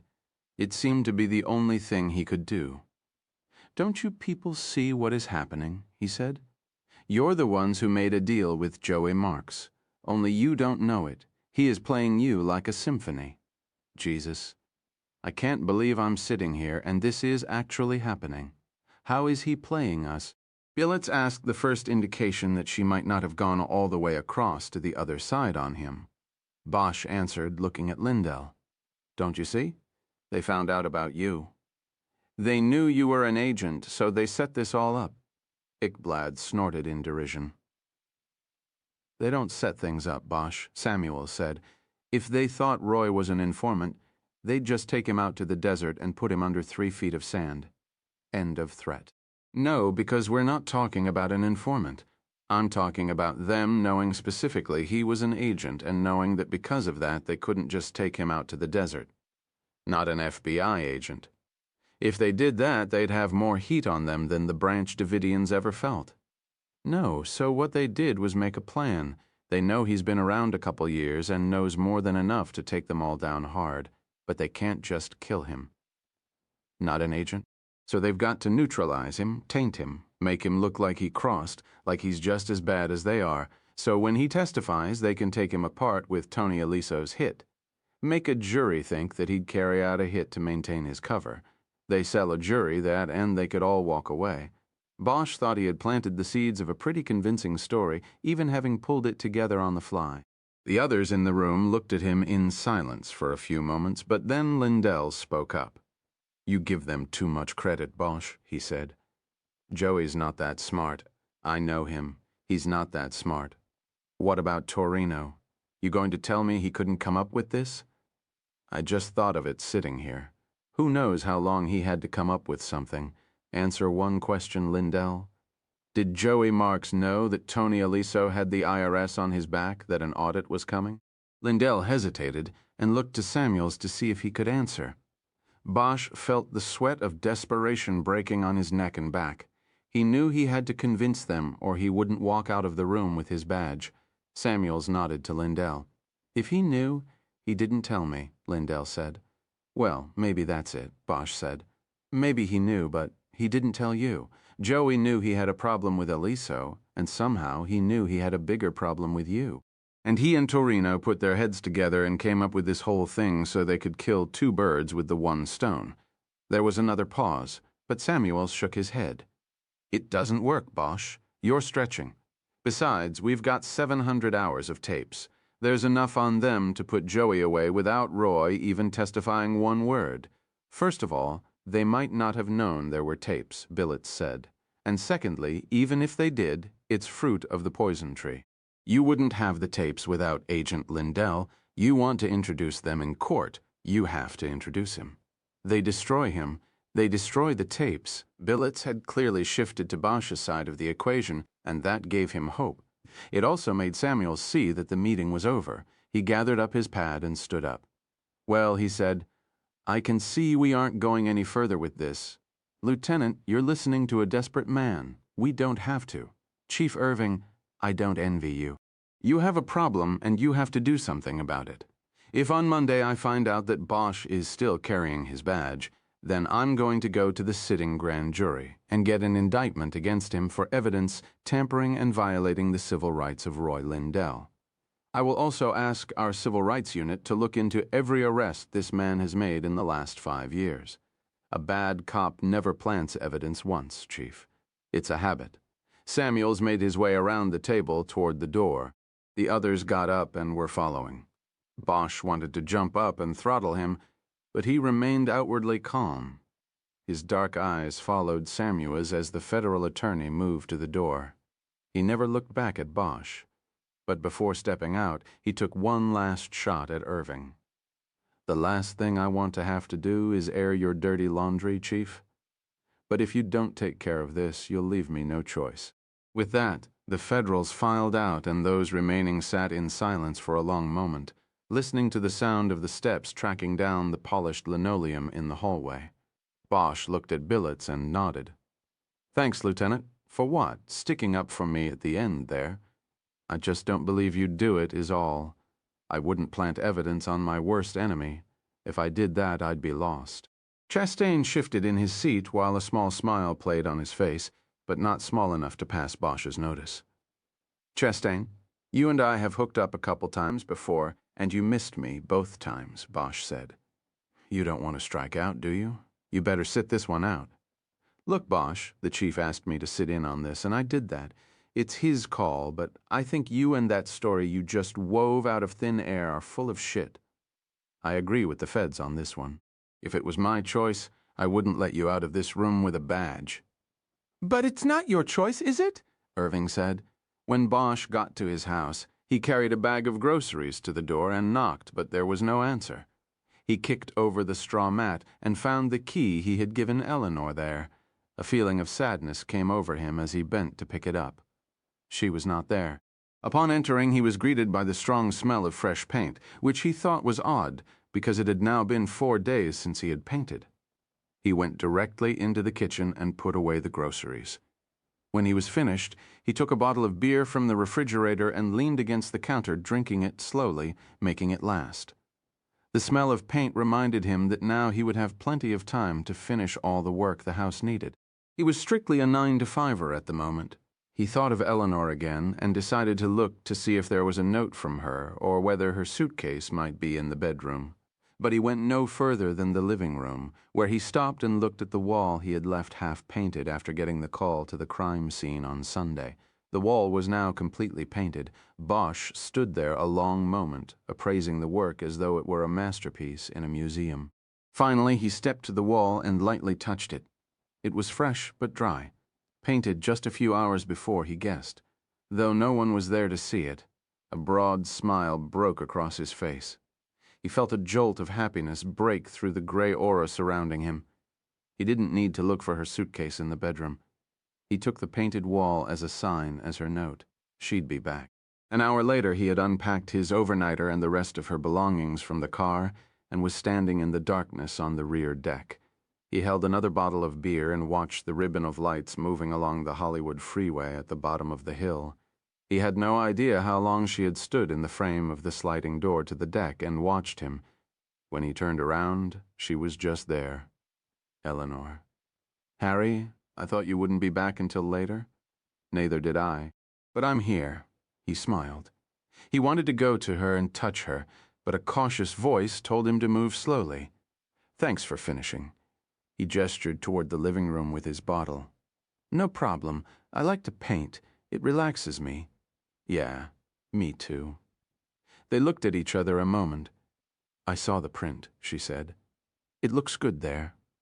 Bosch had taken her print of Hopper's Nighthawks out of the trunk and hung it on the freshly painted wall. He knew that how she reacted to seeing it there would tell him a lot about where they were and where they might be headed. "Good," he said, nodding and trying not to smile. "What happened to the one I sent you?" That had been a long time ago. "Earthquake," he said. She nodded. "Where'd you just come from?" "Oh, I went and rented a car. You know, until I can figure out what I'm going to do. I left my car in Vegas. I guess we could go over and get it, drive it back. You know, get in and out, not hang around." She nodded.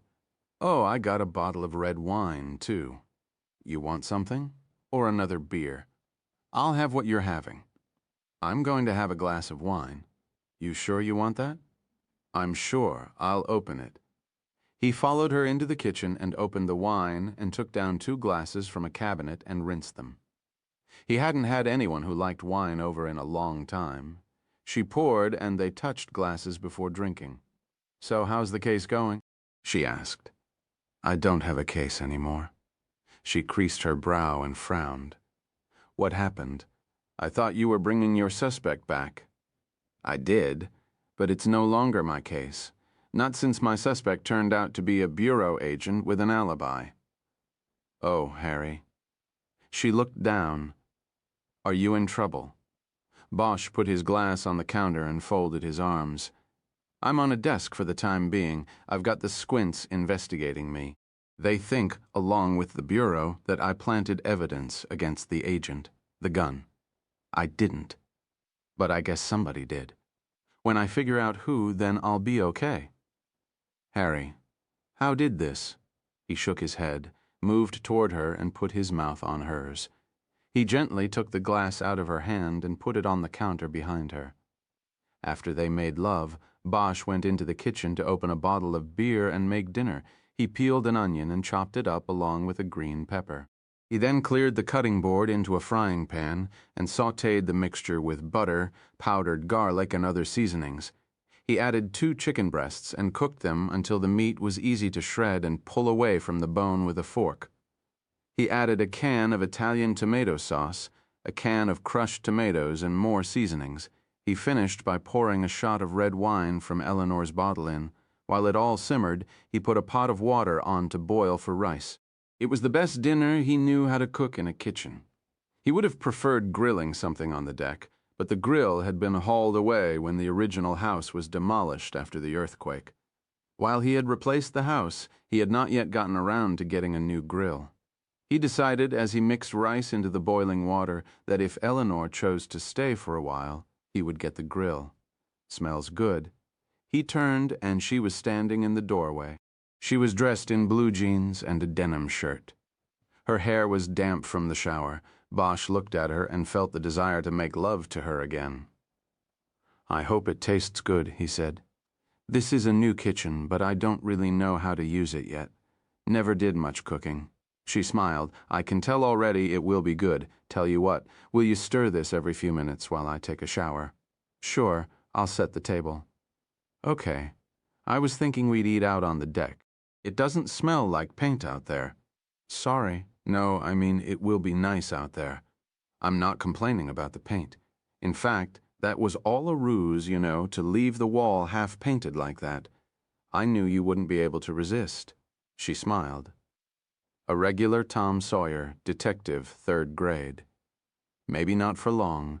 His comment ruined the moment, and she stopped smiling. He silently chastised himself on the way back to the bedroom. After his shower, Bosch put the last part of his recipe into the frying pan. He took a handful of frozen peas and mixed them into the simmering chicken and tomato stew. As he brought the food and wine out to the picnic table on the deck, he told Eleanor, who was standing at the railing, to have a seat. "Sorry," he said as they settled in. "I forgot about a salad. This is all I need." They started the meal in silence. He waited. "I like it a lot," she finally said. "What do you call this?" "I don't know. My mother just called it chicken special. I think that's what it was called in a restaurant where she first had it. A family recipe." The only one they ate quietly for a few minutes, during which Bosch surreptitiously tried to watch her to see if she really enjoyed the food. "He was pretty sure she did, Harry," Eleanor said after a while. "Who are the agents involved in this?" "They're from all over Chicago, Vegas, L.A. "Who from L.A.? Guy named John O'Grady? You know him?" It had been more than 5 years since she had worked in the Bureau's L.A. field office. FBI agents moved around a lot. He doubted she would know O'Grady, and she said she didn't. "What about John Samuels?" "He's the AUSA on it. He's from the OC strike force." "Samuels I know, or knew. He was an agent for a while, not a particularly good one. Had the law degree, and when he figured out he wasn't much of an investigator, he decided he wanted to prosecute." She started laughing and shook her head. "What?"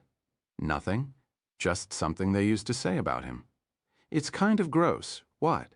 "Does he still have his mustache?"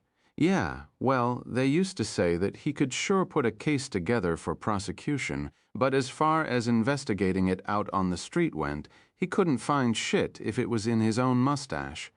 She laughed again, a little too hard, Bosch thought. He smiled back. "Maybe that's why he became a prosecutor," she added. Something occurred to Bosch then, and he quickly withdrew into his thoughts. Eventually, he heard Eleanor's voice. "What? You disappeared. I asked what you were thinking." "I didn't think it was that bad a joke." "No, I was just thinking about what a bottomless hole I'm in. About how it doesn't really matter whether Samuels actually believes I'm dirty on this. He needs me to be dirty." "How so?" "They've got cases to make with their undercover guy against Joey Marks and his crew.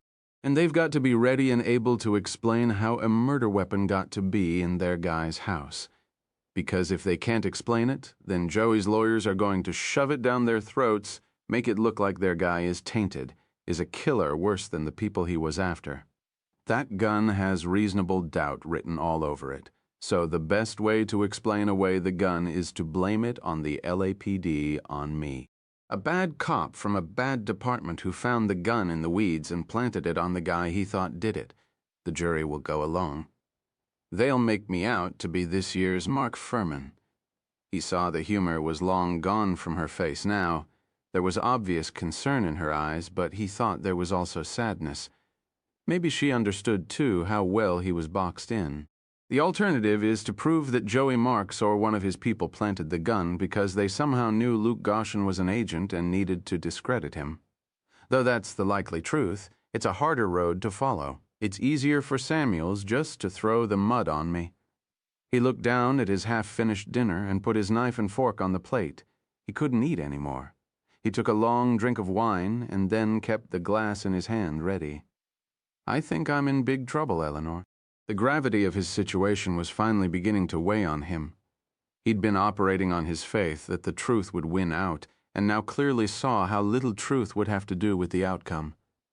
He looked up at her, their eyes connected, and he saw that she was about to cry. He tried to smile. "Hey, I'll think of something," he said. "I might be riding a desk for the time being, but I'm not taking both oars out of the water. I'm going to figure this out." She nodded, but her face still looked distraught. "Harry, remember when you found me in the casino that first night and we went to the bar at Caesar's and you tried to talk to me? Remember what you said about doing things differently if you had the chance to go back?" "Yes, I remember." She wiped her eyes with her palms. before any tears could show. "I have to tell you something." "You can tell me anything, Eleanor." "What I told you about me paying Quillen and the street tax and all of that, there's more to it." She looked at him with intensity now, trying to read his reaction before going further, but Bosch sat stone still and waited. "When I first went to Vegas after getting out of Frontera, I didn't have a place or a car, and I didn't know anyone. I just thought I'd give it a shot. You know, playing cards, and there was a girl I knew from Frontera. Her name was Patsy Quillen. She told me to look up her uncle, that was Terry Quillen, and that he'd probably stake me after he checked me out and saw me play. Patsy wrote him and gave me an introduction." Bosch sat silently, listening. He now had an idea where this was going, but couldn't figure out why she was telling him, so he staked me. I got the apartment and some money to play with. He never said anything about Joey Marks, though I should have known the money came from somewhere. It always does. Anyway, later, when he finally told me who had really staked me, he said I shouldn't worry because the organization he worked for didn't want me to pay the nut back. What they wanted was just the interest. $200 a week. The tax, I didn't think I had a choice. I'd already taken the money. So I started paying. In the beginning, it was tough. I didn't have it a couple times, and it was double the next week plus that week's regular tax. You get behind, and there's no way out. She looked down at her hands and clasped them on the table. "What did they make you do?" Bosch asked quietly, also averting his eyes. "It's not what you're thinking," she said. "I was lucky they knew about me. I mean that I had been an agent. They figured they could use my skills, as dormant as they were, so they had me just watch people, mostly in casinos. But there were a few times I followed them outside. Most of the time, I didn't even know exactly who they were or why they wanted the information. But I just watched, sometimes played at the same tables, and reported to Terry what the guy was winning or losing, who he was talking to, any nuances of his game, you know, things like that." She was just rambling now, putting off the meat of what she had to tell him, but Bosch didn't say anything. He let her go on. "A couple days I watched Tony Aliso for them. They wanted to know how much he was dropping at the tables and where he was going. The usual stuff. But as it turned out, he wasn't losing. He actually was quite good at cards." "Where did you watch him go?" "Oh, he'd go out to dinner, to the strip club. He'd run errands, things like that. You ever see him with a girl?" "One time. I followed him on foot from the Mirage into Caesars and then into the shopping arcade. He went to Spago for a late lunch. He was alone, and then the girl showed up. She was young, I thought. At first it was like an escort thing, but then I could tell he knew her. After lunch they went back to his hotel room for a while, and when they came out they took his rental, and he took her to get a manicure and to buy cigarettes and to a bank while she opened an account. Just errands. Then they went to the strip club in North Vegas. When he left, he was alone. I figured then she was a dancer. Bosch nodded. "Were you watching Tony last Friday night?" Bosch asked. "No. That was just coincidence that we ended up at the same table. It was because he was waiting to go to the high-stakes table. I actually hadn't done anything for them in a month or so, other than pay the weekly tax until Terry." Her voice trailed off. "They were finally at the point of no return." "Until Terry, what, Eleanor?" She looked toward the fading horizon. The lights across the valley were coming on, and the sky was pink neon mixed with gray paint. Bosch kept his eyes on her. She spoke while still watching the end of the day. "Quillen came to my apartment after you took me home from Metro. He took me to the house where you found me. They wouldn't tell me why, and they told me not to leave. They said nobody would get hurt if I just did what I was told. I sat around that place for 2 days. They only put the handcuffs on me that last night. It was like they knew you'd be coming then." She let a beat of silence follow. It was there if Bosch wanted to use it, but he didn't say a word. "I guess what I'm trying to tell you is that the whole thing was something less than an abduction." She looked back down at her hands now. "And that's obviously why you didn't want us to call out Metro." Bosch said quietly. She nodded. "I don't know why I didn't tell you everything before." "I'm really sorry, Harry. Now Bosch felt his own words sticking in his throat. Her story was understandable and believable. He even felt for her and understood that she was in her own bottomless pit. He saw how she had believed she had no choices. What he couldn't see and what hurt him was why she couldn't tell him everything from the start. "Why couldn't you tell me, Eleanor?" he managed to get out. "I mean right away. Why didn't you tell me that night?" "I don't know," she said. I hoped it would just go away and you would never have to know. Then why are you telling me now?" She looked right at him. "Because I hated not telling you everything.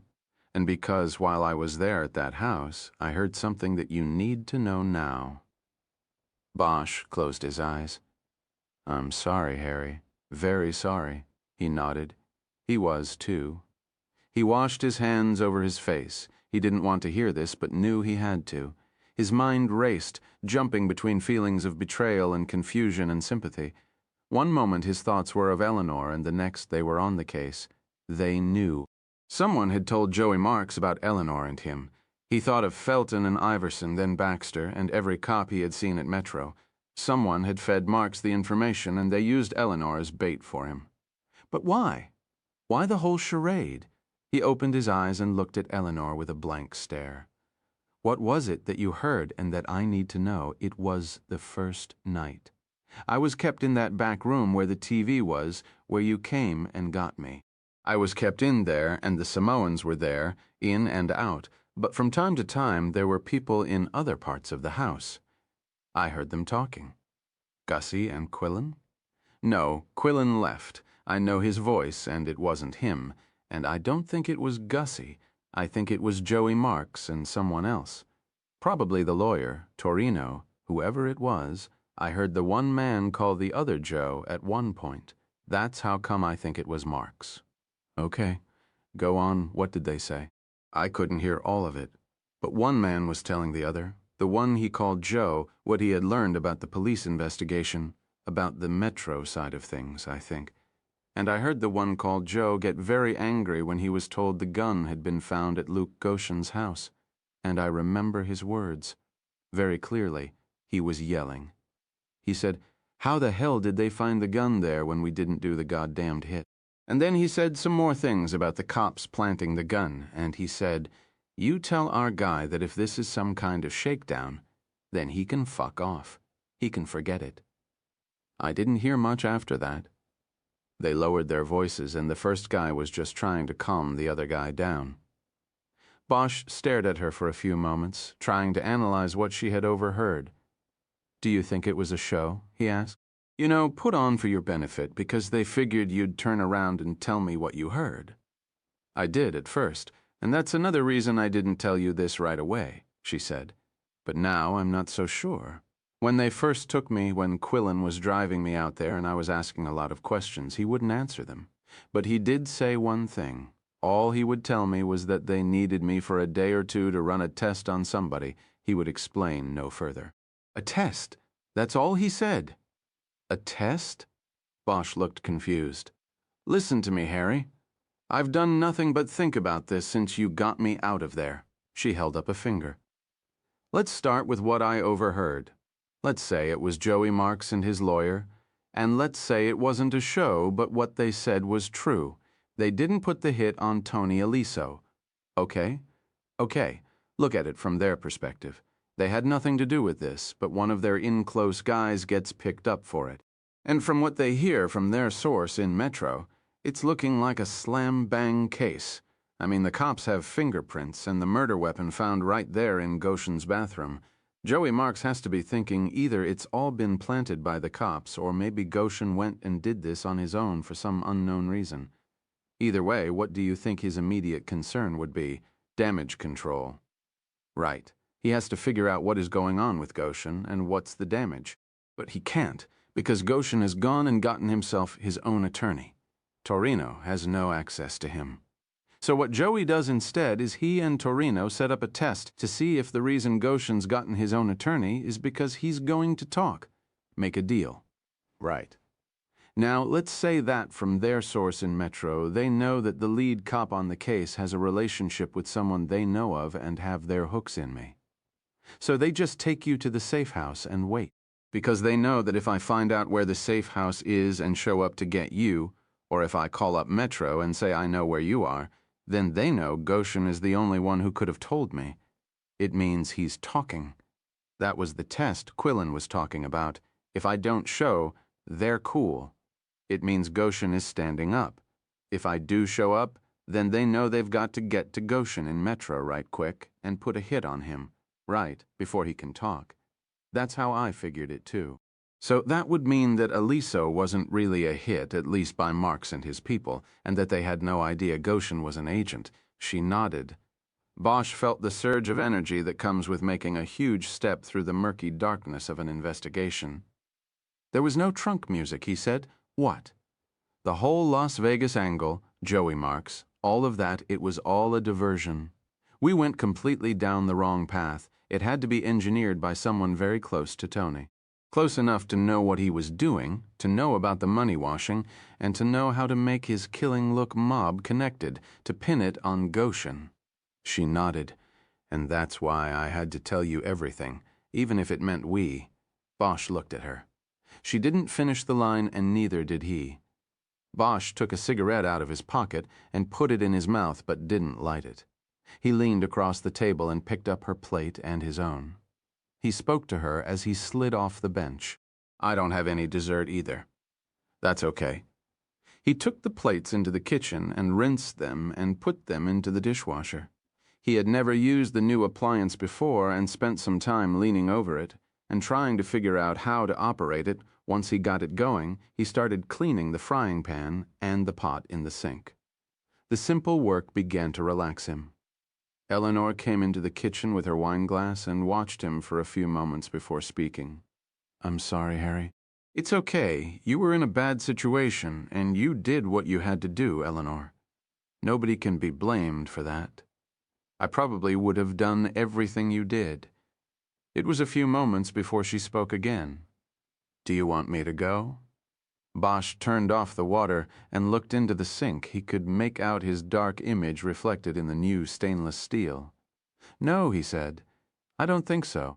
Bosch arrived at the station at 7 Friday morning with a box of glazed donuts from the Fairfax Farmers Market. He was the first one in. He opened the box and put it on the counter near the coffee machine. He took one of the donuts and put it on a napkin and left it at his spot on the homicide table while he went up to the watch office to get coffee from the urn. It was much better than what came out of the Detective Bureau's machine. Once he had his coffee, he took his donut and moved to the desk that was behind the Bureau's front counter. His assignment to desk duty meant that he would handle most of the walk-ins as well as the sorting and distribution of overnight reports. The phones he wouldn't have to worry about. They were answered by an old man from the neighborhood who donated his time to the department. Bosch was alone in the squad room for at least 15 minutes before the other detectives started to trickle in. 6 different times he was asked by a new arrival why he was at the front desk, and each time he told the detective who asked that it was too complicated to get into, but that the word would be out soon enough. Nothing remained a secret for long in a police station. At 8:30, the lieutenant from the AM. Watch brought the morning reports in before going off shift and smiled when he saw Bosch. His name was Klein, and he and Bosch had known each other in a surface way for years. Who'd you beat up this time, Bosch? He kidded. It was well known that the detective who sat at the desk where Bosch now sat was either there by fate of the Bureau rotation or on a desk duty assignment, while the subject of an internal investigation. More often than not, it was the latter. But Klein's sarcasm revealed that he had not yet heard that Bosch actually was under investigation. Bosch played off the question with a smile but didn't answer. He took the 2-inch thick stack of reports from Klein and gave him a mock salute back. The stack Klein had given him constituted nearly all crime reports filed by Hollywood Division patrol officers in the last 24 hours. There would be a second, smaller delivery of stragglers later in the morning, but the stack in his hands constituted the bulk of the day's work in the Bureau. Keeping his head down and ignoring the buzz of conversations around him, it took Bosch a half hour to sort all the reports into piles according to crimes. Next, he had to scan them all, using his experienced eye to possibly make connections between robberies and burglaries or assaults and so on. and then deliver the individual piles to the detective tables assigned to that particular classification of crime. When he looked up from his work, he saw that Lieutenant Billets was in her office on the phone. He hadn't noticed that she had come in. Part of his desk job would be to give her a morning briefing on the reports, informing her of any significant or unusual crimes or anything else she should be aware of as the Detective Bureau commander. He went back to work and weeded through the auto theft reports, first because they made up the largest pile he had culled from the stack of reports. There had been 33 cars reported stolen in Hollywood in the last 24 hours. Bosch knew that this was probably a below-average tally. After reading the summaries in the reports and checking for other similarities, he found nothing of significance and took the pile to the detective in charge of the auto theft table. As he was heading back to the front of the squad room, he noticed that Edgar and Ryder were standing at the homicide table putting things into a cardboard box. As he approached, he realized they were packing up the murder book and the ancillary files and evidence bags relating to the Aliso case. It was all being sent to the feds. "Morning, guys," Bosch said, unsure of how to start. "Harry," Edgar said. "How are you doing, Harry?" Ryder said, genuine concern in her voice. "I'm hanging in. Listen, I just want to say that I'm sorry you guys have been pulled into this, but I wanted you to know there is no way I forget it, Harry," Edgar said. "You don't have to say one damn thing to us. We both know the whole thing is bullshit. In all my years on the job, you are the most righteous cop I know, man. All the rest is bullshit." Bosch nodded, touched by Edgar's words. He didn't expect such sentiments from Ryder because it had been their first case together, but she spoke anyway. "I haven't worked with you long, Harry, but from what I do know, I agree with what Jerry says. You watch, this will blow over and we'll be back at it again. Thanks." Bosch was about to head back to his new desk when he looked down into the box they were packing. He reached in and pulled out the 2-inch thick murder book that Edgar had been charged with preparing and keeping up to date on the Aliso case. "Are the feds coming here? Or you just sending it out?" "Supposed to have somebody come pick it up at 10, Edgar said. Bosch looked up at the clock on the wall. It was only 9. "Mind if I copy this? Just so we have something in case the whole thing drops into that black hole they keep over there at the Bureau." "Be my guest," Edgar said. "Did Salazar ever send over a protocol?" Bosch asked. "The autopsy?" Ryder asked. "No, not yet, unless it's in dispatch." Bosch didn't tell them that if it was in transit, then the feds had somehow intercepted it. He took the murder book to the copy machine, unhooked the 3 rings, and removed the stack of reports. He set the machine to copy both sides of the original documents and put the stack into the automatic feed tray. Before starting, he checked to make sure the paper tray was filled with 3-hole paper. It was. He pressed the start button and stood back to watch. There was a copying franchise chain in town that had donated the machine and regularly serviced it. It was the one thing in the Bureau that was modern and could be counted on to work most of the time. Bosch finished the job in 10 minutes. He put the original binder back together and returned it to the box on Edgar's desk. He then took a fresh binder from the supply closet, put his copies of the reports on the rings, and dropped it into a file cabinet drawer that had his business card taped to it. He then told his 2 partners where it was if they needed it. "Harry," Ryder said in a low voice, "you're thinking of doing a little freelancing on it, aren't you?" He looked at her a moment, unsure of how to answer. He thought about her relationship with Billets. He had to be careful. "If you are," she said, perhaps sensing his indecision, "I'd like to be in on it. You know the Bureau isn't going to work it with any due diligence. They're going to let it drop. Count me in, too," Edgar added. Bosch hesitated again, looked from one to the other, and then nodded. "How about we meet at Musso's at 12:30, he said. "I'm buying." "We'll be there," Edgar said. When he got back to the front of the Bureau, he saw through the glass window of her office that Billets was off the phone and looking at some paperwork. Her door was open, and Bosch stepped in, knocking on the door jamb as he entered. "Good morning, Harry." There was a wistfulness to her voice and demeanor, as if maybe she was embarrassed that he was her front desk man. "Anything happening I should know about right away?" "I don't think so. It looks pretty tame." There's a hot prowler working the strip hotels again, though. At least it looks like one guy. Did one at the Chateau and another at the Hyatt last night. People never woke up. Looks like the same OM-O on both were the Vicks, anybody we should know and care about. I don't think so, but I don't read People magazine. I might not recognize a celebrity if they came up and bit me. She smiled. How much were the losses? I don't know. I'm not done with that pile yet. That's not why I came in. I just wanted to say thanks again for sticking up for me like you did yesterday. That was hardly sticking up for you. Yes, it was. In those kinds of circumstances, what you said and did was sticking your neck way out. I appreciate it. Well, like I said, I did it because I don't believe it. And the sooner IAD and the Bureau get on with it, the sooner they won't believe it. When's your appointment, by the way? 2. Who is your defense rep going to be? Guy I know from RHD. Name's Dennis Zane. He's a good guy and he'll know what to do for me. You know him? No. But listen, let me know if there's anything else I can do. Thanks, Lieutenant.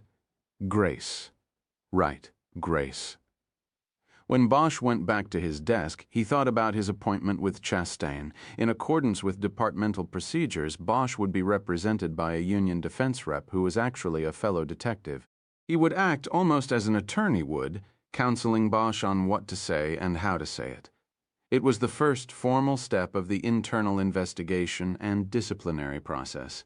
When he looked up, he saw a woman standing at the counter with a young girl. The girl had red-rimmed eyes and a marble-sized swelling on her lower lip that looked like it might have been the result of a bite. She was disheveled and stared at the wall behind Bosch with a distance in her eyes that suggested that a window was there, but there wasn't. Bosch could have asked how he could help them without moving from his desk, but it didn't take a detective to guess why they were there. He got up, came around the desk, and approached the counter so they could speak confidentially. Rape victims were the people who evoked the most sadness in Bosch. He knew he wouldn't be able to last a month on a rape squad. Every victim he had ever seen had that stare. It was a sign that all things in their lives were different now and forever. They would never get back to what they had had before. After speaking briefly to the mother and daughter, Bosch asked if the girl needed immediate medical attention, and the mother said she didn't. He opened the half door in the counter and ushered them both back to one of the 3 interview rooms off the hallway to the rear of the bureau. He then went to the sex crimes table and approached Mary Cantu, a detective who had been handling for years what Bosch knew he couldn't handle for a month. Mary, you've got a walk-in back in, room 3, Bosch said. She's 15. Happened last night. She got too curious about the pusher who works the nearby corner. He grabbed her and sold her and a rock to his next customer. She's with her mother. Thanks, Bosch. Just what I needed on a Friday. I'll go right back. You ask if she needed medical? She said no, but I think the answer is yes. Okay, I'll handle it. Thanks. Back at the front desk, it took Bosch a few minutes to clear his thoughts about the girl from his mind, and another 45 to finish reading through the reports and deliver them to the appropriate detective squads. When he was done, he checked on billets through the window and saw she was on the phone with a pile of paperwork in front of her. Bosch got up and went to his file cabinet and took out the copy of the murder book he had put there earlier. He lugged the thick binder back to his desk at the front counter. He had decided that in his free time between his duties at the front desk, he would begin reviewing the murder book. The case had taken off so quickly earlier in the week that he had not had the time he usually liked to spend reviewing the paperwork. He knew from experience that command of the details and the nuances of an investigation was often the key to closing it out. He had just started turning through the pages in a cursory review when a vaguely familiar voice addressed him from the counter. Is that what I think it is? Bosch looked up. It was O'Grady, the FBI agent. Bosch felt his face burn with embarrassment that he'd been caught red-handed with the file and with his growing dislike for the agent. Yeah, it's what you think it is, O'Grady. You were supposed to be here a half hour ago to pick it up. Yeah, well, I don't run on your time. I had things to do. Like what? Get your buddy Roy a new ponytail. Just give me the binder, Bosch, and all the rest. Bosch still had not gotten up and made no move to. Now, what do you want it for, O'Grady? We all know you're going to let the thing drop. You people don't care who killed Tony Aliso, and you don't want to know. That's bullshit. Give me the file. O'Grady reached over the counter and was reaching around blindly for the release button on the half door. Hold your fucking horses, man, Bosch said as he stood up. Just wait there. I'll get it all. Carrying the binder, Bosch walked back to the homicide table and, using his back to shield O'Grady's view, placed the binder on the table and picked up the box containing the original binder and the ancillary reports and evidence bags that Edgar and Ryder had put in with it. He carried it back and dropped it on the counter in front of O'Grady. You got to sign for it, he said. We're extra careful about how we handle evidence and who gets to handle it. Yeah, right. The whole world knows that from the OJ case, don't they? Bosch grabbed O'Grady's tie and jerked his upper body down over the counter. The agent could not find a purchase with his hands that would give him the leverage to pull back. Bosch bent down so that he was talking directly into his ear. Excuse me? Bosch, you! Harry! Bosch looked up. Billets was standing in the door of her office. Bosch let go of the tie and O'Grady's body sprang backward as he straightened up. His face was crimson with embarrassment and anger. As he jerked his tie loose from around his neck, he yelled, "You're certifiable, you know that? You're a fucking asshole. I didn't know you agents used that kind of language." Bosch said, "Harry, just sit down," Billets commanded. "I'll take care of this." She had come up to the counter now. "He's got to sign the receipt." "I don't care. I'll handle it." Bosch went back to his desk and sat down. He stared dead-eyed at O'Grady while Billets dug through the box until she found the inventory list and receipt Edgar had prepared. She showed O'Grady where to sign and then told him to go. "You better watch him," he said to Billets as he picked the box up off the counter.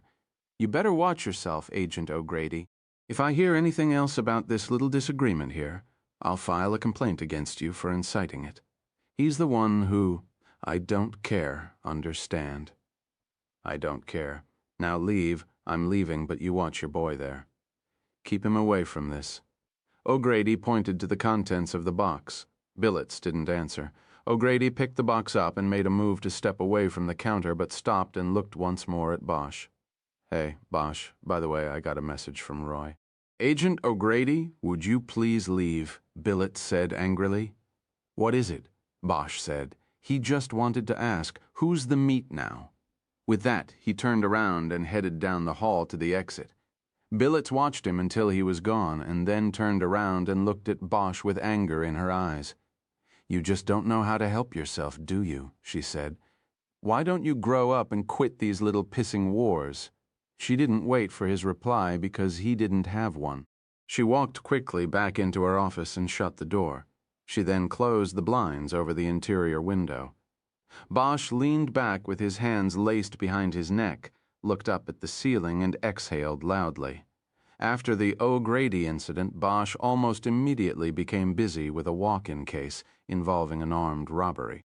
At the time, the entire robbery crew was out on a carjacking that had involved a high-speed chase, and that meant Bosch, as the desk man, had to interview the walk-in victim and type up a report.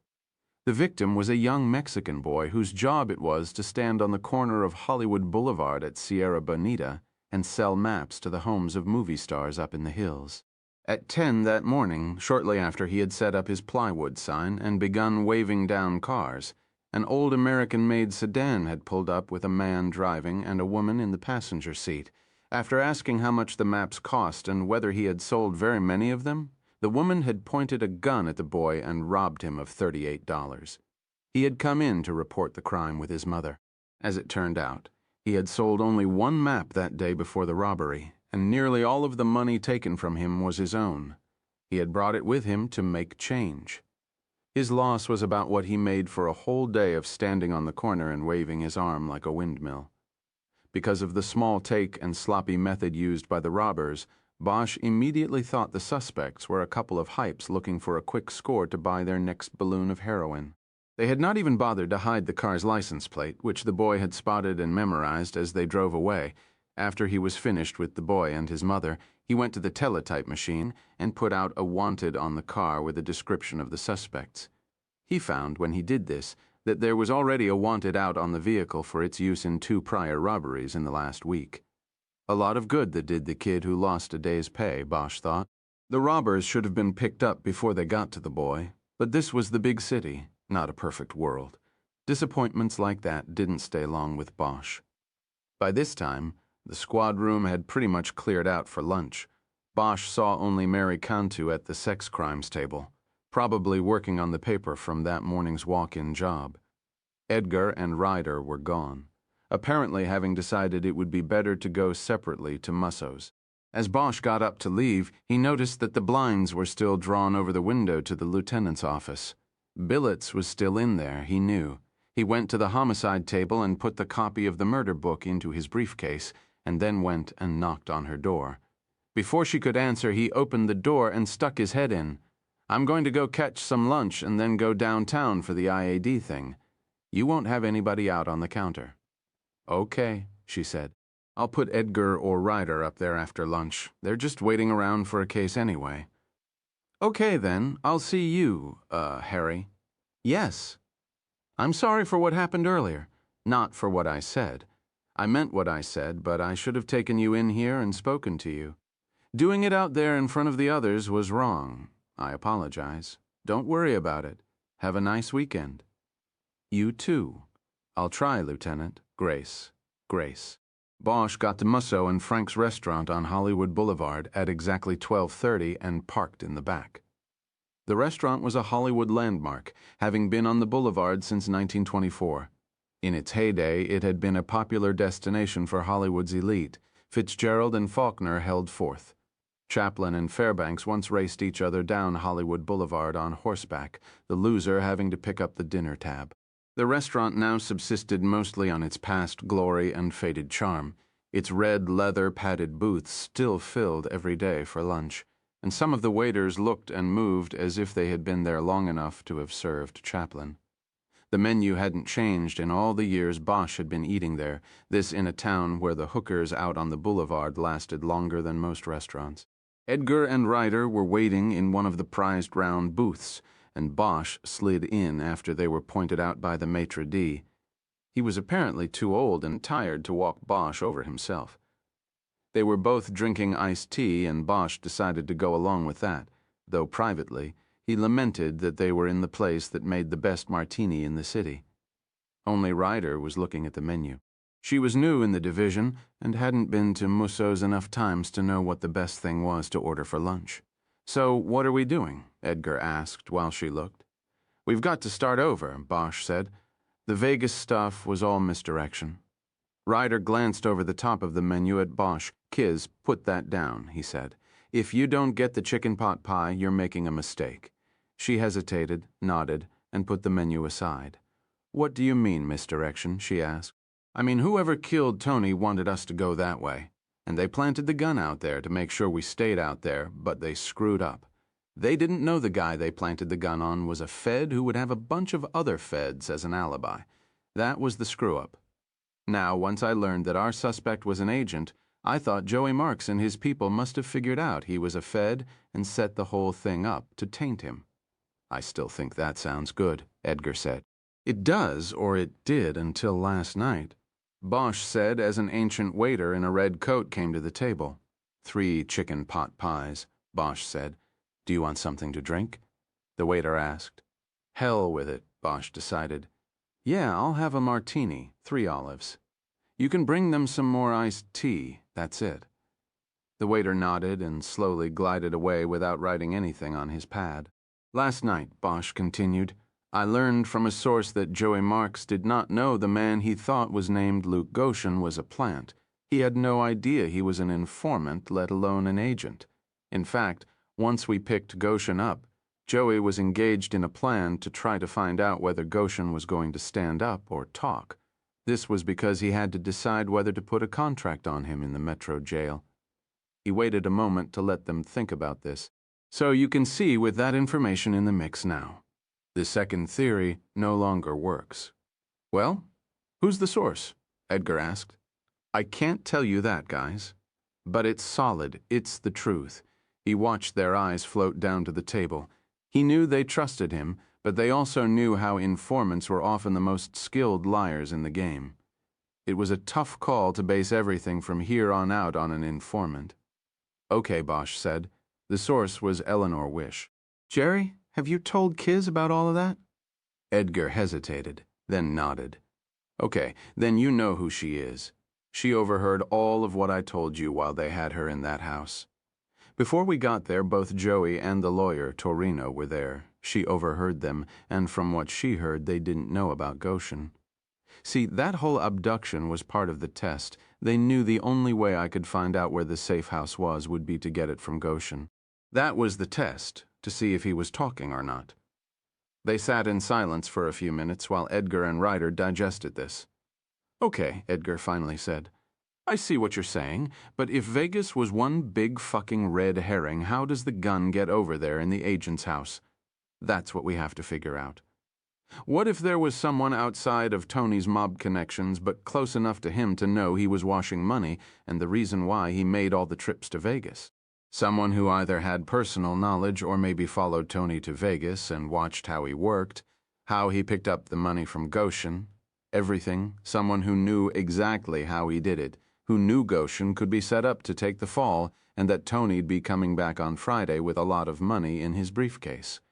They would be able to set the whole thing up as long as they could get into the agent's house to plant the gun, Edgar answered. Right. And getting into the house would be no problem.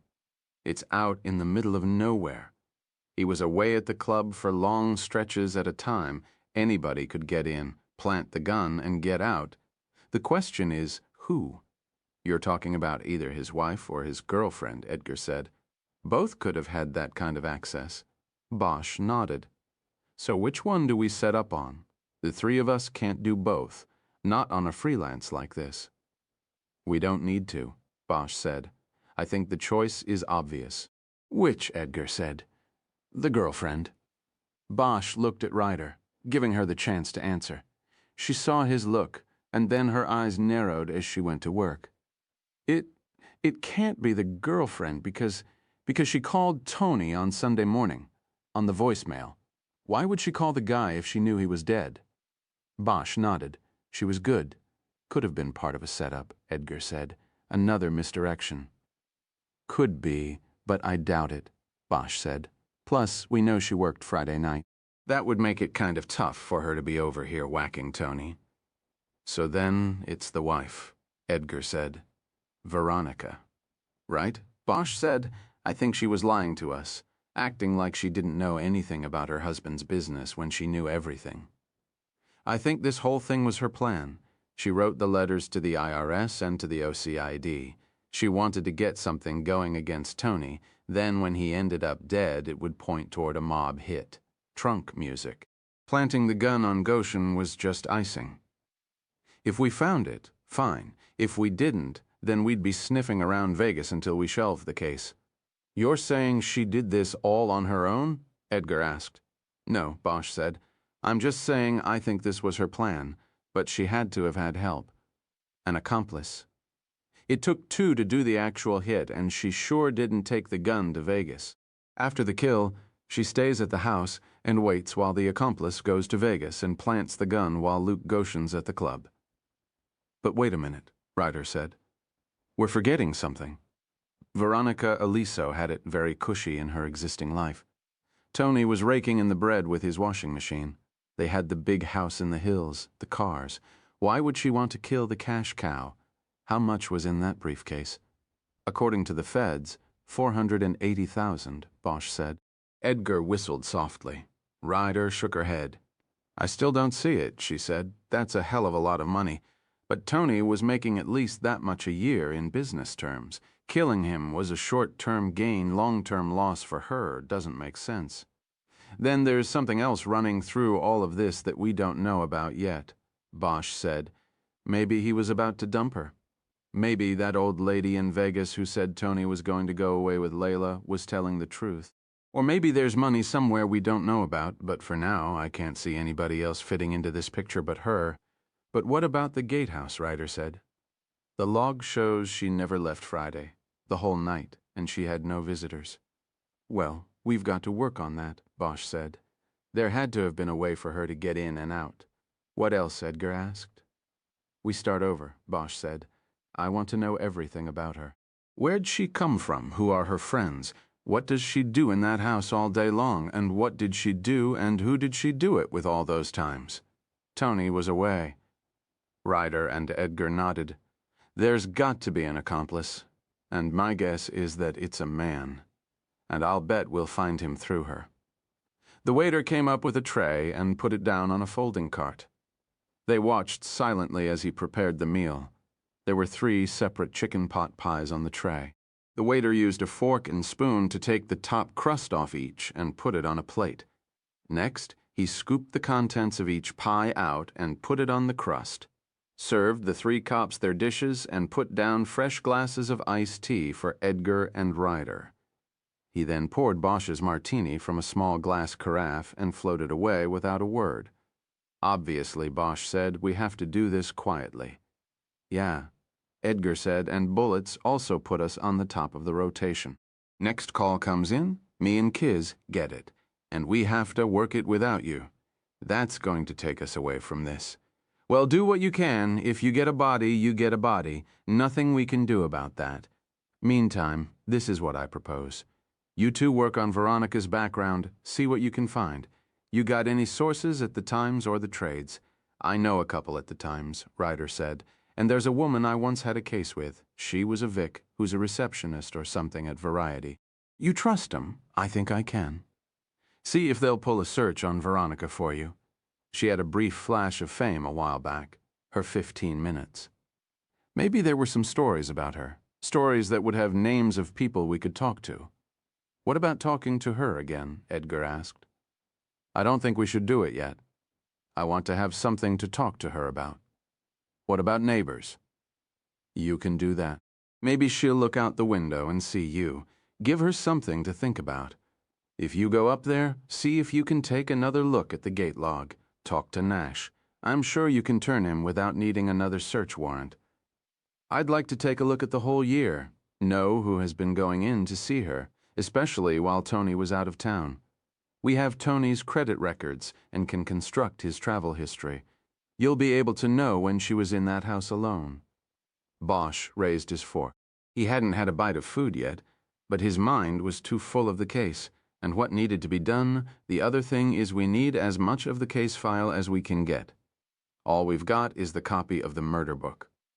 I'm going down to Parker Center for my little chat with the IAD. I'll swing by USC and get a copy of the autopsy. The feds already have it. I'll also go talk to Donovan in Sid and see if he came up with anything we pulled out of the car. Also, he's got the shoe prints. I'll get copies, hopefully, before the feds come in and take everything. Anything else I'm missing? The other 2 shook their heads. You want to see what we get and then put our heads together after work? They nodded. Cat and fiddle about 6. They nodded again. They were too busy eating to talk. Bosch took his first bite of food, which was already getting cold. He joined them in their silence, thinking about the case. It's in the details, he said after a few moments. What? Ryder asked. The case, when you get one like this, the answer is always in the details. You watch, when we break it, the answer will have been sitting in the files, in the book. It always happens. The interview with Chastain at Internal Affairs began as Bosch expected it would. He sat with Zane, his defense rep, at a gray government table in one of the IAD interview rooms. An old Sony cassette player was turned on and everything said in the room was recorded. In police parlance, Chastain was locking up Bosch's story, getting his words and explanation in as much detail as possible down on tape. Chastain really wouldn't begin his investigation until after Bosch's story was locked in. He would then hunt for flaws in it. All he had to do was catch Bosch in a single lie and he could take him to a Board of Rights hearing. Depending on the size and import of the lie, he could seek a penalty ranging from suspension to dismissal. In a dull and laborious drone, Chastain read prepared questions from a legal pad, and Bosch slowly and carefully answered them with as few words as possible. It was a game. Bosch had played it before. In the 15 minutes they had before reporting to IAD, Zane had counseled Bosch on how it would go and how they should proceed. Like a good criminal defense lawyer, He never directly asked Harry if he had planted the gun. Zane didn't really care. He simply looked at IAD as the enemy, as a group of bad cops with the sole purpose of going after good cops. Zane was part of the old school who thought all cops were inherently good, and though sometimes the job turned them bad, they should not be persecuted by their own. Everything was routine for a half hour. But then Chastain threw an unexpected pitch at them. "Detective Bosch, do you know a woman named Eleanor Wish?" Zane reached out a hand in front of Bosch to stop him from answering. What is this shit, Chastain? Who have you been talking to? Chastain, Bosch added. "Wait a minute, Harry," Zane said. "Don't say anything. Where's this going, Chastain?" "It's very clear from the orders from the chief. I'm investigating Bosch's conduct during this investigation. As far as who I have been talking to, or where I get my information, you are not privy to that at this point in the process. This is supposed to be about a supposedly planted gun that we all know is bullshit. That's what we are here to answer. Do you wish to read the order from the chief again? It's quite clear." Zane looked at him a moment. "Give us 5 minutes so we can talk about this. Why don't you go get the points of your teeth filed?" Chastain stood up and reached over and turned the tape recorder off. As he stepped to the door, he looked back at them with a smile. "This time I got you both. You won't get out from under this one, Bosch. And Zane, well, I guess you can't win them all, can you? You ought to know that better than me, you sanctimonious asshole. Get out of here and leave us alone." After Chastain was gone, Zane bent over the tape recorder to make sure it was off. He then got up and checked the thermostat on the wall to make sure it wasn't a secret listening device. After he was satisfied their conversation was private, he sat back down and asked Bosch about Eleanor Wish. Bosch told him about his encounters with Eleanor over the past few days, but left out mention of the abduction and her subsequent confession. "One of those cops over there in Metro must have told him you shacked up with her," Zane said. "That's all he's got. He's going for an associating beef. If you admit it here, then he's got you. But if that's all he gets, then it's a slap on the wrist at best, as long as he gets nothing else. But if you lie about it and say you weren't with her when you were, and he can prove you were, then you've got a problem. So my advice is that you tell him, yeah, you know her and you've been with her. Fuck it, it's nothing. Tell him it's over, and if that's all he's got, then he's a chicken shit asshole. I don't know if it is or it isn't. What? Over well, don't tell him nothing about that unless he asks for it. Then use your best judgment, ready?" Bosch nodded and Zane opened the door. Chastain was sitting outside at a desk. "Where ya been, Chastain?" Zane complained. "We're waiting in here." Chastain didn't answer. He came in, turned the recorder back on and continued the Q&A. "Yes, I know, Eleanor Wish," Bosch said. "Yes, I've spent time with her over the last few days. How much time? I don't know exactly. A couple of nights, while you were conducting the investigation." "Not while I was conducting it at night when I was done for the day. We all don't work around the clock like you, Chastain." Bosch smiled at him without humor. "Was she a witness in this case?" Chastain asked with a tone that denoted that he was shocked that Bosch would cross that line. "Initially, I thought she might be a witness. After I located her and talked to her, I learned pretty quickly that she was not an evidentiary witness of any kind. But you did initially encounter her while you were in your capacity as an investigator on this case." "That's correct." Chastain consulted his pad for a long moment before asking the next question. "Is this woman, that's the convicted felon Eleanor Wish I am still talking about, is she living in your home at this time?" Bosch felt the bile rising in his throat. The personal invasion and Chastain's tone were getting to him. He struggled to remain calm. "I don't know the answer to that," he said. "You don't know if someone is living in your house or not?" "Look, Chastain, she was there last night, okay? Is that what you want to hear?" "She was there, but whether she'll be there tonight, I don't know. She's got her own place in Vegas. She may have gone back today, I don't know. I didn't check. You want me to call and ask her if she is officially living in my home at this time? I will. I don't think that's necessary. I think I have everything I need for the time being." He then went directly into the standard IAD end-of-interview spiel. Detective Bosch, you will be informed of the results of the ongoing investigation into your conduct. If departmental charges are filed, you will be informed of the scheduling of a Board of Rights hearing in which 3 captains will hear evidence. You will be allowed to choose one of those captains. I will select a second, and the third will be chosen at random. Any questions? Just one.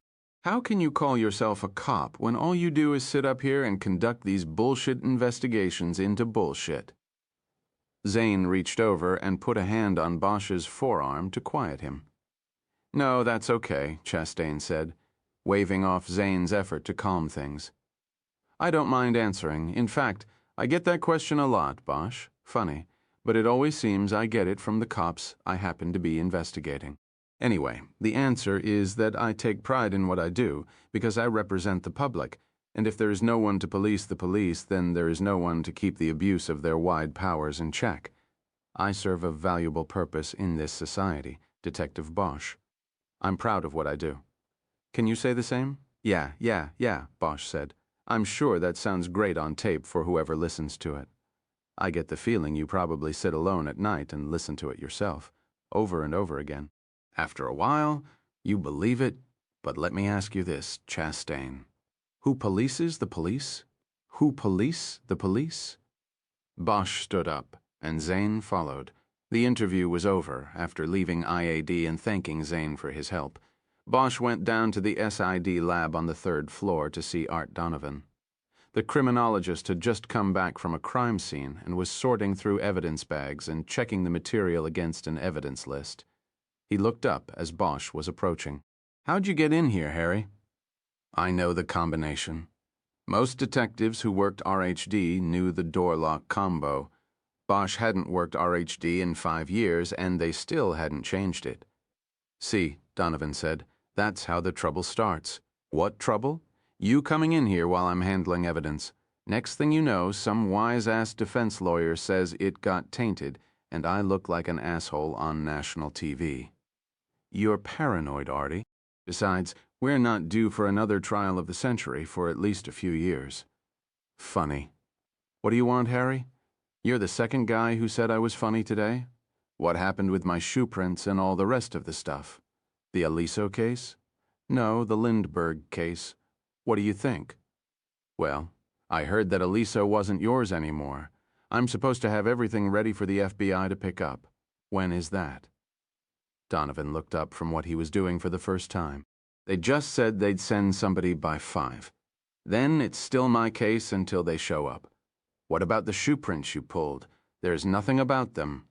I sent copies to the Bureau's crime lab in D.C. to see if they could ID the make and model. And nothing. I haven't heard back. Bosch, every department in the country sends shit to them. You know that.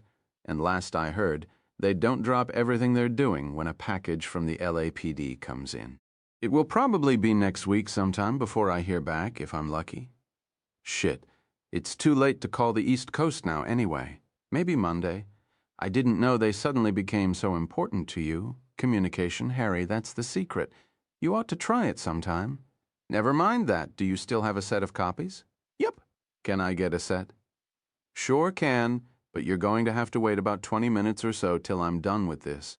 Come on, Artie. It's probably just sitting in a file cabinet or something. It'll take you 30 seconds. Would you leave me alone? Donovan said with exasperation. I'm serious, Harry. Yes. It's sitting in a file, and it would only take me half a minute to get it for you. But if I leave what I'm doing here, I could get crucified when I testify in this case. I can see it now, some shyster all righteous and angry, and saying, you're telling this jury that while in the middle of handling evidence from this case, you got up and handled evidence from another, and you don't have to be F. Lee Bailey anymore to make it sound good to a jury. Now leave me alone. Come back in a half hour. Fine, Artie. I'll leave you alone. And buzz me when you come back. Don't just come in. We gotta get that combination changed. The last line he said more to himself than to Bosch. Bosch left the way he had come in and took the elevator down to go outside and have a smoke. He had to walk out to the curb and light up because it was now against departmental rules to stand outside the front door of Parker Center and smoke. So many cops working there were addicted to cigarettes that there had often been a crowd outside the building's main doors, and a permanent haze of blue smoke had begun to hang over the entrance. The chief thought this was unsightly, and instituted the rule that if you left the building to smoke, you had to leave the property as well. Now the front sidewalk along Los Angeles Street often looked like the scene of a labor action, with cops, some even in uniform, pacing back and forth in front of the building. The only thing missing from the scene was picket signs. The word was that the police chief had consulted with the city attorney to see if he could outlaw smoking on the sidewalk as well, but he was told that the sidewalk was beyond the bounds of his control. As Bosch was lighting a second cigarette off the first, he saw the huge figure of FBI agent Roy Lindell waltzing leisurely out of the glass doors of the police headquarters.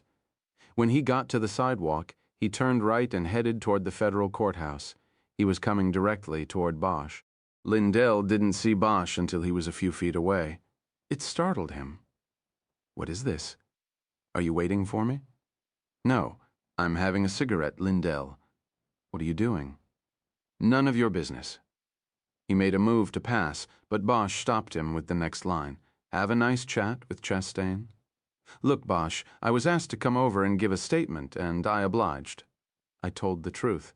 Let the chips fall. Trouble is, you don't know the truth. I know you found that gun and I didn't put it there. That's the truth. Part of it, at least. Well, it's the only part I know, and that's what I told him. So have a good day." He passed by Bosch, and Harry turned around to watch him go. Once again, he stopped him.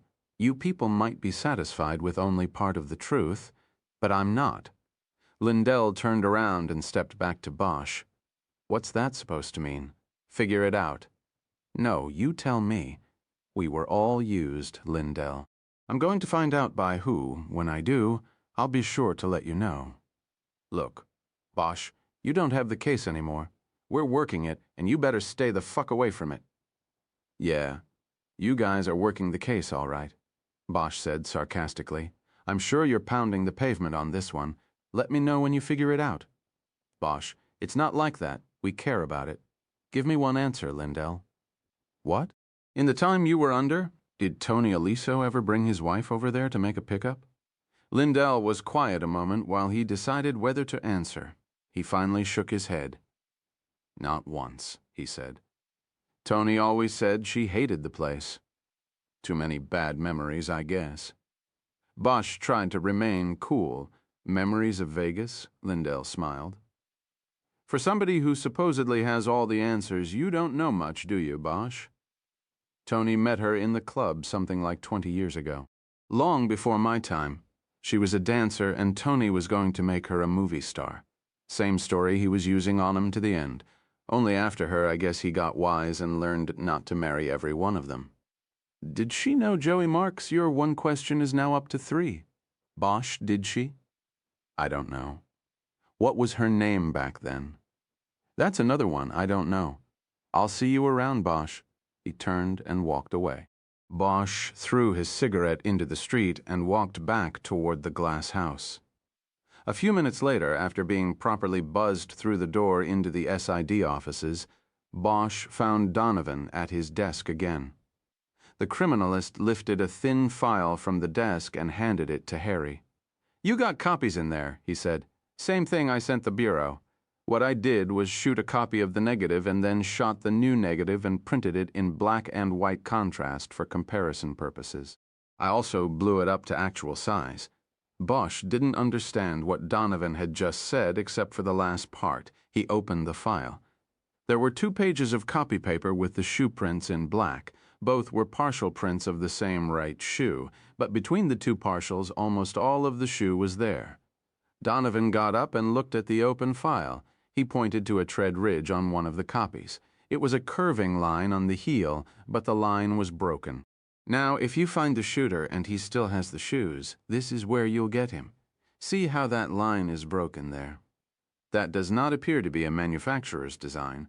This guy stepped on glass or something at some point, and it cut the tread there. It's either that or a flaw in manufacturing, but if you find the shoe, we'll be able to make an ID match that should send the boy away." Okay, Bosch said, still looking at the copies. Now, did you get anything even preliminary from the Bureau on this? Not really.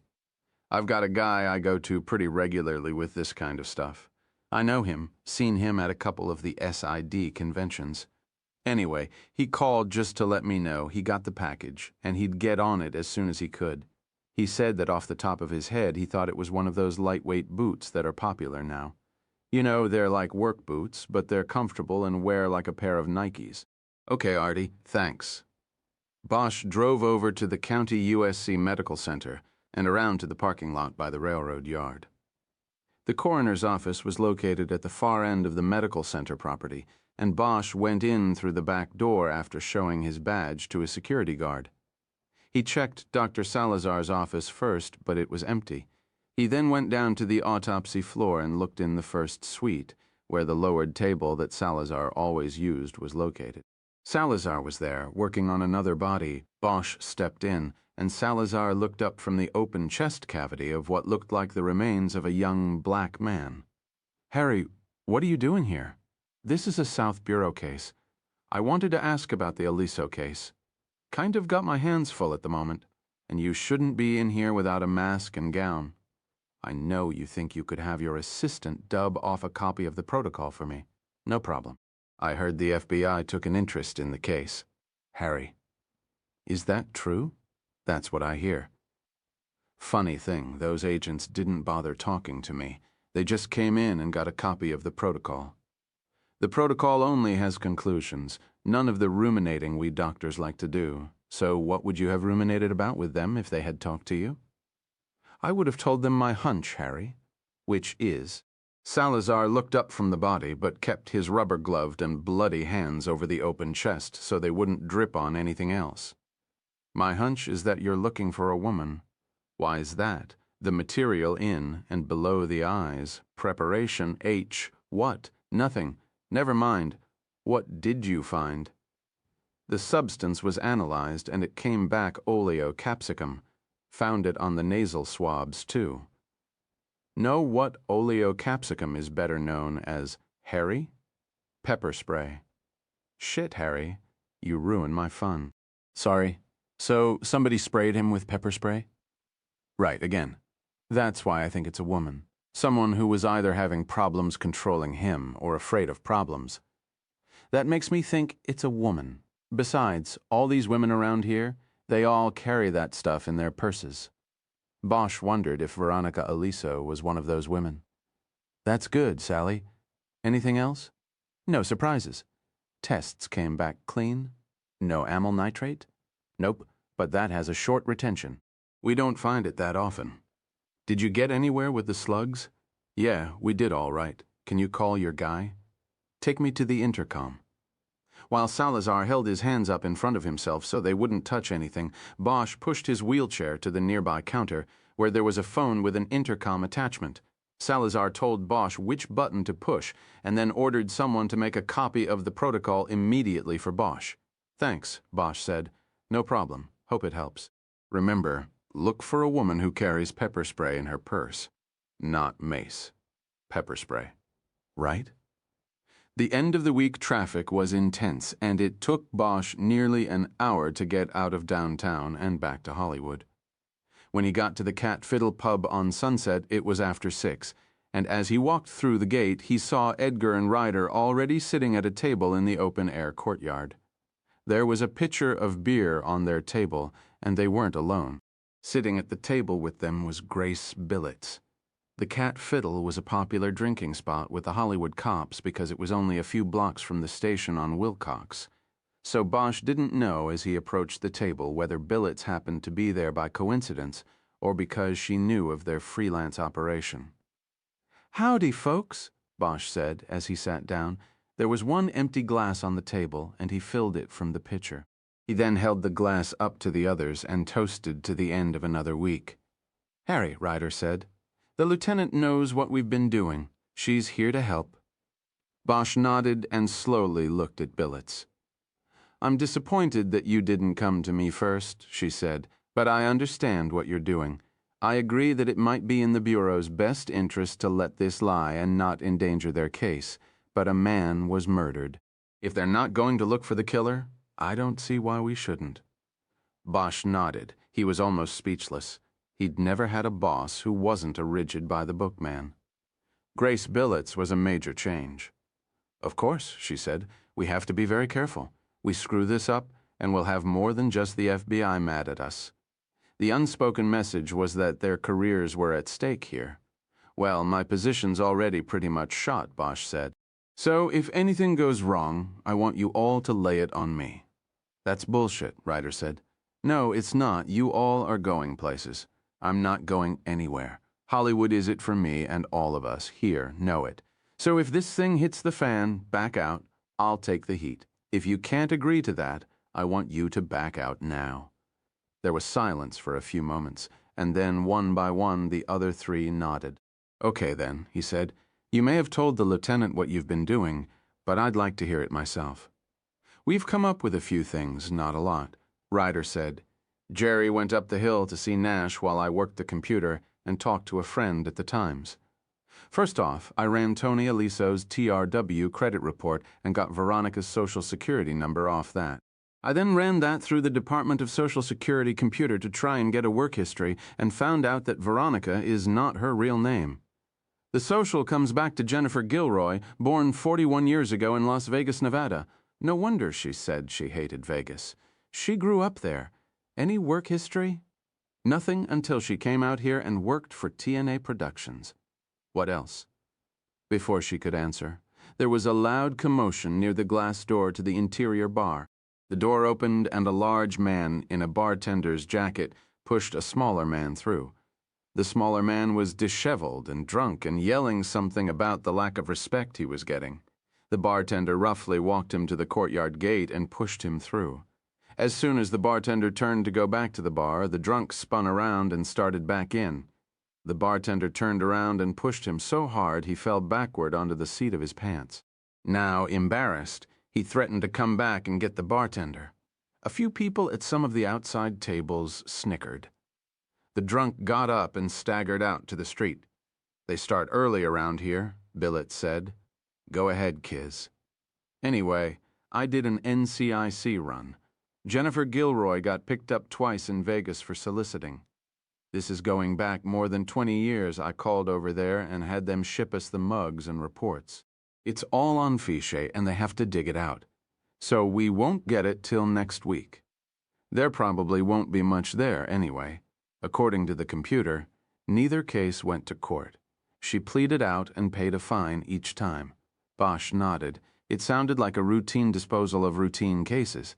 That's all I've got on that. As far as the Times goes, there was nothing on the search, and my friend at Variety didn't do much better.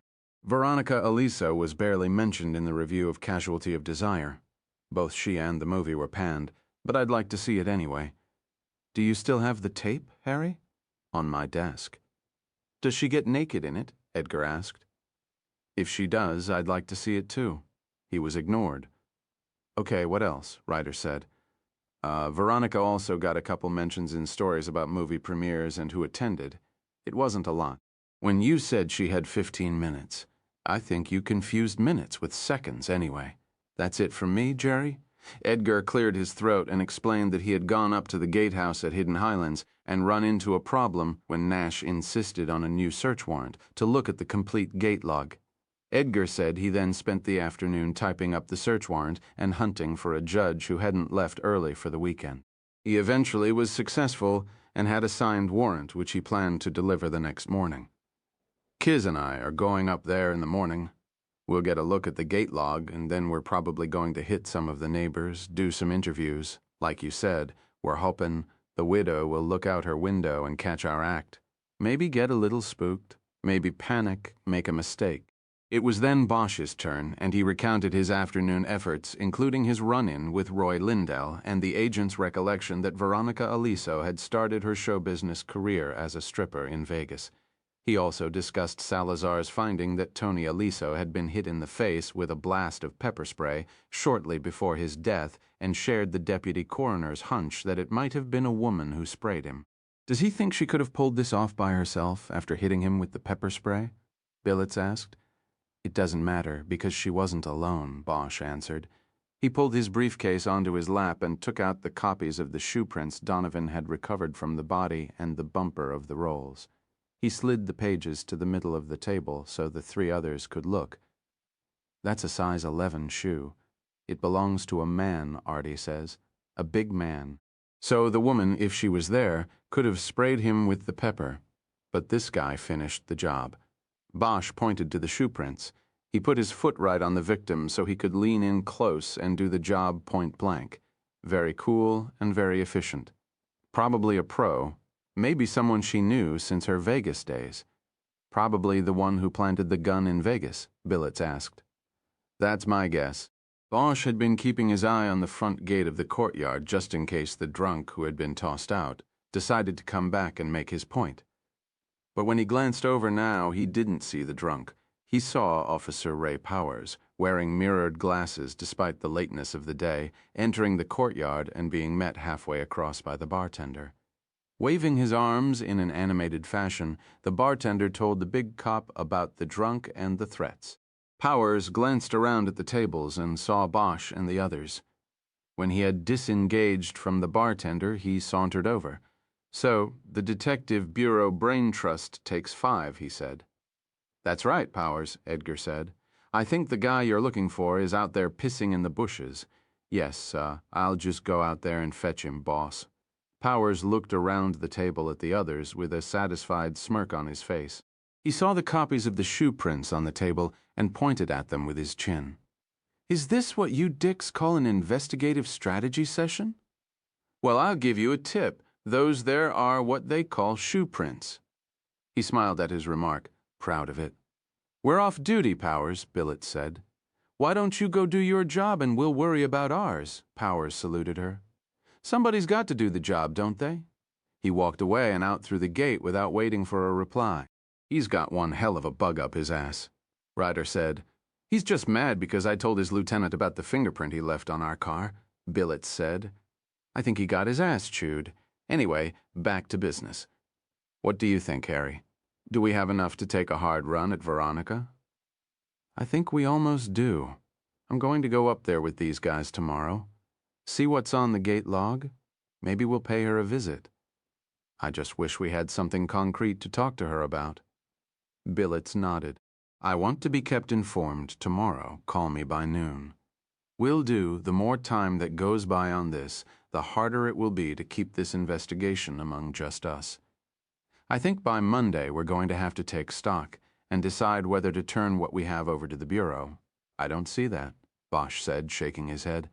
Whatever we give them, they're just going to sit on. If you want to clear this, you've got to let us alone, keep the Bureau off us. I will try, Harry, but there will come a point where that will be impossible. We're running a full-scale investigation off the books here. Word's going to get out. It has to. And all I'm saying is that it will be better if that word comes from me and can be controlled. Bosch nodded reluctantly.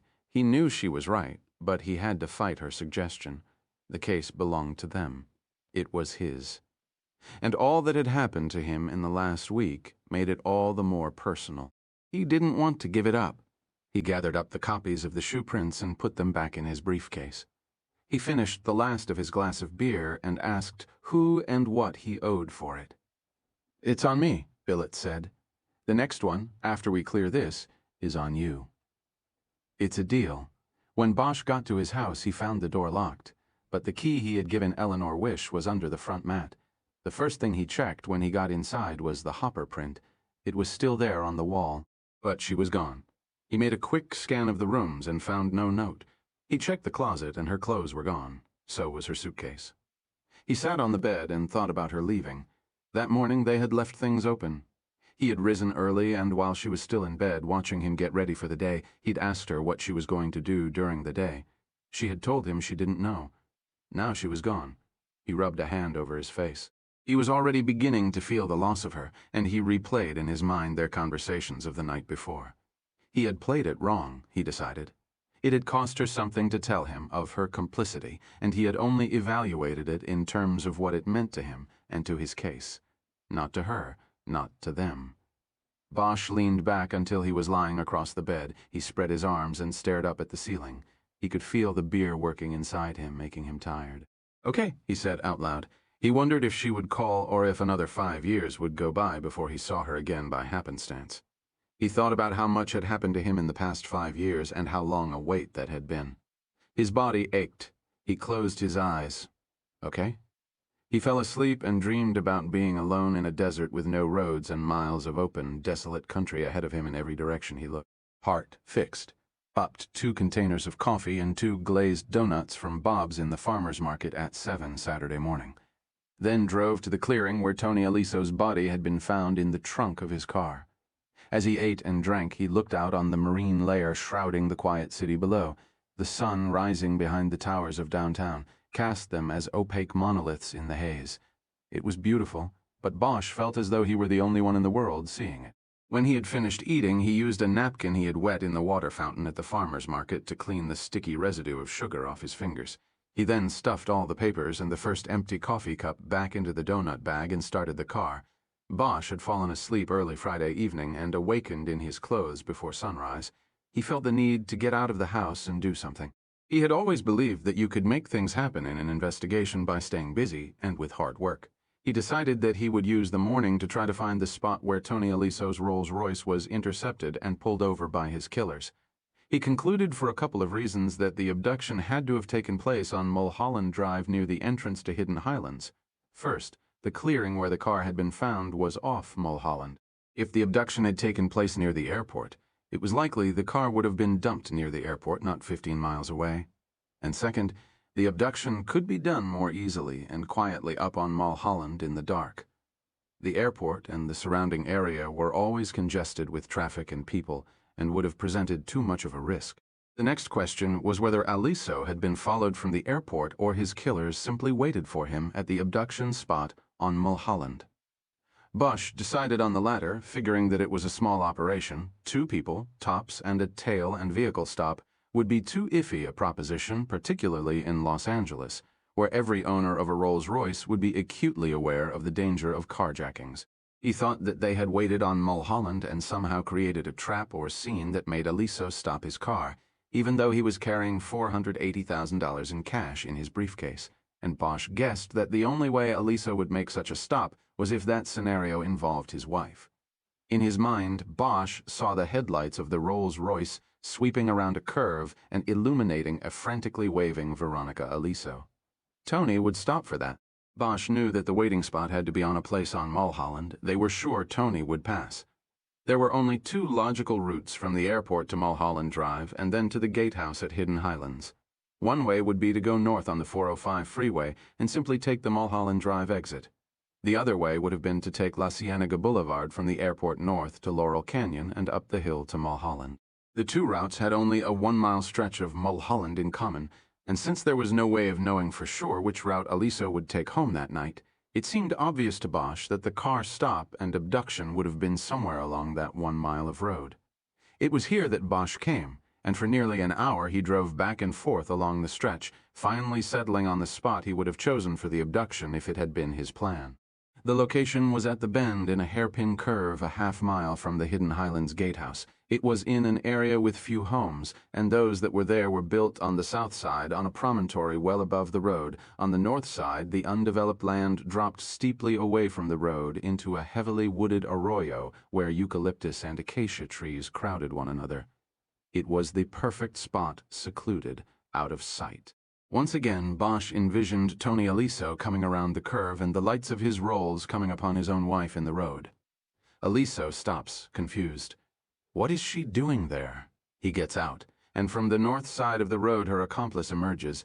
She hits her husband with the spray. The accomplice goes to the Rolls and pops the trunk. Aliso's hands are clawing at his eyes when he is roughly thrown into the trunk and his hands tied behind him. All they had to worry about was a car coming around the curve and throwing its lights on them.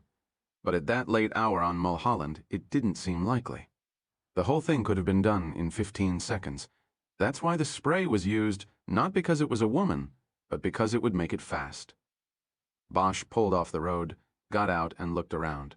The spot had the right feel to him. It was as quiet as death. He decided that he would come back that night to see it in darkness, to further confirm what he felt in his gut to be true. He crossed the street and looked down into the arroyo where her accomplice would have hidden and waited. Looking down, he tried to find a spot just off the road where a man could have ducked down and been concealed. He noticed a dirt trail going into the woods and stepped down to it, looking for shoe prints. There were many prints, and he squatted down to study them. The ground here was dusty, and some of the prints were fully recognizable. He found prints from two distinctly different sets of shoes, an old pair of shoes with worn heels and a much newer pair with heels that left sharp lines in the dirt. Neither pair was what he was looking for. The work shoe pattern with the cut in the sole that Donovan had noticed. Bosch's eyes looked up from the ground and followed the trail into the brush and trees. He decided to take a few more steps in, lifted a branch of an acacia, and ducked under it. After his eyes adjusted to the darkness under the canopy of foliage, they were drawn to a blue object he could see but not identify about 20 yards further into the dense growth. He would have to leave the trail to get to it, but he decided to investigate. After slowly moving 10 feet into the brush, he could see that the blue object was part of a plastic tarp, the kind you saw on roofs all over the city after an earthquake knocked down chimneys and opened up the seams of buildings. Bosch stepped closer and saw that 2 corners of the tarp were tied to trees, and it was hung over the branch of a third, creating a small shelter on a level portion of the hillside. He watched for a few moments, but saw no movement. It was impossible to come up on the shelter quietly. The ground was covered with a thick layer of dead and dried leaves and twigs that crackled under Bosch's feet. When he was 10 feet from the canvas tarp, a man's hoarse voice stopped him. "I've got a gun, you fuckers." Bosch stood stock still and stared at the tarp. Because it was draped over the long branch of an acacia tree, he was in a blind spot. He could not see whoever it was who had yelled, and the man who yelled probably couldn't see him. Bosch decided to take a chance. "I've got one too," he called back, "and a badge, police." "I didn't call the police." There was a hysterical tinge to the voice now, and Bosch suspected he was dealing with one of the homeless wanderers who were dumped out of mental institutions during the massive cutbacks in public assistance in the 1980s. The city was teeming with them. They stood at almost every major intersection holding their signs and shaking their change cups. They slept under overpasses or burrowed like termites into the woods on the hillsides, living in makeshift camps just yards from million-dollar mansions. "I'm just passing through," Bosch yelled. "You put down yours, I'll put down mine." Bosch guessed that the man behind the scared voice didn't even have a gun. "Okay, it's a deal." Bosch unsnapped the holster under his arm but left his gun in place. He walked the final few steps and came slowly around the trunk of the acacia. A man with long gray hair and beard flowing over a blue silk Hawaiian shirt sat cross-legged on a blanket under the tarp. There was a wild look in his eyes. Bosch quickly scanned the man's hands and the surroundings within his immediate reach and saw no weapon. He eased up a bit and nodded at the man. "Hello," he said. "I didn't do nothing. I understand." Bosch looked around. There were folded clothes and towels under the shelter of the tarp. There was a small folding card table with a frying pan on it, along with some candles and sterno cans, 2 forks and a spoon, but no knife.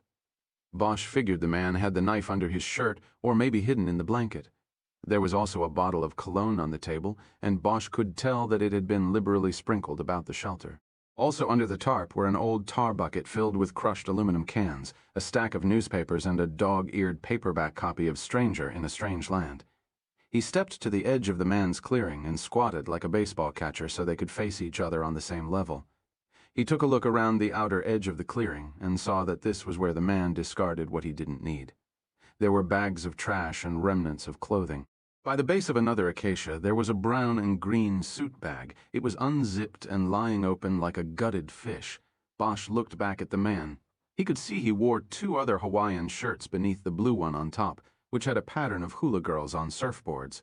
His pants were dirty, but had a sharper crease in them than a homeless man's pants would usually have. His shoes were too well polished for a man of the woods. Bosch guessed that the pair he wore had made some of the prints up on the trail, the ones with the sharp-edged heels. "That's a nice shirt," Bosch said. "It's mine." "I know. I just said it was nice. What's your name?" "Name's George." "George what?" "George whatever the hell you want it to be." "Okay. George whatever the hell you want it to be. Why don't you tell me about that suit bag over there and those clothes you're wearing, the new shoes? Where did it all come from?" "It was delivered." "It's mine now." "What do you mean by delivered?" "Delivered. That's what I mean, delivered. They gave it all to me." Bosch took out his cigarettes, took one, and offered the pack to the man. He waved them away. Can't afford it. Take me half a day to find enough cans to buy a pack of smokes. I quit. Bosch nodded. How long you been living up here, George? All my life. When did they kick you out of Camarillo? Who told you that? It had been an educated guess, Camarillo being the nearest state institution. They did? How long ago was that? If they told you about me, then they would have told you that. I'm not stupid, you know. You got me there, George, about the bag and the clothes. When was it all delivered? I don't know. Bosch got up and went over to the suit bag. There was an identification tag attached to the handle. He turned it over and read Anthony Aliso's name and address. He noticed the bag was lying on top of a cardboard box that was damaged from a tumble down the hill. Bosch tipped the box with his foot and read the markings on the side. Scotch Standard HST 90 VHS, 96 count. He left the box and the suit bag there and went back to the man and squatted again. How's last Friday night sound for the delivery? Whatever you say is good. It's not what I say, George. Now, if you want me to leave you alone and you want to stay here, you've got to help me. If you go into your nut bag, you're not helping me. When was it delivered? George tucked his chin down on his chest like a boy who'd been chastised by a teacher. He brought a thumb and forefinger up and pressed them against his eyes. His voice came out as if it were being strangled with piano wire. I don't know. They just came and dropped it off for me. That's all I know. Who dropped it off? George looked up, his eyes bright, and pointed upward with one of his dirty fingers. Bosch looked up and saw a patch of blue sky through the upper limbs of the trees. He blew out his breath in exasperation. This wasn't going anywhere, so little green men dropped it down from their spaceship. Is that right, George? Is that your story? I didn't say that. I don't know if they were green. I didn't see them. But you saw the spaceship? Nope, I didn't say that neither. I didn't see their craft, only the landing lights. Bosch looked at him a moment. Perfect size, George said. They got an invisible beam that measures you from up there. You don't even know it. Then they send down the clothes. That's great. Bosch's knees were beginning to ache. He stood up and they painfully cracked. I'm getting too old for this shit, George. That's a policeman's line. I watched Kojak when I had the house. I know. Tell you what, I'm going to take this suit bag with me, if you don't mind, and the box of videotapes. Help yourself. I'm not going anywhere. And I don't have no video machine either. Bosch walked toward the box and bag, wondering why they had been discarded and not just left in the rolls. After a moment, he decided they must have been in the trunk, and in order to make room for Aliso in there, the killers had yanked them out and thrown them down the hill out of sight. They were in a hurry. It was the kind of decision made in haste, a mistake. He picked up the suit bag by a corner, careful not to touch the handle, though he doubted there would be any prints on it other than George's. The box was light but bulky. He would have to make a second trip for it. He turned and looked at the homeless man. He decided not to ruin his day yet. George, you can keep the clothes for now. Okay, thanks. You're welcome. As he climbed back up the hill to the road, Bosch was thinking about how he should declare the area a crime scene and call out Sid to process everything. But he couldn't do that. Not without announcing he had been continuing an investigation he had been ordered away from. It didn't bother him, however, because by the time he got up to the road, he knew he had a new direction. A plan was coming together. Quickly, Bosch was jazzed. When he stepped onto level ground, he punched his fist in the air and walked quickly to his car. Bosch worked out the details in his head while he was driving to Hidden Highlands, the plan. He had been like a cork floating in a great wide ocean that was the case, bouncing with the currents, not in control of anything, but now he had an idea, a plan that would hopefully draw Veronica Aliso into the box. Nash was in the gatehouse when Bosch pulled up. He stepped out and leaned down on Bosch's door. Morning, Detective Bosch. How's it going, Captain Nash? It's going. I gotta say, your people are creating a bit of a stir already this morning. Yeah, well, that can happen. What I gonna do? Go with the flow, I guess. You going in to catch up with them, or you heading to Mrs. Aliso's? I'm going to see the lady. Good. Maybe that'll get her off my back. I got a call, you know? Why's she on your back? She's just been calling up, wondering why you people have been talking to the neighbors all morning. What did you tell her? I told her they got a job to do, and a murder investigation requires them to talk to a lot of people. That's good. I'll see you. Nash waved him off and opened the gate. Bosch drove to the Aliso house, But before he got there, he saw Edgar walking from the front door of the home next door to his car. Bosch stopped and waved him over. Harry? Jerry? Get anything yet? Nah, not really. Thing about these rich neighborhoods. It's like working a shooting in South Central. Nobody ever wants to talk. Nobody saw nothing. I get tired of these people. Where's Kiz? She's working the other side of the street. We met at the station and took one car. She's on foot down there somewhere. Hey, Harry, what do you think about her? Kiz? I think she's good. No, I don't mean as a cop. You know, what do you think? Bosch looked at him. You mean like you and her? What do I think? Yeah. Me and her. Bosch knew Edgar was 6 months divorced and starting to pull his head out of the sand again. But he also knew something about Kiz that he didn't have the right to tell him. I don't know, Jerry. Partners shouldn't get involved. I suppose so. You going to see the widow now? Yeah, maybe I better go with you. You never know. If she figures out we think she's it, then she's liable to wig out. Maybe try to take you out. I doubt it. She's too cool for that. But let's go find Kiz. I think both of you should come. I've got a plan now. Veronica Aliso was waiting for them at her door. I've been waiting for you people to come by to explain just what is going on. Sorry, Mrs. Aliso, Bosch said. We've been kind of busy. She ushered them in. Can I get you something? She asked over her shoulder as she led them in. I think we're fine. Part of the plan was for Bosch to do all the talking, if possible. Ryder and Edgar were to intimidate her with their silence and their cold-eyed stares. Bosch and Ryder sat where they had sat before, and so did Veronica Aliso. Edgar remained standing on the periphery of the seating section of the living room. He put his hand on the mantel of the fireplace, and the look on his face said he would rather be anywhere else on the planet on this Saturday morning. Veronica Aliso was wearing blue jeans, a light blue Oxford shirt, and dirty work boots. Her hair was pulled back and pinned up in the back. She was still very attractive, though obviously dressing down. Through her open collar, Bosch could see a scattering of freckles that he knew from her video went all the way down her chest. Are we interrupting something? Bosch asked. Were you about to go out? I wanted to go to the Burbank stables sometime today if I could. I keep a horse there. My husband's body was cremated, and I want to take his ashes up the trail into the hills. He loved the hills. Bosch somberly nodded. Well, this won't take too long. First off, you've seen us in the neighborhood this morning. We're just conducting a routine canvass. You never know. Maybe someone saw something, maybe somebody watching the house or a car here that shouldn't have been here. You never know. Well, I think I'd be the one who would know about any car that shouldn't be here.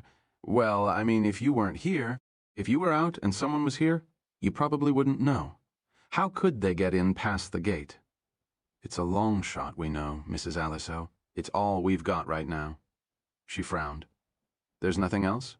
What about what you told me the other day, about this man in Las Vegas? Well, Mrs. Aliso, I hate to tell you this, but we went down the wrong path on that. We gathered a lot of information about your husband, and initially it looked like that was the way to go, but it didn't work out. We do think we're moving in the right direction now, and we're going to make up for the lost time.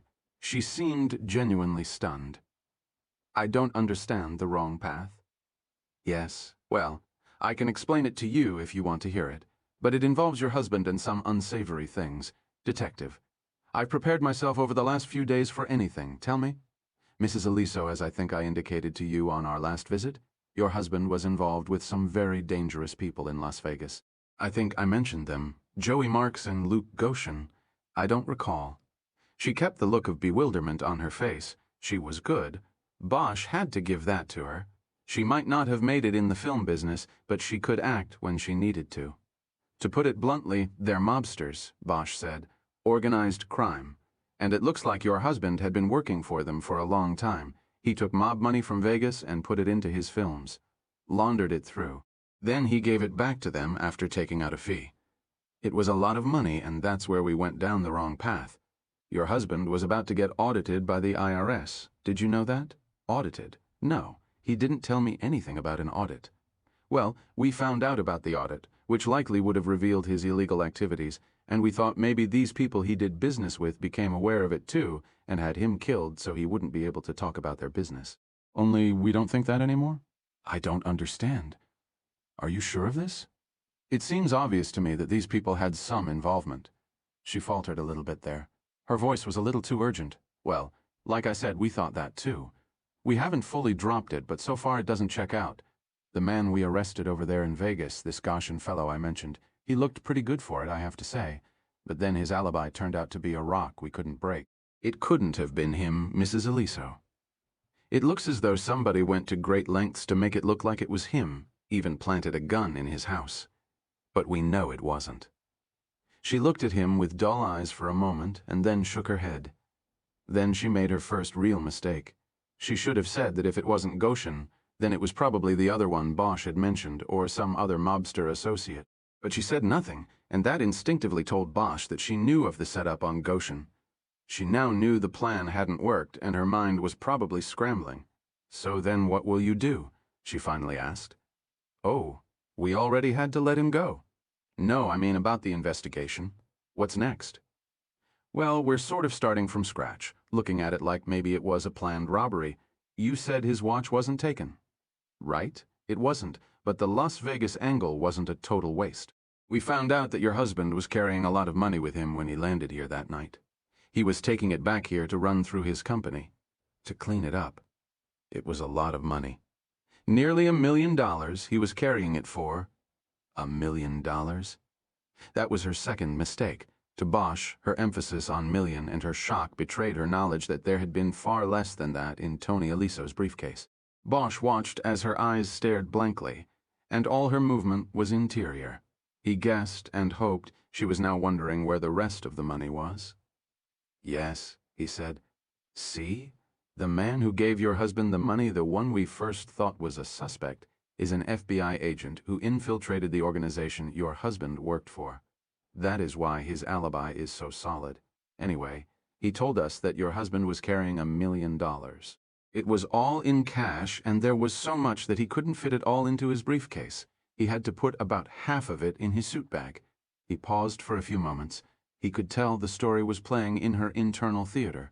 Her eyes had that faraway look in them. He remembered that look from her movie, but this time it was for real.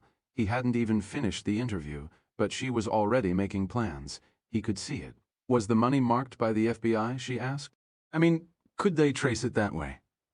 "No, unfortunately their agent did not have it long enough to do that. There was too much of it, frankly. But the transaction did take place in an office with a hidden video camera. There is no doubt. Tony left there with $1 million. Bosch paused to open his briefcase and quickly consult a page from a file. Actually, it was $1,076,000, all in cash. Veronica's eyes went down to the floor as she nodded. Bosch studied her, but his concentration was interrupted when he thought he heard a sound from somewhere in the house. It suddenly occurred to him that maybe there was someone else there. They had never asked. "Did you hear that?" Bosch asked. "What?" "I thought I heard something." "Are you alone in the house?" "Yes." "I thought I heard a bump or something. You want me to look around?" Edgar offered. "Oh, no," Veronica said quickly. It probably was just the cat." Bosch didn't remember seeing any sign of a cat when he had been in the house before. He glanced at Kiz and saw her almost imperceptibly turn her head to signal. She didn't remember a cat either. He decided to let it go for the time being. "Anyway," he said, "that's why we're canvassing, and that's why we're here. We need to ask you some questions. They might go over some of the same ground we've covered before, but, like I said, we're kind of starting over. It won't take too much longer. Then you'll be able to go to the stables." "Fine. Go ahead. Would you mind if I have a drink of water first?" "No, of course not. I'm sorry. I should have asked. Anybody else want something?" "I'll pass," Edgar said. "I'm fine," Ryder said. Veronica Aliso stood up and headed toward the hallway.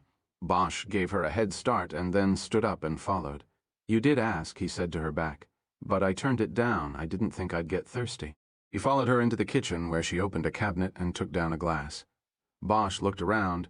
It was a large kitchen with stainless steel appliances and black granite countertops. There was a center island with a sink in it.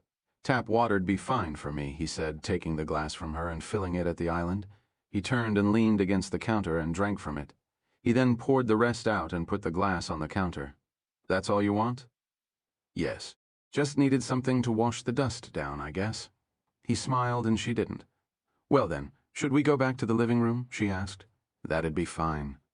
He followed her out of the kitchen. Just before he entered the hallway, he turned back and his eyes swept across the gray-tiled floor. He didn't see what he thought should be there. Bosch spent the next 15 minutes asking mostly questions that had been asked 6 days earlier and that had little bearing on the case now. He was going through the motions, the finishing touches. The trap was baited, and this was his way of quietly stepping back from it. Finally, when he thought he had said and asked enough, Bosch closed the notebook in which he had been scribbling notes he'd never look at again, and stood up. He thanked her for her time, and Veronica Aliso walked the 3 detectives to the door. Bosch was the last one out, and as he stepped over the threshold she spoke to him. He somehow knew that she would. There were parts to her act that had to be played as well. "Keep me informed, Detective Bosch. Please keep me informed." Bosch turned and looked back at her. "Oh, I will. If anything happens, you'll be the first to know." Bosch drove Edgar and Ryder back to their car. He didn't speak about the interview until he pulled in behind it. "So what do you think?" he asked as he got out his cigarettes. "I think we sunk the hook, but good," Edgar said. "Yeah," Ryder said. "It's going to be interesting." Bosch lit a cigarette. "What about the cat?" he asked. "What?" Edgar asked. "The noise in the house. She said it was the cat. But in the kitchen there were no food bowls on the floor." "Maybe they were outside," Edgar offered. Bosch shook his head. "I think people who keep cats inside feed them inside," he said. "In the hills you're supposed to keep them in. Coyotes. Anyway, I don't like cats. I get allergic to them. I can usually tell when somebody has a cat. I don't think she has a cat." "Kiz, you didn't see a cat in there, did you?" "I spent all Monday morning in there and I never saw a cat." "You think maybe it was the guy then?" Edgar asked. "Whoever she worked this with." "Maybe." "I think somebody was in there. Maybe her lawyer." "Nah. Lawyers don't hide like that. They come out and confront." "True. Should we watch the place? See who comes out?" Edgar asked. Bosch thought a moment. "No," Bosch said. "They spot us and they'll know the money thing is just bait. Better we let it go. Better just to get out of here. Go get set up. We gotta get ready." Part 7. During his time in Vietnam, Bosch's primary assignment had been to fight the war in the tunnel networks that ranged beneath the villages in the Cu Chi province, to go into the darkness they called the Black Echo and to come back alive. But the tunnel work was done quickly, and between those missions he spent days in the bush, fighting and waiting under the jungle canopy. One time, he and a handful of others got cut off from their unit, and Bosch spent a night sitting in the elephant grass, his back pressed against the back of an Alabama boy named Donald Frederick, listening as a company of VC fighters moved through. They sat there and waited for Charlie to stumble onto them. There was nothing else they could do, and there were too many to fight. So they waited, and the minutes went by like hours. They all made it through, though Donald was later killed in a foxhole by a direct mortar-hit friendly fire. Bosch always thought that night in the elephant grass was the closest he'd ever come to experiencing a miracle. Bosch remembered that night sometimes when he was alone on a stakeout or in a tight spot. He thought about it now as he sat cross-legged against the base of a eucalyptus tree 10 yards from the tarp the homeless man George had erected. Over his clothes, he wore a green plastic poncho he always kept in the trunk of his work car. The candy bars he had with him were Hershey's chocolate with almonds, the same kind he had taken with him into the bush so long ago. And like that night in the tall grass, he had not moved for what seemed like hours. It was dark with only a glimmer of moonlight making it down through the overhead canopy, and he was waiting. He wanted a cigarette but couldn't afford to open a flame in the blackness. Every now and then he thought he could hear Edgar make a move or readjust himself 20 yards to his right, but he couldn't be sure that it was his partner and not a deer or maybe a coyote passing through. George had told him there were coyotes. When he had put the old man into the back of Kiz's car for the ride to the hotel they were putting him up in, he had warned Bosch. But Bosch wasn't afraid of coyotes. The old man had not gone easily. He was sure they were there to take him back to Camarillo, and the truth was, he should have been going back there, but the institution wouldn't have him, not without a government-punched ticket. Instead, he was going to be treated to a couple of nights at the Mark Twain Hotel in Hollywood. It wasn't a bad place. Bosch had lived there for more than a year while his house was being rebuilt. The worst room there beat a tarp in the woods hands down, but Bosch knew George might not see it that way. By 11:30, the traffic up on Mulholland had thinned down to a car every 5 minutes or so. Bosch couldn't see them because of the incline and the thickness of the brush, but he could hear them and see the lights wash through the foliage above him as the cars made the curve. He was alert now because a car had slowly gone by twice in the last 15 minutes, once each way. Bosch had sensed that it was the same car because the engine was over-throttled to compensate for a skip in the engine stroke, and now it was back for a third time. Bosch listened intently as he heard the familiar engine, and this time there was the added sound of tires turning on gravel. The car was pulling off the road. In a few moments the engine stopped, and the following silence was punctuated only by the sound of a car door being opened and then closed. Bosch slowly got up on his haunches, as painful as it was on his knees, and got ready. He looked into the darkness to his right toward Edgar's position and saw nothing. He then looked up the incline toward the edge and waited. In a few moments he could see the beam of a flashlight cut through the brush. The light was pointed downward and was moving in a back and forth sweeping pattern as its holder slowly descended the hill toward the tarp. Under his poncho, Bosch held his gun in one hand and a flashlight in the other. His thumb paused on the switch and ready to turn it on. The movement of the light stopped. Bosch guessed that its holder had found the spot where the suit bag should have been. After a moment of seeming hesitation, the beam was lifted and it swept through the woods, flicking across Bosch for a fraction of a second. But it didn't come back to him. Instead, it held on the blue tarp as Bosch guessed it probably would. The light began advancing, its holder stumbling once as he or she went toward George's home.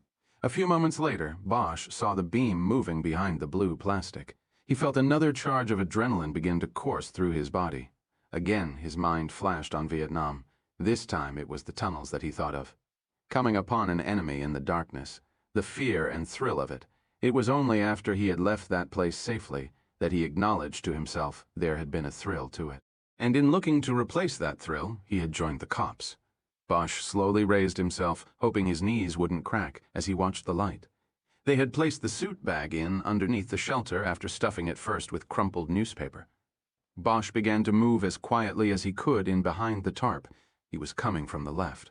According to the plan, Edgar would be coming from the right, but it was still too dark for Bosch to see him.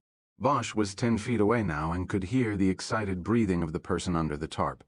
Then there was the sound of a zipper being pulled open, followed by the sharp cutoff of breath. Shit! Bosch moved in after hearing the curse. He realized he recognized the man's voice just as he came around the open side of the tarp and raised both his weapon and his flashlight from beneath his poncho. "Freeze, police!" Bosch yelled at the same moment he put on his light. "All right, come out of there, Powers." Almost immediately, Edgar's light came on from Bosch's right. "What the?" Edgar started to say. Crouched there in the crossing beams of light was Officer Ray Powers. In full uniform, the big patrol cop held a flashlight in one hand and a gun in the other. A look of utter surprise played across his face. His mouth dropped open. "Bosch," he said, "what the fuck are you doing here?" "That's our line, Powers," Edgar said angrily. "Don't you know what the fuck you just did? You walked right into a what are you doing here, man?" Powers lowered his gun and slid it back into its holster. There was a report. Somebody must have seen you guys sneaking in here. They said they saw 2 men sneaking around." Bosch stepped back from the tarp, keeping his gun raised. "Come out of there, Powers," he said. Powers did as he was commanded. Bosch put the beam from his light right in the man's face. "What about this report? Who called it in?" "Just some guy driving by up on the road. Must have seen you going in here. Can you get the light out of my face?" Bosch didn't move the focus of the light an inch. "Then what?" he asked. "Who'd he call?" Bosch knew that after Ryder had dropped them off, her job was to park on a nearby street and keep her scanner on. If there had been such a radio call, she would have heard it and called off the patrol response, telling the dispatcher it was a surveillance operation. He didn't call it in. "I was cruising by and he waved me down." "You mean he claimed he just saw 2 guys going into the woods?" No. He waved me down earlier. I just didn't get a chance to check it out until now." Bosch and Edgar had gone into the woods at 2:30. It was full daylight then, and Powers hadn't even been on duty yet, and the only car that had been in the area at the time was Ryder's. Bosch knew Powers was lying, and it was all beginning to fall into place. His finding the body, his fingerprint on the trunk, the pepper spray on the victim, the reason the bindings were taken off the wrists. It was already there in the details. "How much earlier?" Bosch asked. It was right after I came on duty. I can't remember the time." "Daylight." "Yeah, daylight. Can you put the fucking light down?" Bosch ignored him again. "What was the citizen's name?" "I didn't get it. Just some guy in a Jag. He waved me down at Laurel Canyon and Mulholland. Told me what he saw, and I said I'd check it when I got the chance, so I was checking it out and saw the bag here. I figured it belonged to the guy in the trunk. I saw the bulletin you people put out about the car and the luggage, so I knew you were looking for it. Sorry, I blew it, but you people should have let the watch commander know what you were doing. Jesus, Bosch, I'm going blind here. Yeah, it's blown, all right, Bosch said, finally lowering the light. He lowered his gun to his side also, but didn't put it away. He kept it ready there under the poncho. Might as well, pack it in. Now, Powers, go on up the hill to your car. Jerry grabbed the bag.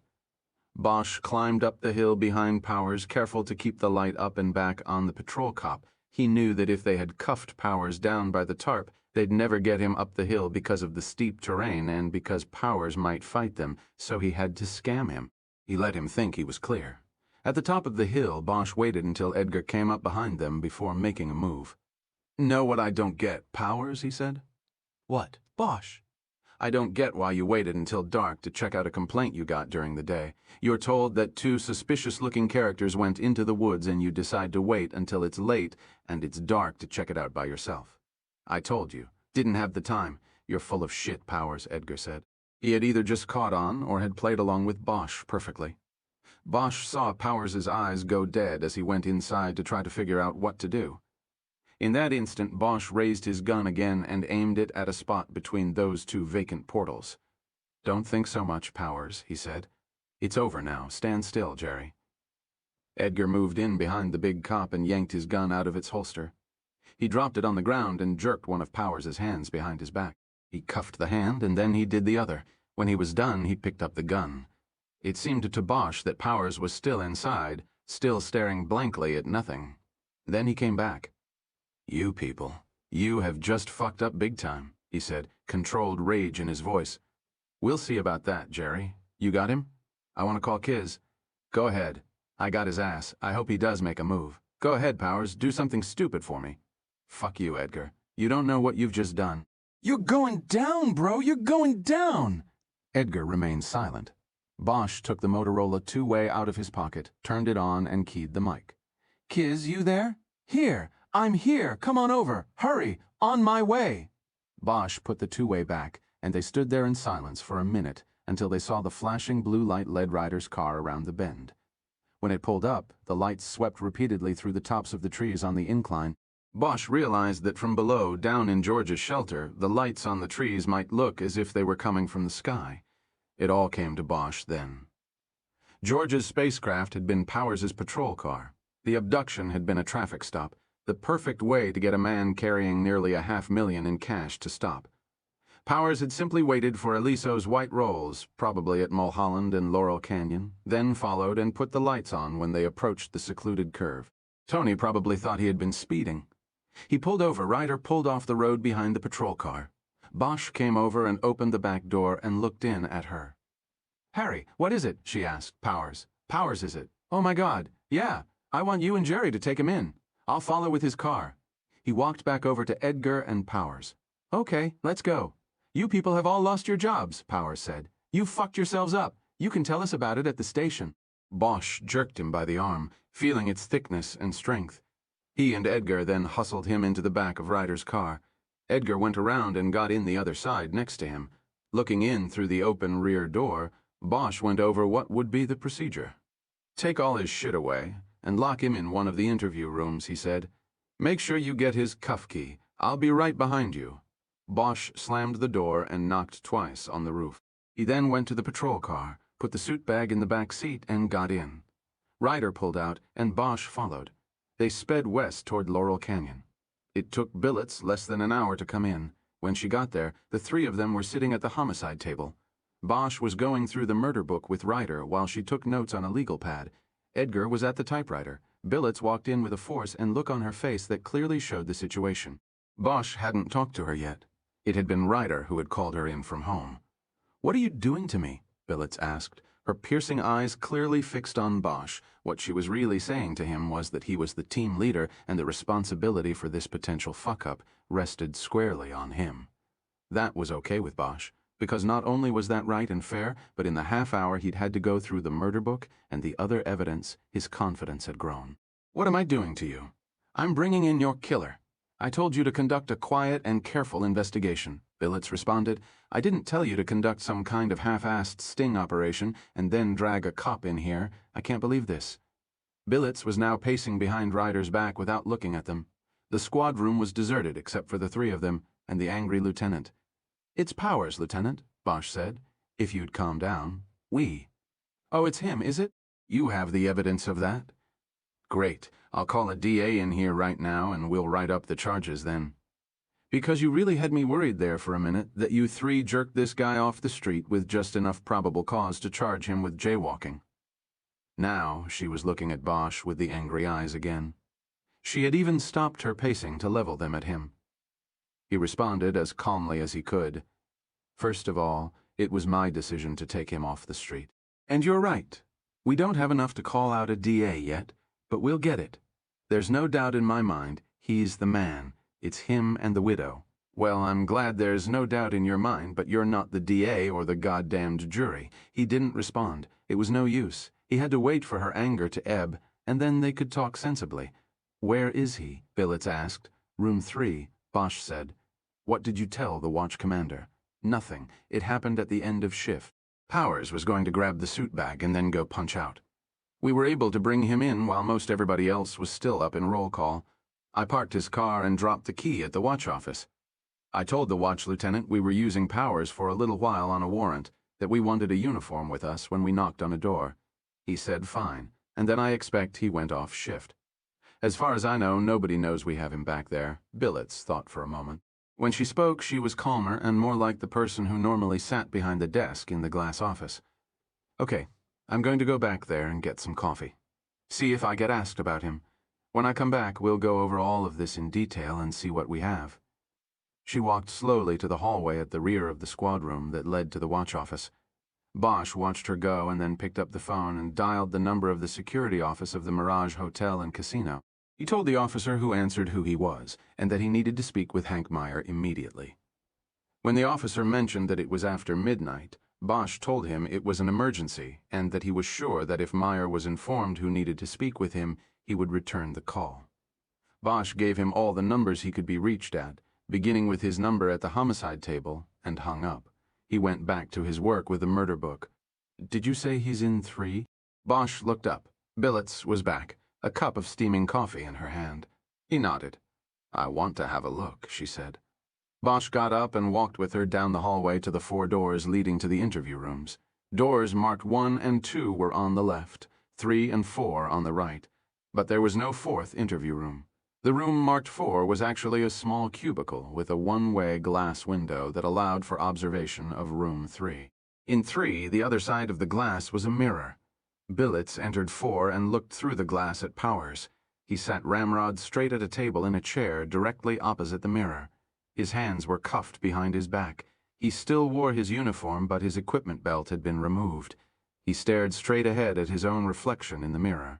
This created an eerie effect in the 4th room because it appeared that he was looking right at them, as if there were no mirror or glass between them. Billets said nothing. She just looked back at the man staring at her. There is a lot hanging in the balance tonight, Harry, she said quietly. I know, he said. They stood there silently for a few moments until Edgar opened the door and told Bosch that Hank Meyer was on the phone. Bosch headed back, picked up the phone, and told Meyer what he needed. Meyer said he was at home and that he'd have to go into the hotel, but he would call back as soon as possible. Bosch thanked him and hung up. Billets had now taken one of the empty seats at the homicide table. Okay, she said. One of you tell me exactly how this went down tonight. Bosch remained in the lead and took the next 15 minutes to recount how he found Tony Aliso's suit bag, set up the sting through Veronica Aliso, and then waited in the woods off Mulholland until Powers showed up. He explained how the story Powers had offered for his being there did not make sense. What else did he say? Billets asked at the end. Nothing. Jerry and Kiz put him in the room, and that's where he's been ever since. What else have you got? For starters, we have his print on the inside of the trunk lid. We also have a record of association with the widow. Billets raised her eyebrows. That's what we were working on when you came in. On Sunday night, when Jerry ran the victim's name through the computer, we got a hit on a burglary report from back in March. Somebody hit the Aliso house. Jerry pulled the report, but it looked unconnected, just a routine burglary, and it was, except the officer who took the initial report from Mrs. Aliso was Powers. We think the relationship started with the burglary. That's when they met. After that, we have the gate records. Police patrols of Hidden Highlands are recorded on the gate logs by the car's roof number. The logs show the car assigned to Powers, the zebra car, has been going in there 2-3 nights a week on patrol. Always on the nights we know from credit card records that Tony was out of town. I think he was popping over there to see Veronica. What else? The lieutenant asked. So far, all you've got is a bunch of coincidences strung together. There are no coincidences, Bosch said. Not like this. Then what else have you got? Like I said, his story about why he came down into the woods doesn't check out. He came down looking for the suit bag, and the only way he would have known that it was worth coming back for was through Veronica. It's him, Lieutenant. It's him. Billets thought about this. Bosch believed the facts he was giving her were beginning to have a cumulative effect in convincing her. He had one thing left with which to nail her down. There's one other thing, remember our problem with Veronica? If she was involved in this, how did she get out of Hidden Highlands and not have it noted on the gate log? Right. Well, the gate log shows that on the night of the murder, the zebra car cruised through on patrol twice. He was in and out both times. First time he was logged in at 10 and out at 10:10, then back in at 11:48 and out 4 minutes later. It was noted as just routine patrol. Okay, so on the first time he cruises in and picks her up. She gets down on the floor in the back. It's dark out. The gate guy only sees Powers heading back out. They go and wait for Tony, do the deed, and then Powers takes her back home, the second set of entries on the log. It works, Billets said, nodding her approval. The actual abduction. How do you see it? We figured all along it took 2 people to do this job. First off, Veronica had to know from Tony what flight he was taking. So that set the time frame. Powers picks her up that night, and they go to Laurel Canyon and Mulholland and wait for the white Rolls to go by. We figure that happens about 11 or so. Powers follows until Tony is close to the curve through the woods. He puts on the lights and pulls him over like a routine traffic stop. Only he tells Tony to step out and go to the back of the car. Maybe he makes him open the trunk. Maybe he does that himself after he cuffs him. Either way, the trunk is opened, and Powers has a problem. Tony's suit bag and a box of videos are in the trunk, and that doesn't leave much room for him. Powers doesn't have much time. A car could come around the bend any moment and light up the whole thing, so he takes the suit bag and the box out and throws them down the hill into the woods. He then tells Tony to get in the trunk. Tony says no, or maybe he struggles a bit. Either way, Powers takes out his pepper spray and gives him a shot in the face. Tony is then real manageable, easy to throw into the trunk. Maybe Powers pulled his shoes off then to stop him from kicking around in there, making noise. That's when Veronica pops out, Ryder said, picking up the story. She drives the Rolls while Powers follows in the squad car. They knew where they were going. They needed a spot where the car wouldn't be found for a couple days, giving Powers time to get over to Vegas on Saturday, plant the gun, and lay down a few more clues like the anonymous call to Metro. That call was what was supposed to put the finger on Luke Goshen, not the fingerprints. That was just luck for them. Anyway, that's getting ahead of the story. Veronica drives the Rolls and Powers follows to the clearing over the bowl. She pops the trunk and Powers leans in and does the job. Or maybe he puts one cap in Tony and he makes Veronica do the second. That way they're partners for good, partners in blood. Billets nodded, a serious look on her face. It seems kind of risky. What if he had to take a radio call? The whole plan would go down the drain. We thought of that, and Jerry checked with the watch office. Gomez was the CO Friday night. He says he remembers that Powers had such a busy shift he didn't take a dinner break until 10. He doesn't recall hearing from him until just before end of watch. Billets nodded again. What about the shoe prints recovered? Are they his? Powers got lucky there, Edgar said. He's wearing brand new boots in there. Looks like he maybe just bought 'em today. Shit. Yeah, Bosch said. We figure he saw the shoe prints on the table last night at the Cat and Fiddle. He went out and got new ones today. Oh, man. Well, maybe there's still a chance he didn't get rid of the old ones.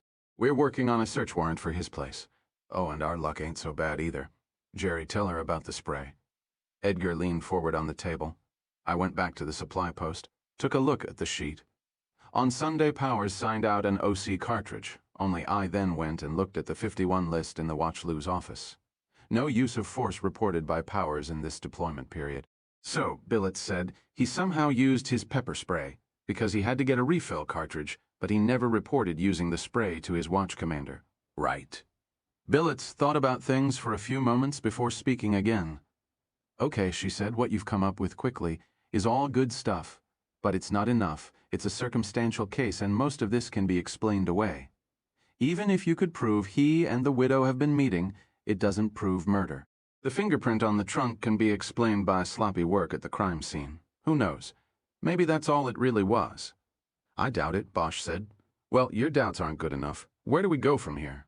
We still have some things in the fire. Jerry's going for a warrant based on what we've got so far. If we get inside Powers' house, maybe we find the shoes, maybe we find something else. We'll see. I also have an angle in Vegas working. We figure that for them to have pulled this off, Powers had to have followed Tony over there once or twice, to know about Goshen and pick him to hang it all on. If we're lucky, Powers would have wanted to stay right on Tony. That would mean staying at the Mirage. You can't stay there without a trail. You can pay cash, but you've got to give a legit credit card imprint to cover room charges, phone calls, things like that. In other words, you can't register under any name you don't have on a credit card. I've got a guy checking. Okay, it's a start, Billets said. She nodded her head, cupped a hand over her mouth, and lapsed into a contemplative silence for a long moment. What it all comes down to is that we need to break him, don't we? She finally asked. Bosch nodded. Probably. Unless we get lucky with a warrant, you're not going to break him. He's a cop. He knows the angles. He knows the rules of evidence. We'll see. She looked at her watch. Bosch looked at his and saw it was now 1 o'clock. We're in trouble. Billets said solemnly, We won't be able to contain this much past dawn. After that, I will have to make proper notification of what we've done and what we've got going. If that happens, you can count on us not being involved, and worse. Bosch leaned forward. Go back home, Lieutenant, he said. You were never here. Let us have the night. Come back in at 9 tomorrow. Bring a DA back with you if you want. Make sure it's somebody who will go to the edge with you. If you don't know one, I can call somebody, but give us till 9, 8 hours. Then you come in, and we either have the complete package tied up for you, or you go ahead and do what you have to do. She looked carefully at each one of them, took a deep breath, and exhaled slowly. Good luck, she said. She nodded, got up, and left them there. Outside the door to interview room 3, Bosch paused and composed his thoughts. He knew that everything would turn on what happened inside the room. He had to break Powers, and that would be no easy task. Powers was a cop. He knew all the tricks, but somehow Bosch had to find a weakness he could exploit until the big man went down. He knew it was going to be a brutal match. He blew out his breath and opened the door. Bosch stepped into the interview room, took the chair directly across from Powers, and spread out the 2 sheets of paper he carried with him in front of Powers. Okay, Powers, I'm here to tell you what's what. You can save it, asshole. The only one I want to talk to is my lawyer. Well, that's what I'm here for. Why don't you take it easy, and we'll talk about it. Take it easy? You people arrest me, hook me up like a goddamn criminal, and then leave me in here for a fucking hour and a half while you sit out there and figure out how fucked up this is. And you want me to take it easy? What planet are you on, Bosch? I'm not taking anything easy. Now, cut me loose or give me the goddamn phone. Well, that's the problem, isn't it?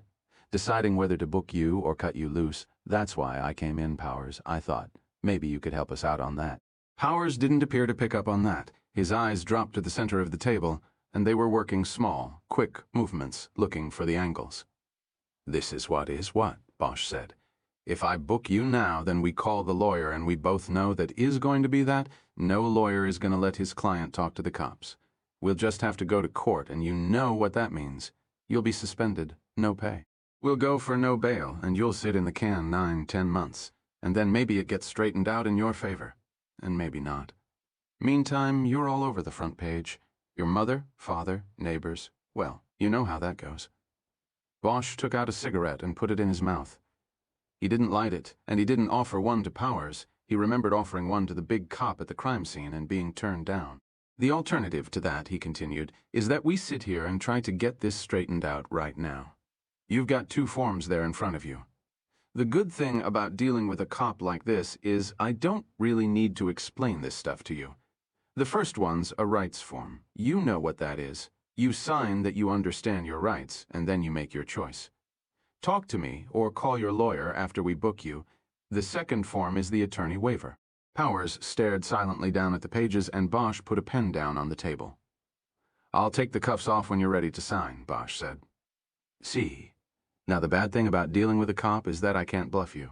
You know the game. You know if you sign that waiver and talk to me, you'll either talk yourself out of this or right into it. I can give you more time to think about it if you want. I don't need any more time, he said. Take off the cuffs. Bosch got up and went around behind Powers. You right or left? Right. There was barely enough room between the back of the big man and the wall to work on the cuffs. It was a dangerous position to be in with most suspects. But Powers was a cop, and he probably knew that the moment he became violent was the moment he lost any chance of getting out of this room and back to his life. He also had to assume someone was watching and ready behind the glass in room 4. Bosch unhooked the right cuff and closed it around one of the metal slats of the chair. Powers scribbled signatures across both forms. Bosch tried to give no indication of his excitement. Powers was making a mistake. Bosch took the pen from him and put it in his pocket.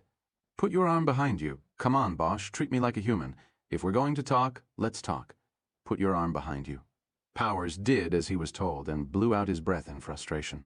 Bosch recuffed his wrists through the metal slat at the back of the chair and then took his seat again. He cleared his throat, going over the last details in his mind. He knew his mission here. He had to make Powers believe he had the edge, that he had a chance to get out. If he believed that, then he might start talking. If he started talking, Bosch thought he could win the fight. Okay, Bosch said, I'm going to lay it out for you. If you can convince me that we have it wrong, then you'll be out of here before the sun's up. That's all I want. Powers, we know you have a relationship with Veronica Aliso predating her husband's death. We know you followed him to Vegas on at least 2 occasions prior to the killing. Powers kept his eyes on the table in front of him, but Bosch was able to read them like the needles of a polygraph machine. There had been a slight tremor in the pupils when Bosch mentioned Las Vegas. That's right, Bosch said. We've got the records from the Mirage. That was careless. Powers leaving a record like that. We can put you in Vegas with Tony Aliso. So I like going to Vegas. Big deal. Tony Aliso was there. Wow, what a coincidence from what I heard. He went there a lot. What else you got? We've got your print, Powers, fingerprint inside the car. You got a refill of pepper spray on Sunday, but you never filed a use of force report explaining how you used it.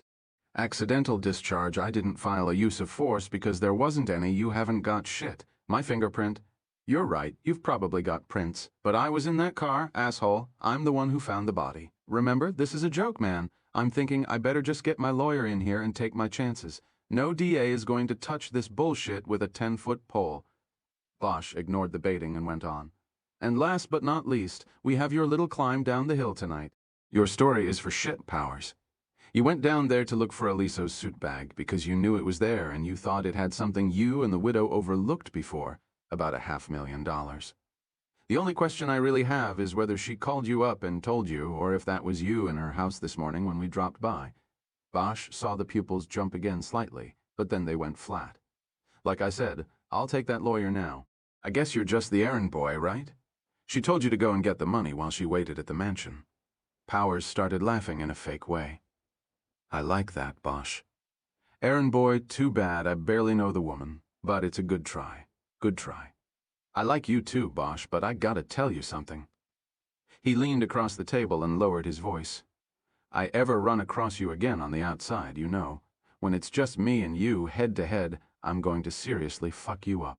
He straightened up again and nodded. Bosch smiled.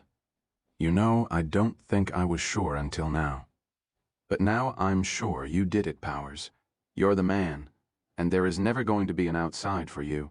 Never. So tell me, whose idea was it? Was she the first one to bring it up, or was that you? Powers stared sullenly down at the table and shook his head. Let me see if I can figure it out, Bosch said. I guess you went up there to that big house and saw all that they had. The money, maybe heard about Tony and his Rolls, and it just went on from there. I'm betting it was your idea, Powers, but I think she knew you would come up with it. See, she's a smart woman. She knew you would come up with it, and she waited, and you know what? We've got nothing on her. Nothing. She played you perfect, man, right down the line. She's going to do the walk, and you, he pointed at Powers' chest, are going to do the time. Is that how you want it? Powers leaned back, a bemused smile on his face. You don't get it, do you? Powers said. You're the errand boy here, but look at yourself. You've got nothing to deliver. Look at what you've got. You can't tie me to Aliso. I found the body, man. I opened the car. If you found a print, then that's when I left it. All the rest is a bunch of bullshit adding up to nothing.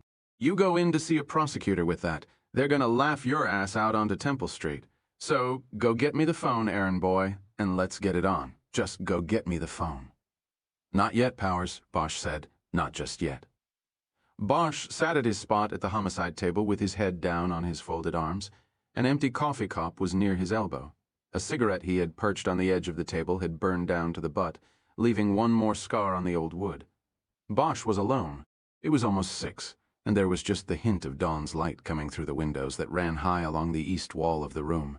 He'd gone at it for more than 4 hours with Powers and had gained no ground. He hadn't even made a dent in Powers's cool demeanor. The first rounds had assuredly gone to the big patrol cop. Bosch wasn't asleep, though. He was simply resting and waiting, and his thoughts remained focused on Powers. Bosch had no doubts. He was sure that he had the right man sitting handcuffed in the interview room. What minimal evidence they had certainly pointed to Powers. But it was more than the evidence that convinced him. It was experience and gut instinct. Bosch believed an innocent man would have been scared, not smug as Powers had been. An innocent man would not have taunted Bosch, and so what still remained now was to take away that smugness and break him. Bosch was tired but still felt up to the task. The only thing that worried him was time. Time was against him. Bosch raised his head and looked at his watch. Billets would be back in 3 hours.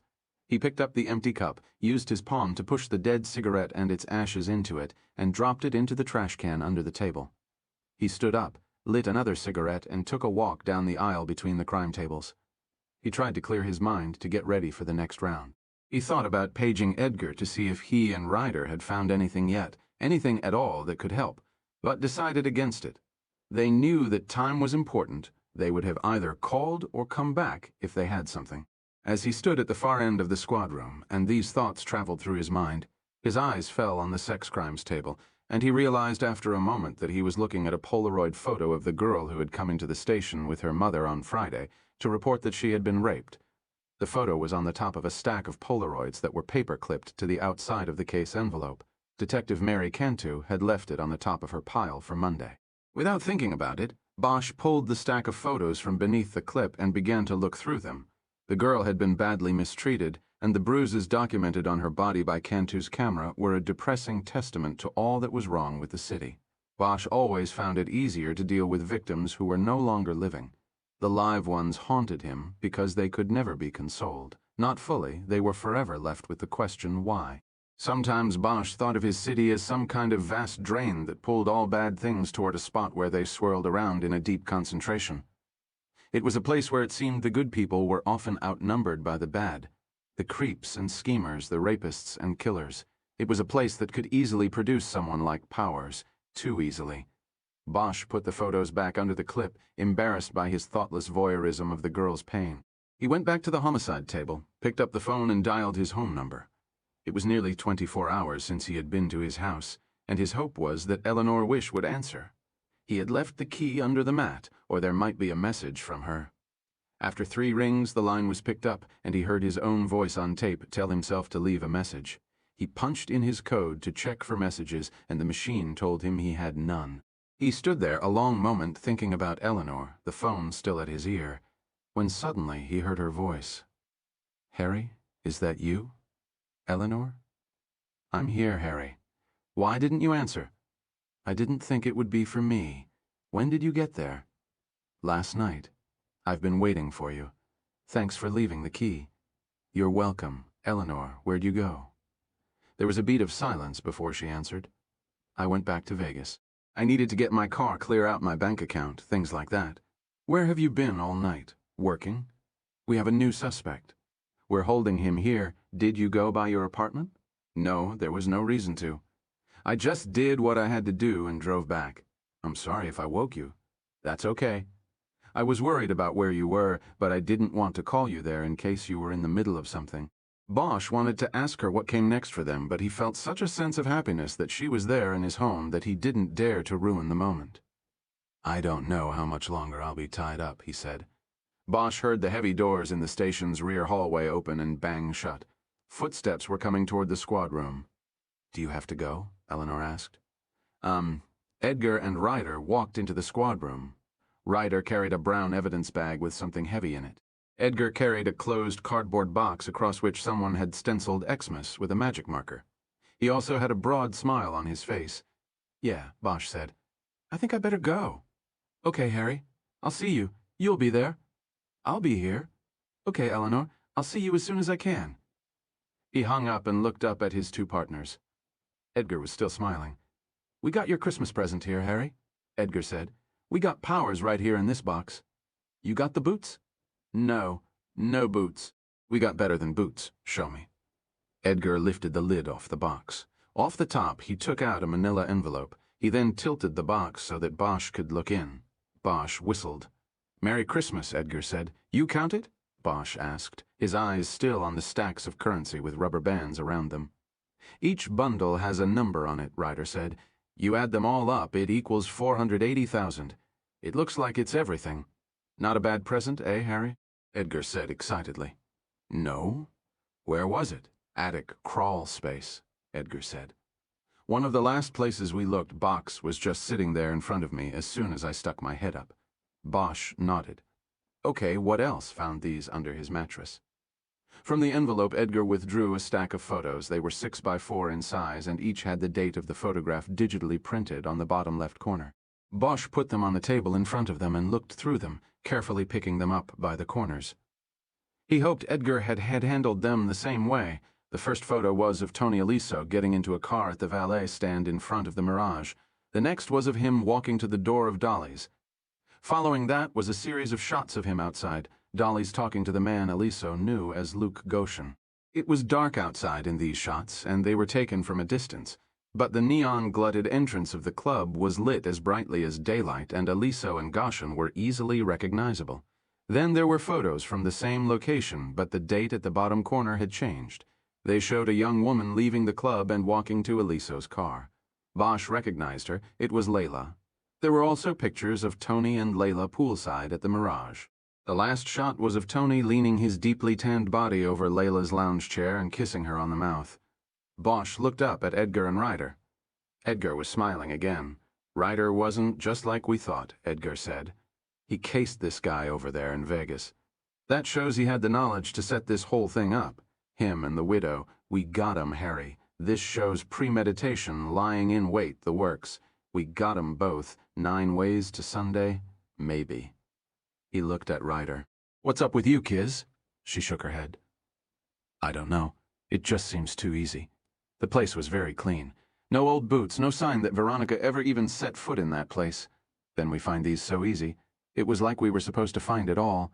I mean, why would he take the time to get rid of the boots but leave the photos under the mattress? I can see him wanting to hang on to the money, but putting it in the attic seems pretty lame." She moved her hand toward the photos and the cash in a dismissive gesture.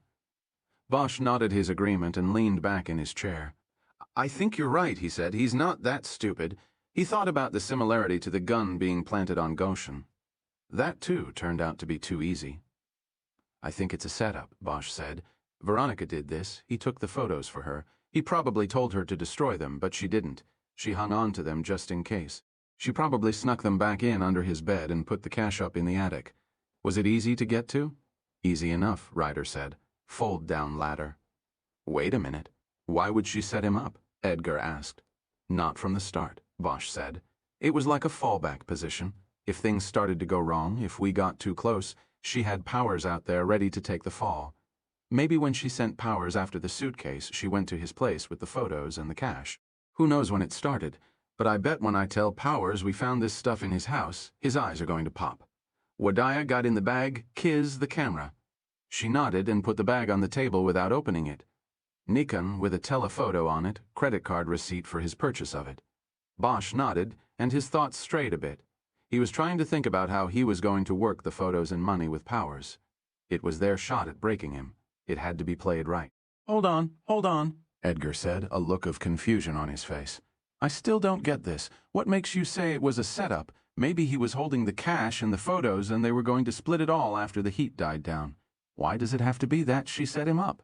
Bosch looked at Ryder and then back at Edgar. "'Cause Kiz is right. It's too easy. Not if you thought we didn't have a clue, if you thought he was clear right up to the moment we jumped out of the bushes up there in the woods." Bosch shook his head. I don't know. I don't think he would have played it the way he did when I was just talking to him.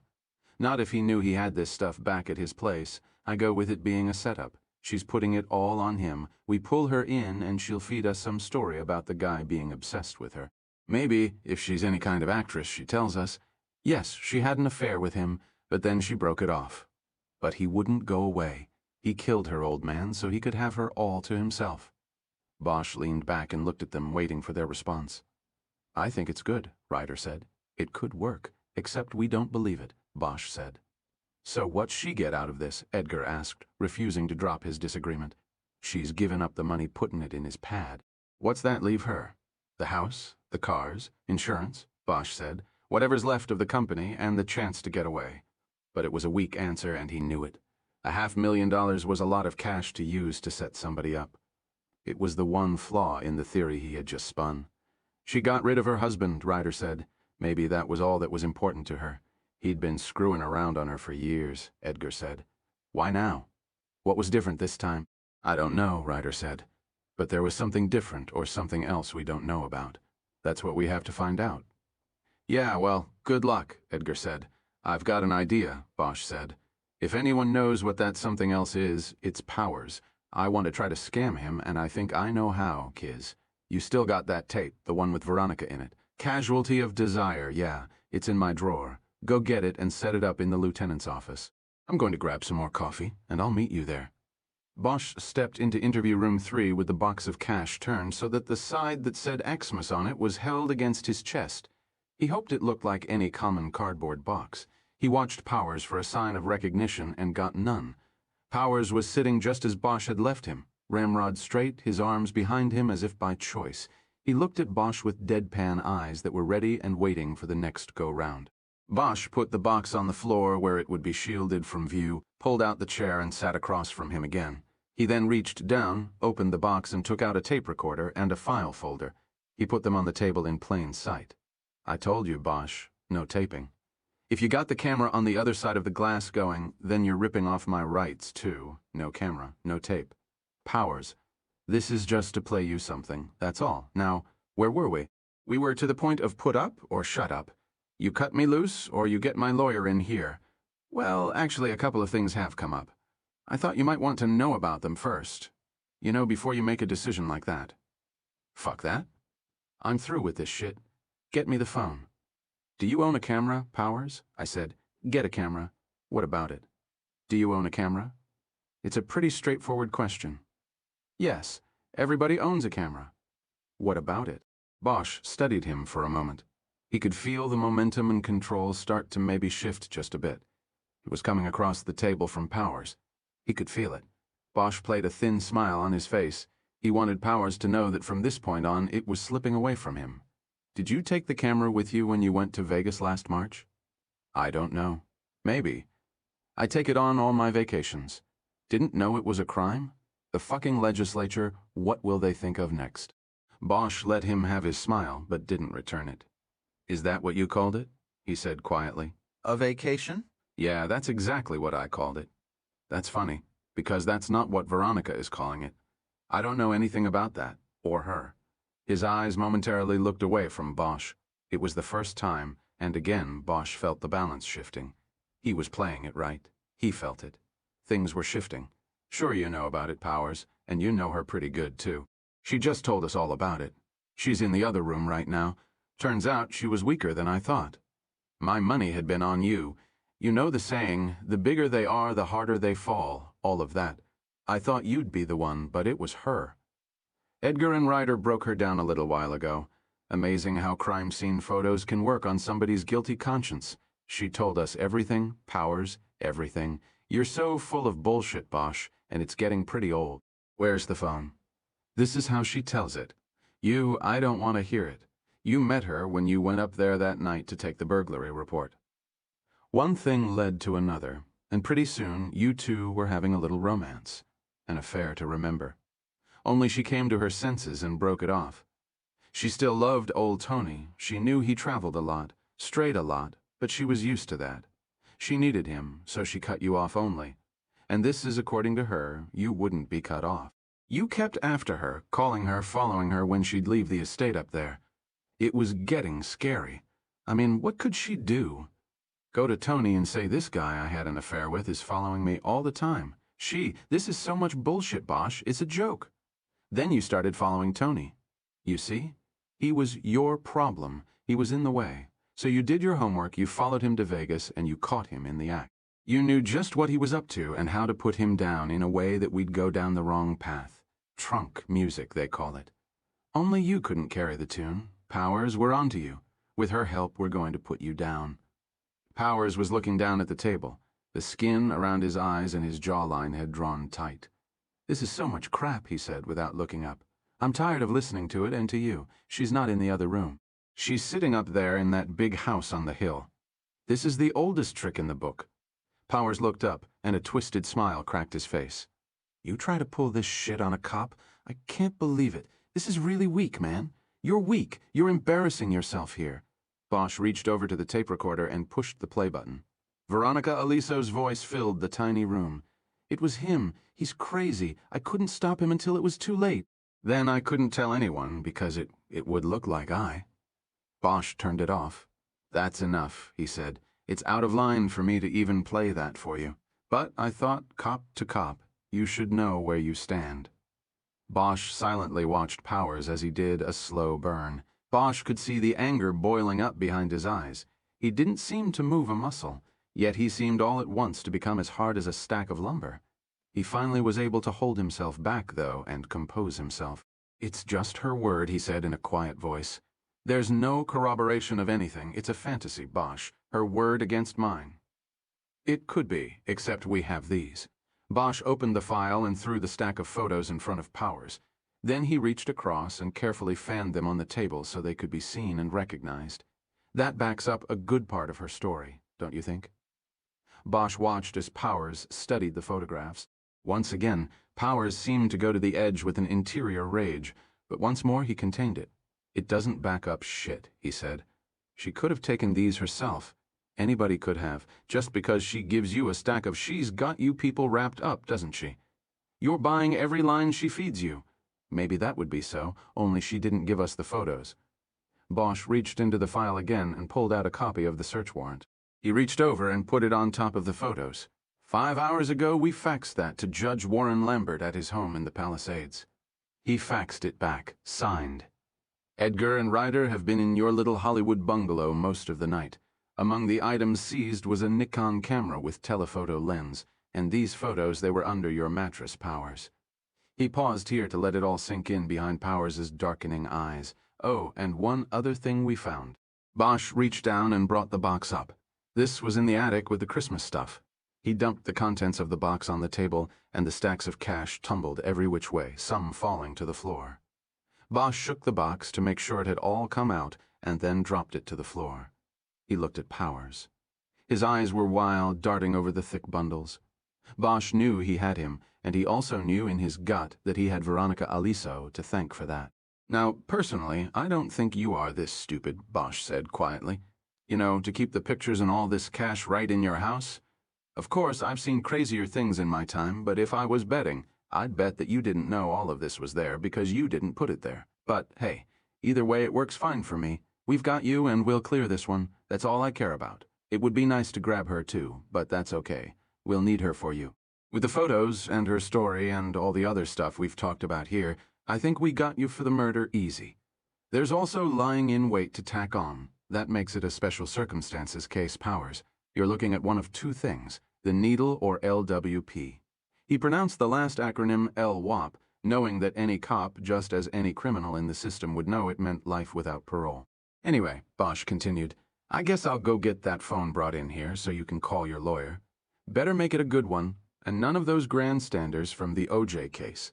You need to get yourself a lawyer who does his best work outside of the courtroom.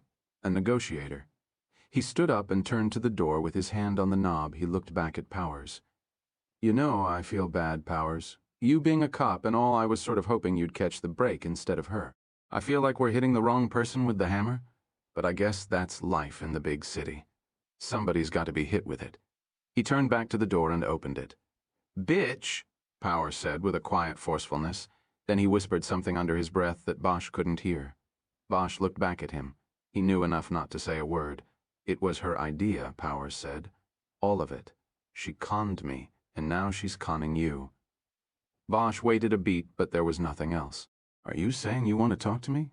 Yeah, Bosch, have a seat. Maybe we can work something out. At 9, Bosch sat in the lieutenant's office, billets behind the desk, bringing her up to date. He had an empty styrofoam cup in his hand, but he didn't drop it in the trash can because he needed something to remind him that he needed more coffee. He was beat tired, and the lines beneath his eyes were so pronounced they almost hurt. His mouth tasted sour from all the coffee and cigarettes. He'd eaten nothing but candy bars in the last 20 hours, and his stomach was finally protesting. But he was a happy man. He had won the last round with Powers, and in this kind of battle, the last round was the only one that mattered. So, Billet said, he told you everything? His version of it, Bosch said, he lays everything on her, and that's to be expected. Remember, he thinks she's in the other room laying everything on him. So he's making her out to be the big bad Black Widow, like he never had an impure thought in his life, until he ran across her. He brought the cup up to his mouth, but then realized it was empty. But once we get her in here and she knows he's talking, we'll probably get her version, he said. When did Jerry and Kiz leave? Bosch looked at his watch about 40 minutes ago. They should be back with her any time. Why didn't you go up to get her? I don't know.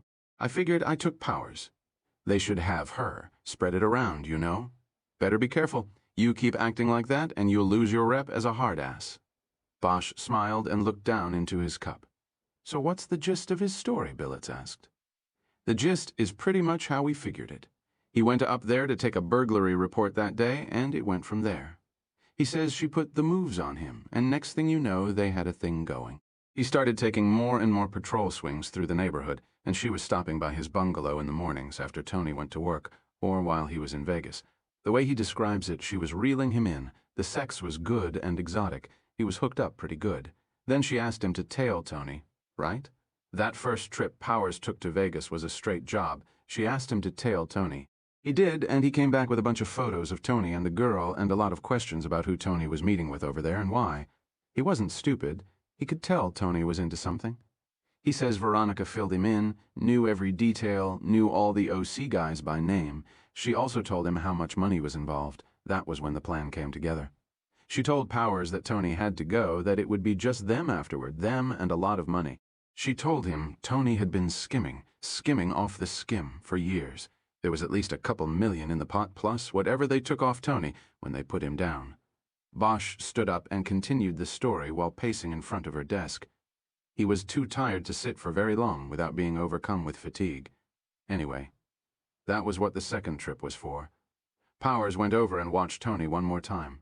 It was research. He also tailed the guy Tony made the pickups from. Luke Goshen, who he obviously had no idea was an agent. They decided Goshen would be the patsy and worked out the plan to make it look like a mob hit. Trunk music. It's pretty complicated. Yeah, that it is. He says the planning was all hers, and I kind of think he might be telling the truth there. You ask me, Powers is smart, but not that smart. This whole thing was Veronica's plan, and he became a willing player. Only she had a back door built into it that Powers didn't know about. He was the back door. Yeah, she set him up to take the fall, but only if we got too close. He said he'd given her a key to his place. It's a bungalow over on Sierra Bonita. She must have gone over there sometime this week, shoved the photos under the mattress and stuck the box of money in the attic. Smart woman, nice setup. When Jerry and Keyes get her in here, I know just what she'll say. She's going to say it was all him, that he became infatuated with her, that they had an affair and that she broke it off. He went ahead and knocked off her husband. When she realized what had happened, she couldn't say anything. He forced her to go along with it. She had no choice. He was a cop, and he told her he could pin it all on her if she didn't go along. It's a good story. In fact, it still might work with a jury. She could walk on this. Maybe. We still have some things to do. What about the skim? Good question. Nothing like the kind of money he's talking about showed up on Aliso's bank accounts. Powers said she said it was in a safe deposit box, but she never told him where. It's got to be somewhere. We'll find it. If it exists, I think it does. She planted $500,000 in Powers' place to put him in the frame. That's a lot of money to spend on setting him up, unless you happen to have a couple million more stashed someplace. That's what Bosch looked through the glass into the squad room. Edgar and Ryder were walking toward the lieutenant's office. Veronica Aliso was not with them. They came into the office with urgent looks on their faces, and Bosch knew what they were going to say. "She's gone," Edgar said. Bosch and Billets just stared at them. "Looks like she split last night," Edgar said. "Her cars are still there, but there was nobody at the house. We slipped in a back door, and it's empty, man." "She take her clothes, jewelry?" Bosch asked. "Doesn't look like it. She's just gone. You check the gate?" "Yeah, we checked at the gate. She had 2 visitors yesterday. First was a courier at 4:15, Legal Eagle Messenger Service. Guy was there about 5 minutes in and out. Then a visitor last night late. Guy gave the name John Galvin. She had already called the gate and given the same name and told them to let him through when he showed up. They took his plate down and we ran it. It's Hertz out of Vegas. We'll put a call in anyway. Galvin stayed until 1 this morning. Just about the time we were in the woods hooking up powers, he split. She probably went with him. We called the guard on duty at the time," Ryder said. He couldn't remember if Galvin left alone or not. He doesn't specifically remember seeing Mrs. Aliso last night, but she could have been down in the back seat. "Do we know who her attorney is?" Billets asked. "Yes, Ryder," said Neil Denton, Century City. "Okay, Jerry, you work the trace on the Hertz rental. And Kiz, you try to run down Denton and see if you can find out what was so important that he had to messenger it over to her on Saturday." "All right," Edgar said. "But I got a bad feeling. I think she's in the wind." "Well then, we have to go into the wind to find her," Billet said. "Go to it." Edgar and Ryder went back out to the homicide table, and Bosch stood silent for a few moments, thinking about this latest development. "Should we have put people on her?" Billets asked. "Well, looking back, it seems that way. But we were off the books. We didn't have the people. Besides, we didn't really have anything on her until a couple hours ago." Billets nodded, a pained expression on her face. "If they don't get a line on her in the next 15 minutes, put it out on the air." "Right. Listen, getting back to Powers, you think he's holding anything back?" "Hard to say. Probably. There's still the question about why this time." "What do you mean? I mean, Aliso had been going over to Vegas for years and bringing back suitcases full of money. He'd been skimming for years, according to Powers, and also had been having his share of the women over there. Veronica knew all of this. She had to. So what was it that made her do it now rather than last year or next year? Maybe she just got fed up. Maybe this was just the right time. Powers came along and it clicked. Maybe? I asked Powers, and he said he didn't know. But I think maybe he was holding back. I'm going to take another run at him." Billets didn't respond. "There's still some sort of secret we don't know about." Bosch continued. "There's something there. I'm hoping she'll tell it. If we find her." Billets dismissed it with a wave of her hand. "You have Powers on tape?" she asked. "Audio and video." Kiz was watching in room 4. As soon as he said he wanted to talk, she started it all rolling. "Did you advise him again? On the tape?" "Yeah. It's all on there. He's sealed up pretty good. You want to watch it? I'll get the tape." "No, I don't even want to look at him if I can help it." "You didn't promise him anything, did you?" Bosch was about to answer, but stopped. There was the sound of muffled yelling that he could tell was coming from Powers, still sequestered in room 3. He looked through the glass of the lieutenant's office and saw Edgar get up from the homicide table and go down the hall to check it out. "He probably wants his lawyer now," Bosch said. "Well, it's a little late for that anyway. No, I made no promises. I did tell him I'd talk to the DA about dropping special circs, but that's going to be tough. With what he told me in there, we can take our pick. Conspiracy to commit, lying in wait, murder for hire maybe. I guess I should get a DA in here. Yeah, if you don't have anyone in mind or anybody you owe a hot case to, put in a request for Roger Goff. This is his kind of case and I've owed him one for a while. He won't blow it." "I know, Roger. I'll ask for him. I have to call out the brass, too. It's not every day you get to call a deputy chief and tell him not only have your people been running an investigation they were specifically told to stay away from, but that they've arrested a cop to boot, and for murder no less." Bosch smiled. He would not relish having to make such a call. "It's really going to hit the fan this time," he said. "One more black eye for the department. By the way, they didn't seize any of it, because it's not related to this case. But Jerry and Kiz found some scary stuff in Powers' place. Nazi paraphernalia, white power stuff. You might alert the brass about that so they can do with it what they want. Thanks for telling me. I'll talk to Irving. I'm sure he won't want that to see the light of day. Edgar leaned in through the open door. Powers says he's got to take a leak and can't hold it any longer. He was looking at billets. Well, take him, she said. Keep him hooked, Bosch added. How's he going to piss? His hands behind his back? Don't be expecting me to be taking it out for him. No way. Billets laughed. Just move the cuffs to the front, Bosch said. Give me a second to finish in here and I'll be right there. Okay, I'll be in 3. Edgar left and Bosch watched him through the glass as he walked to the hallway leading to the interview rooms. Bosch looked back at Billets, who was still smiling at Edgar's comical protest.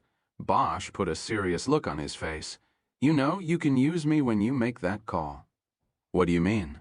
I mean, if you want to say you didn't know about any of this until I called you this morning with the bad news, that's cool with me. Don't be ridiculous. We cleared a murder and got a killer cop off the street. If they can't see that the good in this outweighs the bad, then, well, fuck 'em if they can't take a joke. Bosch smiled and nodded. You're cool, Lieutenant. Thanks. Anytime. And it's Grace. Right, Grace? Bosch was thinking about how much he liked Billets as he walked down the short hallway to the interview rooms and into the open door of room 3. Edgar was just closing the cuffs on Powers's wrists. His hands were in front of him now. Do me a favor, Bosch, Powers said. Let me use the can in the front hallway. What for? So nobody'll see me in the back. I don't want anybody to see me like this. Besides, you might have a problem if people don't like what they see. Bosch nodded. Powers had a point.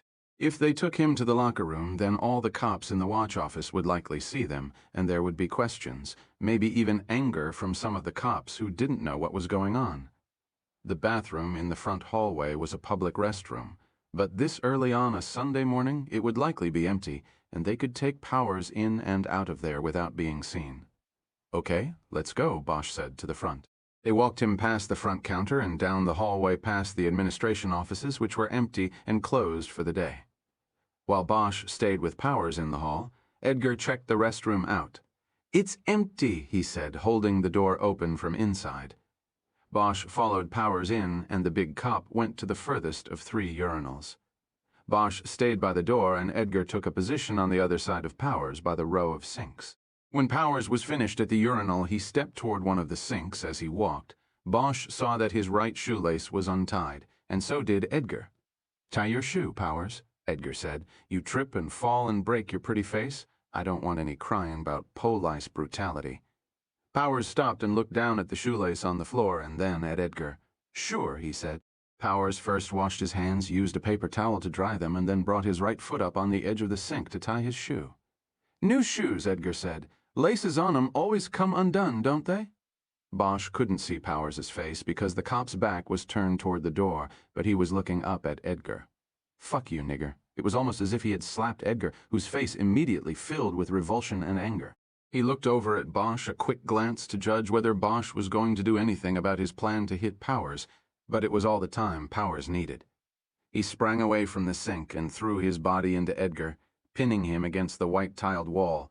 His cuffed hands came up, and the left one grabbed a handful of the front of Edgar's shirt, while the right pressed the barrel of a small gun into the stunned detective's throat. Bosch had covered half of the distance to them when he saw the gun, and Powers began to shout, Back off, Bosch, back off, or you got a dead partner. You want that? Powers had turned his head so that he was looking back at Bosch. Bosch stopped and raised his hands away from his body. That's it, Powers said. Now this is what you're going to do. Take your gun out real slowly and drop it in that first sink there. Bosch made no move. Do it now. Powers spoke with measured force, careful to keep his voice low. Bosch looked at the tiny gun in Powers's hand. He recognized it as a Raven 25, a favored throwdown gun among patrol cops going back to at least his own time in a uniform. It was small. It looked like a toy in Powers's hand, but deadly, and it fit snugly into a sock or boot, virtually unseen with the pants leg pulled down. As Bosch came to the realization that Edgar and Ryder had not completely searched Powers, he also knew that a shot from the Raven at point-blank range would certainly kill Edgar. It was against all his instincts to give up his weapon, but he saw no alternative. Powers was desperate, and Bosch knew desperate men didn't think things out. They went against the odds. They were killers. With 2 fingers, he slowly removed his gun and dropped it into the sink. That's real good, Bosch. Now I want you to get on the floor underneath the sinks. Bosch did as he was told, never taking his eyes off Powers as he moved. Edgar, Powers said. Now your turn. You can just go ahead and drop yours on the floor. Edgar's gun hit the tile. Now you get under there with your partner. That's it. Powers, this is crazy, Bosch said. Where are you going to go? You can't run. Who's talking about running, Bosch? Take out your cuffs and put one on your left wrist. After Bosch had complied, Powers told him to loop the cuffs through one of the sink trap pipes. He then told Edgar to put the free cuff around his right wrist. He did so, and then Powers smiled. There? That's good. That ought to hold you guys for a few minutes. Now give me your keys, both of you. Throw 'em out here. Powers picked Edgar's setup off the floor and unlocked the cuffs around his wrists. He quickly massaged them to get the circulation going. He was smiling, but Bosch wondered if he even knew it. Now, let's see. He reached into the sink and grabbed Bosch's gun. This is a nice one, Bosch. Nice weight. Balance. Beats mine. Mind if I borrow it for a couple minutes? Bosch knew then what he was planning to do. He was going for Veronica. Bosch thought of Kiz sitting at the homicide table, her back to the front counter, and billets in her office. They wouldn't see him until it was too late. She's not here, Powers, he said. What? Who? Veronica. It was a scam. We never even picked her up. Powers was silent as the smile dropped away and was replaced with a serious look of concentration. Bosch knew what he was thinking. The voice came from one of her movies. I taped it off the videotape. You go back to those interview rooms, and it's a dead end. There's nobody back there and no way out. Bosch saw the same tightening of skin around Powers' face that he had seen before. His face grew dark with blood and anger. Then, inexplicably, the smile suddenly creased across it. You smart fucker, Bosch, is that so? You expect me to believe she's not there? Maybe this is the con and not before. See what I'm saying? It's no con, she isn't there. We were going to pick her up with what you told us. Went up the hill an hour ago, but she's not there either. She left last night. If she's not already here, then how? That part was no scam. The money and pictures were in your house. If you didn't put them there, then she did. She's setting you up. Why don't you just put the gun down, and let's start this over. You apologize to Edgar for what you called him, and we drop this little incident. Oh, I see. You dropped the escape, but I still get hit with the murder. I told you, we're going to talk to the DA. We got one coming in right now. He's a friend. He'll do right by you. She's the one we really want. You fucking asshole. Powers said loudly. He then brought his voice back into check. Don't you see that? I want her. You think you beat me? You think you broke me down in there? You didn't win, Bosch. I talked because I wanted to talk. I broke you, man, but you didn't know it. You started trusting me because you needed me. You should have never moved the cuffs, brother. He was silent a moment, letting that sink in.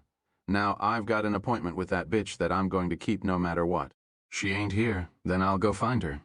She could be anywhere. So could I. Bosch, and she won't see me coming. I have to go. Powers grabbed the plastic bag out of the trash can and emptied it on the floor.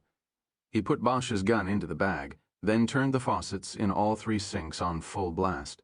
The cascading water created a cacophony as it echoed off the tile walls. Powers picked up Edgar's gun and put it in the bag. He then wrapped the bag around itself several times, concealing the 2 guns inside. He put the Raven in his front pocket for easy access, threw the handcuff keys into one of the urinals, and flushed each one. Without even looking at the 2 men handcuffed under the sink, he headed to the door. Adios, dipshits, he threw over his shoulder, and then he was gone. Bosch looked at Edgar. He knew that if they yelled, it was likely they wouldn't be heard. It was a Sunday, the administration wing was empty, and in the bureau there were only Billets and Ryder. With the water running, their shouts would probably be unintelligible. Billets and Ryder would probably think it was the normal yelling from the drunk tank. Bosch swiveled around and braced his feet on the wall beneath the sink counter. He grabbed the trap pipe so that he could use his legs as leverage in an attempt to pull the pipe free. But the pipe was burning hot. Son of a bitch. Bosch yelled as he let go. He turned the hot water on. What are we going to do? He's getting away. Your arms are longer. See if you can reach up there and turn off the water. It's too hot. I can't grab the pipe. With Bosch feeding his arm almost up to the elbow through the pipe loop, Edgar was barely able to touch the faucet. It took him several seconds to turn the water down to a trickle. "Now turn on the cold," Bosch said. "Cool this thing down." It took another few seconds, but then Bosch was ready to try again. He grabbed the pipe and pushed against the wall with his legs. As he did this, Edgar squeezed his hands around the pipe and did the same. The added muscle broke the pipe free along the seal beneath the sink. Water sloshed down on them as they threaded the cuff's chain through the pipe break. They got up and slid along the tile to the urinal, where Bosch saw his keys on the bottom grate. He grabbed them up and fumbled with them until he had the cuff off. He handed the keys to Edgar and ran toward the door, sloshing through the water that had completely spread across it. "Turn off the water," he yelled as he hit the door. Bosch ran down the hallway and vaulted over the Detective Bureau front counter. The squad room was empty, and through the glass he saw the lieutenant's office was vacant. He then heard a loud pounding and the muffled shouts of Ryder and Billets. He ran down the hallway to the interview rooms and found all the doors open but one. He knew Powers had checked for Veronica Aliso anyway. After locking Billets and Ryder in room 3, he opened the door to 3 and then quickly ran back through the squad room into the station house's rear hallway. He slammed through the heavy metal door and into the back parking yard, instinctively reaching to his empty shoulder holster. He scanned the parking lot and the open bays of the garage. There was no sign of Powers, but there were 2 patrol officers standing near the gas pumps. Bosch focused on them. "You seen Powers?" "Yeah," said the older of the 2. "He just left with our fucking car. What the fuck's going on?" Bosch didn't answer. He closed his eyes, bowed his head, and cursed silently to himself. 6 hours later, Bosch, Edgar, and Ryder sat at the homicide table, silently watching the meeting taking place in the lieutenant's office. Huddled in the small office like people on a bus were Billets, Captain LaValle, Deputy Chief Irving, 3 IAD investigators, including Chastain, and the Chief of Police and his administrative aide. Deputy District Attorney Roger Goff had been consulted on the speakerphone. Bosch had heard his voice through the open door. But then the door was closed, and Bosch was sure the group was deciding the fate of the 3 detectives sitting outside. The police chief stood in the middle of the cramped room with his arms folded and his head down. He was the last to arrive, and it looked as if he was getting the rundown from the others. Occasionally he nodded, but it didn't look to Bosch as though he was saying much at all. Bosch knew that the main issue they were discussing was how to handle the problem with Powers. There was a killer cop on the loose. Going to the media with that would be an exercise in self-flagellation, but Bosch saw no way around it. They had looked in all the likely places for Powers and had not found him. The patrol car he had commandeered had been found abandoned up in the hills on Mulholland Drive. Where he had gone from there was anyone's guess. Surveillance teams stationed outside his bungalow and the Aliso house, as well as the lawyer Neil Denton's house and office, had produced nothing. It was now time to go to the media, to put the rogue cop's picture on the 6 o'clock news. Bosch guessed that the reason the police chief had showed up was that he planned to call a press conference.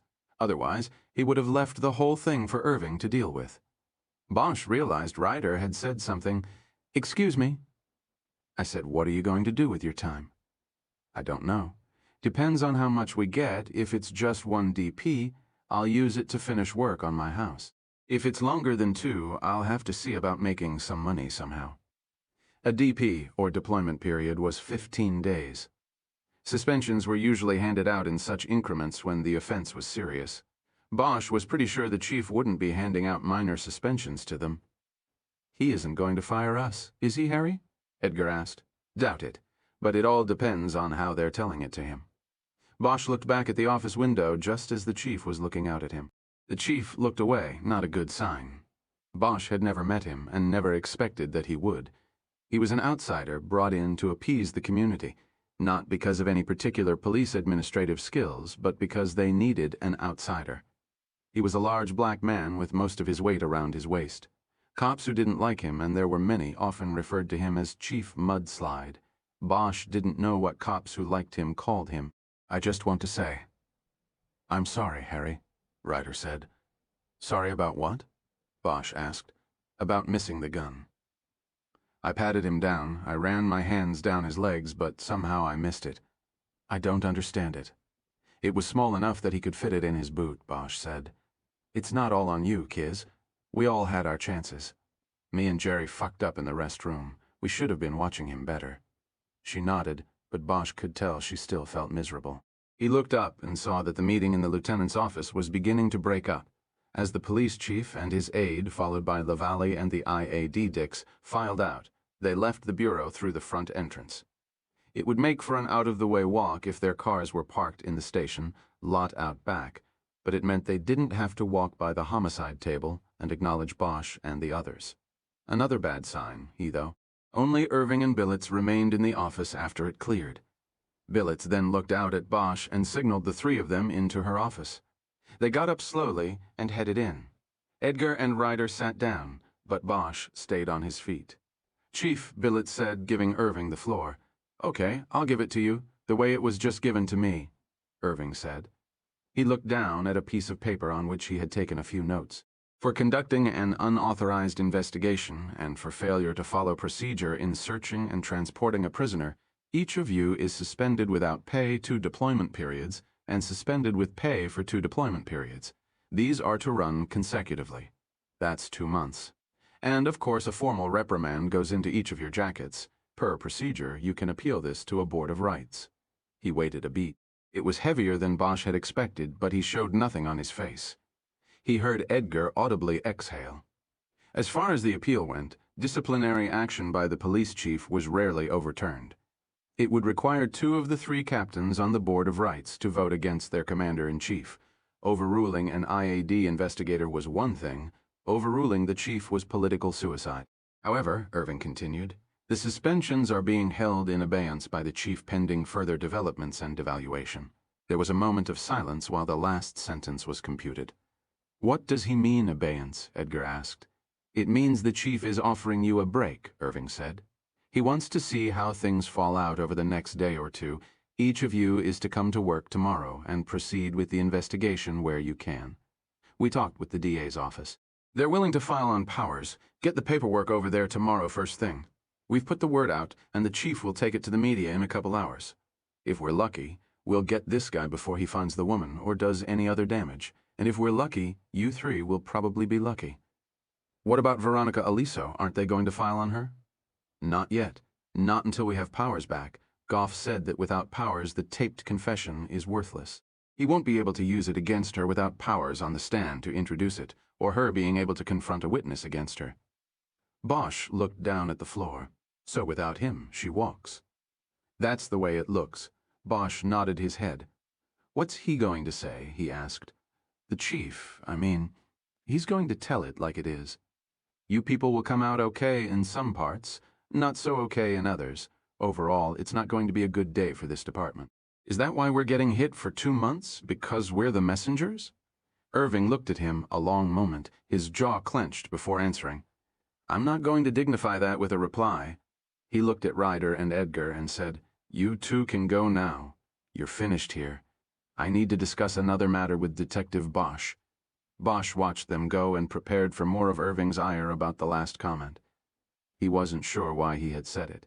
He knew it would bait the deputy chief. But after Ryder closed the door to the office, Irving spoke of another matter. "Detective, I wanted you to know that I've already talked to the federal people, and we're all squared away on that." "How is that?" "I told them that with today's developments it has become pretty clear. Make that crystal clear that you had nothing to do with planting evidence on their man. I told them it was Powers, and that we were terminating that particular aspect of our internal investigation of your conduct." "Fine, Chief. Thanks." Thinking that was it, Bosch made a move toward the door. "Detective, there is one other thing." Bosch turned back to him. "In discussing this matter with the Chief of Police, there is still one other aspect that bothers him. And what is that?" "The investigation started by Detective Chastain brought in ancillary information about your association with a convicted felon. It's troubling to me, too. I'd like to be able to get some assurance from you that this is not going to continue. I'd like to take that assurance to the chief." Bosch was silent a moment. "I can't give you that." Irving looked down at the floor. He was working the thick muscles of his jaw again. "You disappoint me, Detective Bosch," he finally said. "This department has done a lot by you. So have I. I've stood by you through some tough spots. You've never been easy, but you have a talent that I think this department and this city certainly need. I suppose that makes you worth it. Do you want to possibly alienate me and others in this department?" "Not particularly.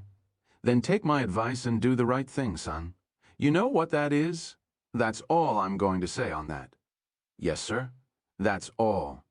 When Bosch got to his house, he saw a dusty Ford Escort parked at the curb out front. It had Nevada plates. Inside the house, Eleanor Wish was sitting at the table in the small dining room with the classified ads section of the Sunday Times. She had a lit cigarette in the ashtray next to the paper, and she was using a black marker to circle want ads. Bosch saw all of this and his heart jumped into a higher gear. What it meant to him was that if she was looking for a job, then she might be digging in, staying in L.A., and staying with him. To top it all off, the house was filled with the aroma of an Italian restaurant, heavy on the garlic. He came around the table and put his hand on her shoulder and tentatively kissed her on the cheek. She patted his hand as he straightened up.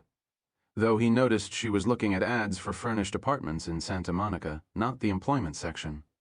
"What's cooking?" he asked. "My spaghetti sauce." "You remember it?" He nodded that he did, but he really didn't. His memory of the days he had spent with her 5 years before were all centered on her, the moments they were intimate and what happened afterward. "How was Las Vegas?" he asked, just to be saying something. "It was Vegas, the kind of place you never miss. If I never go back, that will be fine with me. You're looking for a place here? I thought I might as well start looking." She had lived in Santa Monica before. Bosch remembered her apartment with the bedroom balcony. You could smell the sea, and if you leaned out over the railing, you could look down Ocean Park Boulevard and even see it.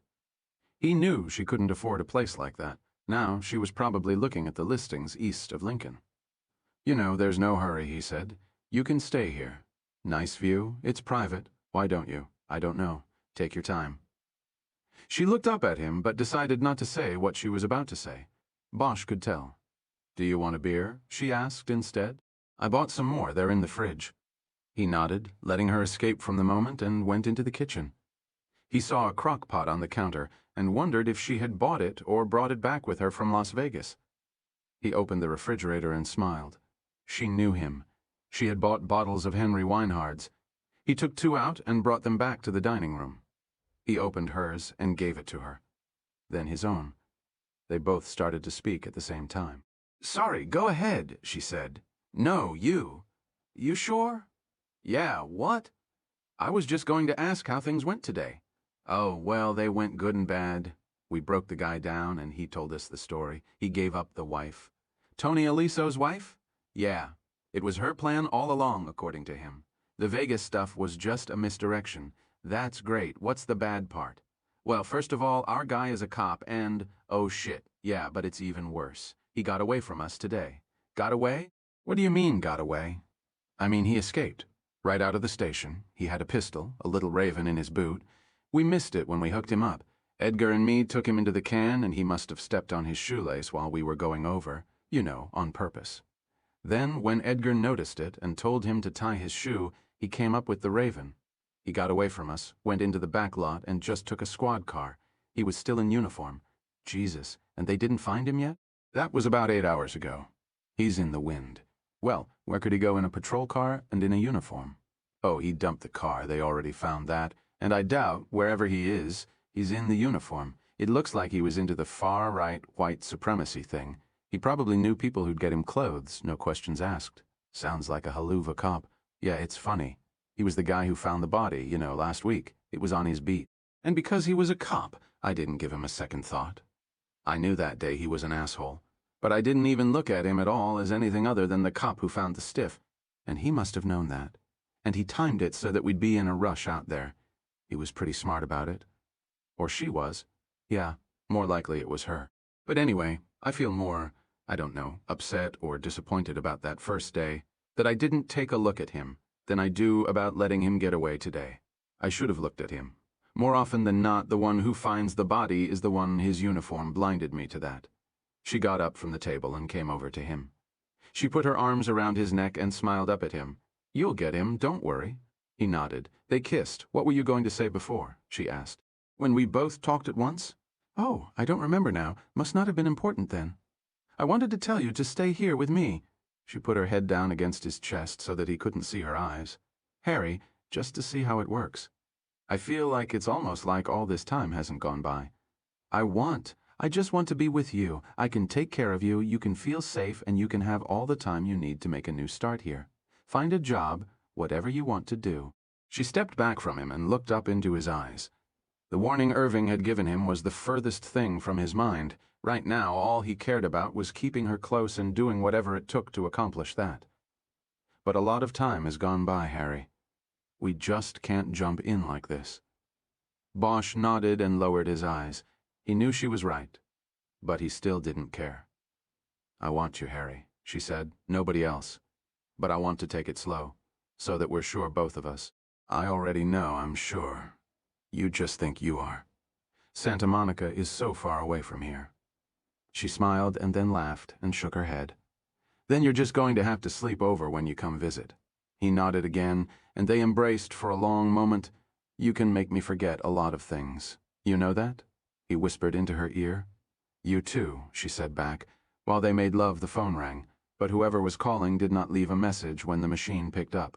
Later, after Bosch got out of the shower, Eleanor reported that another call had come in, but no message was left. Finally, while Eleanor was boiling water for the pasta, the phone rang a third time, and Bosch got it before the machine picked up. "Hey, Bosch. Yeah? Who's this?" "It's Roy Lindell. Remember me, Luke Goshen?" "I remember. Was that you who called a couple times before?" "Yeah. Why didn't you pick up?" "I was busy. What do you need?" "So, it was the bitch, huh?" "What?" "Tony's wife." "Yeah." "Did you know this guy Powers?" "Not really. Just to see around." Bosch didn't want to tell him anything he didn't already know. Lindell exhaled in a bored way loudly into the phone. "Yeah, well, Tony once told me that he was more afraid of his wife than he was of Joey Marks." "Yeah?" Bosch said, suddenly interested. "He said that when? I don't know." "One night we were talking in the club and he just said it. I remember the place was closed. He was waiting for Layla and we were talking." "Lindell, thanks a lot for telling me this. What else did he say?" "Hey, I'm telling you now, Bosch. Anyway, I couldn't before I was in character, man, and in that character you don't tell the cops shit. And then after then I thought you were trying to fuck me over. I wasn't going to tell you shit then either, and now you know better. Yeah, right. Look, Bosch, most guys you would have never heard from, but I'm calling. You think you'll hear from anybody else from the Bureau saying maybe we made a mistake about you? No way, but I like your style. I mean, you get pulled off the case, and what do? You turn around and get right back on it. Then you solve the fucker. That takes balls and style, Bosch. I can dig that. You can dig it? That's great, Roy. What else did Tony Aliso tell you about his wife?" "Nothing much. He just said she was cold. He said that she had him by the short hairs, hooked and snooked, and that was that. He couldn't get a divorce from her without losing half his wad and then having her running around out there with all that she knew about his business and his business associates. If you know what I mean, why didn't he just go to Joey Marks and ask for a whack on her? I think on account that she knew Joey from way back, and he liked her. It was Joey who introduced her to Tony way back when. I think Tony knew that if he went to Joey, it would get KO'd pretty quick and it might get back to her. And if he went to somebody else, he'd have to answer to Joey. Joey had the final say on that kind of stuff, and he wouldn't want Tony getting involved in a freelance job like that and possibly endangering the wash operation. How well do you think she knew Joey Marks? You think she could have gone back to him now? No way. She killed the golden goose. Tony made Joey legitimate money. His first allegiance is always to the money. Bosch was quiet for a few moments, and so was Lindell. "So what happens with you now?" Bosch finally said. "You mean with my thing? I go back to Vegas tonight. I sit down in front of the grand jury in the morning. I figure I'll be talking to them at least a couple weeks. I've got a pretty good story to tell them. We should have Joey and his crew tagged and bagged by Christmas. Hope you're bringing your bodyguards." "Oh yeah, I'm not alone." "Well, good luck, Lindell. All the bullshit aside, I like your style too.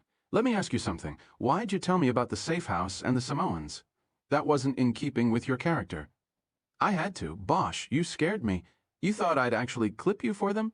"I wasn't sure, but that didn't really worry me. I had people watching over me that you didn't know about. But I was sure that they'd clip her. And I'm an agent, man. It was my duty to try to stop that.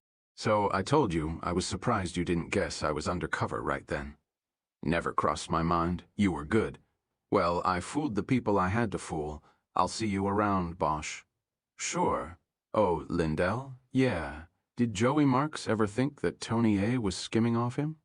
Lindell laughed. You don't give up, do you, Bosch? I guess not. Well, that information would be part of the investigation, and I can't talk about it. Officially. What about unofficially? Unofficially, you didn't hear it from me, and I never talked to you. But to answer your question, Joey Marks thought everybody was skimming off him. He trusted no one. Every time I wore a wire with the guy, I was sweating bullets, because you never knew when he was going to put his hand down your chest. I was with him more than a year, and he was still doing that every now and then. I had to wear the bug in my armpit, man.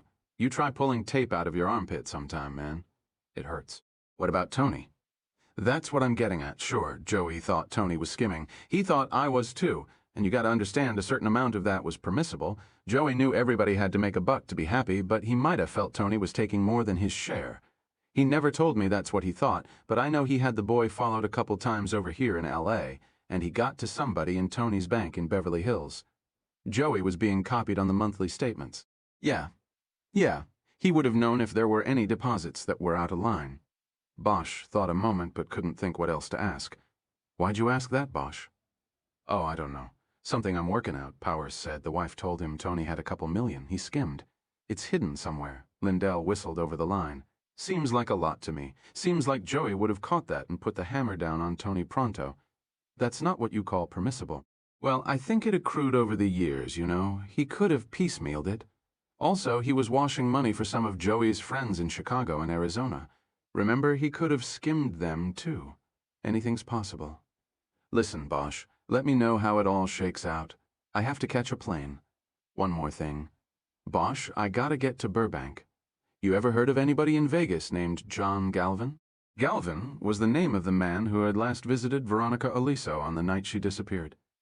There was a beat of silence before Lindell finally said the name was not familiar. But that silence was what Bosch really heard. You sure? Look, I never heard of the guy. Okay, I gotta go. After hanging up, Bosch opened his briefcase on the dining room table and took out a notebook so he could write down a few notes about what Lindell had said. Eleanor came out of the kitchen with utensils and napkins in her hands. Who was that? Lindell. Who? The agent who was Luke Goshen. What did he want? I guess to apologize. That's unusual. The Bureau usually doesn't apologize for anything. It wasn't an official call, oh. Just one of those macho male bonding calls. Bosch smiled because she was so right. What's this? She asked as she put the silverware down and took the tape of Casualty of Desire out of his briefcase. Oh, was this one of Tony Aliso's movies? Yeah. Part of his Hollywood legacy. It's one of the ones Veronica was in. I was supposed to give it back to Kiz. You already saw it? Bosch nodded. I would have liked to see it. Did you like it? It was pretty bad, but we can put it on tonight if you want. You sure you wouldn't mind? I'm sure. During dinner, Bosch updated her in detail about the case. Eleanor asked few questions, and eventually they lapsed into a comfortable quiet. The bolognese sauce and linguine Eleanor had made was fantastic, and Bosch broke the silence to tell her so. She had opened a bottle of red wine, and that tasted good, too. He told her about that as well. Afterward, they left the dishes in the sink and went out to the living room to watch the movie. Bosch sat with his arm on the back of the couch, his hand lightly touching Eleanor's neck. He found it boring to watch the film again, and his mind quickly drifted away, as he thought over the day's events. The money was what held his attention the longest. He wondered if Veronica already had it in her possession or if it was in a place where she had to go to get it. Not a local bank, he decided. They had already checked the local bank accounts. That left Las Vegas, he concluded. Tony Aliso's travel records showed that in the last 10 months he had not been anywhere but Los Angeles and Las Vegas. If he had been operating a skim fund, he'd have to have had access to it. If the money wasn't here, then it was over there. And since Veronica had not left the house before today, Bosch also concluded that she didn't have the money yet. The phone rang and interrupted these thoughts. Bosch climbed up from the couch and answered the phone in the kitchen so he wouldn't disturb Eleanor's viewing of the movie. It was Hank Meyer calling from the Mirage, but it didn't sound like Hank Meyer. It sounded like a scared boy. Detective Bosch, can I trust you? Sure you can, Hank. What's the matter? Something's happened. Something's come up. Because of you. I know something I don't think I should know. I wish this whole thing, I don't know what to. Hold on, Hank. Just calm down and tell what it is that's wrong. Be calm. Talk to me, and we'll fix it. Whatever it is, we'll fix it. I'm at the office. They called me at home because I had a flag on the computer for that betting slip that belonged to your victim. Right. Well, somebody cashed it tonight. Okay, somebody cashed it. Who was it? Well, you see, I put an IRS flag on the computer, meaning that the cashier was supposed to request a driver's license and get a social security number, you know, for tax purposes. Even though this ticket was worth only $4,000, I put the flag on it. Okay, so who cashed the slip? A man named John Galvin. He had a local address. Bosch leaned over the counter and pressed the phone tightly to his ear. When did this happen, he asked. At 8:30 tonight. Less than 2 hours ago. I don't understand, Hank. Why is this upsetting to you? Well, I left instructions on the computer for me to be contacted at home as soon as this slip was cashed. I was contacted. I came in and got the information on who cashed the slip so I could get it to you, ASAP, and then I went directly to the video room. I wanted to see this John Galvin, you know, if we got a clear picture of him. He stopped there. It was like pulling teeth getting the story out of him. And Bosch said, "Who was it, Hank?" We got a clear picture. It turns out I know John Galvin, but not as John Galvin. As you know, one of my duties is to interface with law enforcement, maintain relations, and help when I can whenever there. Yes, Hank, I know. Who was it? I looked at the video. It was very clear. John Galvin is a man I know. He's in Metro, a captain. His name is John Felton. How'd? Because I know him too. Now listen to me, Hank. You didn't tell me this, okay? We never talked. It's best that way. Safest for you? Understand? Yes, but what is going to happen? You don't have to worry. I'll take care of it, and no one at Metro will ever know about this. Okay? Okay, I guess.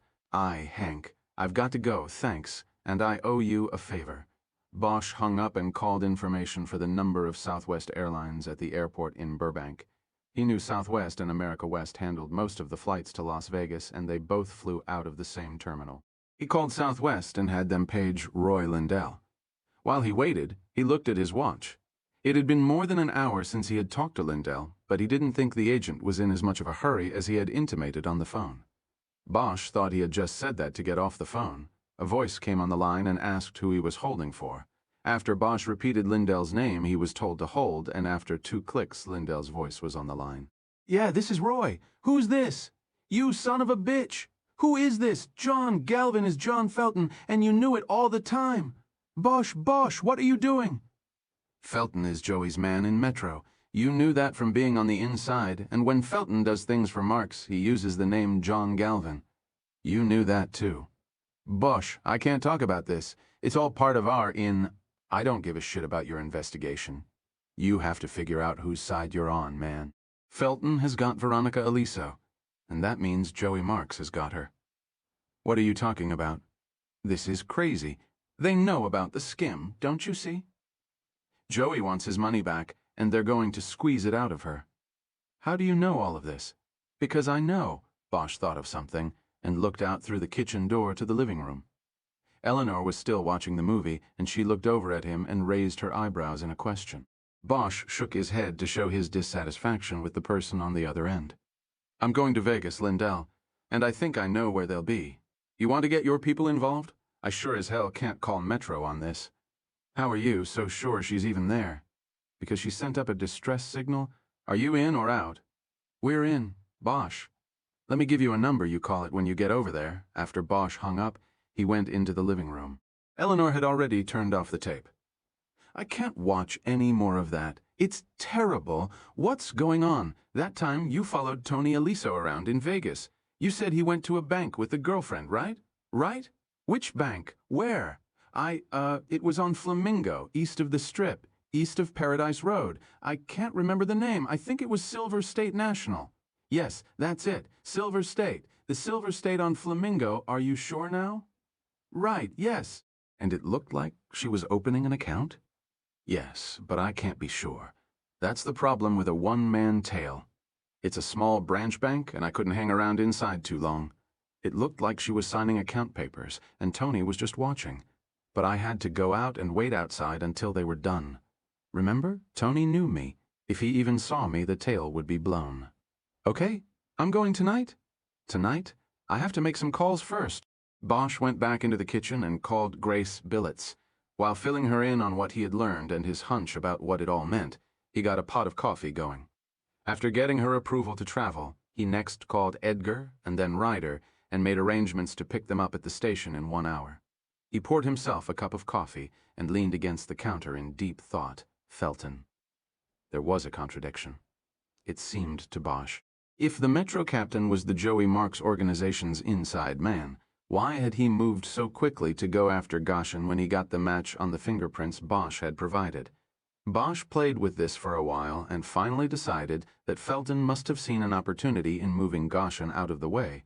He must have believed that his position in the Las Vegas underworld would rise if Goshen were out of the picture.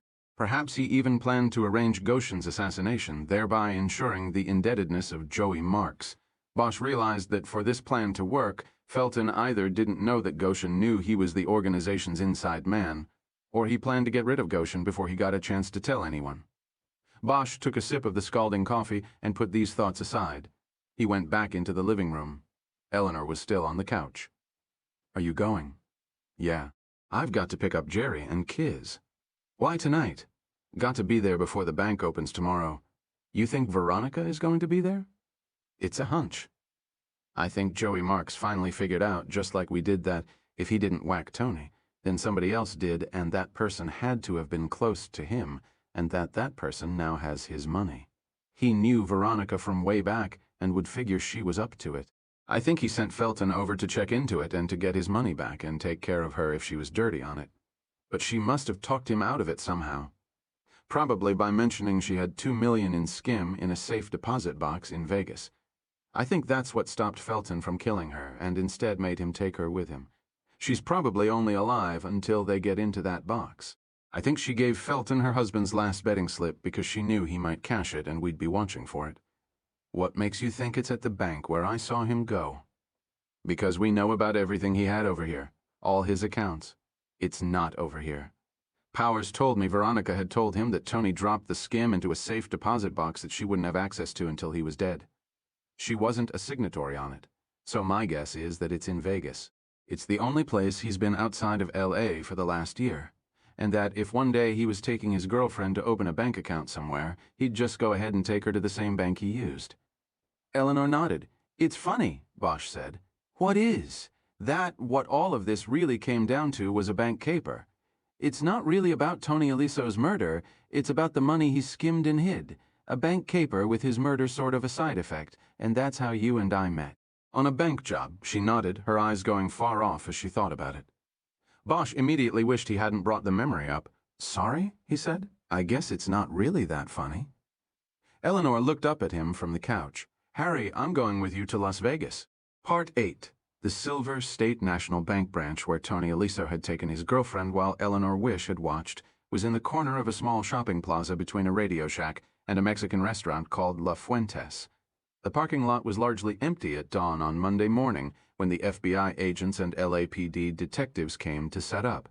The bank didn't open until 9 and the other businesses would follow beginning at 10.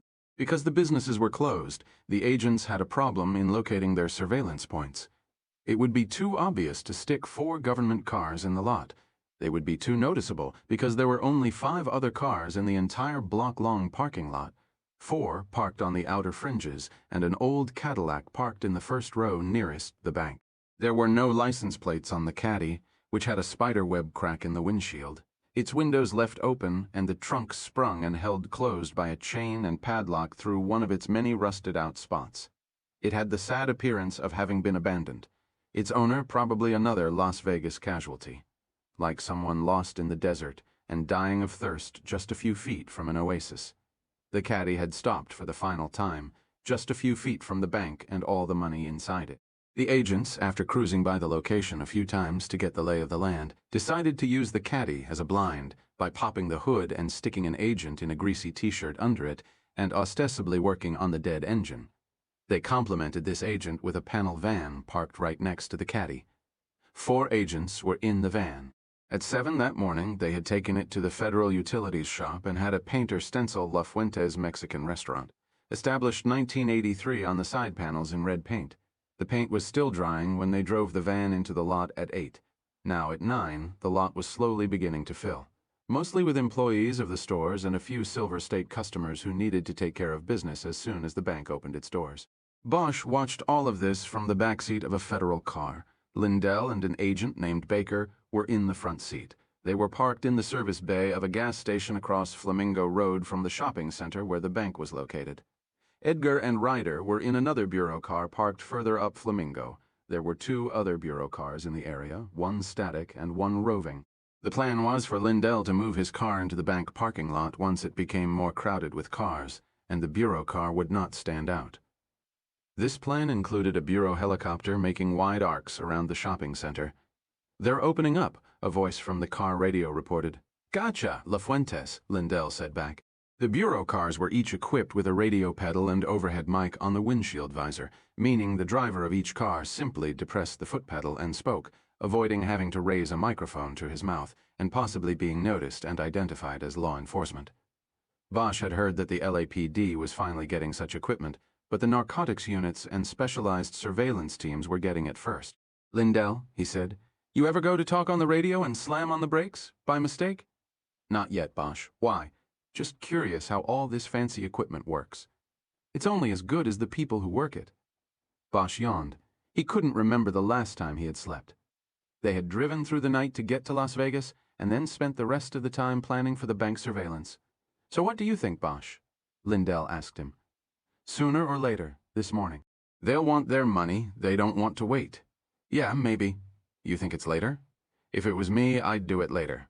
That way, if there were people out there watching and waiting, whether it's the Bureau or LAPD or Powers or whoever, they'd get cooked in the sun. Know what I mean? Yeah, we sit out here all day and we aren't going to be very sharp when the time comes." Bosch was quiet for a little while after that. From the back seat, he studied Lindell. He noticed that the agent had gotten a haircut. There was no sign of the spot where Bosch had hacked off his ponytail. "You think you're going to miss it?" Bosch asked. "Miss what?" "Being under the life, I mean." "No, it was getting old. I'll be happy to go straight." "Not even the girls?" Bosch saw Lindell's eyes take a quick swipe at Baker and then look at Bosch in the rearview mirror that told Bosch to let that subject go. "What do I think about the lot now, Don?" Lindell said, changing the subject. Baker scanned the lot. It was slowly filling up. There was a bagel shop on the far end from the bank, and that was responsible for most of the autos at the moment. "I think we can take it in. Park it by the bagel place," Baker said. "There's enough cover now." "Okay then," Lindell said. He tilted his head slightly so that he was projecting his voice toward the visor. La Fuentes, this is Roy Rogers. We're going to take our position in now. We'll check ya from the bagel shop. That will be to your posterior, I believe." "Roger that," came the return. "You always wanted to be on my tail end, didn't you, Roy?" "Funny guy," Lindell said. An hour went by while they watched from their new position, and nothing happened. Lindell was able to move their car in closer, parking in front of a card-dealing school about half the parking lot's length from the bank. It was Class Day, and several would-be dealers had been pulling in and parking. It was good cover. "I don't know, Bosch," Lindell said, breaking a long silence. "You think they're going to show or not?" "I never said it was anything more than a hunch, but I still think it all fits. It even fits better since we got here. Last week I found a matchbook in Aliso's room at the Mirage. It was from La Fuentes. Whether they show or not, I say Tony's got a box in that bank. Well, I'm thinking about sending Don here in to ask about that. We might be able to call an end to this and stop wasting our time if we find out there's no box. Well, it's your call. You got that right?" A couple more minutes of tense silence went by. "What about Powers?" Lindell asked. "What about him?" "I don't see him here either, Bosch. When you got here this morning, you were all hot and heavy about him coming out here to find her and blast her full of holes. So where is he?" "I don't know, Lindell. But if we're smart enough to figure this out, so is he. I wouldn't doubt it if he knew from tailing Tony where the box was all along and just left that out of our little conversation. Wouldn't surprise me either. But I still say it'd be stupid for him to come here. He's got to know we have a fix on this. Stupid isn't the word. It's suicidal. But I don't think he cares. He just wants her to go down. And if he takes a bullet, too, then that's the way it goes. Like I told you before, he was ready to do the kamikaze scene at the station when he thought she was there. Well, let's just hope he's cooled down a little since." "There," Baker barked out. Bosch followed his pointing finger toward the far corner of the lot where a white limousine had just pulled in and was moving slowly toward the bank. Jesus, Lindell said. Don't tell me he is this stupid. All limos looked basically the same to Bosch, but somehow Lindell and Baker had recognized the car. Is that Joey Marks? It's his limo. He likes those big white walls. It's the wop in him. I just can't. He can't be in there. He's not going to waste 2 years of my fucking life making this pickup, is he? The limo stopped in the lane in front of the bank. There was no further movement. You got this, LaFuentes? Lindell asked. Yeah, we got it, came a whispered reply, though there was clearly no way anyone in that van could be overheard by someone in the limo. 1, 2, and 3, stand by, Lindell continued. Looks like we might have the fox in the henhouse. Air Jordan, you take 5 until further. I don't want you swinging over and spooking anybody. This brought a chorus of Rogers from the 3 other ground units and the helicopter. On second thought 3, why don't you come on up by the southwest entrance and stand by there for me, Lindell said. Roger that. Finally, the door to the limo opened, but it was on the side, blocked from Bosch's view. He waited, not breathing, and after a beat, Captain John Felton emerged from the limo. Bingo, the whisper came over the radio. Felton then leaned back into the open door and reached in. Veronica Aliso now emerged, Felton's hand tightly around her arm. Following her, another man emerged at the same time the trunk opened automatically.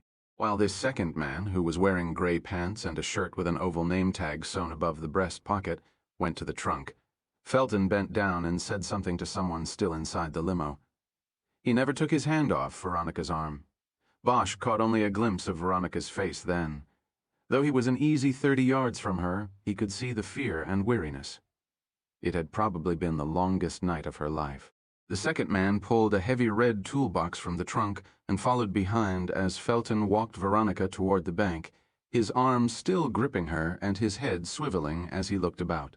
Bosch saw Felton's focus linger on the van and then finally look away. The paint job had probably been the deciding factor. It had been a nice touch. As they walked alongside the old Cadillac, Felton bent down to look at the man working under the hood. Satisfied he was not a threat, Felton straightened up and went onto the glass doors of the bank. Before they disappeared inside, Bosch saw that Veronica was clutching a cloth bag of some kind. Its dimensions were not discernible, because it appeared to be empty and folded over on itself. Bosch didn't breathe again until they were no longer in sight. Okay, Lindell said to the visor. We've got 3, Felton, the woman, and the driller. Anybody recognize him? The radio was silent for a few seconds, and then a lone voice answered. I'm too far away, but I thought it looked like Maury Pollock. He's a safe and lock man who's worked for Joey's crew before. Okay, Lindell said. We'll check him later. I'm sending Baker in now to open a new account. Wait 5, and then, Conlon, you go in next. Check your sets now. They went through a quick check of the radio sets. Baker and Conlon were wearing under their clothes with wireless earpieces and wrist mics. They checked out, and Baker got out of the car and walked briskly along the sidewalk in front of the other stores toward the bank. Okay, Morris, Lindell said. Take a walk. Try the Radio Shack. Roger Bosch watched as an agent he recognized from the pre-dawn meeting started crossing the lot from a car parked near the southwest entrance to the lot. Morris and Baker crossed paths 10 feet apart, but didn't acknowledge each other or even glance at the limo, which still sat with its engine idling in the lane in front of the bank. It took about an hour for the next 5 minutes to go by. It was hot out, but Bosch was mainly sweating from the anxiety of waiting and wondering what was going on. There had been only one transmission from Baker once he was inside. He had whispered that the subjects were in the safe deposit vault. Okay, Conlon, go. Lindell ordered at the 5-minute mark.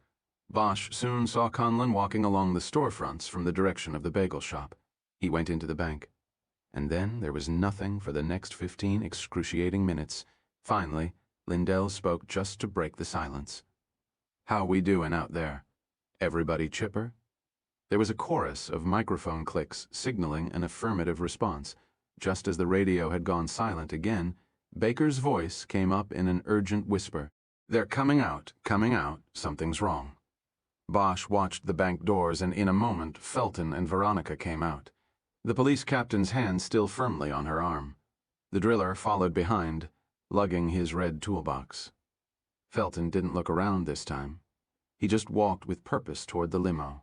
He carried the bag now, and it did not appear to Bosch to have grown in size. If Veronica's face looked fearful and tired before it, now looked even more distorted by fright. It was hard for Bosch to tell at this distance, but it looked like she was crying. The door to the limo was opened from within, as the threesome retraced their path alongside the old Cadillac and were getting near. "All right," Lindell said to the listening agents. "On my call, we go in. I'll take the front of the limo 3. You're in behind me. 1 and 2. You got the back. Standard vehicular stop. Lafuentes, I want you people to come up and clear the limo. Do it quick.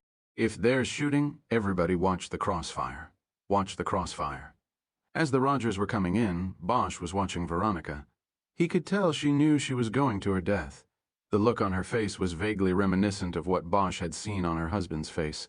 That certain knowledge that the game was up. As he watched, he suddenly saw the trunk of the Cadillac spring open behind her, and from it, as if propelled by the same taut steel, jumped Powers. In a loud, wild animal voice that Bosch heard clearly and would never forget, Powers yelled one word as he hit the ground.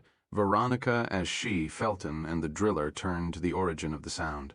Powers raised his hands, both of them holding weapons. In that instant, Bosch saw the glint of his own gun, the satin-finished Smith Wesson, in the killer cop's left hand. "Gun," Lindell yelled. "Everybody in, everybody in." He jerked the car into gear and slammed his foot on the gas pedal. The car jerked forward and started screaming toward the limo, but Bosch knew there was nothing they could do. They were too far away. He watched the scene unfold with a grim fascination, as if he were watching a slow-motion scene from a Peckinpah movie. Powers began firing both guns, the shells ejecting and arcing away over both his shoulders as he stepped toward the limo. Felton made an attempt to go inside his jacket for his own gun, but he was cut down in the fusillade, the first to drop. Then Veronica, standing perfectly still, facing her killer and making no move to run or shield herself, was hit and went down, dropping to the pavement where Bosch couldn't see her because the limo blocked his view. Powers kept coming and firing. The driller dropped his toolbox, raised his hands, and started stepping backward away from the line of fire. Powers apparently ignored him. Bosch couldn't tell if he was shooting at Veronica's fallen body or into the open door of the limo. The limo took off, its tires spinning at first without purchase before it finally started to move. The rear door still open, but almost immediately its driver failed to negotiate the left turn in the parking lane, and the big car crashed into a row of parked cars. The driver jumped out and started running in the direction of the bagel shop. Powers seemed to pay the fleeing driver no mind. He had reached the spot where Felton had fallen to the ground. He dropped Bosch's gun on the police captain's chest and reached down for the bag, which was on the ground next to Felton's hand. It seemed that Powers did not realize the bag was empty until he had actually picked it up off the ground and held it. And as he was making this discovery, the doors of the van behind him were opened, and 4 agents carrying shotguns were coming out. The agent in the T-shirt was coming around the side of the Cadillac. The handgun he had hidden in the engine compartment now pointed at Powers. A squealing tire from one of the approaching bureau cars drew Powers' attention away from the empty duffel bag. He dropped it and turned on the 5 agents behind him. He raised both his hands again, though he only had one gun this time. The agents opened fire, and Bosch watched as Powers was literally lifted off the ground by the force of the impact and onto the front hood of a full-sized pickup truck that probably belonged to a bank customer. Powers landed on his back. His hand lost its grip on the remaining gun, and it clattered off the hood to the ground. As loud as the 8 seconds of shooting had been, the silence that followed the gun falling to the ground seemed even louder. Powers was dead. Felton was dead. Giuseppe Marconi, a.k.a. Joseph Marconi, a.k.a. Joey Marks, was dead. His body sprawled and awash in blood on the soft leather seats in the back of his limousine. When they got to Veronica Aliso, she was alive but dying. She had been hit with 2 rounds in the upper chest, and the bubbles in the froth of blood in her mouth indicated her lungs had been shredded. While the FBI agents ran about securing and containing the scene, Bosch and Ryder went to Veronica. Her eyes were open but losing their moisture. They were moving all around as if searching for someone or something that wasn't there. Her jaw started to work, and she said something, but Bosch couldn't hear. He crouched down over her and turned his ear to her mouth. "Can you get me ice?" she whispered. Bosch turned and looked at her. He didn't understand. She started to speak again, and he turned his ear to her mouth again. "The pavement? So hot. I I need ice." Bosch looked at her and nodded. It's coming, Veronica. Where's the money?" He bent over her, realizing that she was right. The pavement was now burning the palms of his hands. He could barely make out her words. "At least they don't get it." She started coughing then.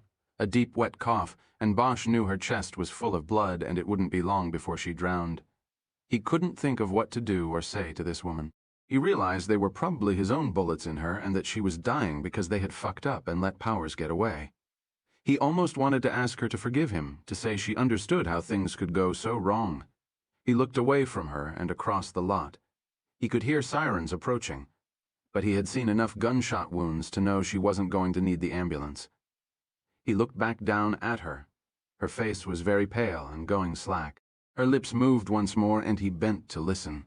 This time her voice was no more than a desperate rasp in his ear. He could not understand her words and he whispered in her ear to say it again. "It my Gergo?" He turned his head to look at her, the confusion in his eyes. He shook his head. An annoyed expression crossed her face. "Let," she said, clearly, using the last of her strength. "Let my daughter go." Bosch kept his eyes locked on hers as that last line ran through his mind. Then, without thinking about it, he nodded once to her, and as he watched, she died. Her eyes lost their focus, and he could tell she was gone. Bosch stood up, and Ryder studied his face. "Harry, what did she say?" She said, "I'm not sure what she said." Bosch, Edgar, and Ryder stood leaning against the trunk of Lindell's car, watching as a phalanx of FBI and Metro people continued to descend on the crime scene. Lindell had ordered the entire shopping center closed and marked off with yellow tape, a move that prompted Edgar to comment, "When these guys throw a crime scene, they really throw a crime scene." Each of them had already given a statement. They were no longer part of the investigation. They were merely witnesses to the event and now observers. The special agent in charge of the Las Vegas field office was on the scene directing the investigation. The Bureau had brought in a motorhome that had 4 separate interview rooms in it, and agents were taking statements in them from witnesses to the shooting. The bodies were still there, now covered in yellow plastic on the pavement and in the limo. That splash of bright color made for good video for the news helicopters circling overhead. Bosch had been able to pick up pieces of information from Lindell on how things stood. The ID number on the Cadillac in which Powers had hidden for at least the 4 hours it was under observation by the FBI was traced to an owner in Palmdale, California, a desert town northeast of Los Angeles. The owner was already on file with the Bureau. He was a white supremacist who had held anti-government rallies on his land the last 2 Independence Days. He was also known to have sought to contribute to the defense funds of the men charged with bombing the federal courthouse in Oklahoma City 2 years before. Lindell told Bosch that the SAIC had ordered an arrest warrant for the owner on charges of conspiracy to commit murder for his role in helping Powers. It had been a nice plan. The trunk of the caddy was lined with a thick carpet and several blankets. The chain and padlock used to hold it closed could be unhooked from the inside. Through rusted-out spots on the fenders and trunk, it had been possible for Powers to watch and wait for the right moment to come out. Guns Ready the driller, who it turned out was indeed Maury Pollack, was only too happy to cooperate with the agents. He was just happy he wasn't one of the ones wearing a yellow plastic blanket. He told Lindell and the others that Joey Marks had picked him up that morning, told him to wear a working man's outfit and to bring his drill. He didn't know what the situation was, because there was little talking in the limo on the ride over. He just knew the woman was scared. Inside the bank, Veronica Aliso had presented a bank officer with a copy of her husband's death certificate, his will, and a court order issued Friday in Las Vegas Municipal Court granting her, as sole heir to Anthony Aliso, access to his safe deposit box. Access was approved, and the box was drilled because Mrs. Aliso said she had not been able to locate her husband's key. The trouble was, Pollack said, when he drilled the box open, they found it was empty. "Can you imagine that?" Lindell said as he related this information to Bosch. "All of this for nothing. I was hoping to get my hands on that $2 million. Of course, we'd have split it with LA right down the middle, Bosch, right?" Bosch said. "Did you look at the records? When was the last time Tony went into his box?" "That's another thing. He was just in on Friday, like 12 hours before they killed him. He went in and cleared the box. He must have had a premonition or something. He knew, man. He knew, maybe." Bosch thought about the matchbook from La Fuentes that he had found in Tony's room at the Mirage. Tony didn't smoke, but he remembered the ashtrays at the house where Layla had grown up. He decided that if Tony had cleared his box out on that Friday and eaten at La Fuentes while he was here, the only likely reason he would have ended up with matches from the restaurant in his room was that he had been at the restaurant with someone who needed them. Now the question is, where's the money? Lindell said. We can seize it if we can find it. Old Joey's not going to need it. Lindell looked over at the limo. The door was still open, and one of Marconi's legs stuck out from under the yellow plastic, a powder blue pants leg, a black loafer, and white sock. That was all Bosch could see of Joey Marks now. The bank people. Are they cooperating, or do you need a warrant for every move you make? Bosch asked. No, they're on board. The manager's in there shaking like a leaf. Not every day you get a massacre outside your front door? Then ask them to check their records and see if there's a box in there under the name Gretchen Alexander. Gretchen Alexander? Who's that? You know her, Roy. It's Layla. Layla, are you fucking kidding me? You think he'd give that bimbo 2 million ducats while he goes off and gets himself killed? Just check, Roy. It's worth a shot. Lindell went off toward the bank doors. Bosch looked at his partners. Jerry, you going to want your gun back? We should tell them now so they don't destroy them or file them away forever. My gun? Edgar looked at all of the yellow plastic with a pained look on his face. No, Harry, I don't think so. That piece is haunted now. I don't ever want it back. Yeah, Bosch said. I was thinking the same thing. Bosch brooded about things for a while and then heard his name being called. He turned and saw Lindell beckoning him from the door of the bank. He headed over. Bingo, Lindell said. She's got a box. They walked back into the bank, and Bosch saw several agents conducting interviews with the branch's stunned employees. Lindell led him to a desk where the branch manager sat. She was a woman of about 30 with brown curly hair. The nameplate on her desk said Gina Connors. Lindell picked up a file that was on her desk and showed it to Bosch. She has a box here, and she made Tony Aliso a signatory on it. He pulled the box at the same time he pulled his own on the Friday before he got nailed. You know what I'm thinking? I think he emptied his and put it all in hers. Probably. Bosch was looking at the safe deposit entry records in the file. They were handwritten on a 3x5 card. So, Lindell said, what we do is we get a warrant for her box and drill the sucker, maybe get Maury out there to do it since he's being so cooperative. We seize the money and the federal government is that much ahead. You guys get a split too. Bosch looked at him. You can drill it if you've got the probable cause, but there isn't going to be anything in it. Bosch pointed to the last entry on the box card. Gretchen Alexander had pulled the box herself 5 days earlier, the Wednesday after Tony Aliso was killed. Lindell stared at it a long moment before reacting. Jesus, you think she cleared it out? Yeah, Roy, I do. She's gone, isn't she? You've been looking for her, haven't you? She's in the wind, man. And I guess so am I. You're leaving? I gave my statement. I'm clear. I'll see you, Roy. Yeah, okay, Bosch. Bosch headed to the door of the bank as he opened it. Lindell came up behind him. But why'd he put it all in her box? He was still holding the box card and staring at it as if it might suddenly answer all his questions. I don't know, but I've got a guess. What's that, Bosch? He was in love with her. Him? A girl like that? You never know. People can kill each other for all kinds of reasons. I guess they can fall in love with each other for all kinds of reasons. You gotta take it when it comes, no matter if it's a girl like that or someone else. Lindell just nodded, and Bosch stepped through the door. Bosch, Edgar, and Ryder took a cab to the federal building and picked up their car. Bosch said he wanted to stop by the house in North Las Vegas where Gretchen Alexander had grown up. She isn't going to be there, Harry, Edgar said. Are you kidding? I know she won't be there. I just want to talk to the old lady for a minute. He found the house without getting lost and pulled into the driveway. The RX-7 was still there and didn't look like it had moved. This will only take a minute if you want to stay in the car. I'll go in, Ryder said. I'll stay and keep the AC going, Edgar said. In fact, I'll drive the first leg, Harry. He got out as Bosch, and Ryder exited, and came around and took Bosch's place behind the wheel. Bosch's knock on the front door was answered quickly. The woman had heard or seen the car and was ready. You, she said, looking through the 2-inch crack she had allowed in the door. Gretchen still isn't here?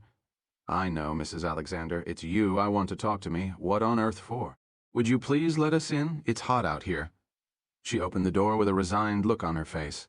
Hot in here, too. I can't afford to put the thermostat lower than 80.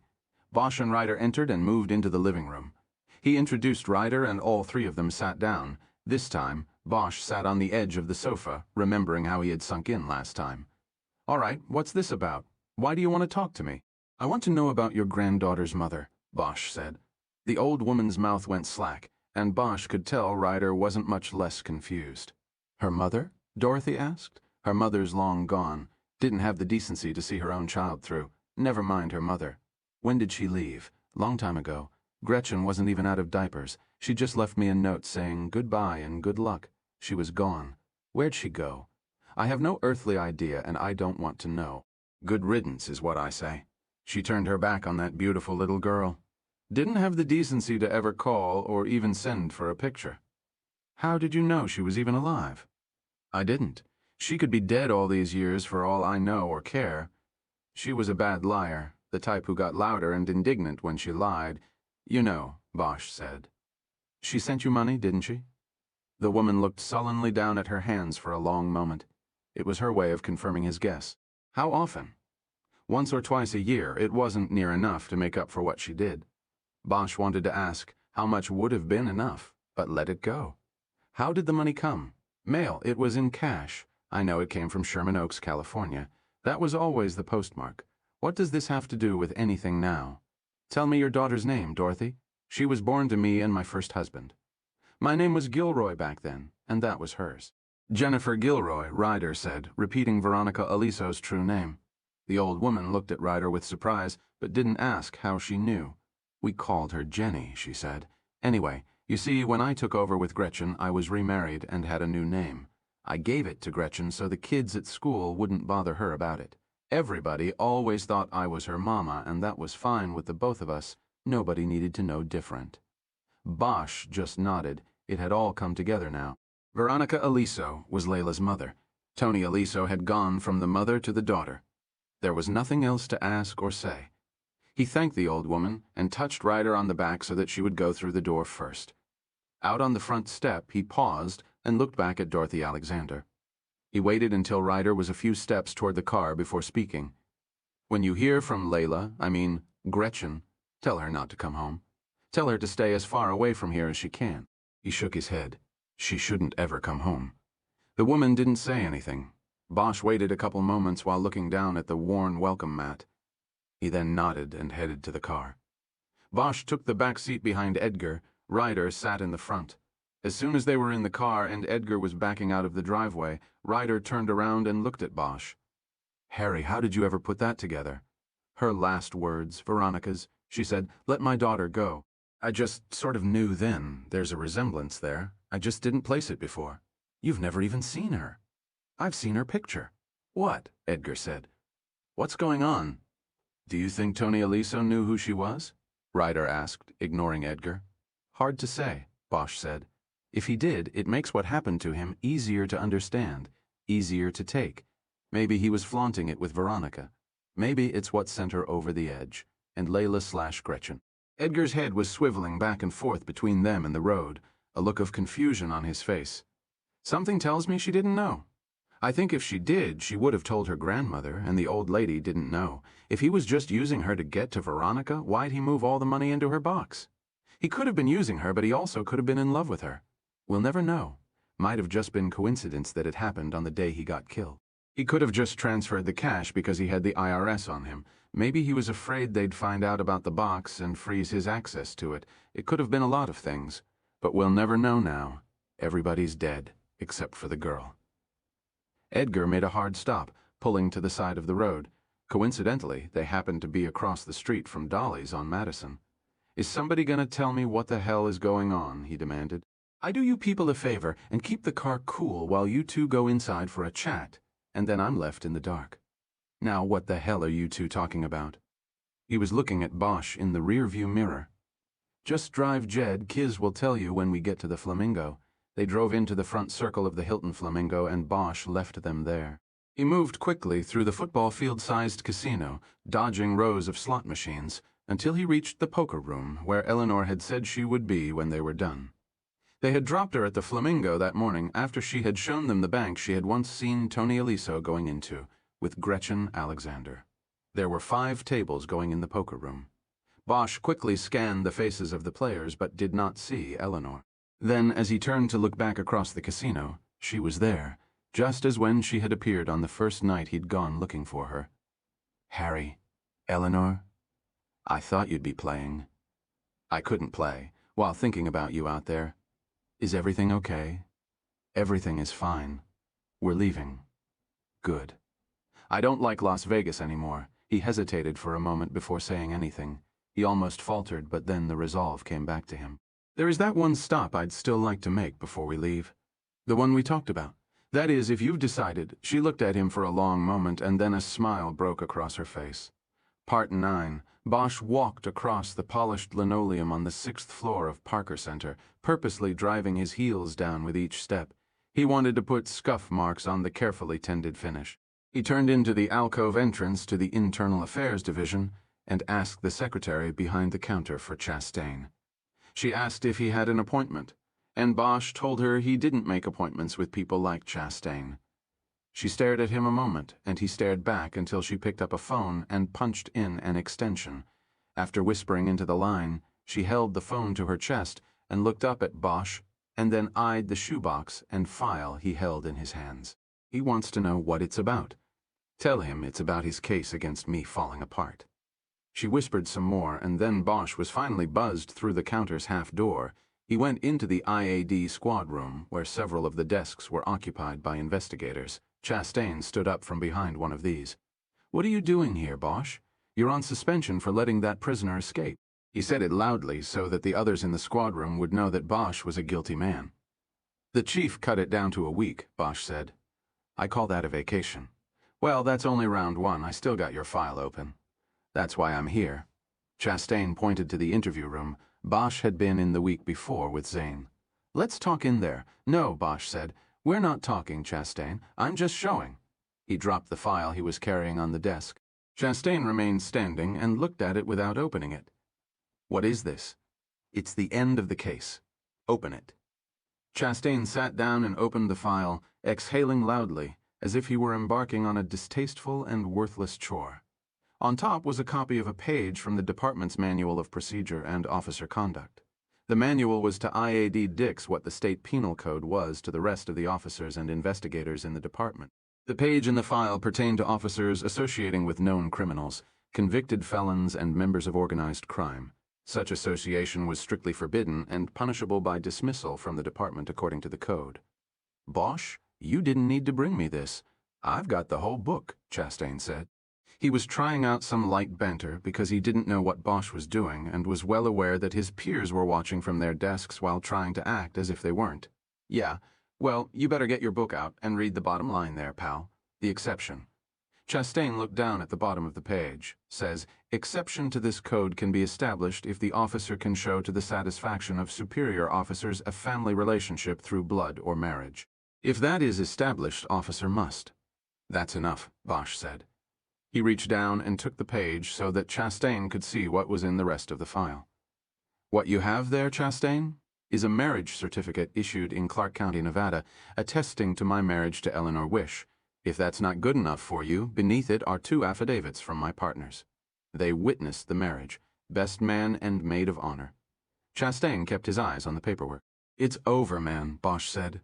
"You lose, so get the fuck out of my life." Chastain leaned back. His face was red and he had an uncomfortable smile on his face. Now he was sure the others were watching. "You're telling me you got married just to avoid an IAD beef? No, asshole. I got married because I love somebody. That's why you get married?" Chastain didn't have a reply. He shook his head, looked at his watch, and shuffled some papers, while trying to act as though this was just a minor interruption in his day. He did everything but look at his nails. "Yeah, I thought you'd run out of things to say," Bosch said. "I'll see you around, Chastain." He turned to walk away, but then turned back to Chastain. "Oh, and I almost forgot. You can tell your source our deal is done with, also." "What source, Bosch? Deal? What are you talking about?" "I'm talking about Fitzgerald or whoever you get your information from at OCID." "I don't. Sure you do. I know you, Chastain. You couldn't have come up with Eleanor Wish on your own. You've got a pipeline over there to Fitzgerald. He told you about her. It was him or one of his people. Doesn't matter to me who either way. I'm out of a deal I made with him. You can tell him that." Bosch held the shoebox up and shook it. The videotape and audio tapes rattled inside it, but he could tell Chastain had no idea what was in the box or what it meant. "You tell him, Chastain," he said again. "See you around." He finally left then, pausing only at the counter to give the secretary a thumbs-up sign. In the hallway, rather than turn left toward the elevators, he took a right and headed through the double doors of the chief of police's office suite. The chief's adjutant, a lieutenant in uniform, sat behind the reception desk. Bosch didn't know him, which was good. He walked up and put the shoebox down on the desk. "Can I help you?" "What's this?" "It's a box, Lieutenant. It's got some tapes the chief will want to watch and listen to, right away." Bosch made a move to leave. "Wait a minute," the adjutant said. "Will he know what this is about?" "Tell him to call Deputy Chief Fitzgerald. He can explain what it's about." Bosch left then, not turning around when the adjutant called after him for his name. He slipped through the double doors and headed down to the elevator. He felt good. He didn't know if anything would come of the illegal tapes he had given the police chief, but he felt that all decks were cleared. His show with the box earlier with Chastain would ensure that the word got back to Fitzgerald that this was exclusively Bosch's play. Billets and Ryder should be safe from recriminations by the OCID chief. He could come after Bosch if he wanted, but Bosch felt safe now. Fitzgerald had nothing on him anymore. No one did. Part X. It was their first day on the beach, after spending 2 days almost exclusively in their room. Bosch couldn't get comfortable on the chaise lounge. He didn't understand how people did this, just sit in the sun and bake. He was covered with lotion, and there was sand caked between his toes. Eleanor had bought him a red bathing suit that he thought made him look foolish and that made him feel like a target. At least, he thought. It wasn't one of those slingshot things some of the men on the beach were wearing. He propped himself up on his elbows and looked around. Hawaii was unbelievable. So beautiful, it was like a dream. And the women were beautiful, too, especially Eleanor. She lay beside him on her own lounge. Her eyes were closed, and there was a small smile on her face. She wore a one-piece black bathing suit that was cut high on her hips and showed off her tanned and nicely muscled legs. "What are you looking at?" she said, without opening her eyes. "Nothing. I can't get comfortable. I think I'm going to take a walk or something." "Why don't you get a book to read, Harry? You have to relax. That's what honeymoons are about. Sex, relaxation, good food, and good company. Well, 2 out of 4 isn't bad. What's wrong with the food?" "The food's great." "Funny." She reached out and hit him in the arm. Then she, too, propped herself up on her elbows and gazed out at the shimmering blue water. They could see the spine of Molokini rising in the distance. "It's so beautiful here, Harry." "Yes, it is." They sat in silence for a few moments, watching the people walking by at the water's edge. Bosch brought his legs up, leaned forward, and sat with his elbows on his knees. He could feel the sun burning into his shoulders. It was beginning to feel good. He noticed a woman walking languidly along the edge. She had the attention of every man on the beach. She was tall and lithe and had long brownish blonde hair that was wet from the sea. Her skin was copper, and she wore the smallest of bathing suits, just a few strings and triangles of black cloth as she passed in front of him. The glare dropped off Bosch's sunglasses, and he studied her face. The familiar lines and tilt of the jaw were there. He knew her. "Harry," Eleanor whispered then, "is that it looks like the dancer? The girl in that photo you had? The one I saw Tony with?" Layla Bosch said, not answering her, but just to say the name. "It's her, isn't it? I didn't used to believe in coincidences," he said. "Are you going to call the bureau?" "The money's probably right here on the island with her." Bosch watched the woman moving away. Her back was to him now, and from that angle it was almost as if she were naked. Just a few strings from her suit were visible. The glare came back on his glasses at this angle, and his vision of her was distorted. She was disappearing in the glare and the mist coming in from the Pacific. "No, I'm not calling anybody," he finally said. "Why not? She didn't do anything," he said. "She let some guy give her money. Nothing wrong with that. Maybe she was even in love with him." He watched for another moment, thinking about Veronica's last words to him. "Anyway, who's going to miss the money?" he said. "The Bureau, the LAPD, some fat old gangster in a Chicago suburb with a bunch of bodyguards around him. Forget it. I'm not calling anybody." He took one last look at her. She was far away now, and as she walked, she was looking out to sea, the sun holding her face. Bosch nodded to her, but of course she didn't see this. He then lay back down on the lounge and closed his eyes. Almost immediately, he felt the sun begin penetrating his skin, doing its healing work. And then he felt Eleanor's hand on top of his. He smiled. He felt safe. He felt like nobody could ever hurt him again.